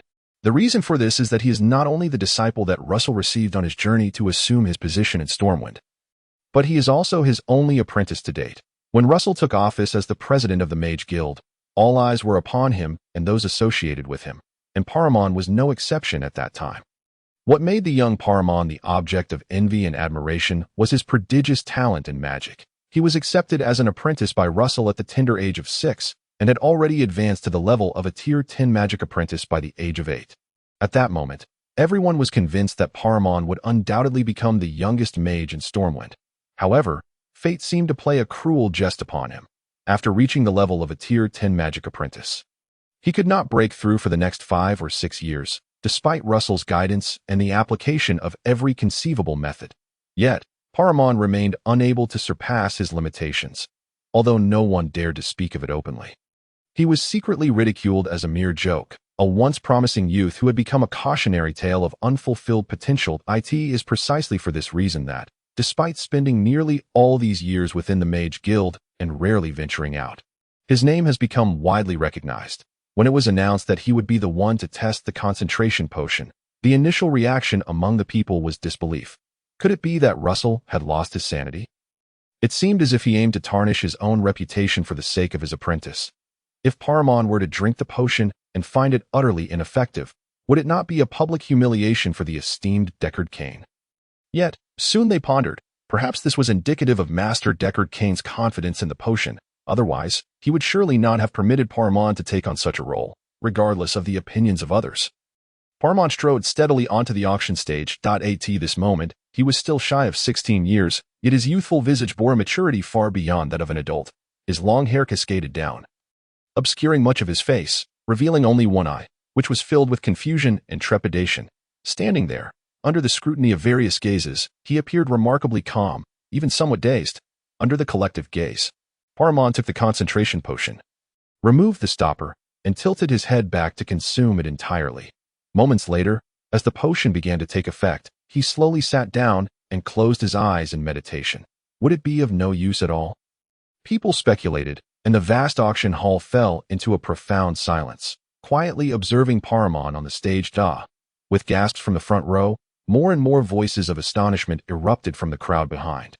It turned out that a radiant light was swirling above Paramon's head, growing ever more intense, enveloping him like a halo of starlight. Simultaneously, the surrounding magical elements began to surge wildly, converging towards the space above his head.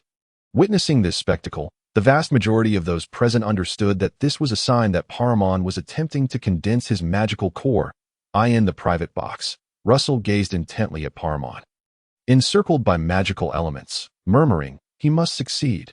Time passed at a leisurely pace, yet none present exhibited impatience. After an indeterminate duration, as the magical elements surrounding him finally settled, Paramon rose slowly, his eyes shimmering with brilliance, his body radiating with powerful magical fluctuations he had broken through.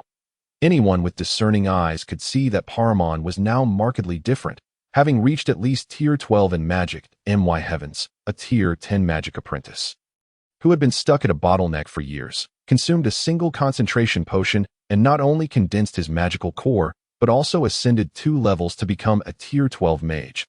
Such an extraordinary feat. Regardless of the circumstances, this concentration potion must be secured at that moment. A thought flickered through the minds of all the heads of families present. Thank you. Seeing his disciple finally break through the bottleneck that had confined him for 5 or 6 years and ascend 2 levels, Russell was overwhelmed with emotion, tears welling in his eyes as he embraced Lin Li, repeatedly expressing his gratitude. I never expected this potion to possess such miraculous effects. If it fell into the hands of the Simpson family, the consequences would be dire, Lin Xing thought, furrowing his brow. Good heavens, is this truly happening? In a corner, Lin Wei gaped in astonishment. He recognized the concentration potion all too well. His son had consumed a vial previously, and at that time he believed it to be concocted by Lin Li. Now, it was evident that such an extraordinary potion could not have been created by him. Observing this scene, Lao Rue slightly turned his head, solemnly stating, no matter what, we must acquire that concentration potion. Even if our family cannot obtain it, we cannot allow the Merlin family to do so. Otherwise, the competition among the 3 families would only intensify. Undoubtedly, this time, the Tapia family must also vie against the other 2 families. Murdoch's flickering gaze finally solidified with determination. Such a remarkable potion would be a waste in others' hands. Only our Apothecaries Guild could utilize it to its fullest potential. So no matter the cost, we must secure it. The bidding fervor among the participants in each private box was ignited by the earlier miraculous display, yet only a single vial of potion remained on the auction table, causing the eyes of everyone present to glimmer with greed. Everyone had witnessed the effects of the concentration potion. With a starting bid of 10,000 gold coins, each subsequent bid must increase by no less than 1,000 gold coins. If anyone wishes to purchase it, please make your bid, the supervisor of the magical rose called out, his voice trembling. 50,000. The head of a small family was the first to bid, increasing the price fourfold. In ordinary circumstances, such a leap would be sufficient to intimidate others, yet this time it was of no consequence. That family was not hindered by a bottleneck. With the concentration potion, they could not only easily break through but also rise in level. Such a twofold benefit was hard to come by. Thus, before the first bid could settle, the second and third bids followed in quick succession. I bid 100,000. The Tapia family offers 150,000. What is so great about the Tapia family? The Simpson family bids 200,000. A brazen voice rang out. This declaration took the crowd by surprise. The Simpson family was bidding. Would they continue to compete? If they provoked them, then, what of the Simpson family? Such a splendid item will not be taken by you. The Merlin family, bid 250,000. If the Apothecaries Guild bids 300,000. At the outset of the bidding, the crowd, already awestruck by the miraculous effects of the potion, began to fervently raise their bids without any coaxing from the auctioneer, all in hopes of securing this extraordinary concoction of focus-enhancing elixir, with the Simpson, Merlin, and Tapia families stirring the pot further. The initially modest price began to soar dramatically. Observing this scene, Russell's face immediately broke into a satisfied grin. The information circulating outside was disseminated by him. Even those in the know were his people. His aim was not only to inform others that Lin Shou had attracted the attention of a mysterious master, but also to thoroughly muddy the waters. Over the years, with the formidable rise of the Simpson family and the decline of the Merlin family, the once moribund Fighters Guild in Storm City began to prosper, consequently challenging the authority of the Mages Guild, a situation Russell, as the guild leader, was loath to witness. However, while the Mages Guild could influence others, it could not directly meddle in local affairs, lest it provoke resentment and resistance from the local aristocracy. Thus, Russell had refrained from taking action all these years, though he had never ceased seeking opportunities to restore the Mages Guild to its former prominence.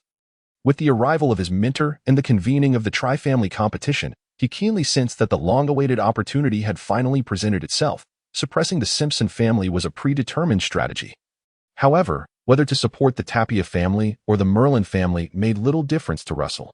Yet, Upon learning that his mentor intended to take Lin Li as a disciple and had engaged with him several times, Russell resolved to vigorously support the Merlin family in reclaiming its status as the foremost family in Storm City. His decision was not based on the Merlin family's so-called reputation as a lineage of mages, but solely due to Lin Li. The extraordinary talent of Lin Li, or his remarkable prowess in magical formations that even left the mentor in awe, was something to behold. Moreover, Lin Li's recent potion had enabled Paramount to break through his bottleneck and alleviated a long-standing affliction.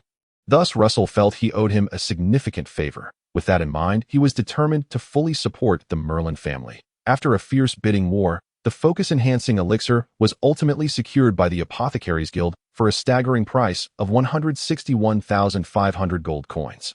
This spectacle once again showcased the Apothecaries Guild's immense wealth to the various families in Storm City, and the populace eagerly anticipated a swift unraveling of the elixir's formula, hoping for a more affordable version to be made available. The frenzy of bidding left Lin Wei feeling both exhilarated and anxious. The thought of the uncertain rumors gnawed at him. As soon as the auction concluded, he hurried home, bursting into the confined room of Lin Shou, exclaiming, "Son, am I truly your father?" Lin Shou, taken aback by his father's manic joy and the nonsensical question, was at a loss for words and could only reply, "You should ask my mother about that."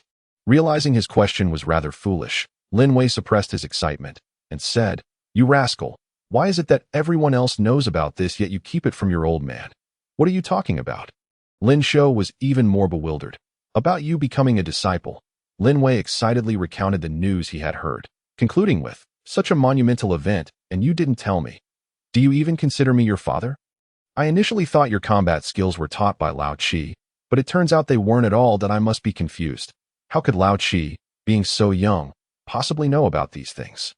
And that focus-enhancing elixir, it certainly wasn't concocted by him, right? Humph, you little rascal, you helped him deceive me back then." Upon hearing this, Lin Shou instantly grasped the situation, leaping up and dashing out. "Where are you going?" This time, Lin Wei did not attempt to stop him. "Just going out for some fresh air. By the time his voice reached Lin Wei, Lin Shou had already vanished. Lin Wei chuckled, "That little brat really knows how to surprise me. He certainly has my flair from back in the day." Stepping outside, he glanced at the overcast sky and muttered to himself, "A change in the weather is imminent. Big brother, big brother, big brother." Lin Shou, utilizing his swift footwork, burst into Lin Li's courtyard like a gust of wind. However, before he could enter, a sharp voice rang out, "Halt. Otherwise, do not blame me for being rude. Who are you?" Lin Shou, in a state of urgency to see Lin Li, was unwilling to stop at the sight of a stranger blocking his path. He swiftly sidestepped and launched a punch, although not executed perfectly.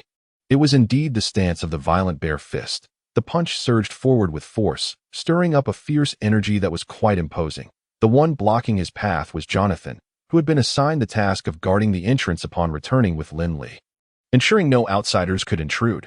Not having seen Lin Shou before, Jonathan instinctively moved to intercept as Lin Shou attacked. Sensing the impending danger, a flash of murderous intent crossed Jonathan's face as he raised his arm and swung his hands downwards like two cleavers. The edges of his palms sliced through the air with a sharp whoosh. Bang! The explosive sound echoed as their fists met, and both figures staggered back 3 steps, clearly evenly matched. "Who are you?"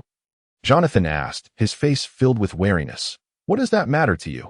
But dare to block my way, and you'll regret it," Lin Shou retorted, visibly displeased, as he steadied himself, preparing to unleash the violent bare fist in a serious confrontation.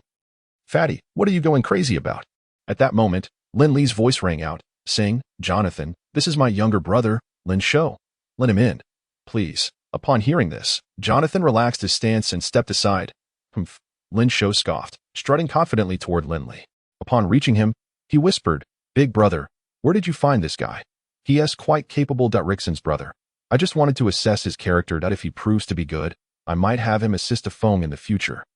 Lin Li casually replied, then looked at Lin Shou and asked, "Fatty, weren't you grounded by fourth uncle?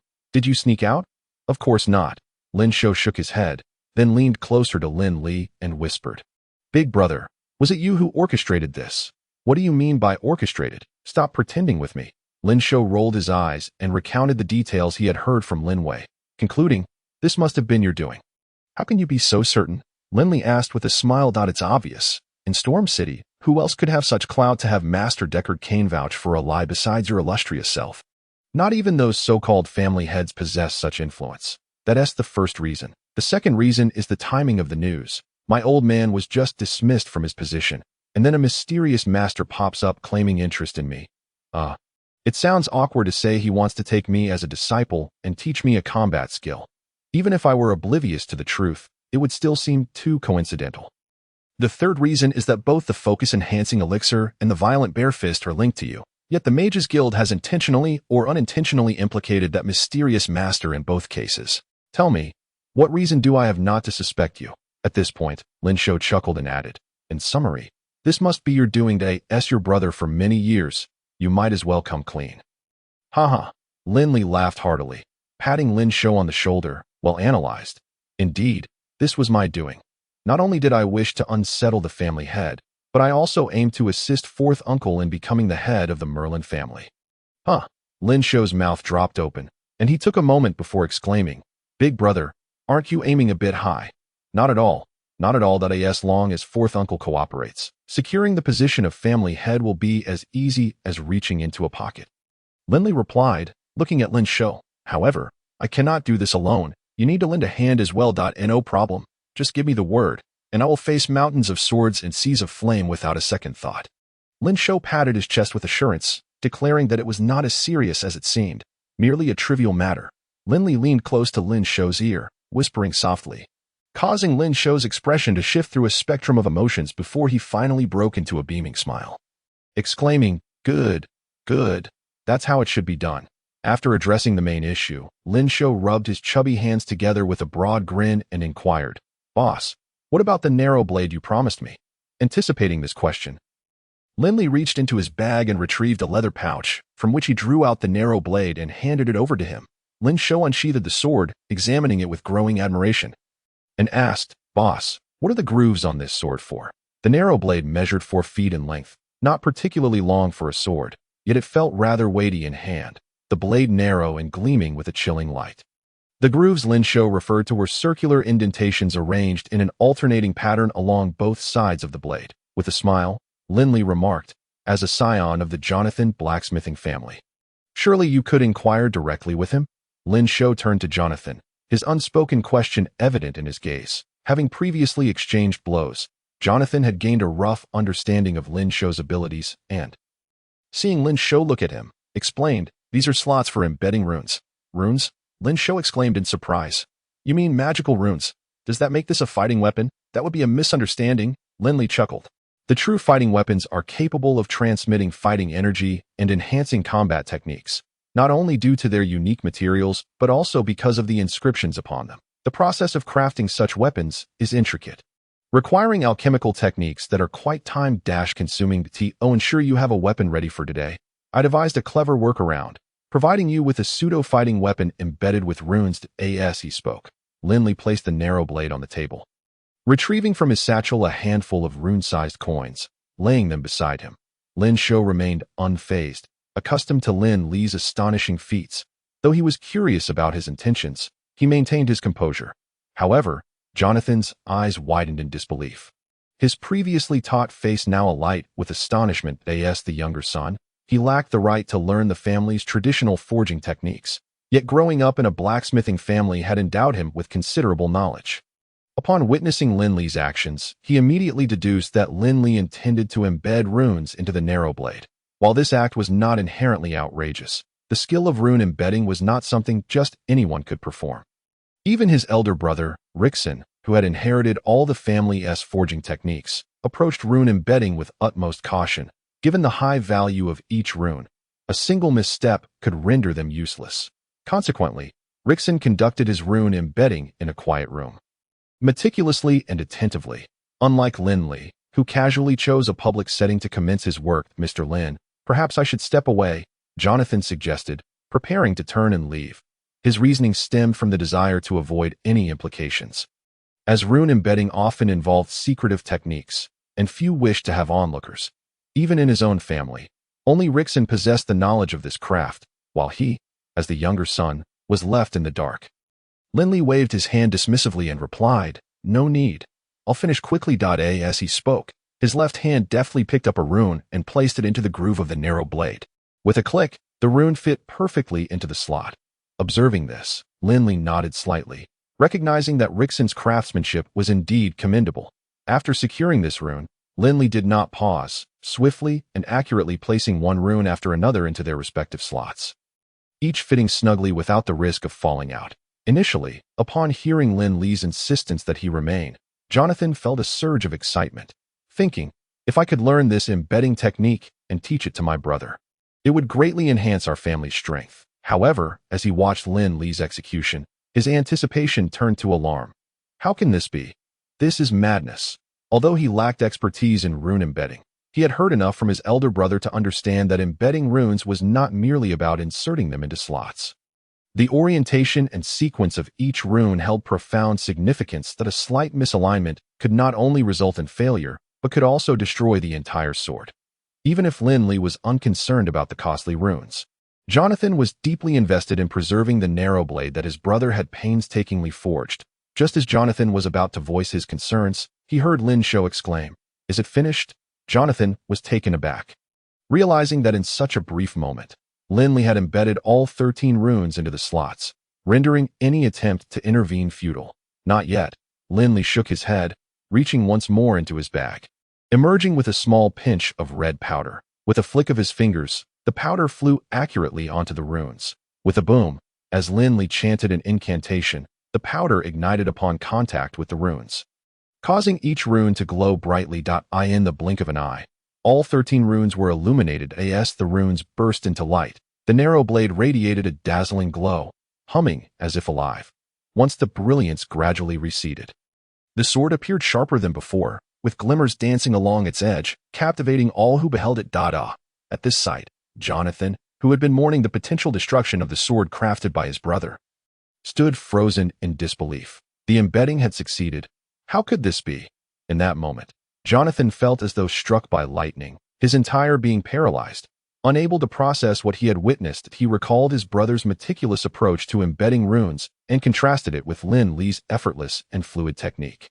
Leaving him with a tumult of emotions, Lin Shou took the narrow blade, wielding it a couple of times, his eyes squinting into slits from joy as he declared, "I've decided to name this sword Windslayer." "Thank you, boss." Lin Li waved his hand dismissively, saying, "What is there to thank? I'm just glad you like it." As he spoke, he handed over the pouch he had previously retrieved, saying, "This is a sheath I prepared for you." "Boss, may I take it home to show my father?" Lin Shou asked eagerly, carefully placing Windslayer into the sheath, his excitement resembling that of a child eager to show off a new toy. Lin Li chuckled, "Go ahead. The sooner you leave, the sooner you'll return." With a cheerful acknowledgement, Lin Shou dashed away in a flash. As the grand auction concluded, the heads of the 3 major families returned to their respective homes. The news from the Mage Guild had compelled them to reconsider their family strategies for the foreseeable future. Meanwhile, Lin Cheng, who felt a thorn in his side due to Lin Shou's newfound favor with the mysterious master, was contemplating how to mitigate the impact of this news, only to be unexpectedly confronted by a family meeting instigated by Lin Wei. Typically, Lin Wei would not resort to such drastic measures. Throughout the years, despite his disdain for Lin Cheng, he had never entertained thoughts of usurping him. Lin Wei merely hoped to use his position and influence within the family to protect Lin Li and Lin Feng from harm. However, Lin Cheng's recent ruthless actions had thoroughly provoked Lin Wei, especially with Lin Shou being recognized by the mysterious master, aspiring to take him on as a disciple. This development not only alleviated previous doubts, but also thrust Lin Wei squarely into the spotlight. Understanding Lin Cheng's character, Lin Wei was certain that he would not simply let this matter rest. Even if he temporarily withdrew, he would undoubtedly wait for an opportune moment to strike, akin to a snake lurking in the grass. Lin Wei, unwilling to remain in a reactive stance, resolved to take the initiative and seize control decisively. With this consideration, Lin Wei decided to preemptively strike. Prior to his disqualification as the heir to the family headship due to Lin Fei's machinations, Lin Wei had garnered substantial support within the Malin family, even among the elder generation, many of whom held him in high regard. Moreover, for these past years, he has held the esteemed positions of the chief steward of the Xiaoshintang and the deputy head of the family. Known for his amiable nature, he possesses a considerable following among his peers in the Council of Elders. When Lin Wei was dismissed from his post, Lin Cheng's dominance and virtue rendered any attempts to defend him futile. However, as Lin Cheng's pretext for suppressing Lin Wei crumbled, particularly upon hearing that a mysterious master, skilled in combat techniques and alchemy, intended to take Lin Shou as his disciple, a glimmer of hope emerged for those elders sympathetic to Lin Wei within the council. Consequently, when Lin Wei sought their assistance, the elders did not hesitate to rally behind him. Although the family meeting was convened, Lin Sheng was indeed caught off guard by Lin Wei's sudden offensive. Nonetheless, the unfolding of events did not tilt overwhelmingly in one direction. Despite Lin Cheng's actions over the years rendering him somewhat unpopular within the family, especially among the Council of Elders, he had nonetheless served as the family head for many years and retained the confidence of several elders. Moreover, many of the elder statesmen felt that it was rather hasty to unseat Lin Sheng from his position based solely on an unverified rumor and to support Lin Wei's ascension. Furthermore, the present predicament was precisely a consequence of Lin Wei's management of the family business, during which he failed to avert such a situation, and after its occurrence, he did not resolve it swiftly. Thus, how could one be assured that he would rectify the family's plight against the Simpson family's relentless oppression and encroachment upon their business interests after assuming the role of family head? Such inquiries were piercing yet undeniably valid, and those elders who supported Lin Cheng utilized them as justification against the removal of his title. Naturally, the elders backing Lin Wei presented their own perspectives, asserting that since Master Di Kok-Hyen's mysterious associate was not only a fighter but also an apothecary, he would likely possess the means to assist the Mei Lin family in surmounting their current difficulties. If Lin Shou were to implore him, it was presumed that the enigmatic master would not refuse assistance. This assertion, however, incited vehement skepticism from the opposing side. Although it is true that the bond between a master and disciple can resemble that of father and son, and if Lin Shou were in peril, the mysterious master would undoubtedly intervene. The assistance would likely be directed solely towards Lin Shou and not encompass the Mei Lin family as a whole. Moreover, the mysterious master had merely expressed a desire to accept Lin Shou as a disciple, without formally doing so. Thus, should they trouble him now, he might not be inclined to offer aid. The back-and-forth debate between the factions supporting Lin Wei and Lin Cheng continued unabated until noon the following day, with both sides nearly reaching a compromise, ultimately arriving at an agreement that in essence, from this moment forth, the Mei Lin family's enterprises in Storm City would be divided into two, with Lin Cheng and Lin Wei each managing their respective portions. They could employ any means and utilize all connections at their disposal to alter the current diminishing market share of the Mei Lin family under the Simpson family's oppression. A time limit of 1 month was set, and by the end of the month, the Council of Elders would evaluate their results, with the one demonstrating superior performance ascending to the position of family head, while the other would have to accept reality. Neither Lin Cheng nor Lin Wei expressed any dissent towards the elders' decision. Both nodded in agreement, casting each other a meaningful glance before parting ways. Upon returning home, Lin Wei, brimming with excitement, found Lin Shou waiting impatiently. His first words were, "Son, do you know what momentous thing your old man accomplished today?" "I don't know," Lin Shou replied, his enthusiasm having dissipated after a long night of waiting. He was now more eager to return to Lin Li's side. And had it not been for the instructions from his older brother, he would not have lingered at home. Lin Wei, filled with excitement, failed to notice his son's impatience and continued fervently, "Son, you won't believe what I have to say. Yesterday, I contacted the elders of the family and proposed to remove Lin Cheng from the position of family head and for me to take on that role. And the outcome?" Lin Shou's curiosity was finally piqued. The outcome? Well, after a night of heated debate, the elders decided to split our family's businesses in Storm City, with Lin Cheng and I each managing 1/2 a month from now, based on our earnings. One of us will be named family head, while the other must accept the outcome. As Lin Wei spoke, he sat beside Lin Shou, placing an arm around his shoulder, and said excitedly, "Son, once I become the family head, neither you, nor the 7th, nor the 10th will ever be looked down upon again. Isn't that something to be happy about?" "Sure," Lin Shou replied, somewhat dismissively. "Well, I'm glad you're happy. Otherwise, my efforts would be in vain. However, son, as the saying goes, brothers fight tigers, and father and son charge into battle together. In this contest for the position of family head, I cannot succeed without your substantial assistance. What do you want me to do?" Lin Shou inquired, looking at Lin Wei. "Of course, I need you to contact your master. Only with his help can we concoct more effective and cost-efficient potions to decisively defeat the Simpson family's oppression. Reclaim not only the market share they seized from us, but also restore what rightfully belongs to our family. As Lin Wei grew increasingly animated, he stood up, gesturing with his hands. Son, imagine the scenario when all the businesses in Storm City belong to the Malin family, with monthly revenues reaching tens or even hundreds of thousands. At that point, our family will not only reclaim its status as the foremost family in Storm City, but every member, whether direct or collateral, bearing the Mei Lin surname will receive the finest potions, equipment, and everything else. Just think about how enticing that sounds. Indeed, that would be wonderful. Lin Shou nodded, recognizing the allure of his father's vision, yet he alone understood that he had no master to contact. However, this secret was one he had promised Lin Li never to disclose, leaving him feeling quite constrained. Lin Wei, oblivious to Lin Shou's discomfort, continued unabated. Son, I recognized your potential from a young age, believing you would surpass me. However, you chose to pursue combat techniques, which deeply disappointed me, even when everyone insisted you were incapable. Yet, I steadfastly held to my initial belief. The current reality proves that it was not just me who recognized your extraordinary talents. Your master did as well. In a Wonder Master D. Ka Kayan invited the younger generation of our family to the banquet. It was merely to extend an invitation to you. And how could I have known that Russell treated the seventh so well, personally escorting him away from the Mages Guild? It turns out all of this was done in consideration of my son. The seventh only gained prominence thanks to your influence, and I am proud to call you my son. Enough. Lin Shou could no longer tolerate it. Initially, he felt a sense of pride at hearing his father praise him, reveling in the shared glory between father and son. However, upon hearing Lin Wei attribute the accolades that rightfully belonged to his older brother to himself, and mistakenly believing that Russell's kindness towards the older brother stemmed from his own merit, Lin Shou could endure no longer. He craved glory, but not at the expense of his older brother. Otherwise, he would feel immense guilt. Thus, Lin Shou resolved to speak the truth. Looking at his father's astonished face, he said, Father, the truth is that there is no mysterious master. It has all been a fabrication. Fake?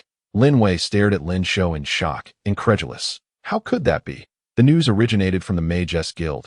Without the consent of President Russell and Master D. Ka Kayan, no mage would dare to utter such a preposterous lie. It is indeed false, Lin Shou asserted firmly. Yes, this lie was executed with the approval and cooperation of President Russell and Master D. Ka Kayan. Initially, it was merely a scheme by the older brother to assist both you and me. However, little did we know that this deception would not only fool others, but also you. Are you saying that the seventh has been the one orchestrating this all along? Lin Wei's eyes widened in disbelief. Struggling to accept the truth of the matter, To have two esteemed individuals like Daika Kayan and Russell assist in a performance requires an immense degree of influence. Even an imperial emperor might struggle to achieve such a feat. Yet, Lin Li accomplished it, which is nothing short of astonishing. Indeed, Lin Shou asserted emphatically, in the current Storm City, aside from my boss, no one else possesses such energy and capability. Why is that? Lin Wei inquired. Because the boss is a friend of Master Daika Kayan, who has long desired to take him as a disciple, but the boss declined. Lin Shou shrugged. However, that does not impede their friendship. Is it truly that simple? Lin Wei found it hard to believe that a friendship could exist between two such disparate individuals as Master Daika Kayan and Lin Li. He struggled to accept it, yet he was resolute that his son would not deceive him, which only deepened his confusion. Is this not sufficient? Lin Shou retorted, then continued. My boss originally wanted me to convey a message to you, hoping you would step forward to contend for the position of family head. Once successful, he would lend his hand to assist you in resolving the current plight of the Malin family. Of course, this matter is known only to you and me. He wishes to avoid exposing himself too much. After a prolonged silence, Lin Wei finally emerged from his initial shock that he recalled that the potion his son had consumed to break through his bottleneck was the recently much-discussed concentration potion. Coupled with the rumors circulating within the Mage Guild hinting at the mysterious master as the creator of this potion, along with his son's recent transformations and the enigmatic techniques he stubbornly refused to reveal. Lin Wei swiftly pieced together the context. Taking a deep breath to steady himself, Lin Wei managed a wry smile, saying, I once thought everything was within my grasp, yet it turns out the one truly in control is the most elusive. My seventh son. But so long as it benefits you all, I am willing to comply with whatever you require, my son. Pray tell, what does the seventh son wish me to do? It's quite simple. Appoint him as the chief alchemist, and I will serve as his assistant. Furthermore, Lin Shou scratched his head. You will need to personally approach him and discuss this. To be frank, your actions have been remarkably swift, even faster than my boss anticipated. Chuckling at his son's awkward demeanor, Lin Wei felt a measure of his confidence return, replying, Indeed. If everything were as predictable as the seventh son's expectations, I, as his fourth uncle, would surely be a failure. Have you heard? Elder Wei proposed contending for the position of family head during the family meeting, and after taking over the family businesses in the White Tiger District and the Azure Dragon District. The first decree was to appoint Lin Li as the chief alchemist, with Lin Shou as the deputy. Tell me, does this not reek of nepotism?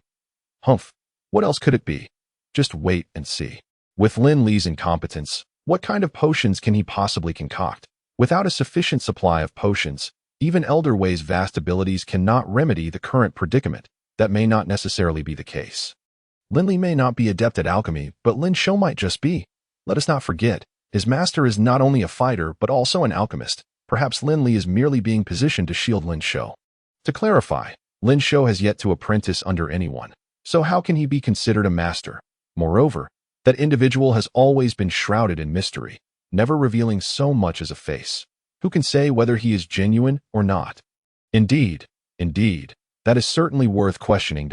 As Lin Wei presented the personnel adjustment list, similar doubts began to circulate, with everyone voicing their skepticism about Lin Li's capability to fulfill the role, or rather, nearly everyone seemed convinced he would undoubtedly falter.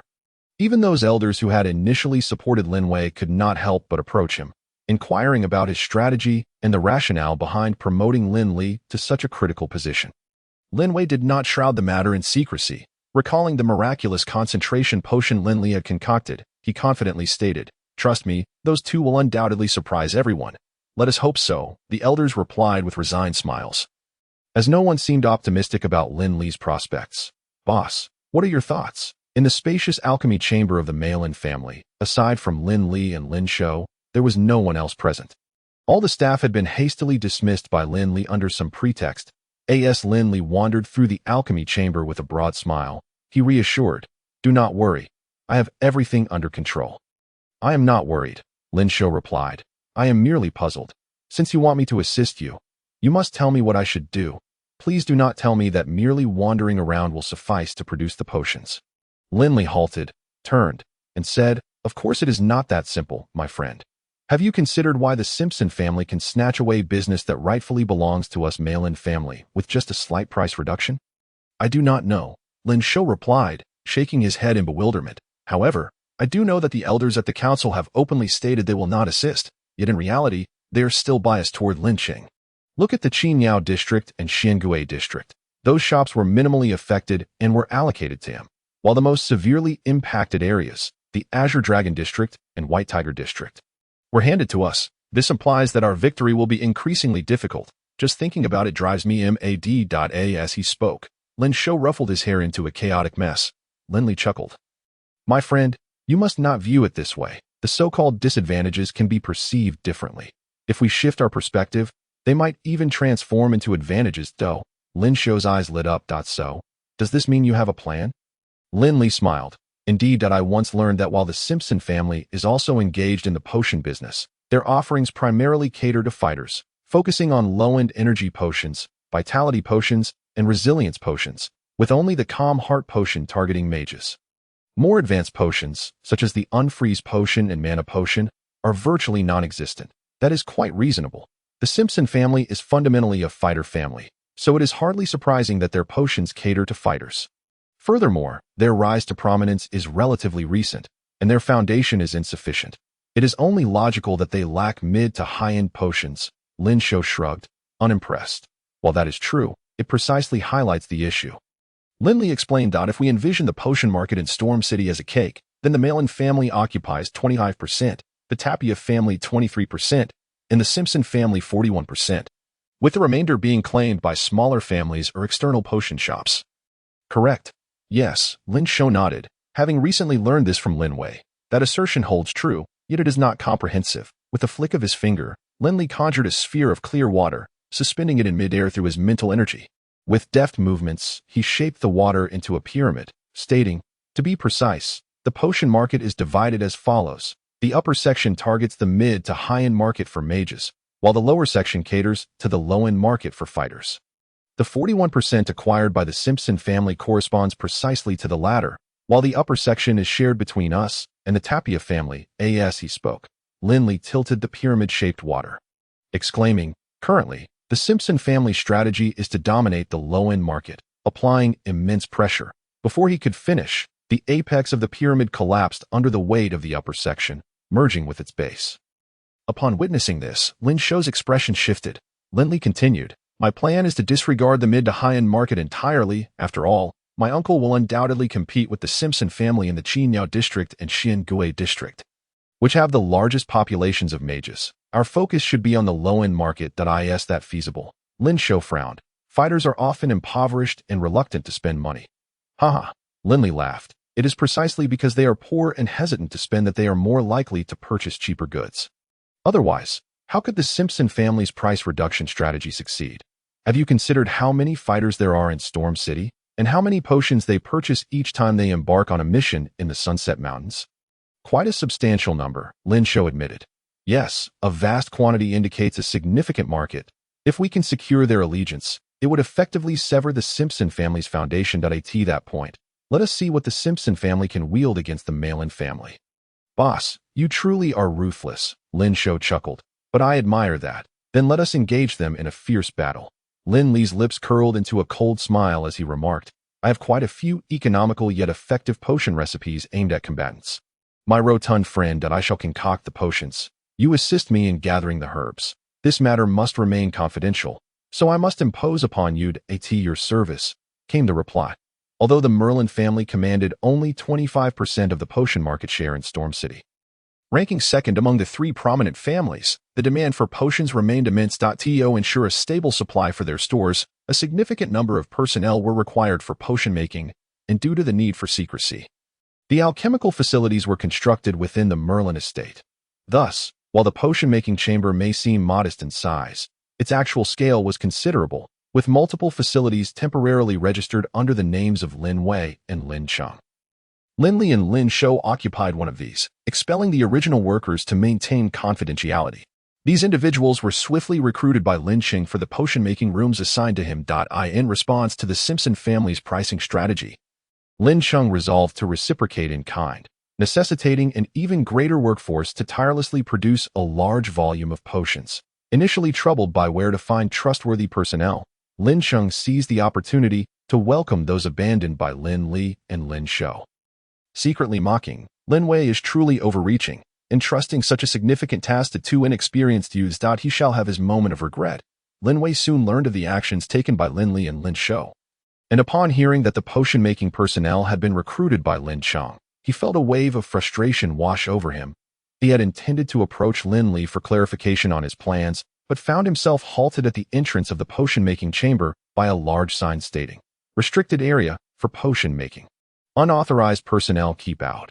Any violations will bear consequences." The ink was still fresh, evidently placed there by Lin Li or Lin Shou. Consequently, Lin Wei hesitated to intrude, reflecting on the remarkable feats Lin Li had displayed recently. Ultimately deciding to place his full trust in him. At worst, he thought, he would relinquish his position as family head, or perhaps even face a fate akin to that of his third brother, being cast out. What significance was there in that? With this resolve, Lin Wei refrained from entering to inquire further and instead pinned two lines on the back of the sign. "Take care of your health. Don't overexert yourself." He then turned to leave. While he had entrusted all matters of potion making to Lin Li and Lin Shou, reclaiming the market lost to the Simpson family was far from a simple endeavor. Having products was merely the first step in their counteroffensive. The subsequent phases involved extensive marketing and sales strategies that required Lin Shou's meticulous planning. At this moment, he was ablaze with unprecedented determination and enthusiasm, tirelessly working without rest in Lin Wei's heart. Although he was occupied, the true protagonists were Lin Li and Lin Shou, who toiled diligently within the potion-making chamber. He merely constructed the stage, awaiting the moment when Lin Li and Lin Shou would take the spotlight. Dazzling all, each time he envisioned that exhilarating moment, Lin Wei felt an inexhaustible power within him. Even if he himself did not bask in the glory, he would take pride in the accomplishments of the younger generation. After Lin Wei departed, the tightly shut potion-making chamber gradually creaked open, revealing a small hand that reached out to retrieve the sign hanging on the door. Upon seeing Lin Wei's note, Lin Shou's weary face broke into a radiant and warm smile as he murmured, "Don't worry, Dad. We won't let you down. Hey, what are you doing? Hurry up and get the herbs ready, quickly." Lin Li's voice echoed from within. Coming, Lin Shou responded, shutting the door behind him and swiftly making his way to the storeroom housing various alchemical materials. Playfully adding, "Boss, I really suspect you anticipated I would be running errands for you when you taught me the shadow step. You truly are brilliant. I admire you. Less chatter, move faster," Lin Li retorted, chuckling, yet his hands never ceased their work in potion preparation. Given the extensive production of potions, the tools within the Merlin family's potion-making chamber surpassed those Lin Li used in the basement, both in variety and capability, not to mention their immense capacity. Such capacity not only implied a greater input of materials, but also a correspondingly higher output, while inevitably increasing the workload. Naturally, if a potion was to fail, the losses would multiply. Originally, these tasks were meant to be accomplished by dozens, if not hundreds, of workers. For instance, a simple ingredient addition required at least 50 individuals. Yet now, all of this responsibility rested solely on Lin Shou. Similarly, the potion-making process necessitated the adept coordination of at least 10 skilled alchemists, where even the slightest error could jeopardize the quality of the potion. Yet, Lin Li executed all of this alone. For an alchemist, maneuvering the enormous tools designed for multiple operators, such as the cauldron and purification furnace, was an unimaginable feat. However, for Lin Li, it posed no significant challenge. He could lift these cumbersome instruments, which typically required several individuals to operate, with just one hand. Under Lin Li's increasingly skillful manipulation, the various tools within the potion-making chamber transformed into a colossal beast, voraciously devouring a multitude of alchemical materials, herbs, beast blood, crystal cores, and more, ultimately yielding hundreds of potions. As Lin Li and Lin Shou toiled day and night within the potion-making chamber, the Merlin family's commercial retaliation against the Simpson family officially commenced. Surprisingly, it was not the recently ascendant Lin Wei who took the lead, but rather the somewhat past its prime former head of the family, Lin Sheng. It was as if overnight, the Merlin family hung discount promotion notices in the potion shops of the Xiangui and Qinyao districts. Many exorbitantly priced potions began selling at 80 or even 70 of their original prices, instantly capturing the attention of many. The Xiangui district, home to the Merlin family, boasted a venerable reputation and a loyal following due to its 3 centuries of magical heritage. Meanwhile, the Qinyao district served as a gathering place for mages, who held the Merlin family in far greater esteem than the Simpson family. With the price reductions, numerous mages and combatants flocked to the Merlin potion shops, eagerly opening their wallets to make purchases. Amidst this wave, sales in both districts experienced a significant resurgence, and concurrently, Lin Cheng's standing within the Merlin family began to rise. Particularly, his supporters fervently proclaimed that only Lin Cheng could save the Merlin family. Fourth brother, eldest brother has already begun to take action, and the results thus far appear promising. Why is there still no movement on your end? At this moment, several elders supporting Lin Wei had gathered at his residence, and one voiced his concern. Indeed, fourth brother, another elder chimed in, it's not that we doubt you. Otherwise, we wouldn't support you. Yet, we do harbor some skepticism regarding those 2 youngsters, even if the rotund one has a commendable mentor. Mastering potion making is not something that can be accomplished in a mere few days. The unspoken words hung in the air, but all present understood the underlying apprehension and doubt that in truth, none of the assembled elders, apart from Lin Wei, believed that Lin Li and Lin Shou could achieve anything substantial. To be precise, they had little faith in Lin Shou, while Lin Li was merely perceived as a sidekick or an accessory. As one elder aptly articulated, their support for Lin Wei stemmed from trust in him. Yet if he failed to deliver results worthy of that trust, these individuals might very well shift their allegiance to Lin Cheng for the sake of the Merlin family's welfare. In the face of the family's rise or fall, personal grievances were inconsequential. All the elders shared this awareness. Once the elders had expressed their thoughts, Lin Wei leisurely smiled and said, "Gentlemen, I have a few words to share. Currently, it appears that eldest brother's approach is indeed yielding positive momentum, a promising start. Yet have you considered the potential downsides of his strategy?" "What downsides?" An elder inquired. Lin Wei continued. Eldest brother's tactic of countering price cuts with price reductions essentially equates to sacrificing profit in a battle of financial endurance against the Simpson family. Whether offering 70 or 80 discounts, the profit margins on the potions have been significantly compressed, and when accounting for raw materials, labor, and other costs, the actual profit to be reclaimed is minimal. The esteemed elders naturally grasped this principle and nodded in agreement. Lin Wei continued. If the only families in Stormwind were the Merlin and Simpson clans, then engaging in a life-and-death struggle would be inconsequential. At worst, we would merely exhaust our resources in a fierce contest. As long as we managed to defeat the Simpsons, it would not be long before the Merlin family could rise again. However, let us not forget that the Tapia family lurks nearby, eyeing the situation with keen interest. What can the Tapia family possibly amount to? Scoffed one elder dismissively. Perhaps they are insignificant on a regular basis. If the Merlin and Simpson families are akin to two ferocious tigers, then the Tapia family is ultimately nothing more than a hyena.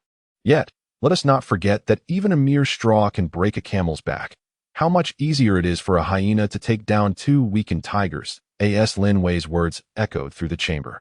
The countenances of all the elders shifted dramatically. Despite their disdain for the Tapia family, they could not overlook the family's growth over the years. Nearly every confrontation between the Merlin and Simpson families bore the shadow of the Tapias, who deftly navigated the political tides, profiting amidst the turmoil. Lin Wei's warnings were far from mere hyperbole. Should the Merlin and Simpson families exhaust themselves in mutual destruction, the Tapia family would undoubtedly seize the opportunity without hesitation. Fourth brother, what do you propose we do? After a moment of silence, someone finally ventured a question. Lin Wei replied, if I were to counsel elder brother, he would certainly dismiss my advice, perhaps even suspecting me of plotting against him. In truth, if he were in full control of the family, there might be a chance to negotiate with the Tapia family. However, he currently governs only half, and the outcome of this bloody confrontation with the Simpsons can only lead to one thing: a disastrous defeat. With a sigh, Lin Wei continued, though I have my differences with elder brother, we are both descendants of the Merlin family, and I cannot idly watch him fail. Therefore, I shall lend him my assistance. And how do you intend to help? A cold smirk crossed Lin Wei's face as he replied, while elder brother drains the Simpson family of resources, I will sever his foundation. Bang, bang, at that moment. A loud thumping resonated from outside, followed by Lin Shou's voice exclaiming, what on earth? Why lock the door in broad daylight?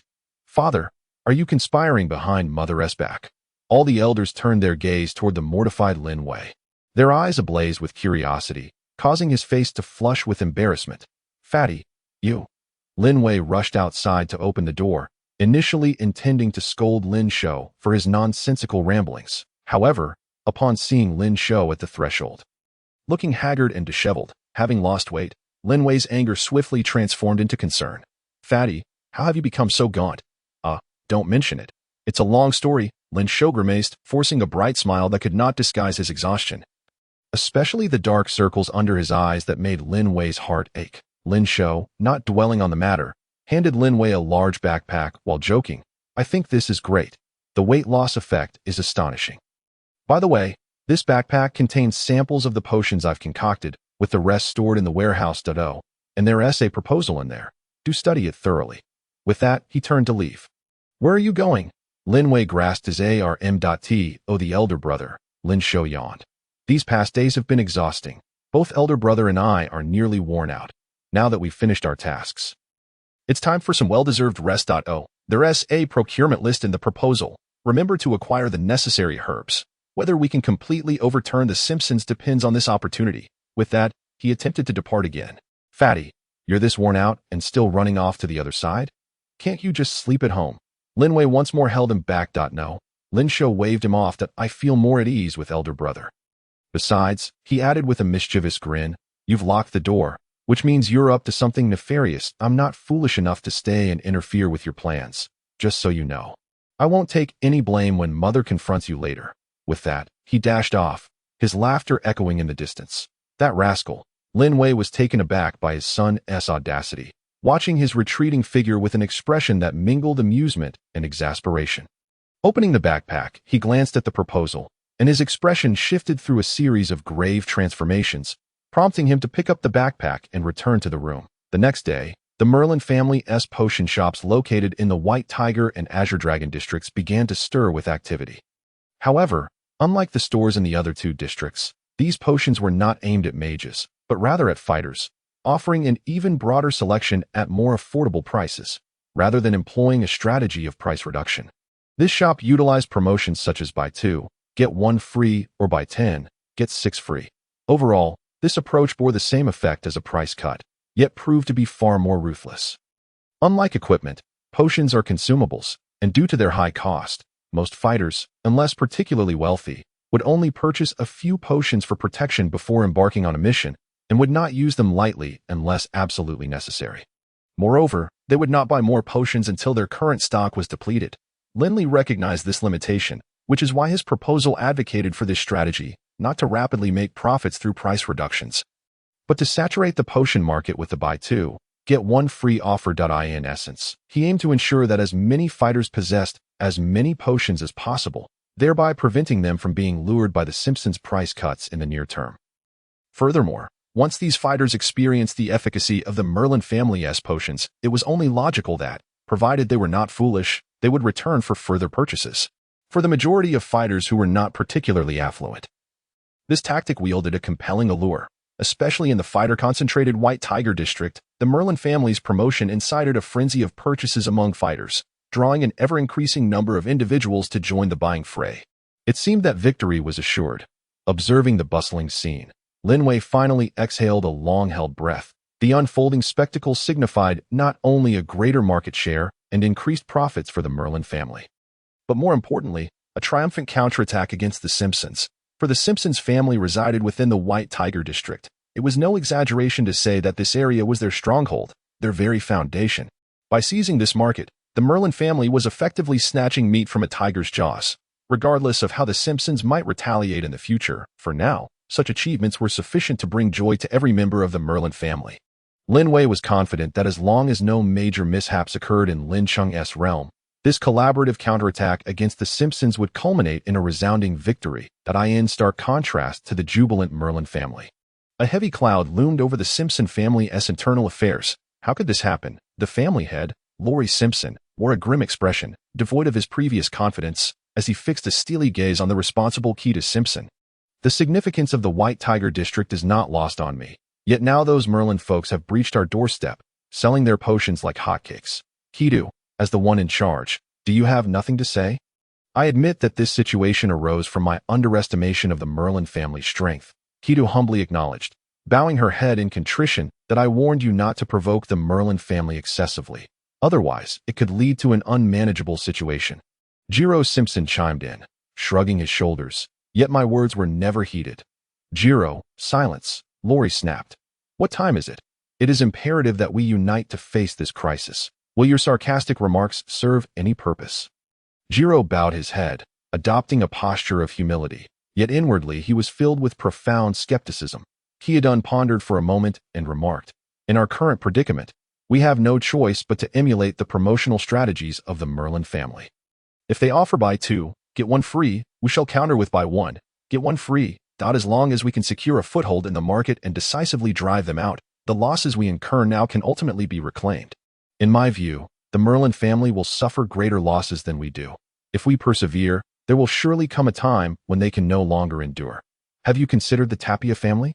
Jiro suddenly interjected. Humph, what is there to fear about that family, akin to dogs? Eradicating them would be as effortless as squashing an ant. Nothing to be concerned about, Keita scoffed. Jiro lowered his head once more, a smirk of derision playing at the corners of his mouth. Since the battle had commenced, there was no reason to withdraw midway. Ultimate victory would undoubtedly belong to our illustrious Simpson family. Laurie rose to his feet and said, Keita, proceed with your plan. I shall support you from behind. Thank you, Uncle. I shall not disappoint you, Keita replied, brimming with confidence. Brother, where did this Keita come from? After leaving the council chamber, the previously silent Yuan Simpson approached, his face alight with curiosity. How would I know? Jiro responded coldly, harboring little fondness for this half-brother. Yet Yuan, seemingly oblivious to Jiro's indifference, leaned in closer and whispered, could it be that he is the old man's illegitimate child? Otherwise, why would he receive such unreserved support? Even I can see that the Merlin family's tactics are exceedingly ruthless. They seem determined to topple our family. Does the old man truly not see this? Jiro scrutinized Yuan Ke for a moment, realizing that this younger brother was not as insufferable as he had imagined. Stop with the nonsense. Father surely has his reasons for acting as he does. It is beyond our understanding. However, I genuinely do not know Keaton's origins. Perhaps he is a scion from another branch of the Simpson family. As Keaton's retaliatory strategy emerged, the fortunes of the White Tiger District and the Azure Dragon District shifted dramatically. The Simpson family's potions, already on sale, were now offered at buy one, get one free, making the prices astonishingly low. The fighters, having never witnessed potions sold at such bargain prices, were elated, with a significant number flocking to the Simpson family's apothecary. While many who had been queuing at the Merlin family shop turned away, even those who remained began to observe, sensing a shift in momentum. As long as the conflict between the Merlin and Simpson families continued unabated, similar price reductions and promotions would persist. After all, they were merely potions. What difference did it make where one purchased them? If the Merlin family could lower their prices as well, it would save them the trouble of walking a few extra steps. "Master, what should we do?" asked the shopkeeper of a store in the White Tiger District, wiping the sweat from his brow as he consulted Lin Li, who was stationed there. Having been a shopkeeper for over a decade, he had only witnessed soaring potion prices. He had never seen such a plunge, especially this time, as the Simpson family seemed to have gone mad, selling their once expensive potions at rock-bottom prices, an unimaginable occurrence. "Master," upon hearing the title, Lin Li paused momentarily, though it was not the first time he had been addressed as such by family members. Nevertheless, he felt a twinge of excitement and pride. When did this transformation begin? It coincided with his decision to retaliate based on the plan brought forth by his son, and with each victory in this commercial battle, his popularity soared. Increasingly, people no longer referred to him as Elder Wei but instead as the Master. This shift brought Lin Li a sense of exhilaration, while his trust in Lin Li, who was quietly orchestrating the entire situation from behind the scenes, grew stronger each day. When the shopkeeper inquired about his strategy, Lin Li immediately recalled the potential scenarios and countermeasures outlined in the plan, responding calmly, "What is there to panic about? If the Simpson family wishes to go mad, let them. Our stores will not only maintain the current prices but also increase them by 30%. "Master, that may drive customers away to the Simpson side," the shopkeeper said, his face displaying concern as he cautiously regarded Lin Li's expression. "Ha. Do not worry," Lin Li replied dismissively. "With the prices being driven down so low by the Simpson family, they are already operating at a loss. The more customers they attract, the greater their losses will be. I am eager to see how long they can sustain this." Upon hearing Lin Li's words, the shopkeeper nodded and left to begin implementing the price increase. As the Merlin family's apothecary posted notices of a 30% price hike, the onlooking fighters were taken aback and spurred on by some. They nearly emptied the store, rushing towards the Simpson family's potion shop. It seemed Lin Li had been caught off guard by our strategy, making such a foolish move. "Humph, this time victory is assured for our Simpson family." Keaton's face broke into a triumphant smile upon hearing his subordinate's report. With victory seemingly within reach, how could he not feel elated? Once the Merlin family was trounced, they would turn their attention to defeating the Tapia family, claiming 90% of the business in Storm City for the Simpson family. At that point, he would dictate whether potion prices would rise or fall. This minor loss would be easily recouped. Such considerations led him to maintain his course, even as the number of potion buyers continued to swell over the next few days, and the Simpson family's losses mounted. Doubts began to arise within the family, urging Keaton to temper his ambitions and seize the moment, yet he remained steadfast. Simultaneously, he developed a new habit of taking a drive through the White Tiger District each day, relishing the sight of the bustling Simpson family stores and the desolate Merlin family establishments. Akin to sipping chilled sour plum juice on a sweltering summer day, a sensation of pure delight. Also observing the unfolding situation was Lin Li, though he was filled with confidence in Lin Li's plan. Witnessing the stark contrast between the two stores stirred some worry within him, yet he managed to maintain his composure. After 3 days of this scenario, Lin Li quietly announced, "The time has come. We can release the news." Soon enough, a new rumor began circulating in Storm City, originating from the perspective of a fighter, comparing the current potion prices with past rates, as well as the costs of various herbs and assorted expenses. Ultimately, the conclusion drawn was that the current potion prices had plummeted to the point of being sold at a loss. At first glance, This rumor appeared to advocate for the Simpson family's apothecary, sounding somewhat like a lament for the store. However, the latter half of the rumor took a decisive turn, questioning whether the Simpson family was truly a benevolent household. Would they sell potions at a loss merely to provide fighters with affordable options? The answer was an unequivocal no. Past experiences had repeatedly instructed fighters that, despite the Simpson family's lineage as fighters, they would never side with the fighters when it came to profit. Their sole concern was how to extract the last copper coin from the pockets of fighters. With such an answer, subsequent inquiries naturally arose. If the Simpson family was not so altruistic, what was their ulterior motive for such a loss-leading strategy? Moreover, where did they derive the confidence to engage in such reckless loss-making? The response was equally sensational, revealing that the Simpson family intended to undermine their competitors in order to dominate the potion industry in Stormwind City, dictating prices solely based on their whims. The fighters, however, would not dwell on this too much. Even if that day were to come, it would be long in the future, and they would not rush to support the Merlin family as a result. What truly astonished everyone and prompted deep contemplation was the subsequent rumor. It was said that the Simpson family had the audacity to lower potion prices not because they were genuinely sacrificing profits to compete with the Merlin family, but rather because they had diminished or substituted certain herbs in their concoction process that in other words, these low-priced potions were merely inferior imitations. The final statement that resonated with all was, "You get what you pay for." Quality goods do not come cheap. In the case of other products, the disparity in quality might not hold much significance, but when it comes to life-saving potions, if there were an issue and the effects proved insufficient or non-existent in a critical moment, the cost could very well be one's precious life. Upon the emergence of this rumor, an uproar ensued. Some began to harbor doubts, while others dismissed it as mere alarmism, and still, others claimed it was simply a tactic employed by the Merlin family to tarnish the reputation of the Simpsons. In summary, driven by this rumor, various discussions erupted throughout Stormwind City, particularly within the fighter community, with opinions ranging from skepticism towards the Simpson family to doubts about the Merlin family. Yet, the Merlin family appeared strangely mute, with no one stepping forward to speak or defend themselves, seemingly acquiescing to the situation. Consequently, the tide of public opinion swiftly shifted in favor of the Simpson family, leading to a surge in their potion sales. While even the Merlin family's businesses in the Redbird and Black Turtle districts began to feel the repercussions, this infuriated Lin Cheng, who confronted Lin Wei, demanding to know whether he was the source of the rumor. "Yes, indeed, it was I who let it slip," Lin Wei admitted. "You are playing with fire," Lin Cheng retorted angrily. "If you cannot bring down the Simpson family, you may end up scorched yourself. You must find a way to resolve this mess, or I will petition the Elder Council to revoke your candidacy for family head. Ha! Lin Wei replied nonchalantly. "You must remain composed. The fire has ignited, but it is premature to say it has reached us. A gust of wind could very well redirect the flames towards the Simpson family." Lin Cheng glared at Lin Wei, who seemed disinclined to take action. "Very well, I shall wait and see how you manage to change the direction of this fire." The wind Lin Wei anticipated arrived swiftly. Later that afternoon, a group of mercenaries returning from a mission in the Sunset Mountains stormed into the Simpson family's potion shop, carrying a bloodied corpse and demanding a refund.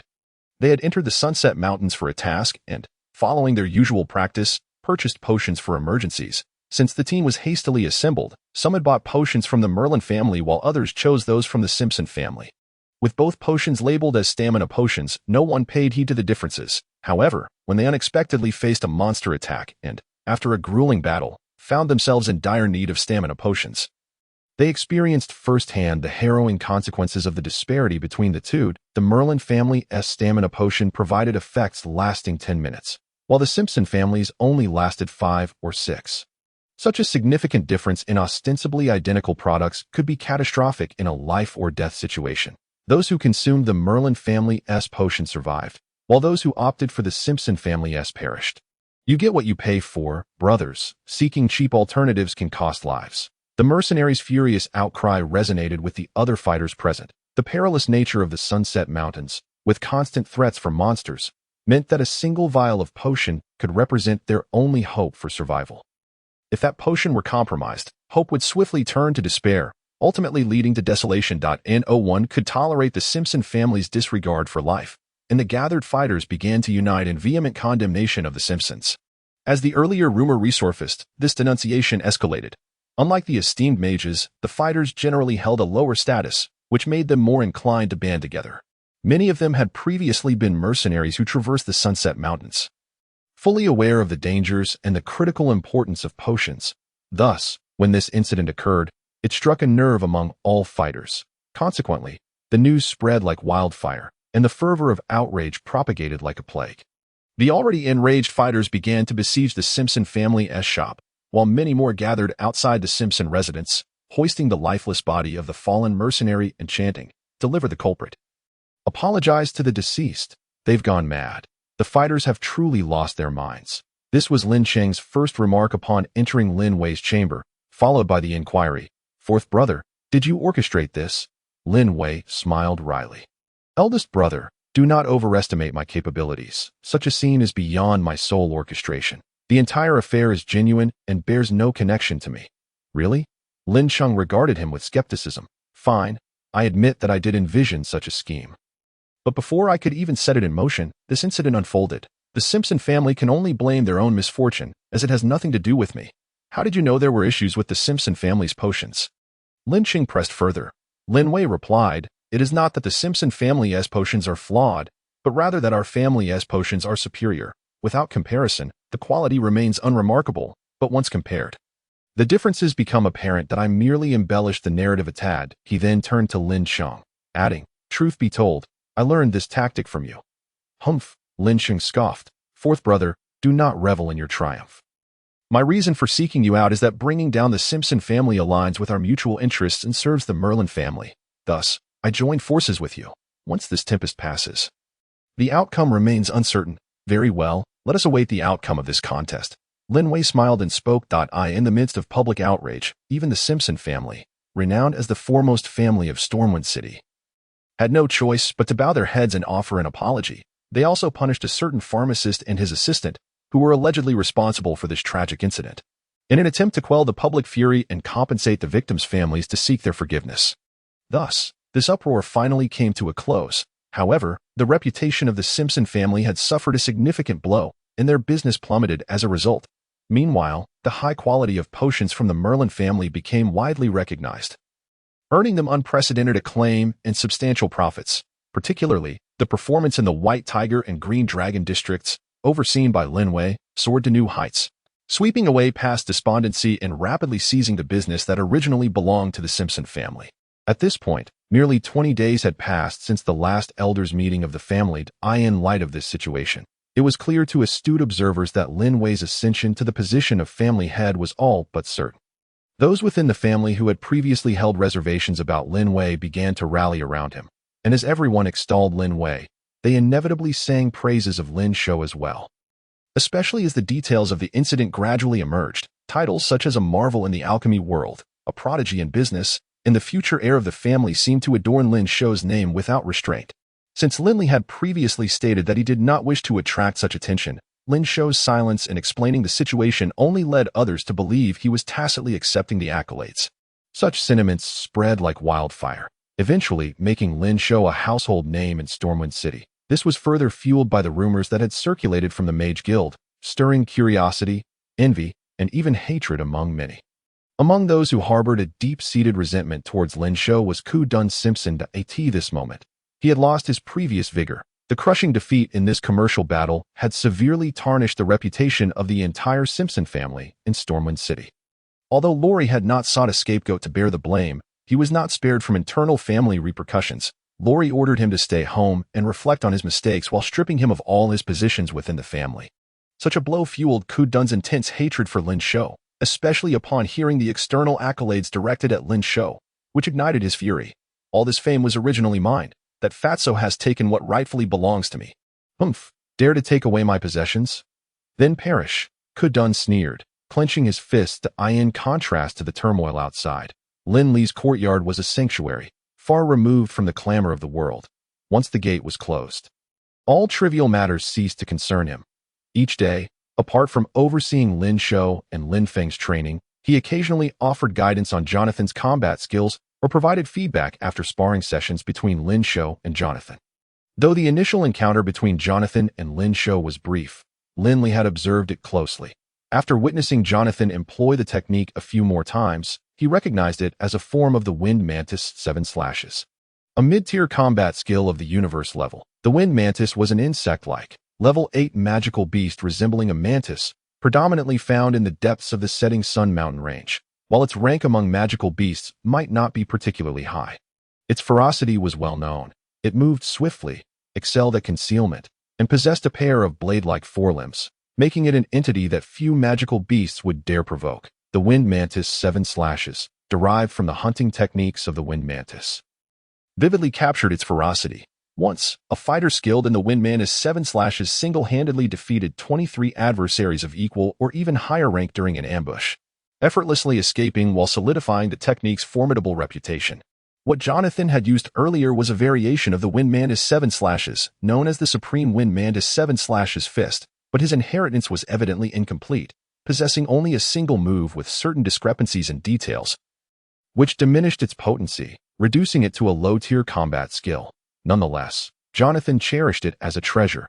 Had he not learned from Lin Feng and Lin Shou that Lin Li, who usually donned a magical robe, was also a fighter and had even imparted the bare fist to Lin Shou, he would never have revealed the intricacies of his combat skill to Lin Li. Incorrect, wholly incorrect, Lin Li exclaimed, shaking his head after reviewing it. Following a brief contemplation, he demonstrated the Wind Mantis 7 Slashes technique before Jonathan, who was filled with astonishment and disbelief. Jonathan, if you trust my words, discard what you previously learned and embrace what I teach you. Otherwise, no matter how long you practice, you will achieve nothing of significance. Hee. Lin Shou glanced at Jonathan with a smug expression, as if to convey, see, I told you so. Just trust my boss. It won't do you any harm. Boss, can I? Lin Shou looked at Lin Li with a broad smile. No. Lin Li replied firmly. Fatty, biting off more than you can chew is unwise. It's better not to learn too many combat skills until you consolidate your fighting spirit. However, if you wish, you may frequently spar with Jonathan. Once you have developed your fighting spirit, exchanging combat skills between you 1TB an issue to IT was this promise that further fueled Lin Shou's enthusiasm for training.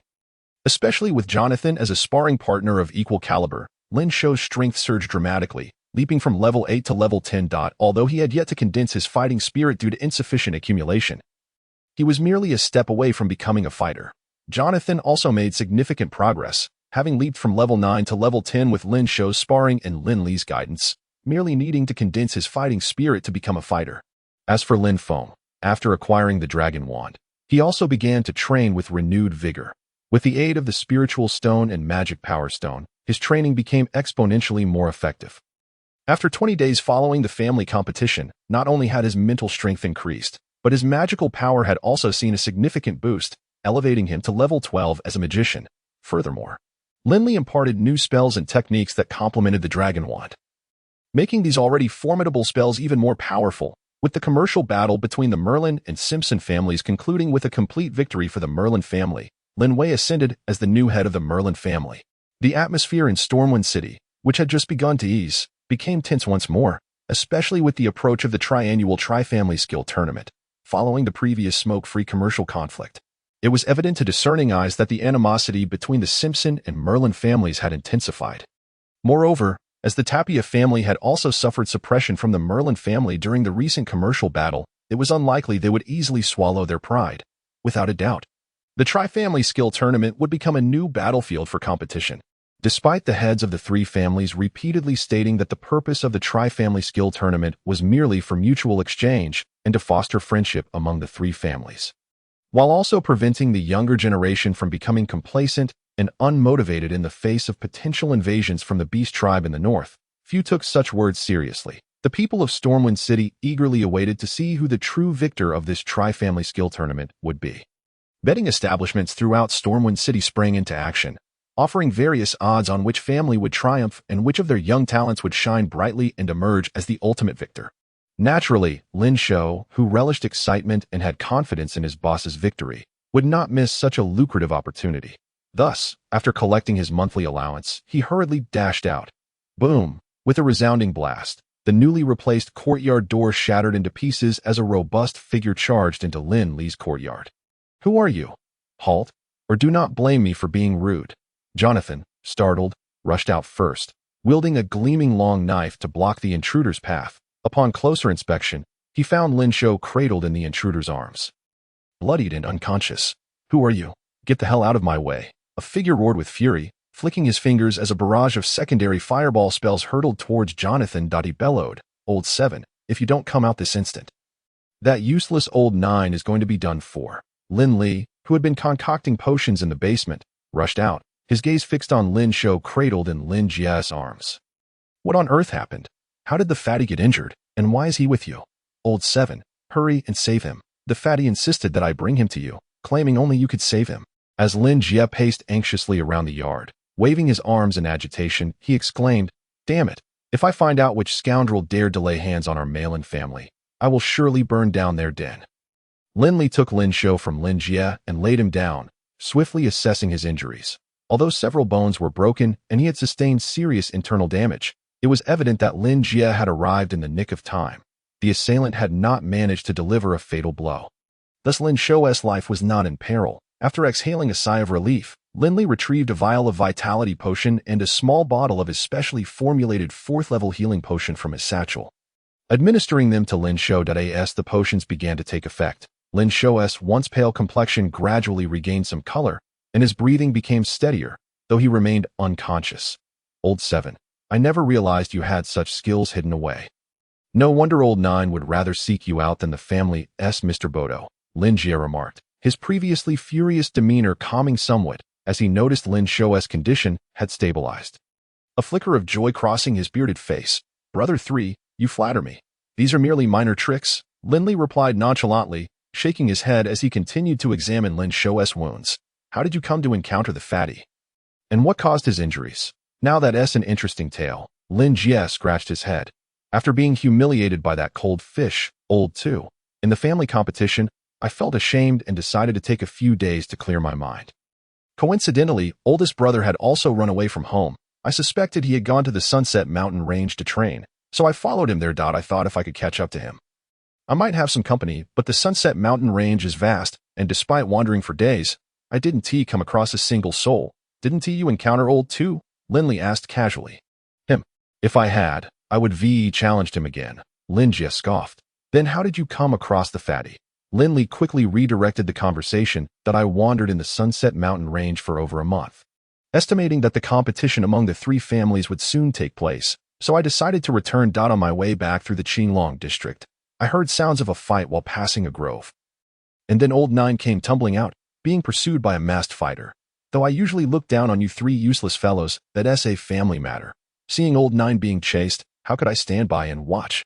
I rushed in, intent on taking down the assailant." Lin Jia clenched his fists, frustration evident on his face. But to my surprise, that scoundrel turned out to be a coward. Upon seeing me, he fled without even exchanging a blow. "Brother 3, how could you determine he was a fighter without engaging him?" Lin Li inquired. "That scoundrel was dressed like a fighter. It was obvious even without a confrontation," Lin Jia said, squatting beside Lin Shou. "Old 7, you've been inspecting him for ages. Can you really discern anything from old 9? "I can't pinpoint the culprit, but I have a reasonable suspicion," Lin Li responded. "Really?" Lin Jia's interest was piqued as he slapped Lin Li on the shoulder. "Old 7, tell me who the culprit is. I need to burn down their den. I can reveal the identity of the perpetrator, but brother 3, seeking revenge won't be so straightforward." Lin Li pointed to Lin Shou's wounds. "The fatty has both internal and external injuries, yet none of them are inflicted by magic. From this, we can deduce that his assailant is a fighter." "Old 7, I've known that all along." Lin Jia's enthusiasm waned. "Of course, it's not that simple," Lin Li continued, gesturing to Lin Shou's torn shirt. "A fighter capable of shattering clothing with a single punch indicates that the assailant has gathered their fighting spirit. Only fighting spirit possesses such force. The internal injuries sustained by the fatty further corroborate this. Had he not been a fighter himself, robust and fortified with fighting energy to protect his vital organs, that punch alone could have shattered his insides." Lin Jia scrutinized Lin Shou's wounds, his expression growing serious. Though he was a mage and unfamiliar with combat techniques, he recalled Lin Ying's injuries, which bore a striking resemblance to Lin Shou's current condition, leading him to a troubling possibility. Lin Li continued, "While there are many fighters in Stormwind City, those who have condensed their fighting spirit into a warrior are few and far between. Among them, those who hold a grudge against the fatty and would resort to such violence are even rarer. Considering recent events, I firmly believe the assailant hails from the Simpson family. Is it that stone Simpson who injured oldest brother? Lin Li's fist cracked ominously as he seethed. That bastard. I will definitely kill him. It's not him. Lin Li shook his head. Who else could it be? If it were truly stone, wouldn't he need to remain masked? Last time, he brazenly injured our elder brother, clearly unafraid of exposure. Why would he hide this time? Is there a difference between injuring one person and two? Lin Li fell into deep thought. Lin Li added. Though the fatty was hurt, he didn't allow the assailant to gain the upper hand. He may have even inflicted injuries in return, which likely explains why the assailant fled upon seeing you. He then produced a small piece of fabric he had found on Lin Shou, stating, I found this torn piece of cloth in the fatty's possession. It's clearly a remnant from the assailant. Lin Jie examined the small piece of fabric, turning it over in his hands. I don't see anything remarkable about it, but it seems different from the assailant's outerwear. Your observation only strengthens my hypothesis. Lin Li replied, the assailant's attire may not be what they typically wear, but the fabric torn from the fatty is evidently from their inner garment, carrying a faint scent of puhua grass. What does that indicate? Lin Jie asked, increasingly perplexed, his eyes fixed on Lin Li, awaiting the unraveling of the mystery. Lin Li smiled. Puhua grass isn't merely a common weed found by the roadside. It's a precious herb used in alchemy. I happen to know that the Simpson family employs this in crafting their tranquilizing potions. In other words, the assailant is either an alchemist or someone frequently dealing with puhua grass. Coupled with the fact that they are a member of the Simpson family and harbor a grudge against the fatty, it leaves us with only one suspect. Who? Kudun Simpson, Lin Li answered coldly. I am going to settle the score with him right now. Lin Jie sprang to his feet, determined to leave, but Lin Li's grip tightened on his wrist, halting him, struggling with all his might. Lin Jie was unable to break free, astonished and furious. Old 7, what are you doing? Lin Li met his gaze. Brother 3, I understand your feelings. Believe me, I am even more eager to avenge the fatty against Kudun. But you cannot go now. Why not? Because if you recklessly confront the Simpson family now, it could very well lead to an outright war between the Lin and Simpson families, dragging the entire Stormwind City into chaos. Before Lin Li could elaborate, Lin Wei's voice echoed in, accompanied by Lin Qing and several elders. Clearly, they had rushed over upon hearing the news of Lin Shou's injury, upon seeing the family head. Lin Jie quickly bowed in respect. Lin Qing, a hint of embarrassment crossing his face, pointed to Lin Wei and said, I am no longer the family head. He is. Lin Jie was taken aback, noting the grave expressions on the faces of those present. Seemingly no jest, he hurriedly bowed to Lin Wei, then spoke with indignation, Are we simply going to let this slide? First oldest brother, then old 9, the Simpson family is being aggressive while we retreat step by step. If this continues, they will only grow more brazen. No, it won't do. Lin Wei gritted his teeth and declared, The time for settling old and new scores will be during the martial contest of the 3 clans. Our Malin family shall not spare a single perpetrator who dares to harm our kin. There has been no mercy in the past, nor will there be in the present or the future. I will ensure that Kidu pays a heavy price for this. Lin Li cast a determined glance at the unconscious Lin Shou. Due to the Malin family's concealment, news of Lin Shou's injury had not spread widely. However, as a consequence of this incident, all eligible young members of the Malin family were strictly ordered not to leave the family estate. Simultaneously, Lin Wei, as if driven by a fierce resolve, issued his first command since becoming the head of the family, to procure a substantial amount of various equipment from the alchemy market to arm the younger generation. Regardless of whether they were direct descendants or collateral branches, this bold move prompted even the elders who had initially supported him to voice their concerns. One elder bluntly questioned, Patriarch, do you realize how much this will cost? Is it truly worth it? There's nothing unworthy about it, Lin Shou replied resolutely. What do we toil for if not for the prosperity of our entire family? The younger generation represents the future of the Malin family. Regardless of whether they are direct descendants or collateral branches, as long as they carry the blood of the Malin family, they deserve our attention. Esteemed elders, this time is different from the past. We have seized nearly all of the Simpson family's businesses. They will certainly not let this slide. With the Mage Guild, the Fighter Guild, and the City Lord keeping a watchful eye, that lunatic Lori may not engage us directly. But he will undoubtedly seize any opportunity to strike during the martial contest. Have you considered what it would mean if our most promising and capable young members were to suffer total defeat? Or even worse, suffer severe casualties during the contest? What would remain for us? What significance do these gold coins hold? A long silence ensued. Finally, Lin Qing stood up and proclaimed loudly, Fourth Patriarch, I stand with you. I would not hesitate to spend our entire fortune if it ensures the safety of our kin. Even if we exhaust all our funds, it would be worth it, for we would be safeguarding our future.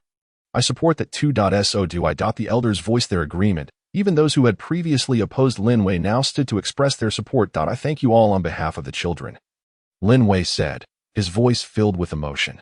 Thank you for what? They are our children too, came the retort.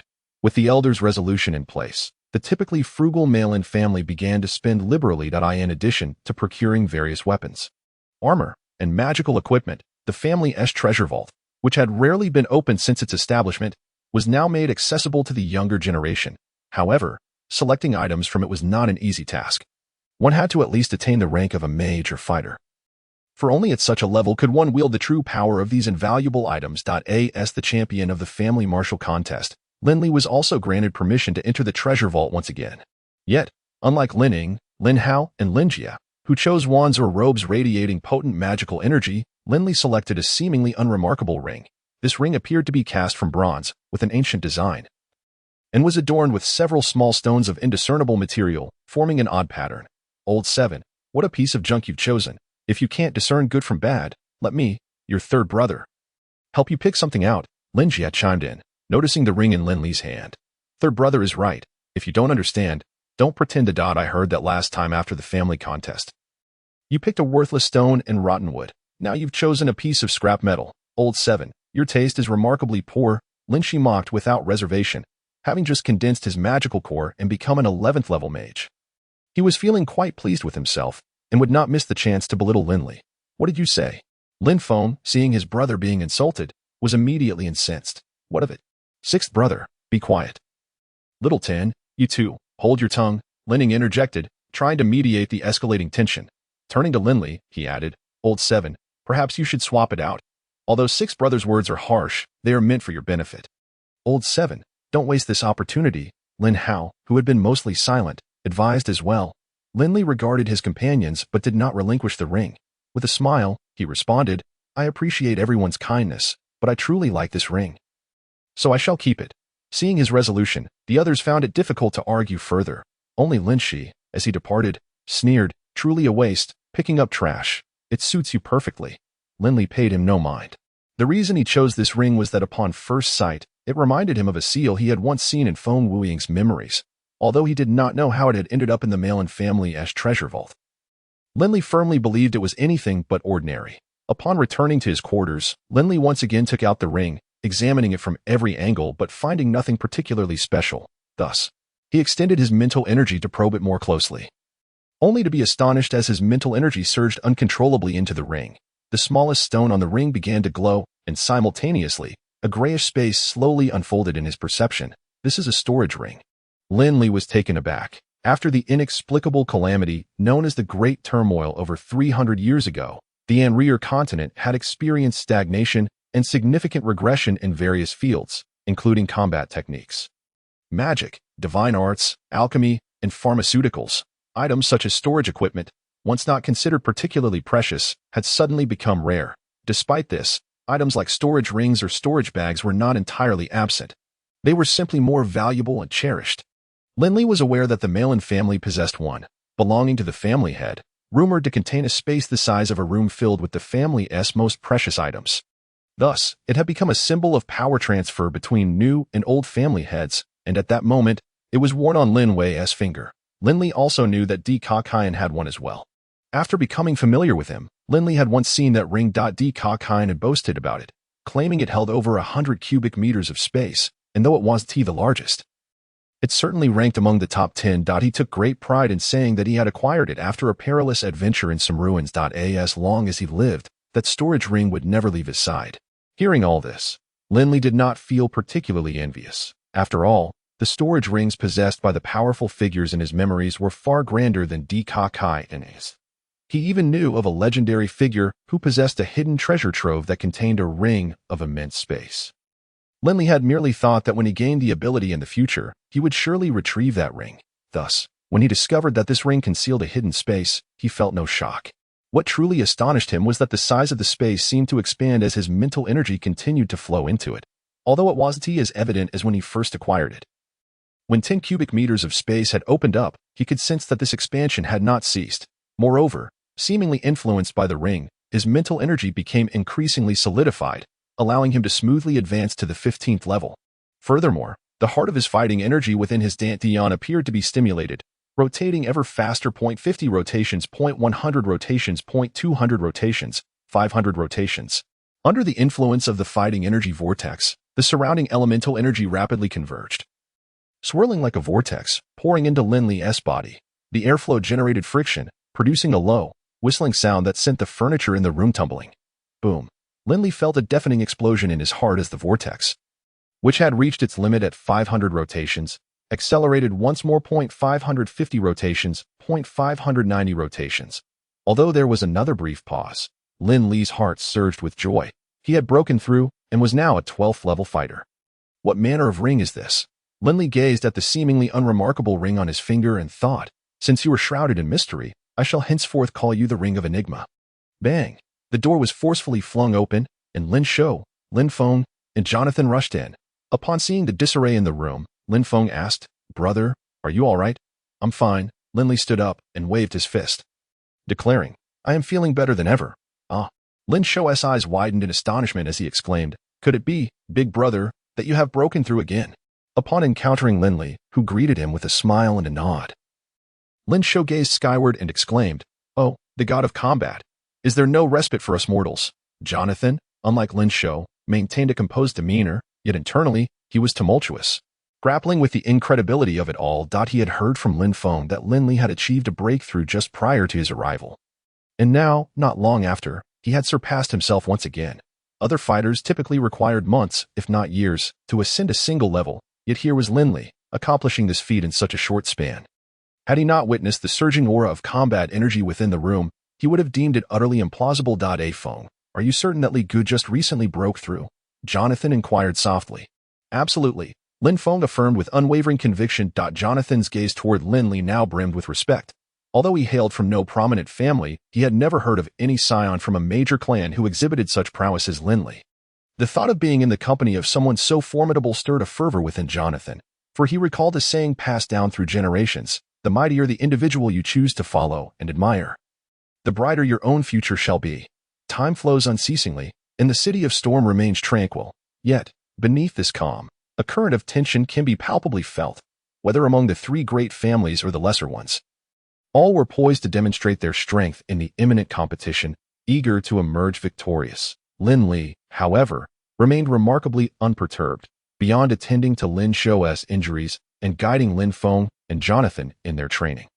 He devoted most of his time to practicing the 13 sections of silk and honing his combat techniques. Following his recent breakthrough, he found himself at an impasse with the 13th section. Despite the continuous enhancement of his internal energy and the steady increase in the rotation speed of his energy vortex, he struggled to align with the second section, leaving him perplexed. And thus he focused on refining the 36 movements of the first section.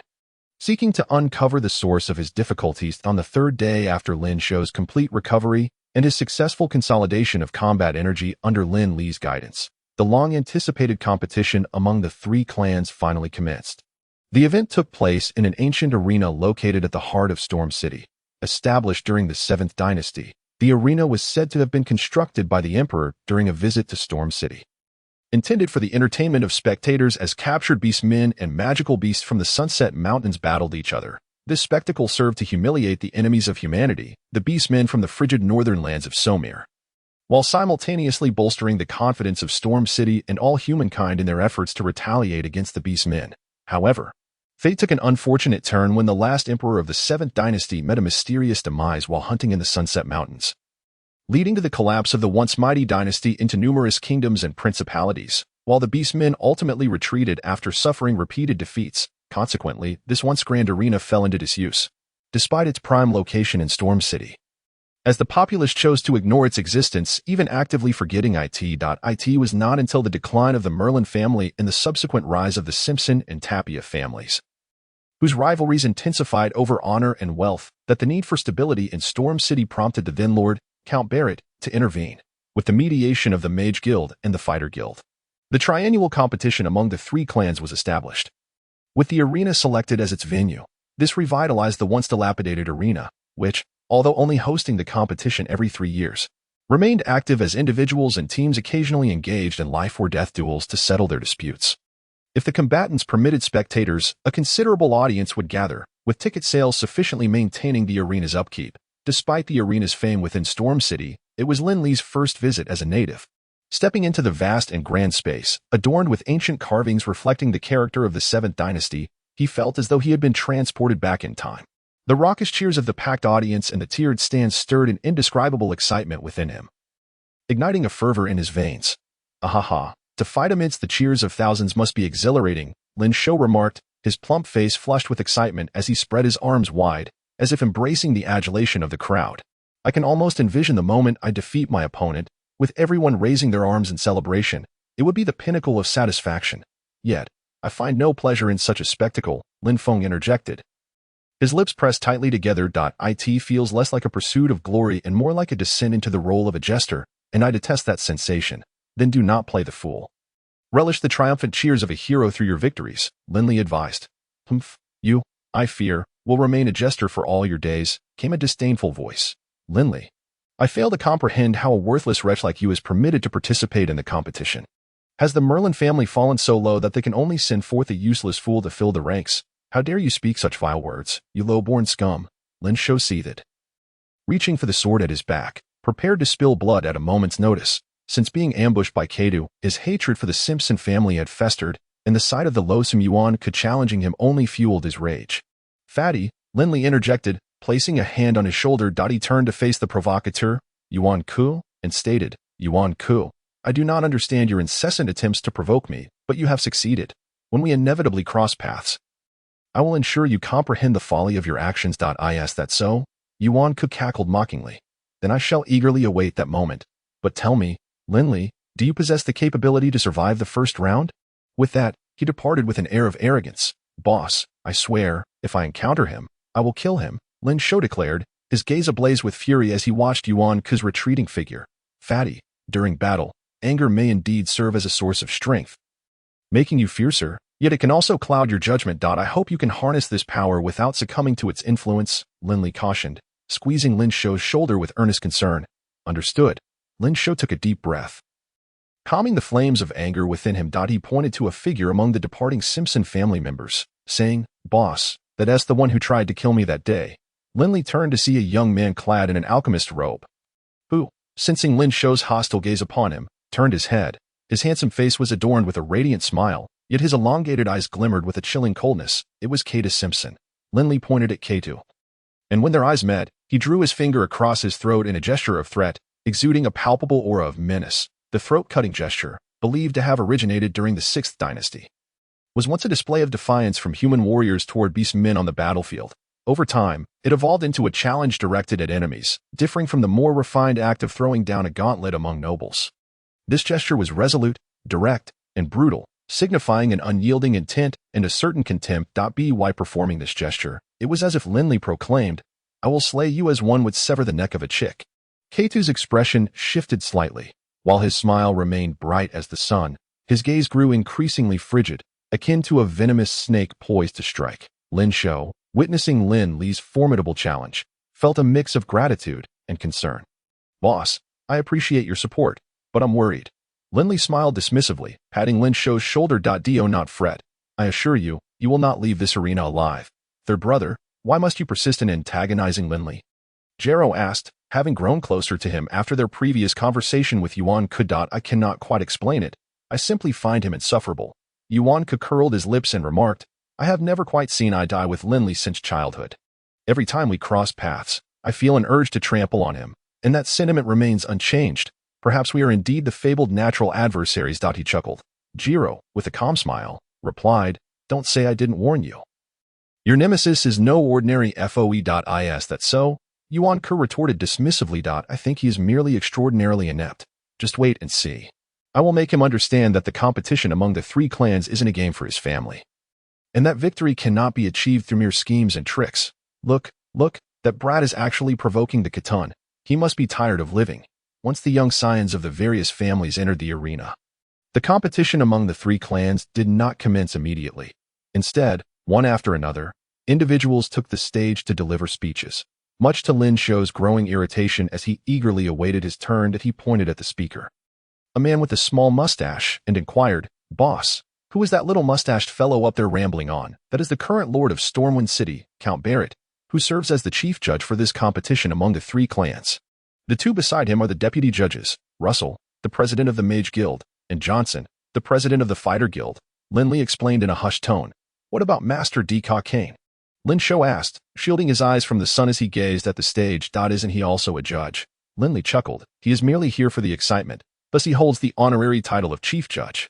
Besides, given his temperament, he likely wouldn't relish delivering a lengthy discourse in front of such a crowd." "Haha." Lin Shou suddenly laughed. "Boss, I see him." He pointed toward the viewing platform. Following his finger, Lin Li indeed spotted Deecock Kane lounging in a corner.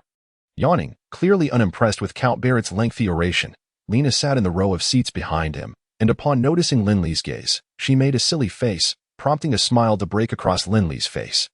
After an arduous wait, Barrett finally concluded his speech, and the competition among the three clans commenced. However, prior to the official commencement of the contests, a draw was conducted under the supervision of Barrett, Russell, and Johnson to determine the pairs for the first round.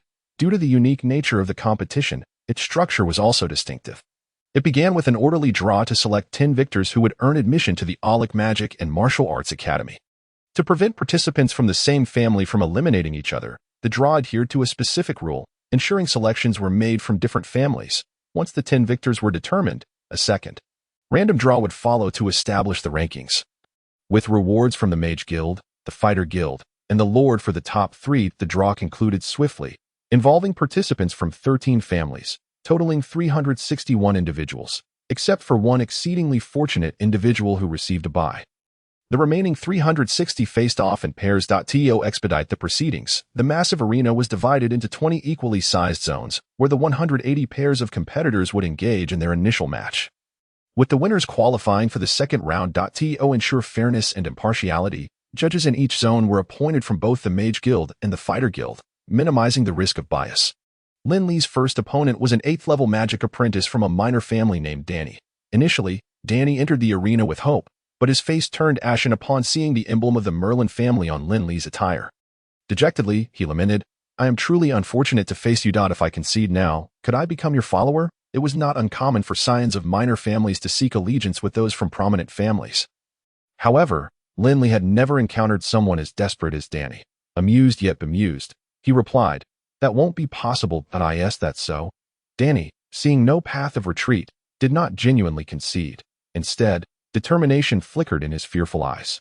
As the judge announced the start of their contest, Danny swiftly began to chant his spell. In mere moments, a magical projectile shot towards Lin Li. In battles between mages, it is typical to start with simple spells to gain the upper hand, relying on 0-level magic missiles or first-level fireballs and water arrows not to inflict damage, but to disrupt the opponent's rhythm and seize control. While this approach was acceptable against other mages, it proved utterly ineffective against Lin Li. With a deft sidestep, Lin Li evaded the magical missile's trajectory, and in the next instant, he flicked his finger, sending forth a silent magic missile that exploded before Danny, knocking him to the ground without causing him harm. "I concede," Danny declared as he picked himself up, clearly resigned, and bowed to Lin Li, expressing his gratitude. No need. Lin Li waved his hand dismissively. As a magician, that you may not charge into battle, you ought to possess the courage to confront formidable foes. Failure is not dreadful. What is truly fearsome is the inability to even make a move. "Thank you for your guidance." Danny bowed once more, unwittingly gaining a newfound understanding. Lin Li nodded subtly in acknowledgement and turned to leave, having refrained from attacking out of respect for Danny's courage and choosing to fight rather than yield. After his victory, Lin Li did not linger to spectate but returned to the Merlin family's resting area, arriving as one of the earliest returnees. Shortly thereafter, others began to trickle back, displaying a spectrum of emotions. Some exhilarated, others disheartened. After a while, Lin Shou rushed over, greeted by familiar nods and waves from fellow members of the Merlin family. Ignoring them, he approached Lin Li, grinning widely. "Boss, I won." "Indeed, I could tell," Lin Li replied with a smile. "Otherwise, you wouldn't be so elated." Boss, this time you guessed wrong." Lin Shou said, "I am not happy because I won, but because something amusing happened at Do share." Lin Li encouraged that I discovered my opponent was an 11th-level magician from a minor family, and he was unbearably arrogant. Upon realizing I was a fighter, he brazenly declared, "You should concede as compensation. I will accept you as my subordinate." Who is this? Which family dares to speak so arrogantly? The nearby members of the Merlin family erupted in indignation. With Lin Wei becoming the family head, along with Lin Shou's previous exploits, he had emerged as a prominent figure among the younger generation. Many who had previously praised Lin Shi now sought to curry favor with Lin Shou. Hearing his tale, they were equally incensed, shouting in outrage. Silence. Lin Shou, however, paid no heed to their fervor, coldly commanding, "Did you not hear that I'm speaking with the boss? Quiet down." In an instant, silence fell. Yet no one departed in displeasure at Lin Shou's reprimand. Remaining gathered around, Lin Li, accustomed to the fickle nature of these family members over the years, chose to ignore their reactions, smiling at Lin Shou. "Oh, how did you handle it?" with a gleam in his eye. Lin Shou grinned. "What else could I do?" As soon as the judge announced the start, I charged forward and slapped him across the face. That brat was left scrambling for his teeth. How dare he suggest I become his subordinate? Pa. As he spoke, Lin Shou glanced at the surrounding crowd and declared, "Listen well, during the upcoming matches, unless the opponent is from our own family, there will be no unnecessary chatter. As soon as the judge says begin, we fight to the finish." Understood. Understood. The crowd echoed in unison. Lin Shou's face beamed with joy, clearly relishing the feeling of commanding such a response. Observing his exuberance, Lin Li couldn't help but shake his head and chuckle. This plump fellow truly blossomed with a bit of encouragement. Before long, Lin Feng, Lin Ying, Lin Hao, Lin Jia, Lin Rong, Lin Mi, and Lin Shi, along with other direct descendants, returned in succession. Each may have experienced a different journey, yet the outcome remained consistent. All 9 direct descendants from the Merlin family, who qualified for the first round, successfully advanced. "Fatty, I heard you knocked out half of your opponent's teeth with a single slap." Lin Jia plopped down beside Lin Shou, stroking his scruffy beard as he inquired with a smile, ever since Lin Jia had saved Lin Shou's life the last time. Lin Shou's demeanor towards him had softened considerably. Upon hearing the question, he immediately became animated, gesticulating excitedly as he recounted the events of the past, concluding with, "Third brother, how did I do?" Without hesitation, Lin Jia gave him a thumbs up. Then boisterously declared, "Everyone listen up. If we encounter anyone from that family again, beat them to a pulp. They've gone too far, daring to recruit members of the Merlin family as their subordinates. They clearly have no understanding of the word death." "Good," the crowd shouted in unison, their fighting spirit ignited. Lin Shi and Lin Mi sat nearby, observing the raucous enthusiasm of the crowd with a tinge of disappointment. In the past, they would have been the ones standing amidst the throng, basking in the cheers, but now that honor belonged to Lin Shou. What are they so proud of? Lin Shi remarked, bitterness lacing his words. "Sixth brother, let it go." Lin Mi urged gently. "I cannot accept this." Lin Shi retorted defiantly, fixing his gaze on Lin Shou, "Just wait and see." After the first round of eliminations, 281 contestants remained, proceeding to draw lots for the next round of eliminations. In the second round, Lin Mi, a level 11 mage, faced a stroke of misfortune against Jiro Simpson, a level 13 mage, and after a fierce struggle, ultimately succumbed. The other direct descendants eliminated their opponents and advanced smoothly. While several of the collateral descendants faced elimination.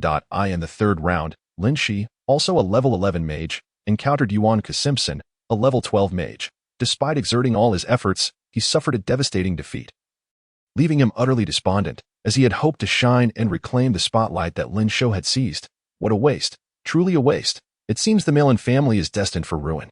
The collateral descendants may be inept, but even the direct descendants are proving equally useless. Yuan Ke seemed to revel in Lin Shi's despair, taunting him mercilessly. "How about a life and death duel, if I don't take you down?" "I won't bear the surname Meilin." Lin Jia, known for his fiery temper, was instantly incensed. "You want to die, do you? I'll gladly oblige." Lin Shou growled, ready to charge forward. However, Lin Li intercepted him, coldly glaring at Yuan Ke. "Yuan Ke, your advancement to the third round doesn't indicate your prowess. It merely reflects your luck. Your arrogance stems from your ignorance. Should you meet me in the next round, I will demonstrate to you what true defeat looks like." "Humph, we shall see." Yuan Ke dismissed Lin Li's words, viewing their potential encounter as an opportunity to secure an easy victory. In the fourth round, the sixth match's draw revealed that Yuan Ke would face Lin Li of the Merlin family. The judge reading the results noted that while the earlier matchups had garnered attention, this particular pairing rendered many spectators momentarily speechless, their faces reflecting a mix of emotions. Lin Shou and Lin Feng were elated, while Lin Ying, Lin Jia, and and others wore expressions of concern. Ironically, Lin Li and Lin Li, who would typically revel in the misfortune of others, now wore worried looks as they approached Lin Li, saying, "Seventh brother, if you truly cannot win, just concede. Rest assured, I know what I'm doing," Lin Li replied with a calm smile, taken aback by the coincidence but finding it fortuitous. As Lin Shou and the others were preoccupied with their matches. Lin Li and Lin Li, who had once been at odds with Lin Li, now rallied to support him. Meanwhile, Yuan Ku was brimming with excitement. "Lin Li, let me inform you that I have just advanced to a level 12 mage," he boasted, gesturing to the badge on his chest, then looking at Lin Li, who still donned the garb of a magic apprentice. "And you, to this day, remain merely an apprentice. What gives you the right to challenge me? If you bow down and concede, I'll overlook the incident at Wanchao Hall where you ambushed me with the scroll." "Not a chance." Lin Li shook his head defiantly. "You've always been so arrogant. And now it's time you experience the taste of defeat." "Fine. If you seek death, I shall oblige," Yuan Ku retorted, chanting a spell as he swiftly conjured a magical shield, an oval of light enveloping him. "Fifth brother, Yuan Ku is a level 12 mage. Can seventh brother defeat him?" Lin Li asked anxiously. "He should be able to," Lin Li replied, though uncertainty lingered in her heart. "After all, he managed to defeat me when he returned from the Sunset Mountains. What sa Yuan Ku to him now? Are you ready?" the judge inquired, noting both Lin Li and Yuan Ku nodded. "I hereby declare the match between Lin Li of the Malin family and Yuan Ku of the Simpson family. Commence. Prepare to perish." Yuan Ku raised his staff, pointing it at Lin Li. A flash of fire ignited at the tip of his wand, and in the next moment, a fireball the size of 2 feet was hurtling towards Lin Li. This was the third-level spell, Explosive Burst, inherently unstable and capable of being unleashed without incantation. Anticipating Yuan Ku's sudden assault, Lin Li deftly countered with a magical projectile that collided with the oncoming fireball. Boom! The explosion from the volatile spell erupted, engulfing the area in flames within a 10-meter radius. "How can this be?" Yuan Ku's eyes widened in disbelief, his face contorting into a mask of rage.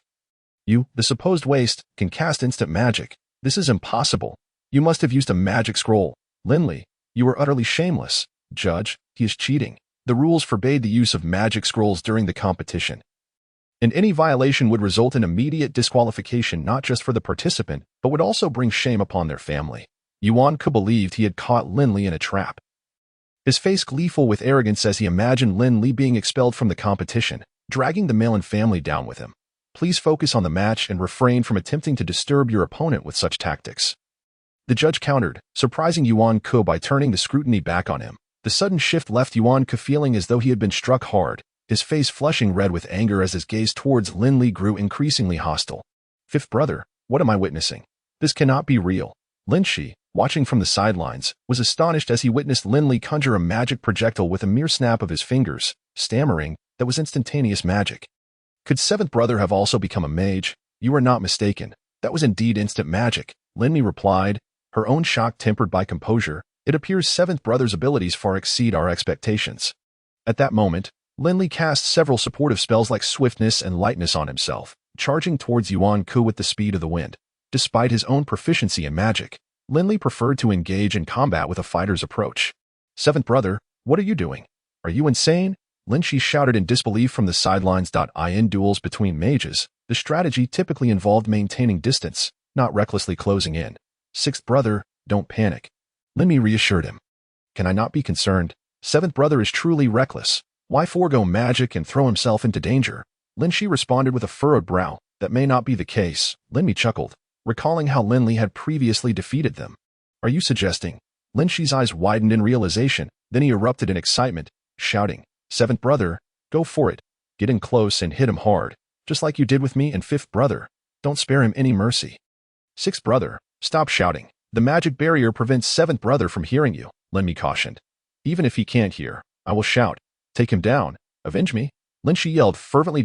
As Yuan Ku saw Lin Li approaching rapidly, he thought to himself, "You wish to court death? Then I shall grant your wish." With rapid incantations flowing from his lips and his fingers deftly weaving through the air, a third-tier wind magic, the wind blade cutting technique, was instantaneously unleashed. Whoosh, whoosh, whoosh. The faint sound of slicing wind filled the air as clusters of pale blue wind blades surged forth like a swarm of bees, converging upon Lin Li. If the first-tier wind blade technique merely targeted a single foe, allowing for evasion through agile movement, then the wind blade cutting technique, composed of hundreds of blades, constituted an area attack, enveloping a 20-meter radius in an instant. with each blade's trajectory entirely chaotic, rendering evasion impossible, despite the onslaught of wind blades swiftly approaching. Lin Li's steps did not falter. It was only when the blades were less than 2 meters away that Lin Li's left hand swept through the air. And in that fleeting moment, a magical shield materialized, encasing him within. Thud, thud, thud. The wind blades struck the magical shield with the ferocity of a tempest, shattering upon impact. Yet the radiant shield began to dim in response. Impossible, Yuan Ku exclaimed in disbelief upon witnessing Lin Li conjure the magical shield, incredulously declaring, "You are merely a magic apprentice. How can you cast a magical shield so swiftly? Even a full-fledged mage cannot achieve this." "I refuse to believe it. It is absolutely impossible. You must be using a scroll. Judge, he is cheating. He is violating the rules." The judge, regarding Yuan Ku with a look of disdain, replied, "This is your second attempt to disrupt your opponent. Consider this a warning. Should you repeat this behavior, I will expel you from the arena." Yuan Ku, though brash, dared not challenge the judge, for the shame of expulsion would far outweigh that of losing the match. Nevertheless, his anger simmered as he sneered, "Even if I do not know what trick you used to deceive the judge, I am not one to easily concede. I shall see how long you, the so-called waste of a leader, can endure." With a flick of his fingers, a third-tier magic, the explosive spell, shot forth. Boom! A fireball, 2 feet in diameter, collided with Lin Li's magical shield, erupting in a thunderous explosion. Flames soaring skyward and rapidly spreading in all directions. The judge, a mage himself, flicked his fingers, triggering the magical array beneath the combatants, conjuring layers of barriers composed of magical elements to contain the raging inferno and prevent it from affecting the surroundings. "Lin Li, let us see if you can survive this." Yuan Ku laughed heartily, yet the next moment, his laughter was abruptly stifled as if a hand had seized his throat, for he beheld Lin Li, encased within the magical shield, emerging unscathed from the sea of flames. Not only that, but Lin Li's fingers danced once more, unleashing a torrent of spells that rained down upon him without restraint. Magic missiles, water arrows, ice arrows, fireballs, and wind blades. A cacophony of low-tier spells surged forth like a torrential storm. He can truly cast spells in an instant.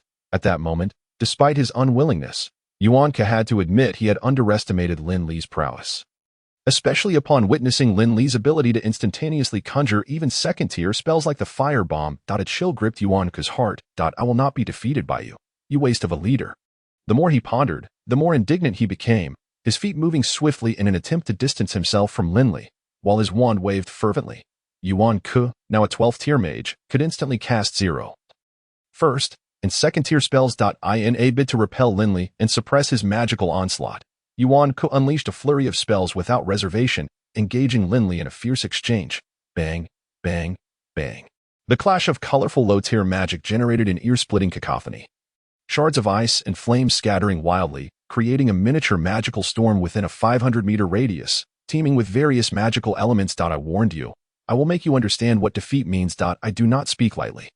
Just as Yuan Ku believed that this time Lin Li was destined for failure, he heard Lin Li's voice echoing in his ears. "No, I will never lose to you," Yuan Ku roared, pointing his wand toward Lin Li's voice, preparing to unleash the most powerful 6th-tier magic, the flame explosion, when suddenly he felt as if his head had been struck, his mind swirling in confusion. "You have lost." Lin Li activated his 1st-tier divine skill, bewilderment, and advanced towards Yuan Ku. With a flick of his finger, a magical double missile struck the shield protecting Yuan Ku. Bang, bang. 2 sharp explosions rang out as the shield's radiance shattered. Lin Li's fist followed suit, landing a powerful blow on Yuan Ku. "Ha ha ha, well struck." Lin Shi cheered from the sidelines, clapping her hands. Let the Simpson family know that the Merlins can hit hard. Lin Mi, who had felt the sting of such blows, added with a hint of trepidation, "Indeed, it hurts quite a bit, but landing it on Yuan Ku feels immensely satisfying." At this moment, Lin Li's fist flew like a flurry of arrows, striking Yuan Ku with a series of resounding thuds. Urgent and clear, reminiscent of rain pelting against broad leaves, while Yuan Ku resembled a human punching bag, being pushed back and forth. Several times, Yuan Ku attempted to instantaneously cast spells to repel Lin Li. But before he could even formulate the thought, Lin Li's fist would land squarely on his face, leaving him dazed and unable to focus, let alone conjure spells. To conceal his true strength, Lin Li refrained from using combat energy. Thus, while his barrage appeared fierce, it merely inflicted superficial wounds on Yuan Ku. Nevertheless, the pain was excruciating for Yuan Ku. compounded by the humiliation he felt. "Have you had enough?" Lin Li inquired, continuing his relentless assault. No.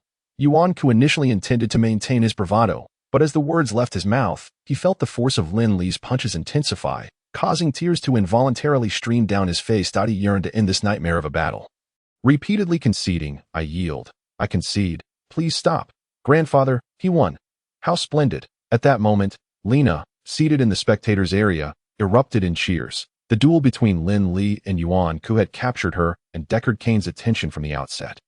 Particularly Lena, who, recalling Yuan Ku's shameless harassment of her, wished she could obliterate his face with magic. Now, witnessing Lin Li's triumph,